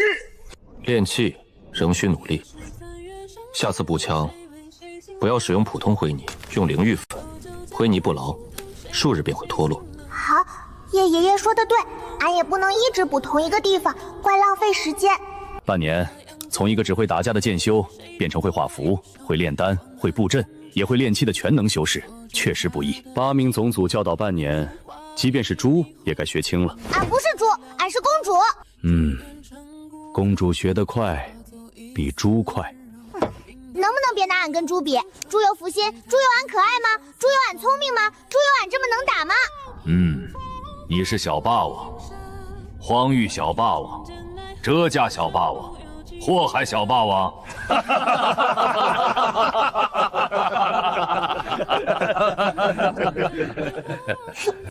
对嘞，恁们来大阵准备的咋样嘞？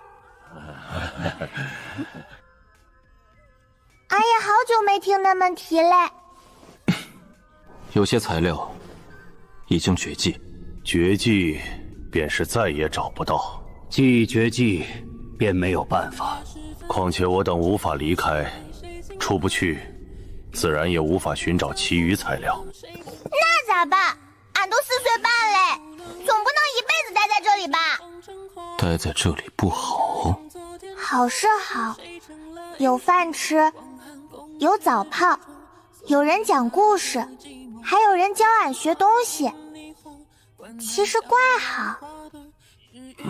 可是俺想俺爹嘞，俺想俺哥，俺想师兄们，想长老，想宗主，想秋千，想花，还想小燕袄。这里啥都有，可这里不是家。俺花也在天剑宗，俺所有等俺的人都在外面。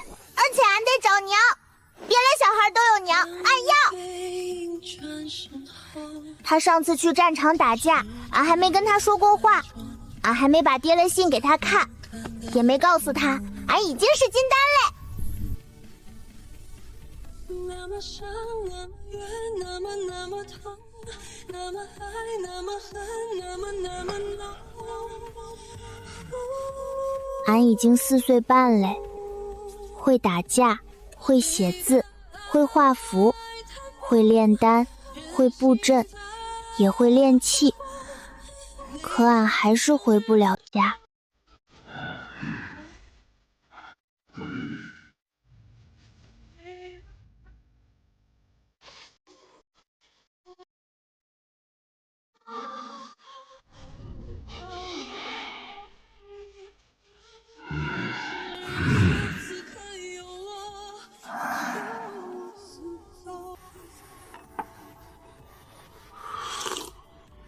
此女，尔等作何想？起初，老夫只将她视作人质，后来只觉得她是个累赘，再往后才发觉，这孩子实属难得，聪慧、勤勉，不娇气也不矫情，比外界那些所谓天骄强得多。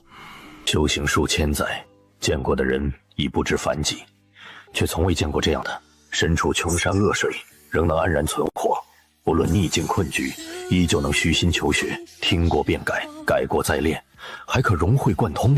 给他一块炭，他便能拿来烧火；给他一块矿石，他便能打铁；给他几张纸，他便能画符。便是将他扔进这荒无人烟的流荒之域，他也能长成荒地里的一朵花。混沌灵根能容天地万象，固然难得，可单论这份毅力，我族后人无一人能比。年仅3岁，每日天未亮便独自起身锻体，这般心性，寻常孩童无一能及。1年前，我等将她擒来之时，那小丫头一滴泪都没有掉，神色坦荡，举止自如，仿佛不是被抓，而是回了自己家。转眼竟已在此住满1年。从前此殿冷清孤寂，他来以后帘幔反悔，暗耳灼焦，厨房倾颓，壁流溅痕，遍布坑洼。虽处处狼藉，倒是有了几分人间烟火。活了数千年，从来只有旁人侍奉老夫，谁能想到竟亲自照料一个小丫头，整整1年，给她讲故事，待她沉沉睡去后，在旁边坐上一会儿，那感觉倒也不赖。他唤老夫孙爷爷，数千年来，世人见老夫不是称老祖，便是称尊主，会唤老夫一声爷爷的人，大抵也只有他一个。感慨可结束了，且论正事。如今灵才残缺，双界大阵无法重新铺展，气运无法炼化，便无法破空离开此地。我等只能困守流荒之域，直到寿元耗尽。如此，便只剩下一途：夺舍。他如今仍只是金丹中期，肉身根基尚不足以承载合体大成神魂。若强行夺舍，必然爆体而亡。待他修成元婴，混沌灵根凝英之后，肉身与神魂根基皆会进入另一重境界，足以容纳合体乃至大成魂体。可他只有1人，肉身也只有1具，谁用，谁又忍心下手？一旦夺舍，这孩子便不复存在。修为失去，尚能重修，可一个人若彻底消散，便再无归期。老夫阅尽世间人事，从未见过如此通透坚韧的孩童，往后恐怕也不会再有第2个。那便放了吧。抓他来，本就是为了飞升，如今飞升不成，留他何用？沉默是今晚的主场。这丫头学了我等诸多功法，传过道，受过业，也算半个弟子。放便放了，总好过。但不可如此轻易送走，须做得体面。不错，不能显得我等是因大阵难成才被迫将他放走，应当显出我等大发慈悲，主动饶他一命，颜面不可丢。不妨如此说，言他根骨不佳，资质不足，单凭他一人气运，不足以令我等破境飞升，故而决定放他归乡。那么少糊涂啊！俺不是3岁小孩。师兄们早就说过，混沌灵根是这个时代的气运之女，俺身上有这个时代最多最大的气运，那么多气运，咋可能不够那么飞升？明明是大阵材料集不齐，俺身体又太小，恁们嘞混装不进去，是恁们没办法嘞，不是俺不行。恁们不能为了面子故意说俺不行，说俺不行就是看不起俺，看不起俺就是看起恁们自己，因为俺恁们教嘞，恁们教出来的人不中，说明恁们更不中。行吧，你说的对。大阵材料确实无法集齐，有几种灵材早已绝迹，若去外界寻找，外面正有无数强者等着擒我等。第二，你的修为仍然不够，夺舍时至少要等你结婴，谁知道还要等上多少年？等你结婴，我这把老骨头或许早已散架。第三，你吃的太多，我等积攒数千年的灵米已所剩无几，仓库几近见底，余下那些甚至不够你再吃3个月。老夫积攒数千年的天材地宝，全被你拿去泡妖浴了，如今连一根草都没剩。每日还要教你，教得太累，老夫还想多活几年。虽然老夫已经不年轻，但也不想早逝，所以你走吧，并非我等不想留你，实在是留不起了。再留下去，我等几个老骨头便只能出去打工，活了几千年，从未打过工。恁们真是嫌弃俺嘞，嫌俺吃得多，嫌俺学得快，嫌俺天才，恁们养不起。你不想离开？恁们果然想把俺扔到荒域，想让俺一个人自生自灭。不是，恁们明明知道荒域有化神，俺根本打不过，恁们还要把俺扔出去，恁们根本不在乎俺。恁们这些糟老头果然坏得很，当初明明是恁们把俺传过来嘞，也是恁们说要炼化俺嘞，现在才要1年就不要俺嘞。俺在恁们这里住了1年，吃恁们的米，泡恁们的药，睡恁们做的床，还听恁们讲故事，俺都住习惯了，恁们说不要就不要。恁们这叫始乱终弃，还不如凡间养猫嘞，老太太。老太太养猫都知道养一辈子，恁们养俺才养1年，俺每天那么乖，那么听话，炸了厨房俺主动修嘞，烧了帘子俺主动补了，撞了墙洞俺主动堵了，俺每天都在进步，每天都在变强，恁们咋能说不要就不要嘞？恁们知不知道这样会伤害一个4岁半小孩的心，伤心了孩子会长不高，长不高就变不强，变不强就飞不了升，飞不了升就早知道是这样，像梦一场，俺才不要把依赖都放在你们身上。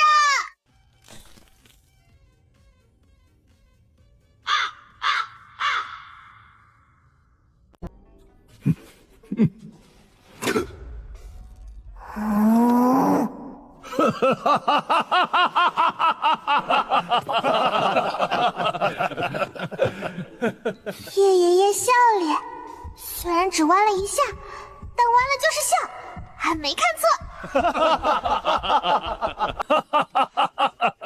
你这孩子，不去凡界唱戏，实在可惜。确实，主角能唱，配角也能唱，配角唱完还能继续唱龙套，整个戏帮子你一人便能包了。唱什么戏最为合适？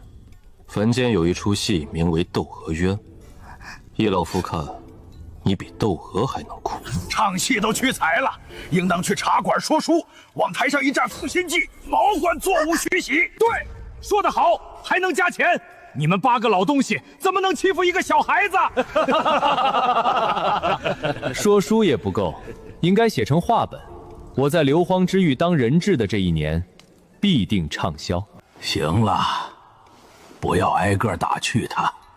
虽然演得有些假，但眼泪是真的，鼻涕也是真的。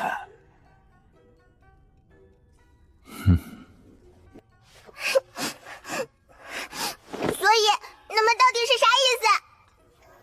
意思便是，送你离开硫磺之域，离开此地，回到你应该去的地方。啊，还能出去？那么不是说硫磺之域的封印已经焊死了？确实焊死了，无法开启。若强行冲击，只会遭到封印反噬，而且也不能打开。一旦封印出现缺口，外界各宗大军便会立刻杀进来。我们老了，打不动，也不想再打了。那咱们问俺干啥？逗小孩怪好玩呀，看俺哭怪好玩呀。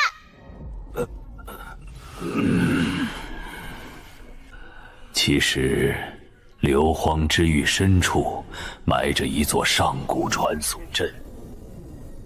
传送阵能把俺传出去？不知道，那座阵法已经荒废数千年，或许还能使用，也或许传送到一半便卡在空间夹隙中，进不去也出不来，比困在荒域更加凄惨。无妨，可以修。这世间没有什么阵法能难倒老夫。不过是一座几千年前的传送阵，无非是几条阵线接错了，几块灵石摆歪了，几处符文磨损了。明日你随老夫同去，老夫正好顺便教你。你们是认真嘞？真打算放俺出去？真的，没骗小孩。俺能回家嘞，能见爹、见哥哥、见师兄主，还能去找娘。可俺真要走嘞，这里了8个爷爷，以后还能见到吗？走半天，跨河塘，绕山山，怪远。难怪他们有以前不这坐镇，要不是为了回家，俺走一半就想回去吃饭嘞。看到了吗？这便是传送阵的底座，底座尚在，阵基也在，阵纹仍能辨认，说明还有救。重新刻画阵纹，更换全部灵石，重新校准节点，完成以后应当便能使用。那开始吧。上古传送阵与如今那些阵法不同，如今许多上古传承早已失传，现世的传送阵大多只能传送数百里，最多不过1000里。但上古传送阵可以跨越万里，甚至横渡2界。人往阵中一站，咻，下一瞬便到了千里之外。传送阵的原理便是扭曲空间，把原本相隔遥远的2个位置折叠到一起。你看似只走了一步，实际已经跨过极远距离。他画线，俺扶阵旗；他克服，俺扶阵旗。修阵也是学阵，怪划算。你离开以后，无人时时在旁教你，自己要多看书，多研究。各家阵道传承不同，有的偏重困阵，有的偏重杀阵，有的擅长军阵，只有多看才能融会贯通。魔界阵法以魔气驱动，阵纹偏阴偏暗；修仙界阵法依靠灵气驱动，阵纹偏阳偏亮。以后布阵必须先看自己身处何处，使用何种力量，刻画何种纹路，该明还是该暗，绝对不能混淆。魔文画在仙阵上会炸，仙文画在魔阵上会废。记住嘞。那哪家阵法最好？没有最好，只有黑合适。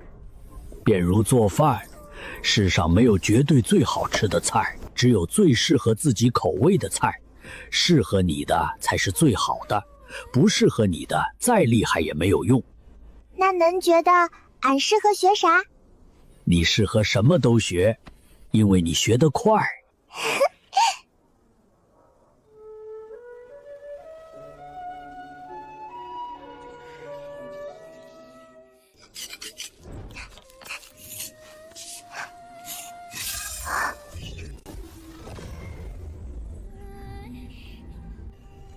说实话，损毁有些严重，老化时间太久。咋样？部分阵纹修补数次，离力流经仍会卡顿。那还能用吗？传送一个小孩没问题，大人不行。原来传送阵也挑重量，俺第一次庆幸自己长得小。走吧，回去收拾，明日便走，不能继续拖延。阵法刚刚修复，目前还能维持运转，拖得越久，越容易再次出现问题。说。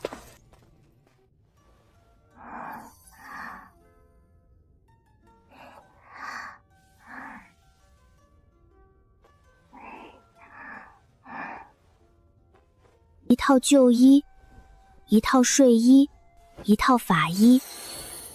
俺没有多少东西好收拾，可每一件都是爷爷们给俺补嘞、缝嘞、送嘞，不能丢。啥时候扎半步，啥时候跑成，啥时候突破。从第一天被抓回来，一直写到今天修好传送trận。每一页都写得满满嘞，像流水账。可全是俺这一年过嘞日子。虽然黑，但能吃；虽然歪，但能亮；虽然丑，但能用。能吃，能亮，能用，就是好东西。全是俺自己做嘞，一件都不能丢。俺要走嘞，俺得回家。可荒域还有人等着俺，不能一句话都不说，至少得去看一眼。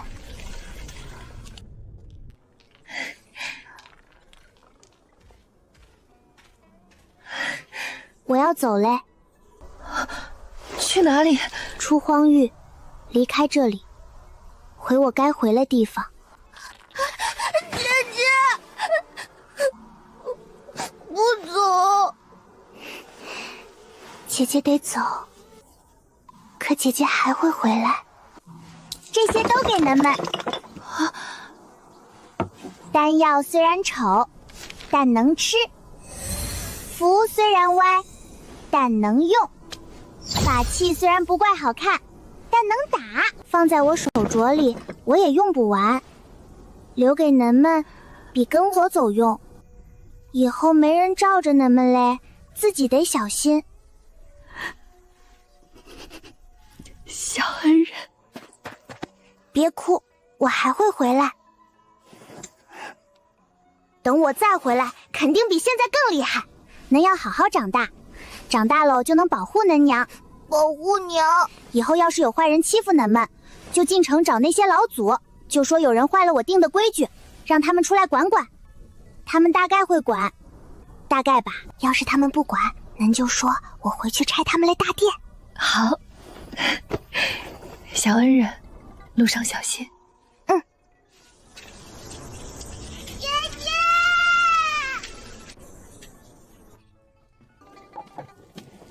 告别完了。舍不得那对母子。有一点。那个小孩哥有娘护着，我每次看见他就会想我娘。虽然我娘没有陪过我，但我知道他不是不要我，肯定是有原因嘞。爷爷，我走以后能不能让人偶尔去看看他们，别让坏人再欺负他们？你定的规矩便是荒域的规矩，荒域的规矩便是无争虚城的规矩。真嘞？我走嘞，可规矩留下来，只要无争玉刃，以后就算我不在，也没人敢随便欺负女人和孩子。饿嘞。还吃？明日便要离开了，就是要走才得多吃，万一传送到一半我饿了咋办？空间夹缝里又没有饭馆，饿极了只能啃自己。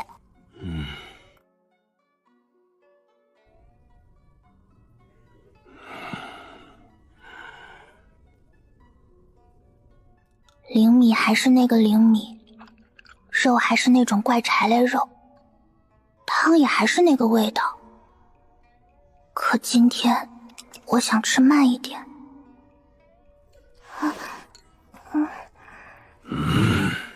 那个，我能不能带几个人一起出去？不行。传送阵荒废太久，承受不了太多人。此次修复已经耗尽阵基最后的力量，最多只能承受你一个，而且只能使用一次。我去也想带那对母子，还想带一些生在这里没做过坏事的人。可传送阵只能用一次，我只能自己走。等你足够强大，可以再回来。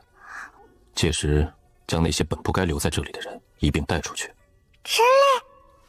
看你的本事。现在我带不了，不代表以后也带不了。等我更强，能打开封印，能修好大阵，就回来带他们出去。我走嘞，那能们咋办？看天意，飞升雷劫，若能渡过，便继续向前；若渡不过，便死。邪修也是修士，同样逃不过最后这一关。早走晚走，并无区别。你无需担心我们，我们有自己的路要走，你也有你的。今天那饭突然怪难吃，灵米咽不下去，肉嚼不烂，汤也没味儿，明明跟以前一样，可又好像哪里都不一样。明天我回家，可这些爷爷可能以后再也见不到。我不知道这一顿饭吃完以后，还能不能再跟他们坐在一张桌子旁边。他们开始掏东西嘞，一个比一个掏得多，像8个要搬家的老头。圆桌本来怪大，东西一摆，桌子都显小嘞。带回去。怪沉。都是老夫多年积攒的药材，少则1000年，多则10000年。回去好好修炼，拿来泡药浴，比外界那些普通药材强得多。大存老祖攒了药，一株都怪值钱，拿回天剑宗能给师兄们泡，俺能泡，说不定小燕儿也能泡。还有一事，慕容家那些后人，若万仙盟准备处置他们，你若方便替他们求一句情。他们虽然随老夫犯下恶行，却也有不少人是被家族裹挟，若能留命，便留一条活路。俺尽量。罢了，杀便杀了，跟着老夫这么多年，真正无辜之人也没几个，杀了省事，免得日后继续害人。五师兄是好人，他也姓慕容，是恁家嘞。慕容卓那孩子确实不错，慕容家后代也只有这棵苗没有长歪。对，五师兄只是爱美，但他没歪。白色这一剑能挡化神一击，青色这一剑可挡炼虚一击，至于紫色这一剑，融入了老夫心血以及一部分修为，能够抵挡合体期一击。上官家最得意的后辈也没有得到过老夫一件法衣，他们曾向老夫索语，老夫说没有，其实有，只是不愿给。家里后人不给，全给俺嘞。上官爷爷嘴怪硬，但礼物怪软。上官海棠不是恁了后人吗？恁咋不给他？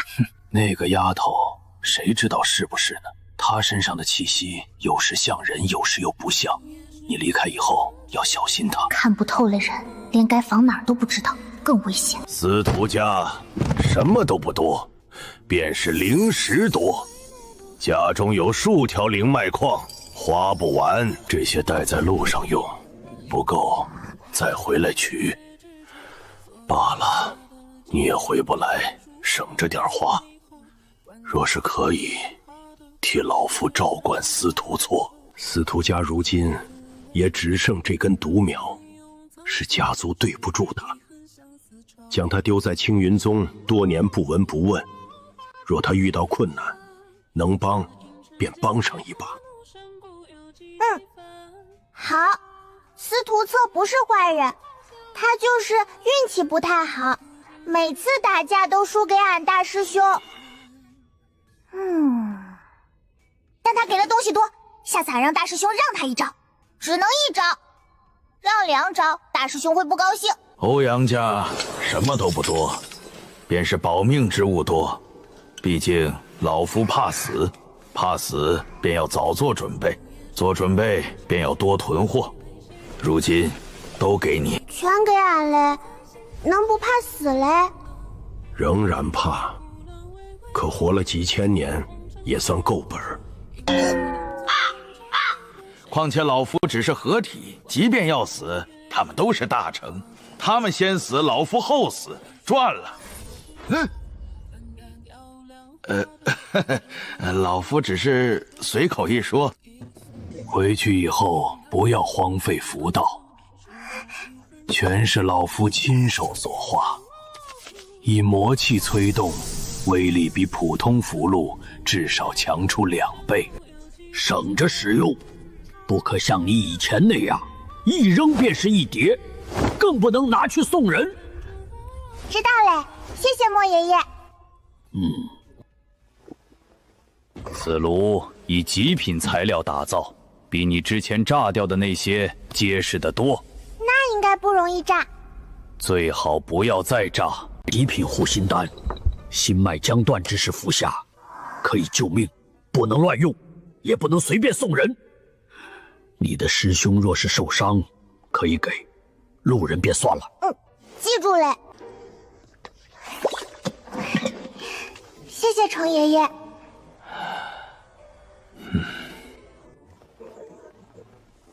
一套12支，都给你。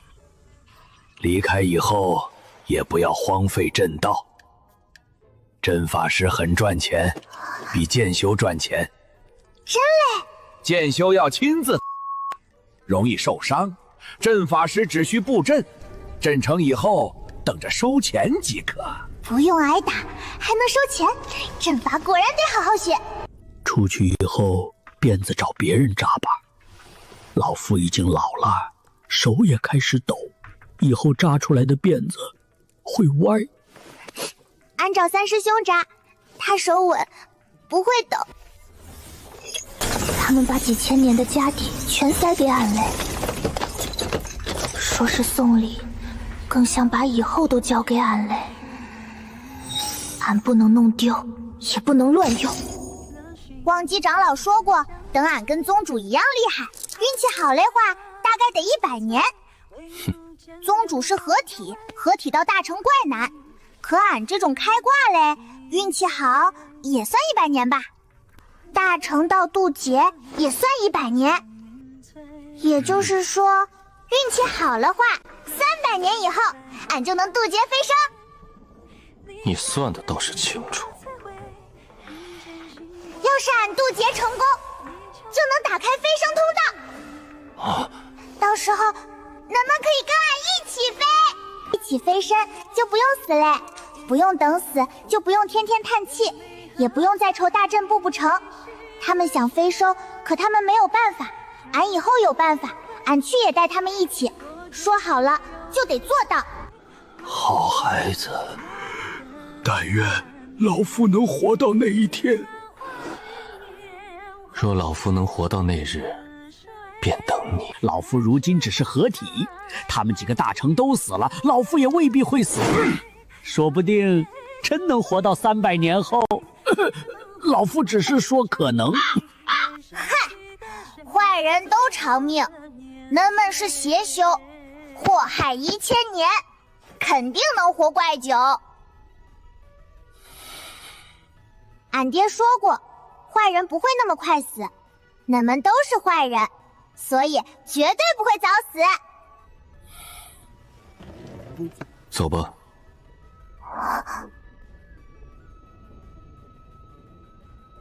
传送阵还在等你。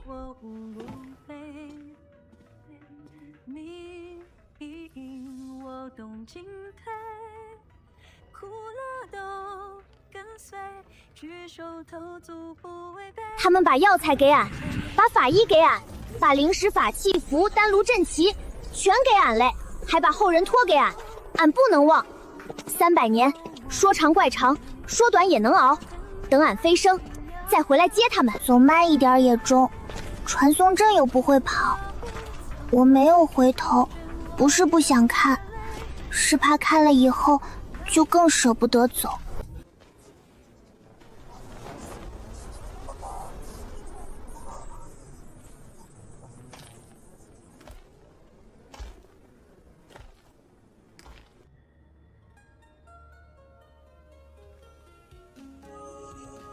血浸染万千华光中，生诉佛痕，自去梦尘映了眼。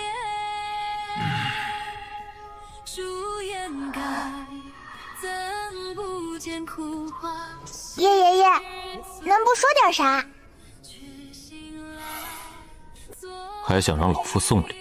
对呀，大家都送嘞，也都说嘞告别嘞话，就恁没有。恁是不是想省一份？拿着。遇到危险，将其捏碎，可抵大成一击。谢谢叶爷爷。出去以后，好好活着，别死了。中，叶爷爷不会说好听话，让我别死，就是让我一定活着。我知道。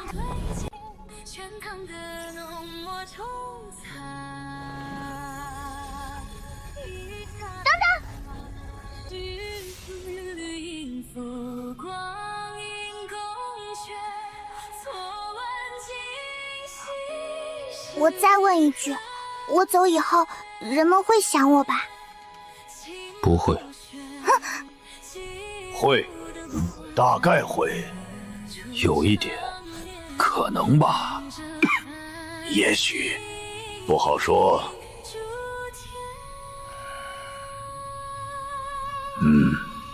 行，我知道嘞。叶爷爷说不会，就是会。其他人说大概、可能、也许，也是会。孙爷爷都点头嘞，说明他们都会想我。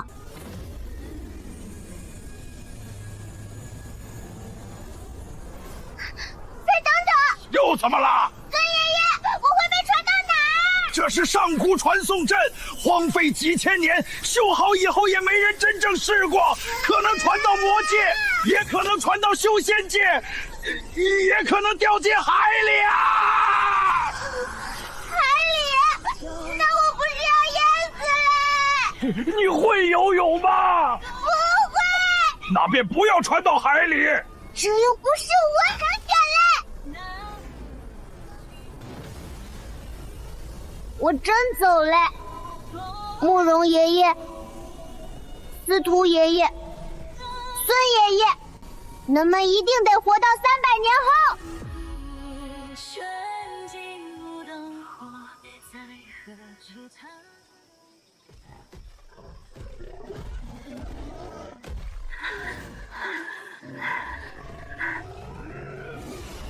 没掉海里，没被淹死。我好像砸到东西嘞。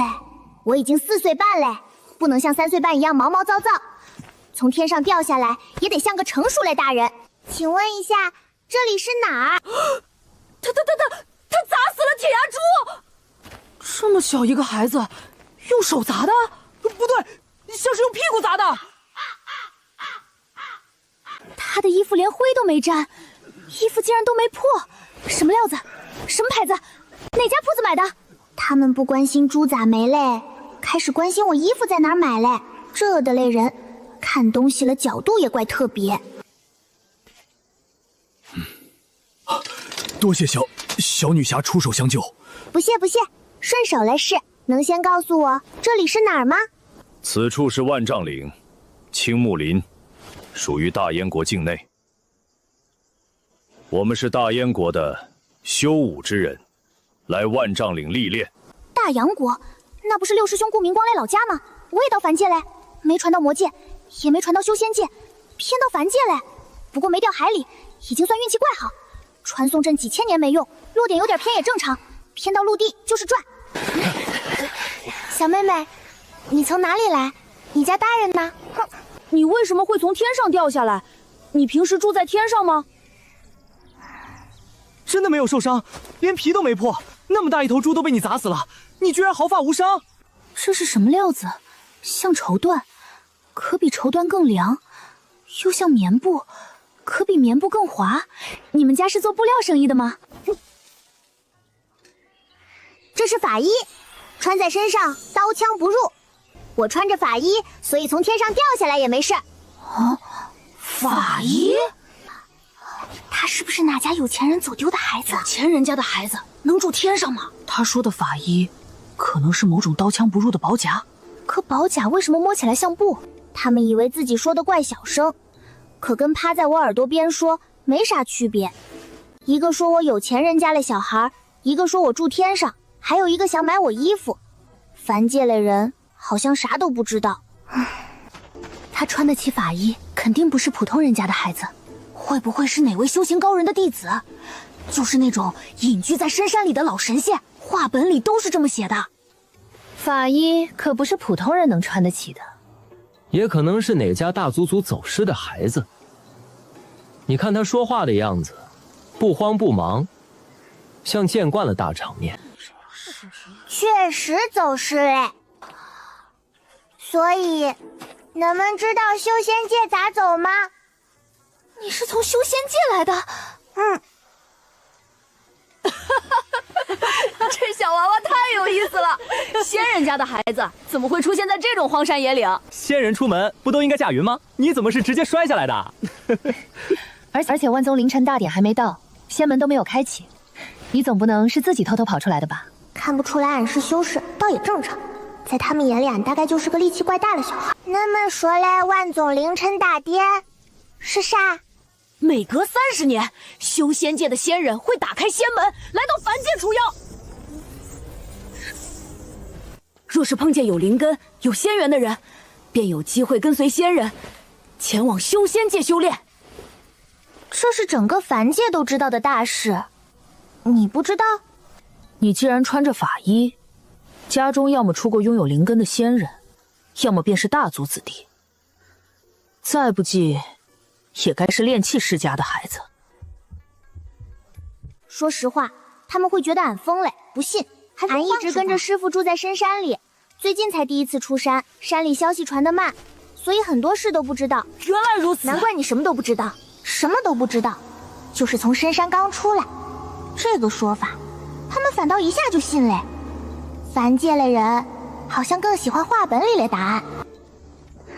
真可怜，这么小便要独自出山历练。唉，你师傅也太放心了，连个保护你的人都没有，万一被妖兽吃掉怎么办？妖兽不一定吃俺，他们更应该担心俺会不会吃他们。不过俺不能说，说嘞他们又不信，不信又得证明，还是算嘞。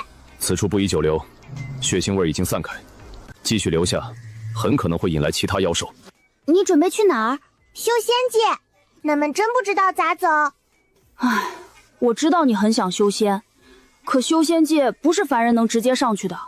若你真想进入修仙界，只能等万宗凌晨大典，到时找仙人检测灵根，若测出灵根，又有宗门愿意收你，或许便能跟着他们离开。得等多久？2年。2年？太久嘞，还有别的办法吗？没有，只有那些仙人才知道仙门在哪里，凡人自己上不去。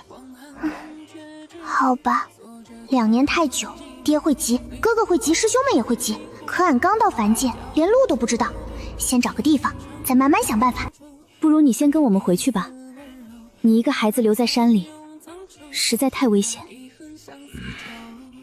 无妨，他毕竟救了我们所有人，总不能把救命恩人一个人扔在荒郊野岭。万一被别的妖兽叼走怎么办？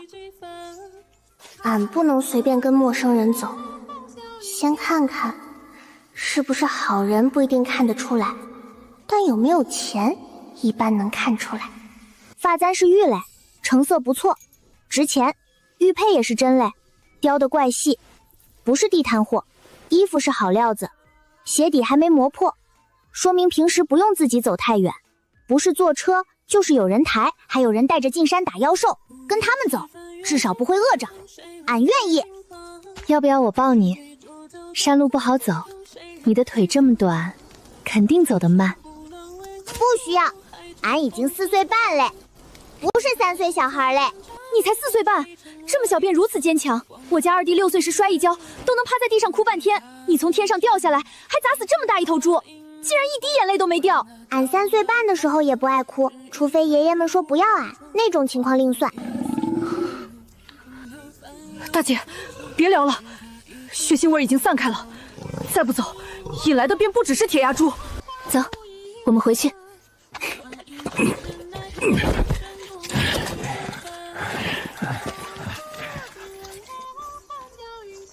不是回去吗？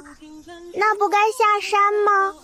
这里是万丈岭，山高路陡，到处都是岔路。若靠双腿走，3天3夜都未必出得去，而且特别容易迷路。山中妖兽又多，方向走错一步，便可能直接走进妖兽巢穴。我们往山上走，是因为要从山顶飞回去。飞？他们一点灵力都没有，咋飞？难道凡界类修武之人也会俺没见过的飞法？我们的交通工具停在山顶，等上去以后，你便知道了。行。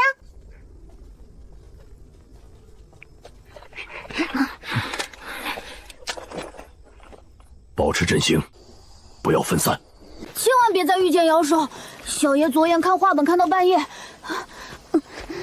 清晨起来，腿本来便是软的。小声些，不要把妖兽引来。你还说我？你鞋底能不能踩轻些？都闭嘴！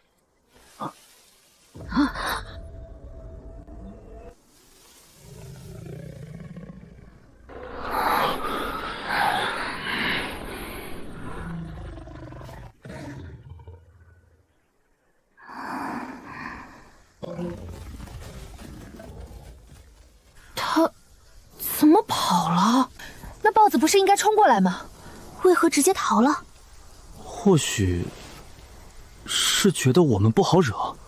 我们哪里不好惹了？打一头猪，都险些全军覆没。可能今日运气好，或许那只豹子刚刚吃饱，今日不想吃人。他不是不想吃人，是看见俺以后不敢吃嘞。不过俺不说，真正类高手不能啥都解释。总算到了。这就是他们说的飞行工具，上面像个大蘑菇，下面像个大篮子，不像非洲，也不像仙船，可确实能飞。俺能自己进去。知道，可抱你比较快。这个叫啥？非洲、飞船、飞蘑菇，还是飞篮筐？它叫乘风囊，可以飞上天空，也可以载着我们飞到群山之外。外层应该是好几层厚麻布，还刷了桐油，里面应该还有衬布，不然热气一冲，布袋容易漏。下面烧燃矿，把空气烧热，热风顺着管子往上灌，布袋鼓起来就能带着吊筐立地。四边勒帆，应该是控制方向，想往哪边飞就调哪边勒风，结构简单。可想出这个办法的人怪聪明。能闷这个东西不错。乘风囊是大燕最常见的上山渡水工具，基本上家家户户都有。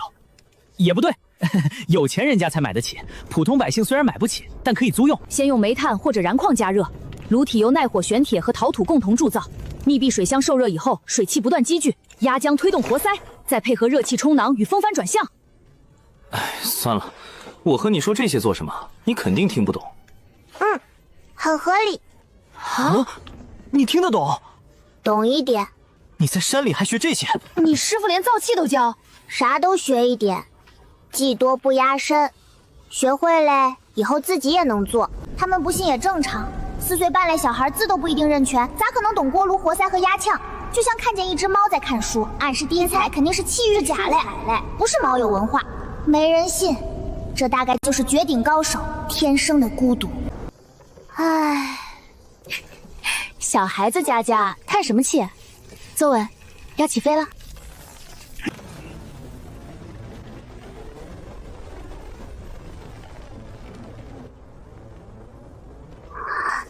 凡凡界没有灵力，可他们用火、用水、用风也能飞上天。虽然比非洲慢，但普通人也能做。能想出这个办法的人，真是个天才。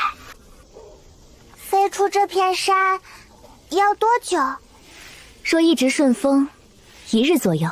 若是逆风，至少2日。若途中遇到普通降雨，大概需要3日。如果遇到暴雨或狂风，便必须寻找平地降落，等雨停以后再走，着急也没有用。还是算了，万一俺突然遇见飞走，他们吓得怀疑人生咋办？万一觉得俺怪物不肯带俺回去咋办？慢就慢点，反正有地方坐。风大，别着凉。三师兄会给俺扎辫子，孙爷爷也会。现在这个姐姐会给俺围巾，她身上的味道跟硫磺之玉不一样，有太阳晒过的味道，有炊烟，有晒衣服的人，有狗追猫，还有卖吃嘞。热炊饼，这里跟荒域完全不一样，像个真正有人过日子的地方。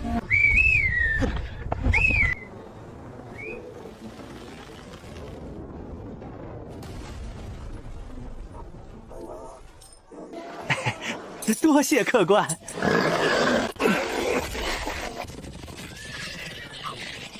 参见长公主，参见二皇子。起来吧，把这头妖兽送到铁泽驿，运回京城，小心一些，不要弄破。这张皮至少能做2件法衣。他们说的法衣应该只是妖兽皮做的护甲，不过都叫法衣，俺也先不纠正。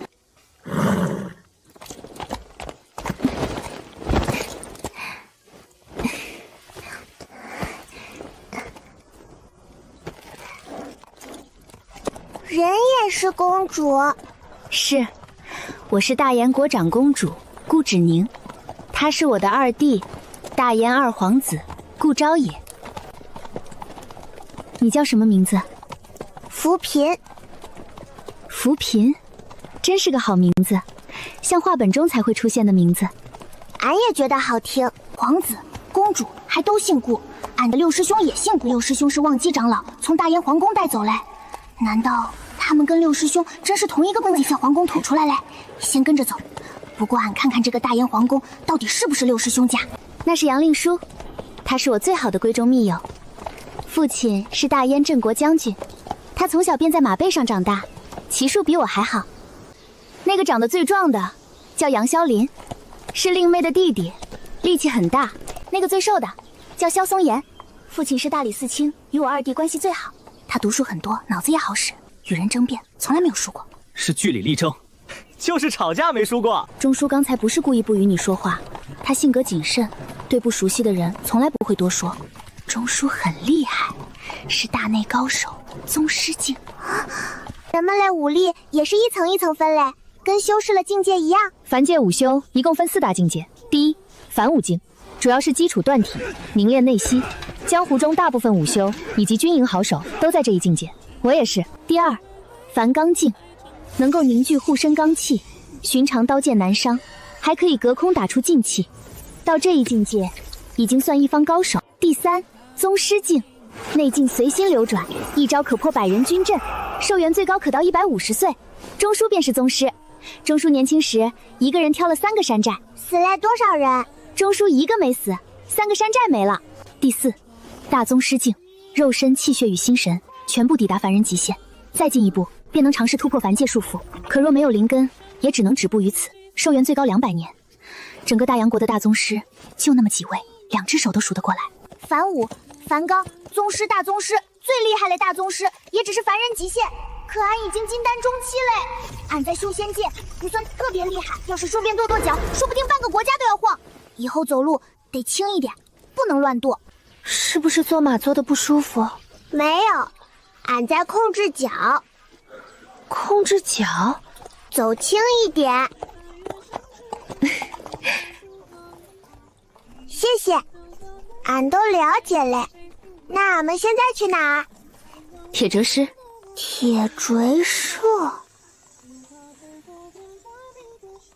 啥意思？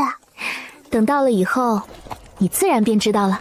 乘风囊已经怪新鲜，现在又来一个铁醉山。凡界没有法术，可好玩的东西一点都不少。到了。热包子，刚出锅的热包子。人怪多，还有卖吃嘞多，跟修仙界的宗门广场不一样，这里更吵，可也更像有人认真过日子。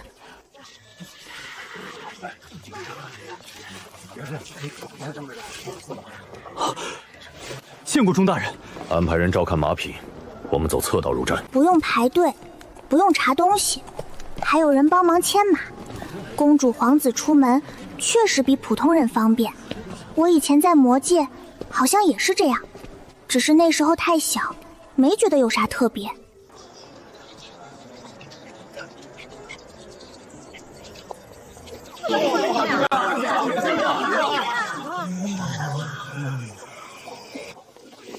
等会儿扔走专属通道，不用排队，也不用在人群里挤。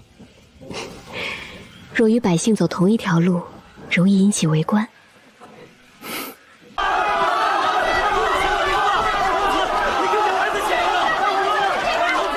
上一次，二弟弟被百姓围了整整半个时辰，签了100多个名字，最后手都抬不起来。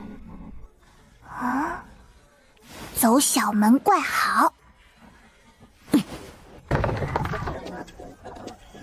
外面挤得像煮饺子，这里一个人都没有，一扇门就像隔开2个世界。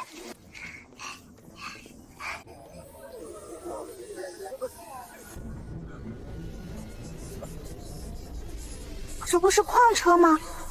我以前坐过魔界矿车，下面也是铁轨，一节接一节。不对，矿车后面装矿，这个后面装人，还有门窗，像好多间房子，拿绳子串在一起。这个叫啥？铁绝车。铁绝车。这是大燕最重要的交通工具之一，只要铺有铁轨，它便能运人、运货，从一座城直达另一座城。参见长公主，参见二皇子。起来，不要引起围观。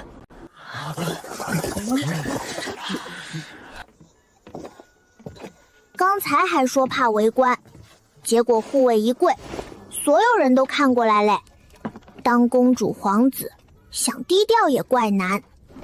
外面看着像木盒子，里面倒像小客房，有椅子，有桌子，有热茶，还能睡觉，比矿车舒服多嘞。长公主，二皇子，老奴去后方查看妖兽装载情况。好，让人仔细些，千万不要弄破那张猪皮，那是准备给父皇做法衣的。老奴明白。吃吧，不用客气。好吃，软软嘞，甜甜嘞，还有花香，比荒域妖兽好吃怪多。这个也好吃，外面酥，里面软，我以前咋没吃过？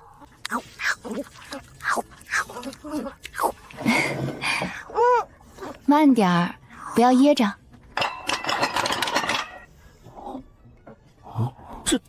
这么能吃？你师傅是不是不给你吃饭？你多久没有吃过饱饭了？这些点心，我看着都已经饱了，你怎么还能吃下10盘？这盘也给你，我吃不下。够吗？不够的话，再让人送一些过来。够嘞，这是我这1年吃过最好吃的东西。整整1年，连一颗真正的糖都没吃过。这么小的孩子，跟着隐居高人住在深山，1年连糖都吃不到，难怪见到点心便控制不住。可怜的孩子。我还以为你是哪家大族的小姑娘，没想到真是在山里苦修的。你师父到底从哪里捡到你的？与你有何仇怨？他们好像误会嘞，爷爷们不是不给我吃，是硫磺之玉没这些东西。不过这个误会也不错，至少不用解释我为啥一次能吃10盘。乘风囊能飞，铁折车能跑。以前师傅们说凡界类人不会飞，出门全靠2条腿，原来都是骗人嘞！也不算骗人，乘风囊和铁着车都是近几十年才逐渐普及，不过如今用的极广，各州之间互相连通，百姓远行、商行运货、官府押送物资，大多都要依靠铁贼车。大燕每一个州都有铁辙站，站与站相连，四通八达，比普通马车快10倍不止，还不用翻山涉水。铁锤车可不是有车便能跑，下面要先铺筑坚实路基，官府征调大量铁匠、民夫，统一规格，统一修建。当初光铺设铁辙路线，便足足修了30年，耗费的人力物力难以计算。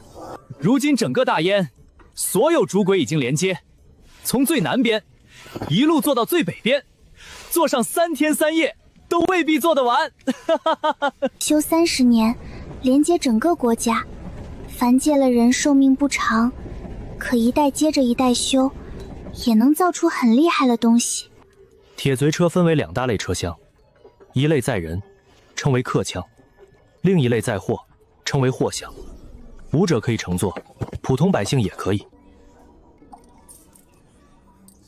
普通客腔票价不高，坐上1日1夜，只需几10枚铜钱。贵宾车厢要贵许多，但更加舒适，有吃有喝，夜间还有床榻与毛毯。这个铁辙车也是用燃矿驱动嘞。不错，铁辙车与乘风囊都可以使用燃矿。这种矿石目前只有大燕境内发现大量矿脉，它比普通煤炭燃烧更持久，而且烟痴很少。各大城池的铁辙仪常年都有储备。怎么，你又想说自己听得懂？我刚才看了一眼车头，里面应该有一个密闭的大鼎，用耐高温的特制铁打造，里面加水，下面烧燃矿，水烧开以后，热气出不去，就会越积越多，压桨也会越来越大，再把高压热气引到铁活塞里面，热气一推，活塞就前后动，活塞再连上齿轮，齿轮带动车轮，整辆车就能往前跑嘞。原理怪直白，普通铁匠只要看懂结构，应该都能照着打造。不是，你真的懂？懂一点。你师傅到底是什么人？竟然连燃矿、锅炉和活塞都教你？我师傅们都是活了很久很久嘞，老头子。一个会这个，一个会那个，反正啥都懂一点。今天教这个，明天教那个，学得多嘞，自然啥都懂一点。他们说我脑子还行，适合多学点，以后不容易饿死。他们嘞，下巴收回去一点，腰挺直一点，说话也更客气一点。看我的眼神，终于不像看一个只会吃点心嘞小孩嘞。4岁半嘞高手，就得有4岁半高手嘞牌面，不能让人看出来我其实更想喝甜水。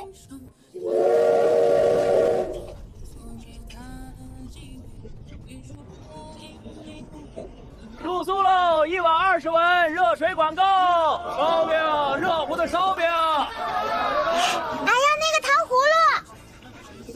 买。修士活几千年，不是在闭关，就是在等天劫。凡界的人只能活几10年，咱每天都嫩热闹。他们不会修炼，可他们不用灵力也能飞上天，跑到很远很远的地方。凡界的人可真会过日子。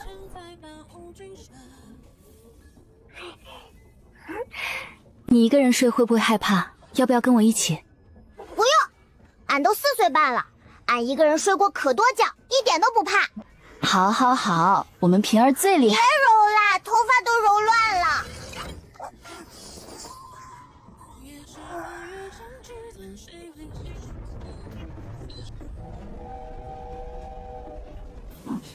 嫩大一个城门，俺爹的魔城门拆下来，好像都没它宽。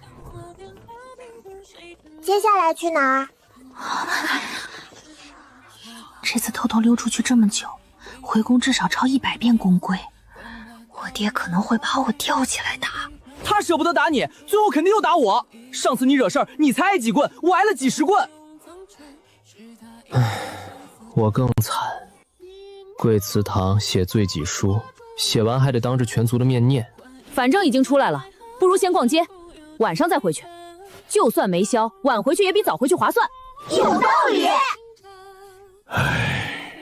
俺算看明白了，回家的时候一个比一个怂。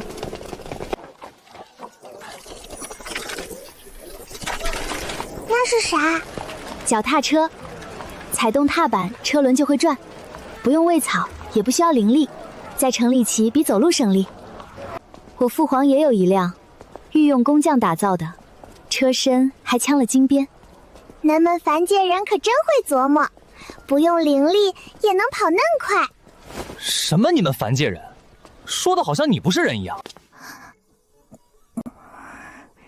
走，小爷带你去逛吴京最大的步行街。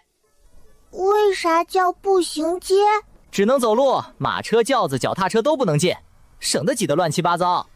哦，就是专门让人慢慢逛、慢慢吃的地方。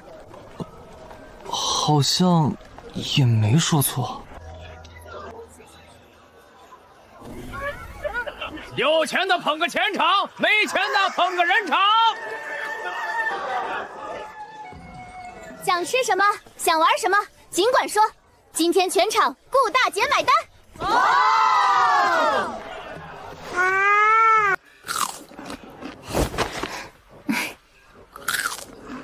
哦，他怎么这么能吃？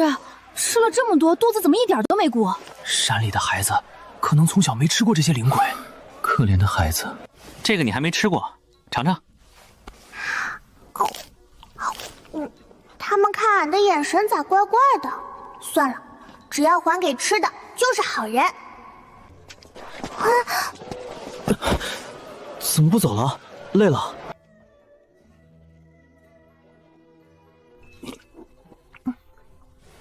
这个，还有这个不要，其他的全给俺包起来。恁几个是不是没钱了？老板，全包起来，连罐子一起。好嘞，贵客稍等。吴工厂真重。晨光。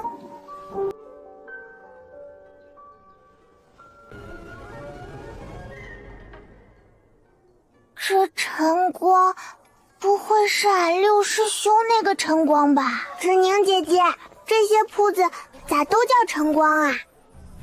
晨光是大妖国的国营商号。国营是啥？就是朝廷开的。大央国最好的、最大的、最赚钱，也最让百姓信得过的铺子，基本都跟晨光有关。那么多铺子都是朝廷开的？也不全是。你看这种写着官营的，就是皇室直营，货物由宫里统一监制，店里赚的钱全部进入国库。就是皇帝自己开店挣钱。话糙了点儿，但差不多。刻着加盟的是商户自己掏钱开店，他们用晨光的牌子进晨光的货，每年再交一笔加盟费。那剩下的钱呢？归他们自己。那晨光啥都不用干，就能先收一笔钱？也不能这么说，晨光要帮他们培训伙计，检查货物，还要维护名声。先让人信这个名字，再让别人掏钱用这个名字，可真会挣钱。写着代理的，就是从晨光低价进货，再转手卖出去。比如100文进货卖120文，那20文就是他赚的。一次赚的少，多卖点就中了。你这不是听得挺懂吗？俺刚想明白。最后一种叫冠名，这包子还是他们自己的配方，自己的师傅，这也无碍，跟晨光没有关系。那为啥叫晨光？因为他们花钱买了这个名字，百姓看到晨光2个字，就觉得这家店不会坑人，所以他的生意是旁边那家的3倍。看到晨光2个字，就代表靠谱，买了不会错。加盟、代理、冠名，俺没全听懂。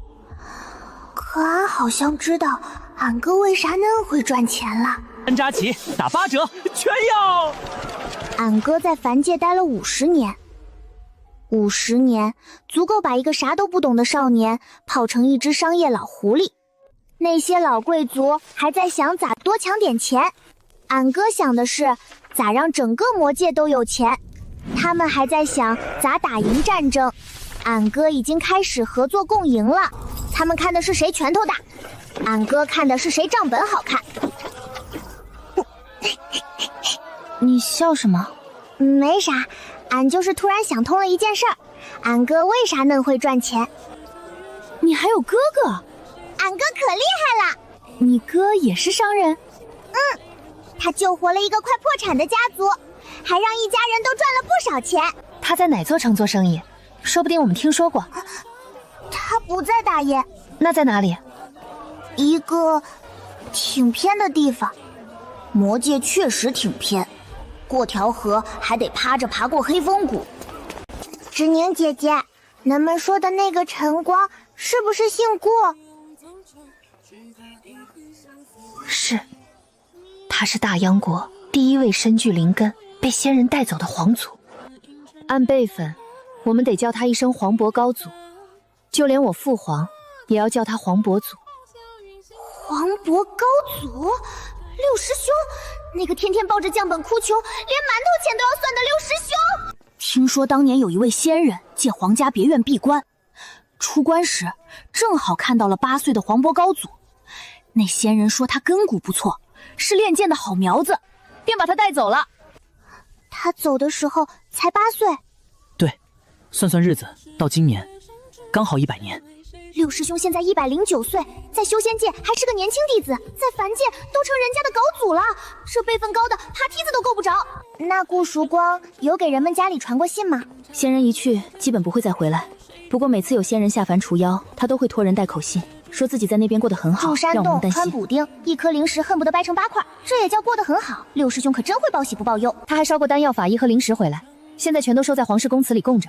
灵石是不是灰扑扑的，不咋透亮？你怎么知道？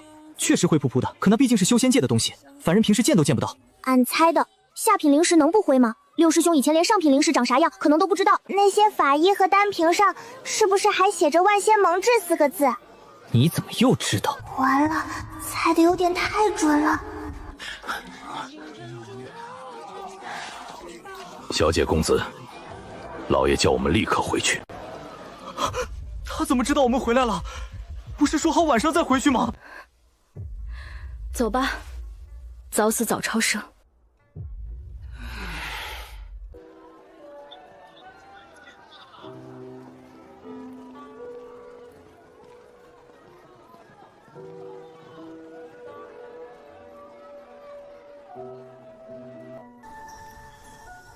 这就是六师兄留给凡界的东西，不是功法，不是丹药，是一个用了上百年的名字。1颗，2颗，3颗。宗门库存不足。凡界的顾晨光是整个大央国的商业传奇，修仙界的顾晨光还在为了省一颗培元丹的钱发愁。六师兄要是知道自己在凡界这么有钱，会不会当场哭出来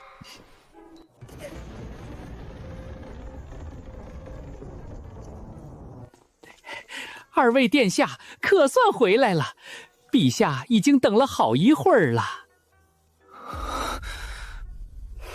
你怕不怕见皇帝？俺怕啥？是恁爹骂恁们，又不是俺爹骂俺。有道理。一点用都没有的道理。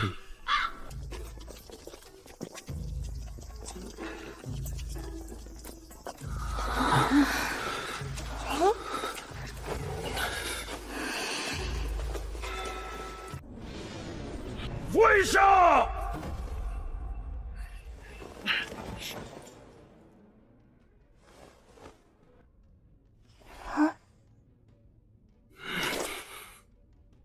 钟叔嫩大一个人，还想装看不见，这不是掩耳盗铃吗？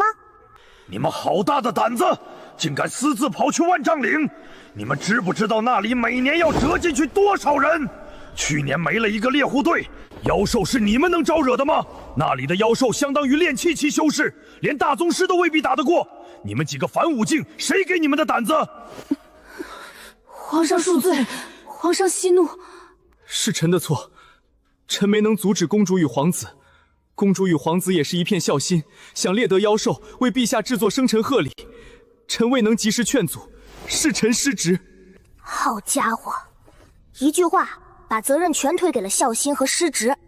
明明是大家一起去玩，到他嘴里就成了他没拦住。读书多的人甩锅都比别人甩得远。萧松岩，臣在。你父亲这几日思念你的紧，朕已经派人传话大理寺，准他今晚不必值夜，让他留在府中，等你回去彻夜长谈。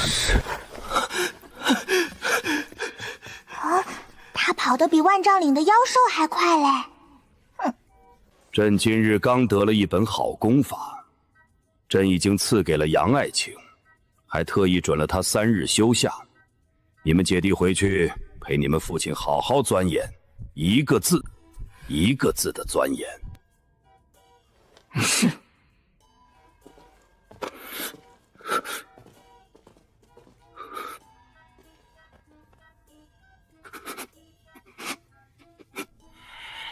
你们2个自己去送死也就罢了，还带着别人一起。杨家姐弟，萧家小子，哪一个真折在万丈岭？朕不用去给人家陪儿女。上次楚国皇子跑去猎妖兽，结果如何？被妖兽追了3天3夜，最后连裤子都跑丢了，丢人都丢到国外去了。你们是不是也想给各国送点笑话素材？父皇，我们不是没事吗？而且还有钟叔跟着。钟叔是大内高手，是保护皇宫的，不是给你们出门溜钻当保镖的。要不是朕让钟叔去找你们，你们早成妖兽的饭后顶品了。到时候朕还得派兵进去给你们收尸。不对，尸体都未必有，那些妖兽啃得比狗舔盘子还干净。这不是没啃吗？你还敢顶嘴？这是谁家的孩子？他为什么站在这里？父皇，他是我们在万丈眼青木林里遇到的，他砸死了一只铁牙猪，救了我们。他砸死铁牙猪？我砸的。父皇，真是他砸死的。那头铁牙猪已经运回铁绝液，稍后便能送进宫。猪皮破了没有？一点没破，完整的很。完整的铁牙猪皮至少能做2件法衣。儿臣正准备给父皇做一件，就当父皇今年的生辰贺礼。别以为讨好朕就能免罚。行了，起来。看在你们带回一只完整铁牙猪的份上，责罚减半。父皇，减半是多少？每人50大板，再抄200遍公规。原本是100大板400遍，朕已经减半了。是。他留下。父皇，他只是个孩子，他什么都不懂，有什么事情您问我便是。朕不会为难一个孩子，你下去领罚。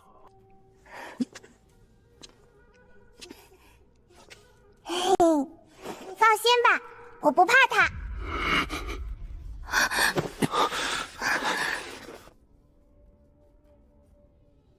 你是谁家的孩子？你爹娘在何处？不能说，怕说出来你害怕。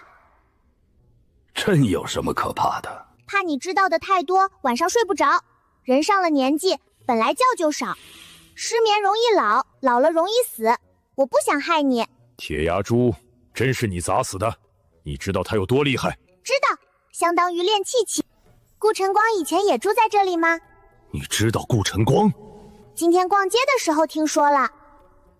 历代大燕君王都居住在此，黄伯祖7岁登基，自然也住过这里。你没见过他？论辈分，朕要叫他一声黄伯祖。他离开凡界时，连朕的父皇都未出生。朕只在画像上见过他。六师兄小时候还当过皇帝，怪不得他天天爱记账，原来从小就在管过库。你是人间皇帝，肯定可有文化，还知道很多秘密吧？略知一二。你想问什么？除了等万宗凌晨大典，还有啥办法能去修仙界？没有，一点办法都没有。仙凡隔绝，凡人无法进入修仙界，没有人知道通往修仙界的道路，即便是下凡的仙人，也从不向凡人透露路线。行吧，连人间皇帝都不知道，那估计真没办法了。你到底是谁？我说我是从修仙界来的，你信吗？行吧，又是一个不信的。低阶的疗伤丹都送给硫磺之域那对母子了，高阶的药劲儿太大，这凡人皇帝吃了，别再把经脉撑炸了，到时候还得花钱治。顾晨光以前给咱们寄回来的丹药，应该没有疗伤的吧？为何如此说？疗伤丹贵，他买不起。你经脉里有旧伤，已经好多年了，这颗给你，吃了应该能好。你怎么知道朕的经脉有伤？看出来的呀，你运气的时候，右边经脉比左边堵一点。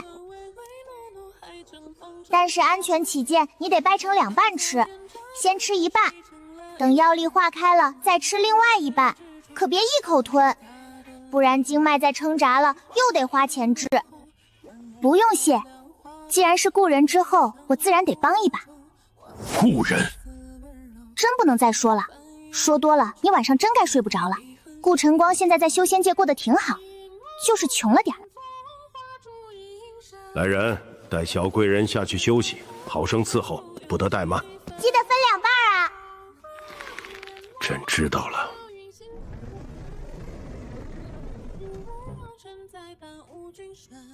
中书，陛下，老奴曾接触过仙人留下的仙丹，药香相似，丹纹也相似。是仙丹？应当是。但这一颗成色比宗祠里供奉的那些更好，品鉴恐怕不低，普通下凡仙人未必拿不出这种丹药。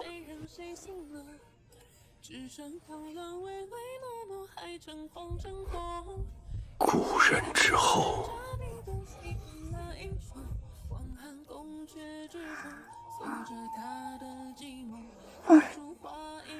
睡不着，睡不着就容易想事情。我爹从幽冥裂缝底下上来了没有？那双金色眼睛一直盯着他，会不会把他当饭吃了？幽冥裂缝下面到底有啥？他一个人扛不扛得住？我娘渡完劫了没有？最后一剑劈完，他累不累？他知道我被抓走了吗？会不会已经跑到硫磺之境门口骂人了？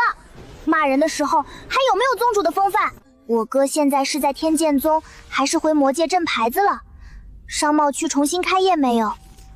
大家的年终奖还发不发得出来？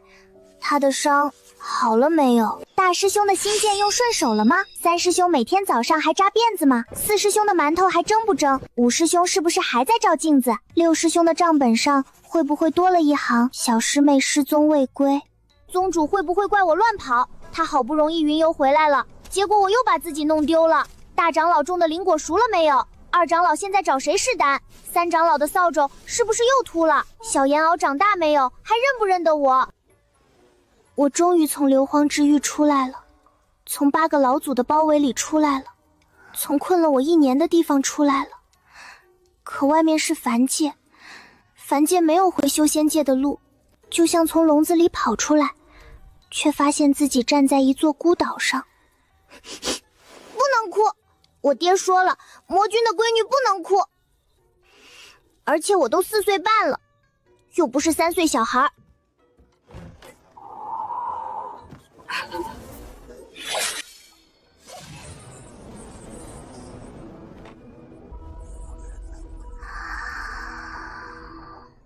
凡界没有灵气，按理说修士在这里没法修炼。这是啥？凡界没有灵气，草木有生气，大地有生气，风雨花鸟，万物活着就都有自己的气息，虽然很少，但真的可以吸收。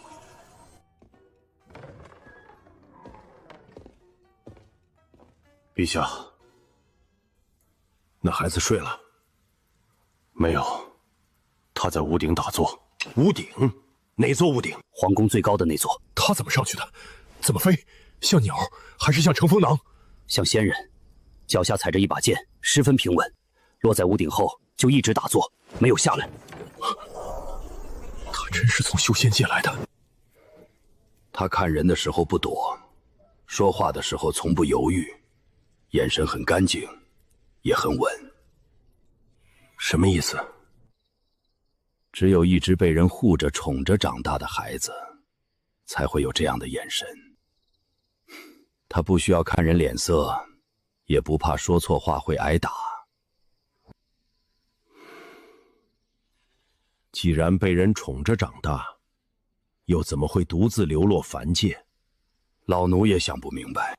但他拿丹药时，确实是从储物手镯里取出的。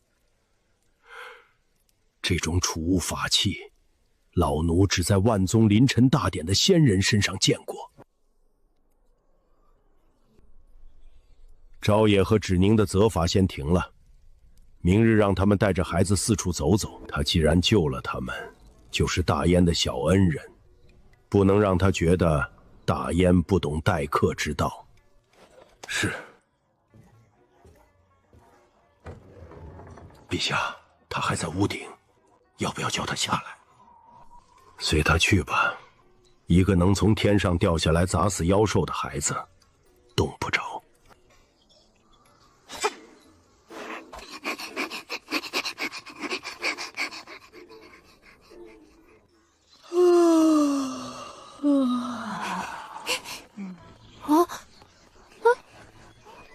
你在做什么啊？跑步啊。你什么时候起来的？2个时辰前。你跑了多少圈？52圈。院子太小，一圈才几步路，所以跑得多。你不累吗？你才4岁半。习惯了。你是怎么做到这么自律的？我6岁还要宫女哄着起床，昭也10岁了，还得让人把被子掀了，他才肯起来。我师兄说了，修行如逆水行舟，不进则退。1天不练，自己知道； 2天不练，师兄知道； 3天不练，全宗门都知道。对了，父皇说你是我们的小恩人，让我们这2天好好陪你在吴京逛逛，你想去哪儿都可以。能先吃早饭吗？饿了。你想吃什么？啥都中，只要够多。多少算够多？先来10人份吧。10人份很多吗？这都是给我吃的呀。父皇说了，要好好招待你。你不是要10人份吗？吃不完可不许浪费。放心吧，我从不浪费粮食。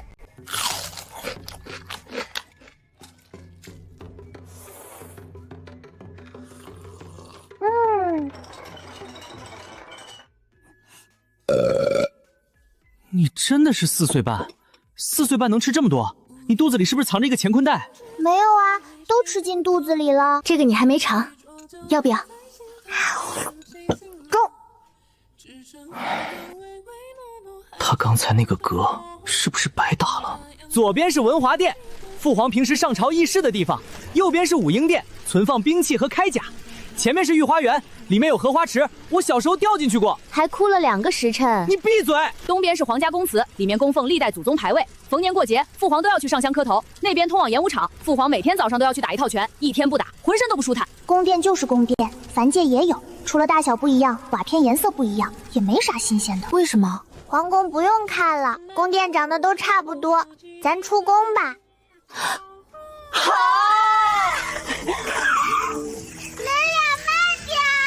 出宫了！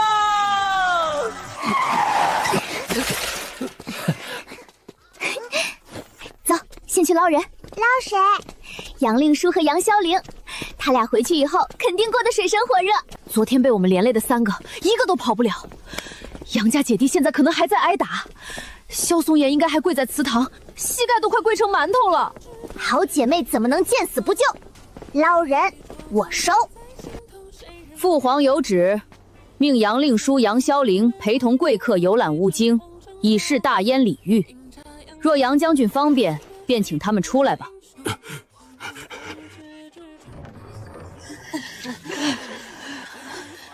师娘，你总算来了，再不来怕我就要被我爹打死了。撑住，你安全了。快走，快走！这个家我一刻钟都不想多待。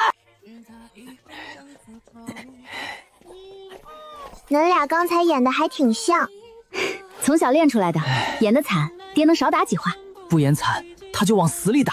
有道理。见过长公主，二天下。劳烦二位亲自登门，松岩失礼了。无妨，父皇命我等陪同小恩人游览吴京，尽地主之谊。既是陛下旨意，松岩便恭敬不如从命了。二郎，大恩不言谢。行了，别整那些文绉绉的，快走。走。凡界这些大户人家的小孩，别的不说，演技都怪好嘞。还是指您有远见，知道把这个小娃娃捡回来当挡箭牌。我早就说了，把他捡回来值了。多亏了你，我们今天才不用继续挨打。救命之恩，没齿难忘。小事，管吃管住就中。包的，包的，只要你吃得下，姐姐就请得起。这话别说太满。昨天逛的是步行街，今天带你见点不一样的东西，让你长长见识。比如，跟上来就知道了。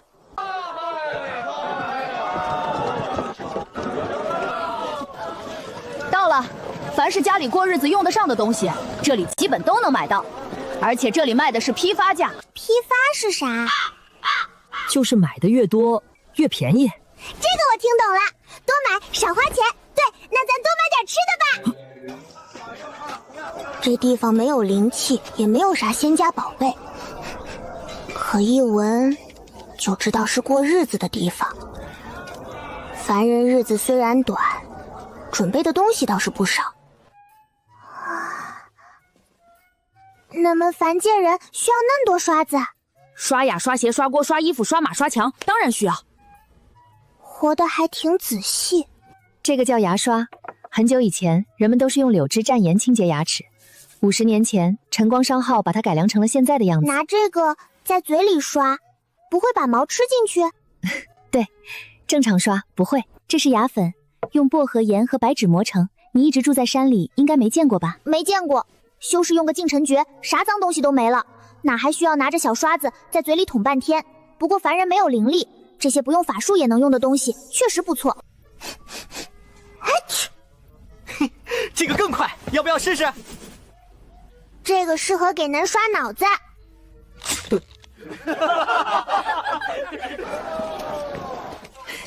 这才第一家，后面稀奇东西多着呢。那还等啥？接着逛呀！这个是刷衣服的，这个刷鞋，这个刷指甲缝。指甲缝也专门刷？当然，干净的从细处讲究。这个刷垫子，垫子脏了蘸上水使劲刷，刷完跟新的一样。那个刷墙，那个刷锅，那个刷工桶，还有这个刷脸。刷啥？脸啊！刷毛特别软，沾上水和香皂，在脸上轻轻刷几圈，洗得可干净了。要不要试试？不了，咱们这铺子刷子长得都差不多，万一拿错了，我有四师兄言川刷脸，我有净尘诀，暂时不用升级成自己动手。这个铺子闻着怪好闻嘞。这是熏香盒，将炭饼点燃，再把盖子盖上，香气会从这些小孔里慢慢飘出来，比直接烧香更省，也更持久。一块香炭能用3天。不错，我想要100个。多少？100个啊！我爹一个，我娘一个，我哥一个，宗主、师兄、长老们都得有，剩下的带回宗门备用。出门一趟不能空手回去。不就是100个吗？老板，包100个。记我顾二爷账上，月底一起结。好嘞，二爷放心，保证每个都挑最好的。100个不便宜吧？都已经答应了，别算。这个叫香皂，用天然皂角做底，洗脸、洗手、沐浴都能用。桂花味儿，架子上还有茉莉、玫瑰、香香和薄荷。这个咋闻着像红烧肉？就是红烧肉味儿。去年出的限量款卖的可好了。别人洗完澡身上是花香，招蜂引蝶，这个洗完澡浑身是红苕肉味；招狗引狼，这不是新奇，还挺香。这是撇棋。恁要是用了，晚上睡觉记得关好门，怕御膳房的人闻见把你端走。为什么？此物名为时辰仪，用来核定时辰，时刻分皆可显示清楚，即便碰上阴雨天气不见日影，也能知道准确时辰。不用灵力？不用。也不是法器？不是。那它咋自己动？依靠齿轮、弹簧和重力运转。没有灵气，没有阵法，却能把时辰算得这么准。凡人的机关术比很多低阶法器还精巧。大的漏丸是1个时辰，小的漏丸是1刻钟。我能要一个吗？当然可以，挑一个轻便结实的，适合小孩子带着玩。我不要小的，我要那个。你确定倒下来能砸死人？他比你高出数倍。麻烦送到我昨晚睡觉的院子里就中。行。你确定倒下来能砸死人？他比你高出数倍。麻烦送到我昨晚睡觉的院子里就中。行。稍后送到皇宫门口，自然有人接收。你要这么大的时辰仪做什么？带回天剑宗，以后六师兄算账就知道自己乐了多久。这么大一个，摆在食堂食台旁边，肯定气派。就是不知道储物手镯塞不塞得进去。这个怎么样？骑起来可威风了。没有我飞得快。这滑板也有意思。还是没有我飞得快。滑板虽然不会飞，可我要是踩着它御空，好像也能飞，就跟三长老骑扫帚一样。不中。什么不中？我是正经剑修，天剑宗已经有1个骑败招的了，不能再多一个踩板子的。梁氏20箱送3号仓，是披路杖，1、2、起。这里就是吴京的仓库区，从大燕各地运来的货物，先送到这里分类存放，然后再由各地商方批量采购，运往城里的铺子。单是管理这片仓库区，就养活了几千人，搬货的、清点数量的、看门巡逻的、管理账码的，哪一项都得有人做。吴京很多百姓一家老小的饭碗都系在这条铁轨上。那么凡界真的怪热闹，也怪充实。大家都得生活，不干活就没有饭吃。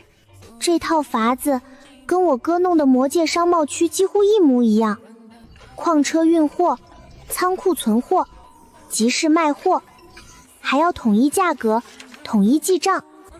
我哥在凡界待的50年真没白待，他不是只学会了咋挣钱，他是把一个国家咋运转，百姓咋靠生意活下去全学回去了。我哥可真厉害。你又想起你那个做生意的哥哥了？他以前救活的可不只是一个家族，一站式购齐，就是进一家铺子啥都能买。没错，从锅碗瓢盆到衣服被褥，从零食点心到桌椅床柜，一趟全买齐。那么凡界人可真怕多走路，这叫方便。1楼主要卖吃的和每日必须的东西，附近百姓买菜买米也会来这里。确实快，北市一家铺子只卖1种东西，这里把所有东西都搬进一栋楼里了。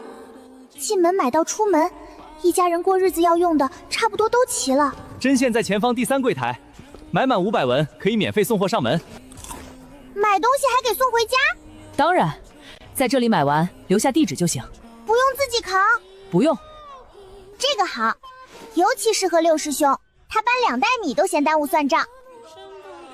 这里可以买成衣，也可以现场量尺寸定做，写好单子，3日后送到家里。连衣裳也能送？能。那要是做大了咋办？免费修改1次。服务怪周到。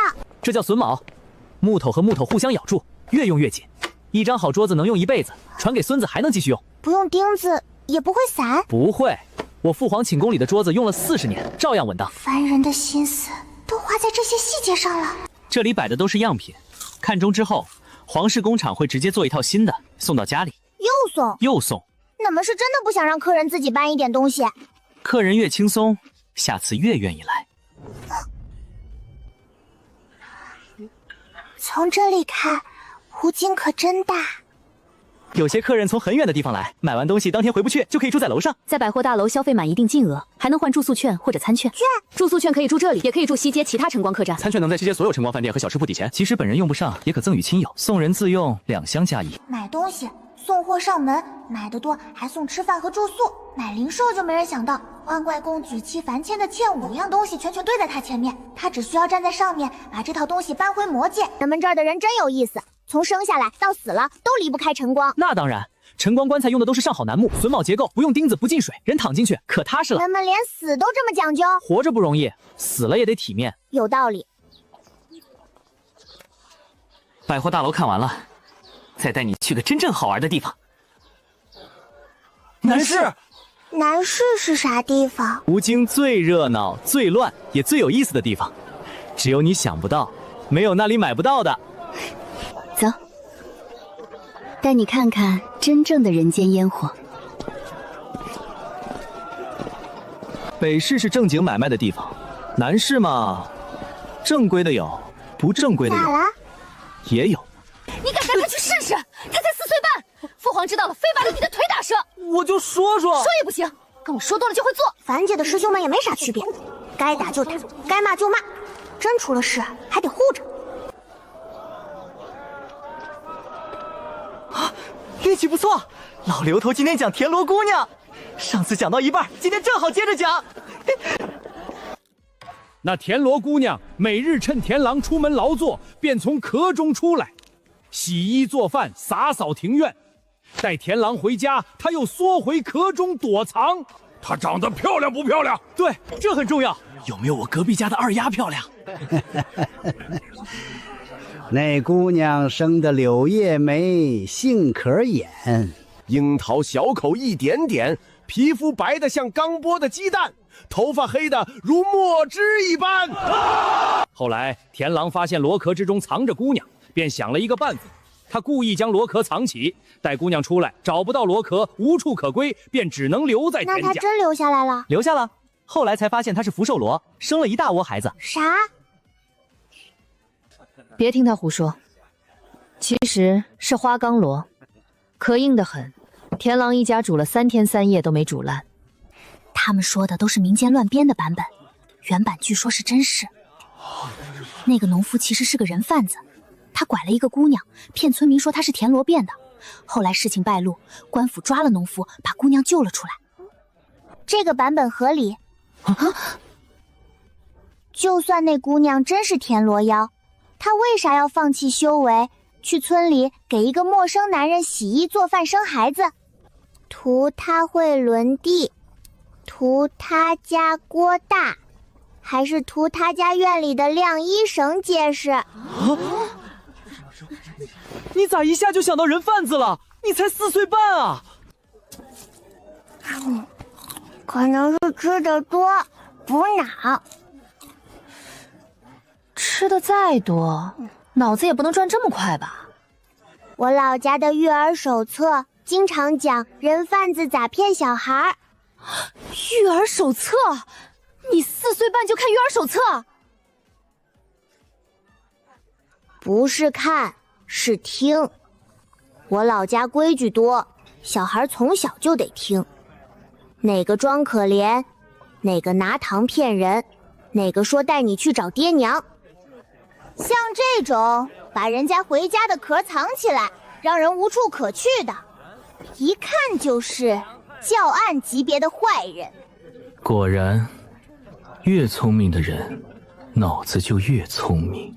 这话还用你说？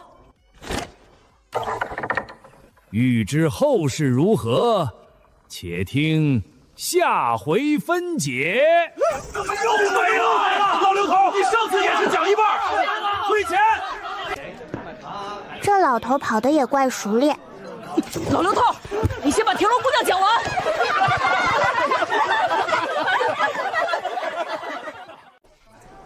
霸王是啥？别姬又是啥？霸王是个人，姬是他媳妇儿。总之，是个特别惨的故事。那还花钱看啥？看完心情不更差了？就是看完别人的惨，才知道自己的日子还过得去。有道理。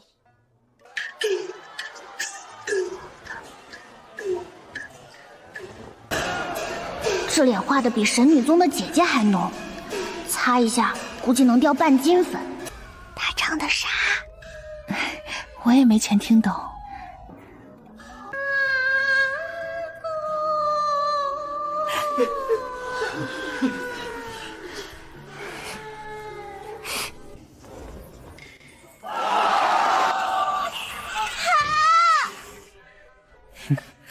好看吗？好看，虽然一句没听懂，可听着就是想哭。想不想打赏？咋赏？简单，往台上扔，扔的越多越有牌面，扔得准，台上的角儿还会专门看你一眼。往台上扔就中？对。啊？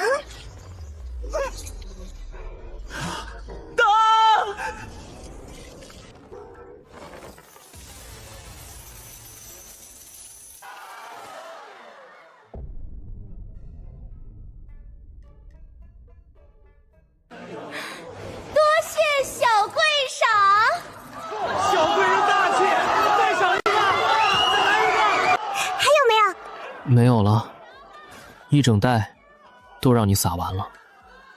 那好吧，那是我1个月的零花钱。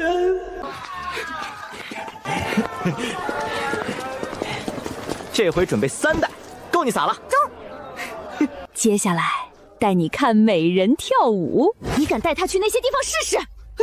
正经的，喝茶、赏舞、品诗的地方。那你刚才说的是哪种地方？我哪知道你想的是哪种？阿姐，你这人怎么这么龌龊，整天想些不正经的东西。顾朝夜，你这个孽障！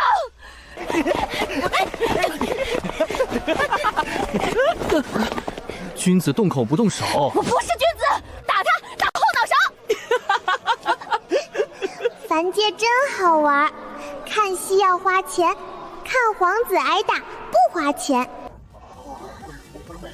青松山南枝，黄枝丝。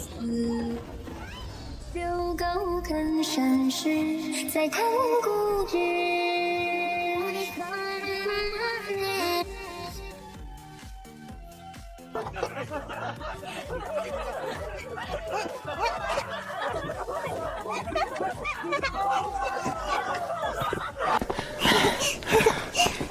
怎么样，好不好玩？好玩，比练剑好玩。练剑累了只想躺下。那当然，小爷带你见识的都是普通小孩4岁半见识不到的。走，再带你去玩更好玩的。游乐园？那种太幼稚。这次带你玩小孩子真正喜欢的东西。大爷好，大爷好。你好呀。你好呀，小仙女。你好。你好呀，小地瓜。小地瓜，能再笑，我把你打成地瓜泥。别理他，他就会这几句。见人说人话，见鬼说鬼话，见小孩就叫地瓜的。顾二爷，大傻瓜。这鸟挺聪明。两只虫子打架，你们为啥那么激动？这可不是普通虫子，这是将军之间的决斗。他们知道自己是将军吗？我去买一只，小爷挑蛐蛐最有一套。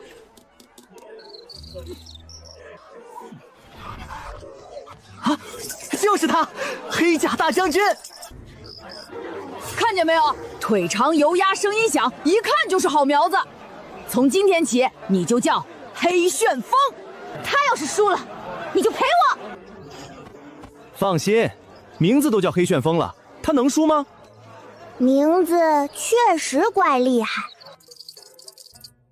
好，先观察地形。他咋看着像在想事情？大战之前沉着冷静，方显大将之风。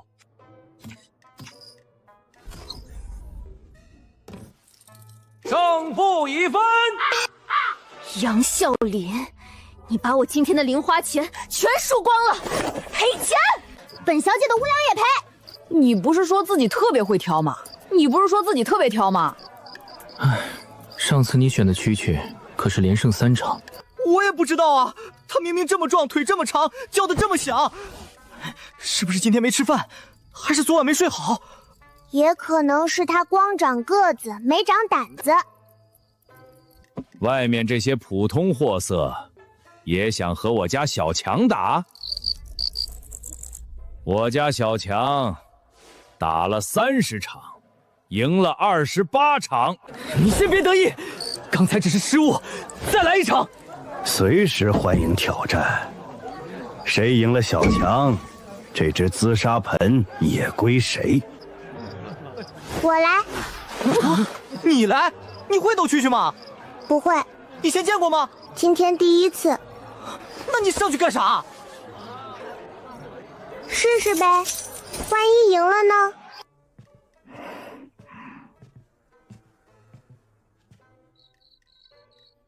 就他。小娃娃，这只没精神，养了好几天，连叫都懒得叫，打不赢的。没事，就他。你就拿这个和小强打，瘦的跟3天没吃饭一样。中不中，打了才知道。这只怎么比黑顺风还懒？完了，又得赔一笔。躲呀！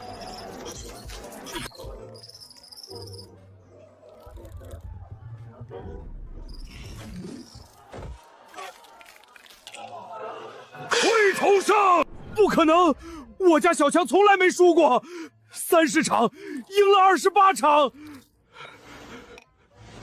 可他今天输了呀，反正我赢了。赢了！你真赢了！你确定这是第一次斗蛐蛐？确定。这是什么品种？看着不像无尽本地货。不知道，可能他只是懒得打，不是不会打。这是不是就叫扮猪吃老虎？这叫深藏不露，高手的最高境界。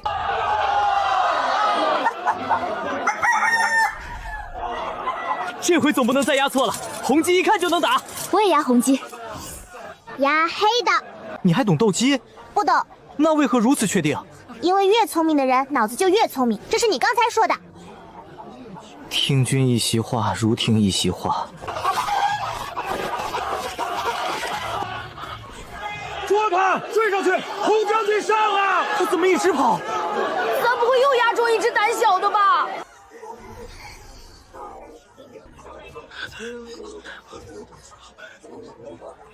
差不多了。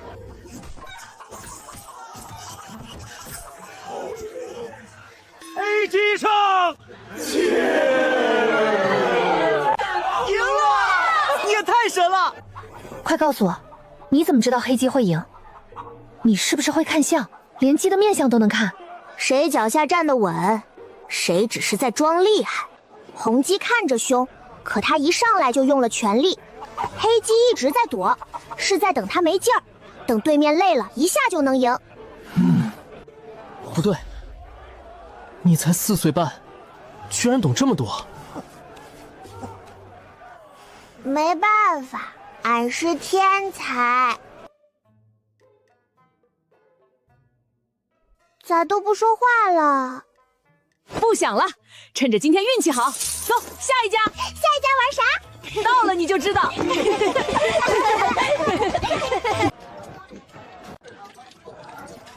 他这是想听石头说话。石头要是真会说，估计先让他把自己放下。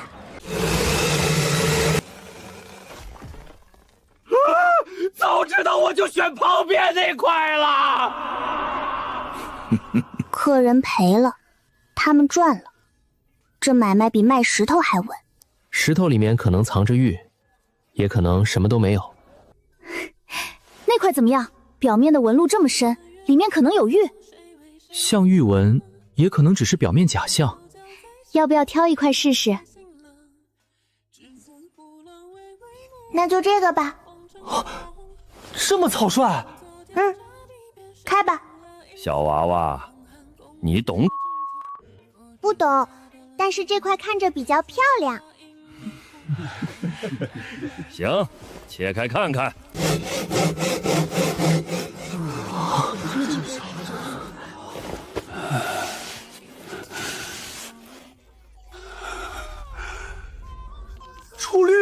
这颜色真正，小娃娃随手一挑都能长。小贵人运气不错，虽然算不上极品，但预制上乘。你这双眼睛到底怎么长的？扔铜板一枚没落下戏台，挑曲子挑中了隐藏高手，斗鸡能看出哪只脚下更稳。你确定只是运气好？我运气一向不错，其实不是运气，我用灵石一扫，石头里面长啥样看得清清楚楚，而且玉石里带着一点天地气息，比普通石头多一点温度，挑它跟挑菜没啥区别。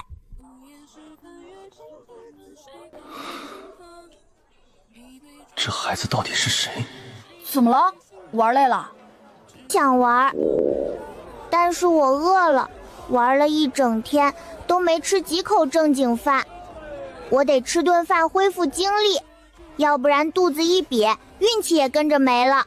走，带你吃南市最好吃的夜市。夜市？南市不宵禁，越晚越热闹。从街头吃到街尾，3天3夜都吃不重样。全五京最好吃的东西都在这里。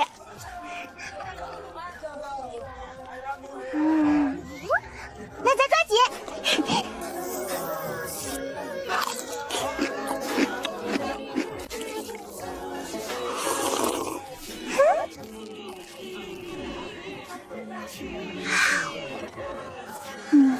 你还能吃？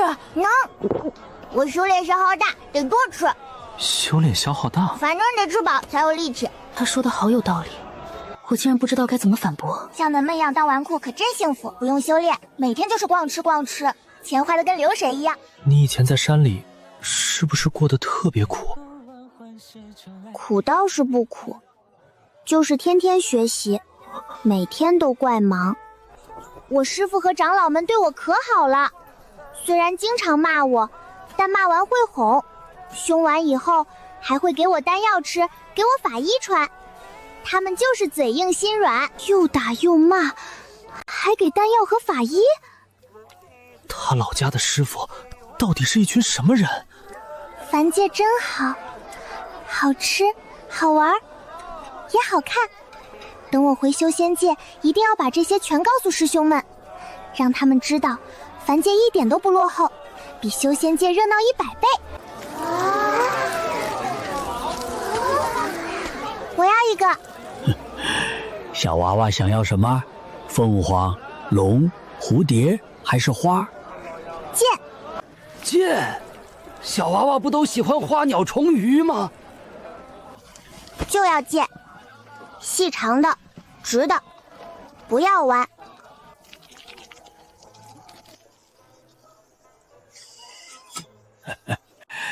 小剑客，拿好。甜的。你这么喜欢剑？我是练剑的。你才4岁半，练什么剑？4岁半不应该玩布偶吗？我大师兄1岁就开始练剑了，我3岁才练，已经算起步晚了。你3岁开始练，现在4岁半能砸死一头300多斤的妖兽，那你5岁的时候能干什么？5岁啊，大概能打花神吧。咋不问了？怕再问下去，我会开始怀疑自己这些年到底活了什么。对，就是这些。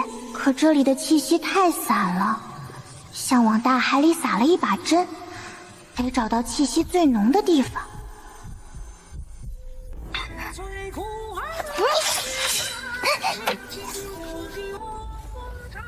世人惊险的桥段不过寻常，有最今生的自己都已随即繁华，而我在东边其实个篇章，有最孤傲的雪山，今天不你我所扎，世人惊险的桥段不过寻常。没错，就是这里。有最今生的自己，你随即繁华，而我在东边其实个篇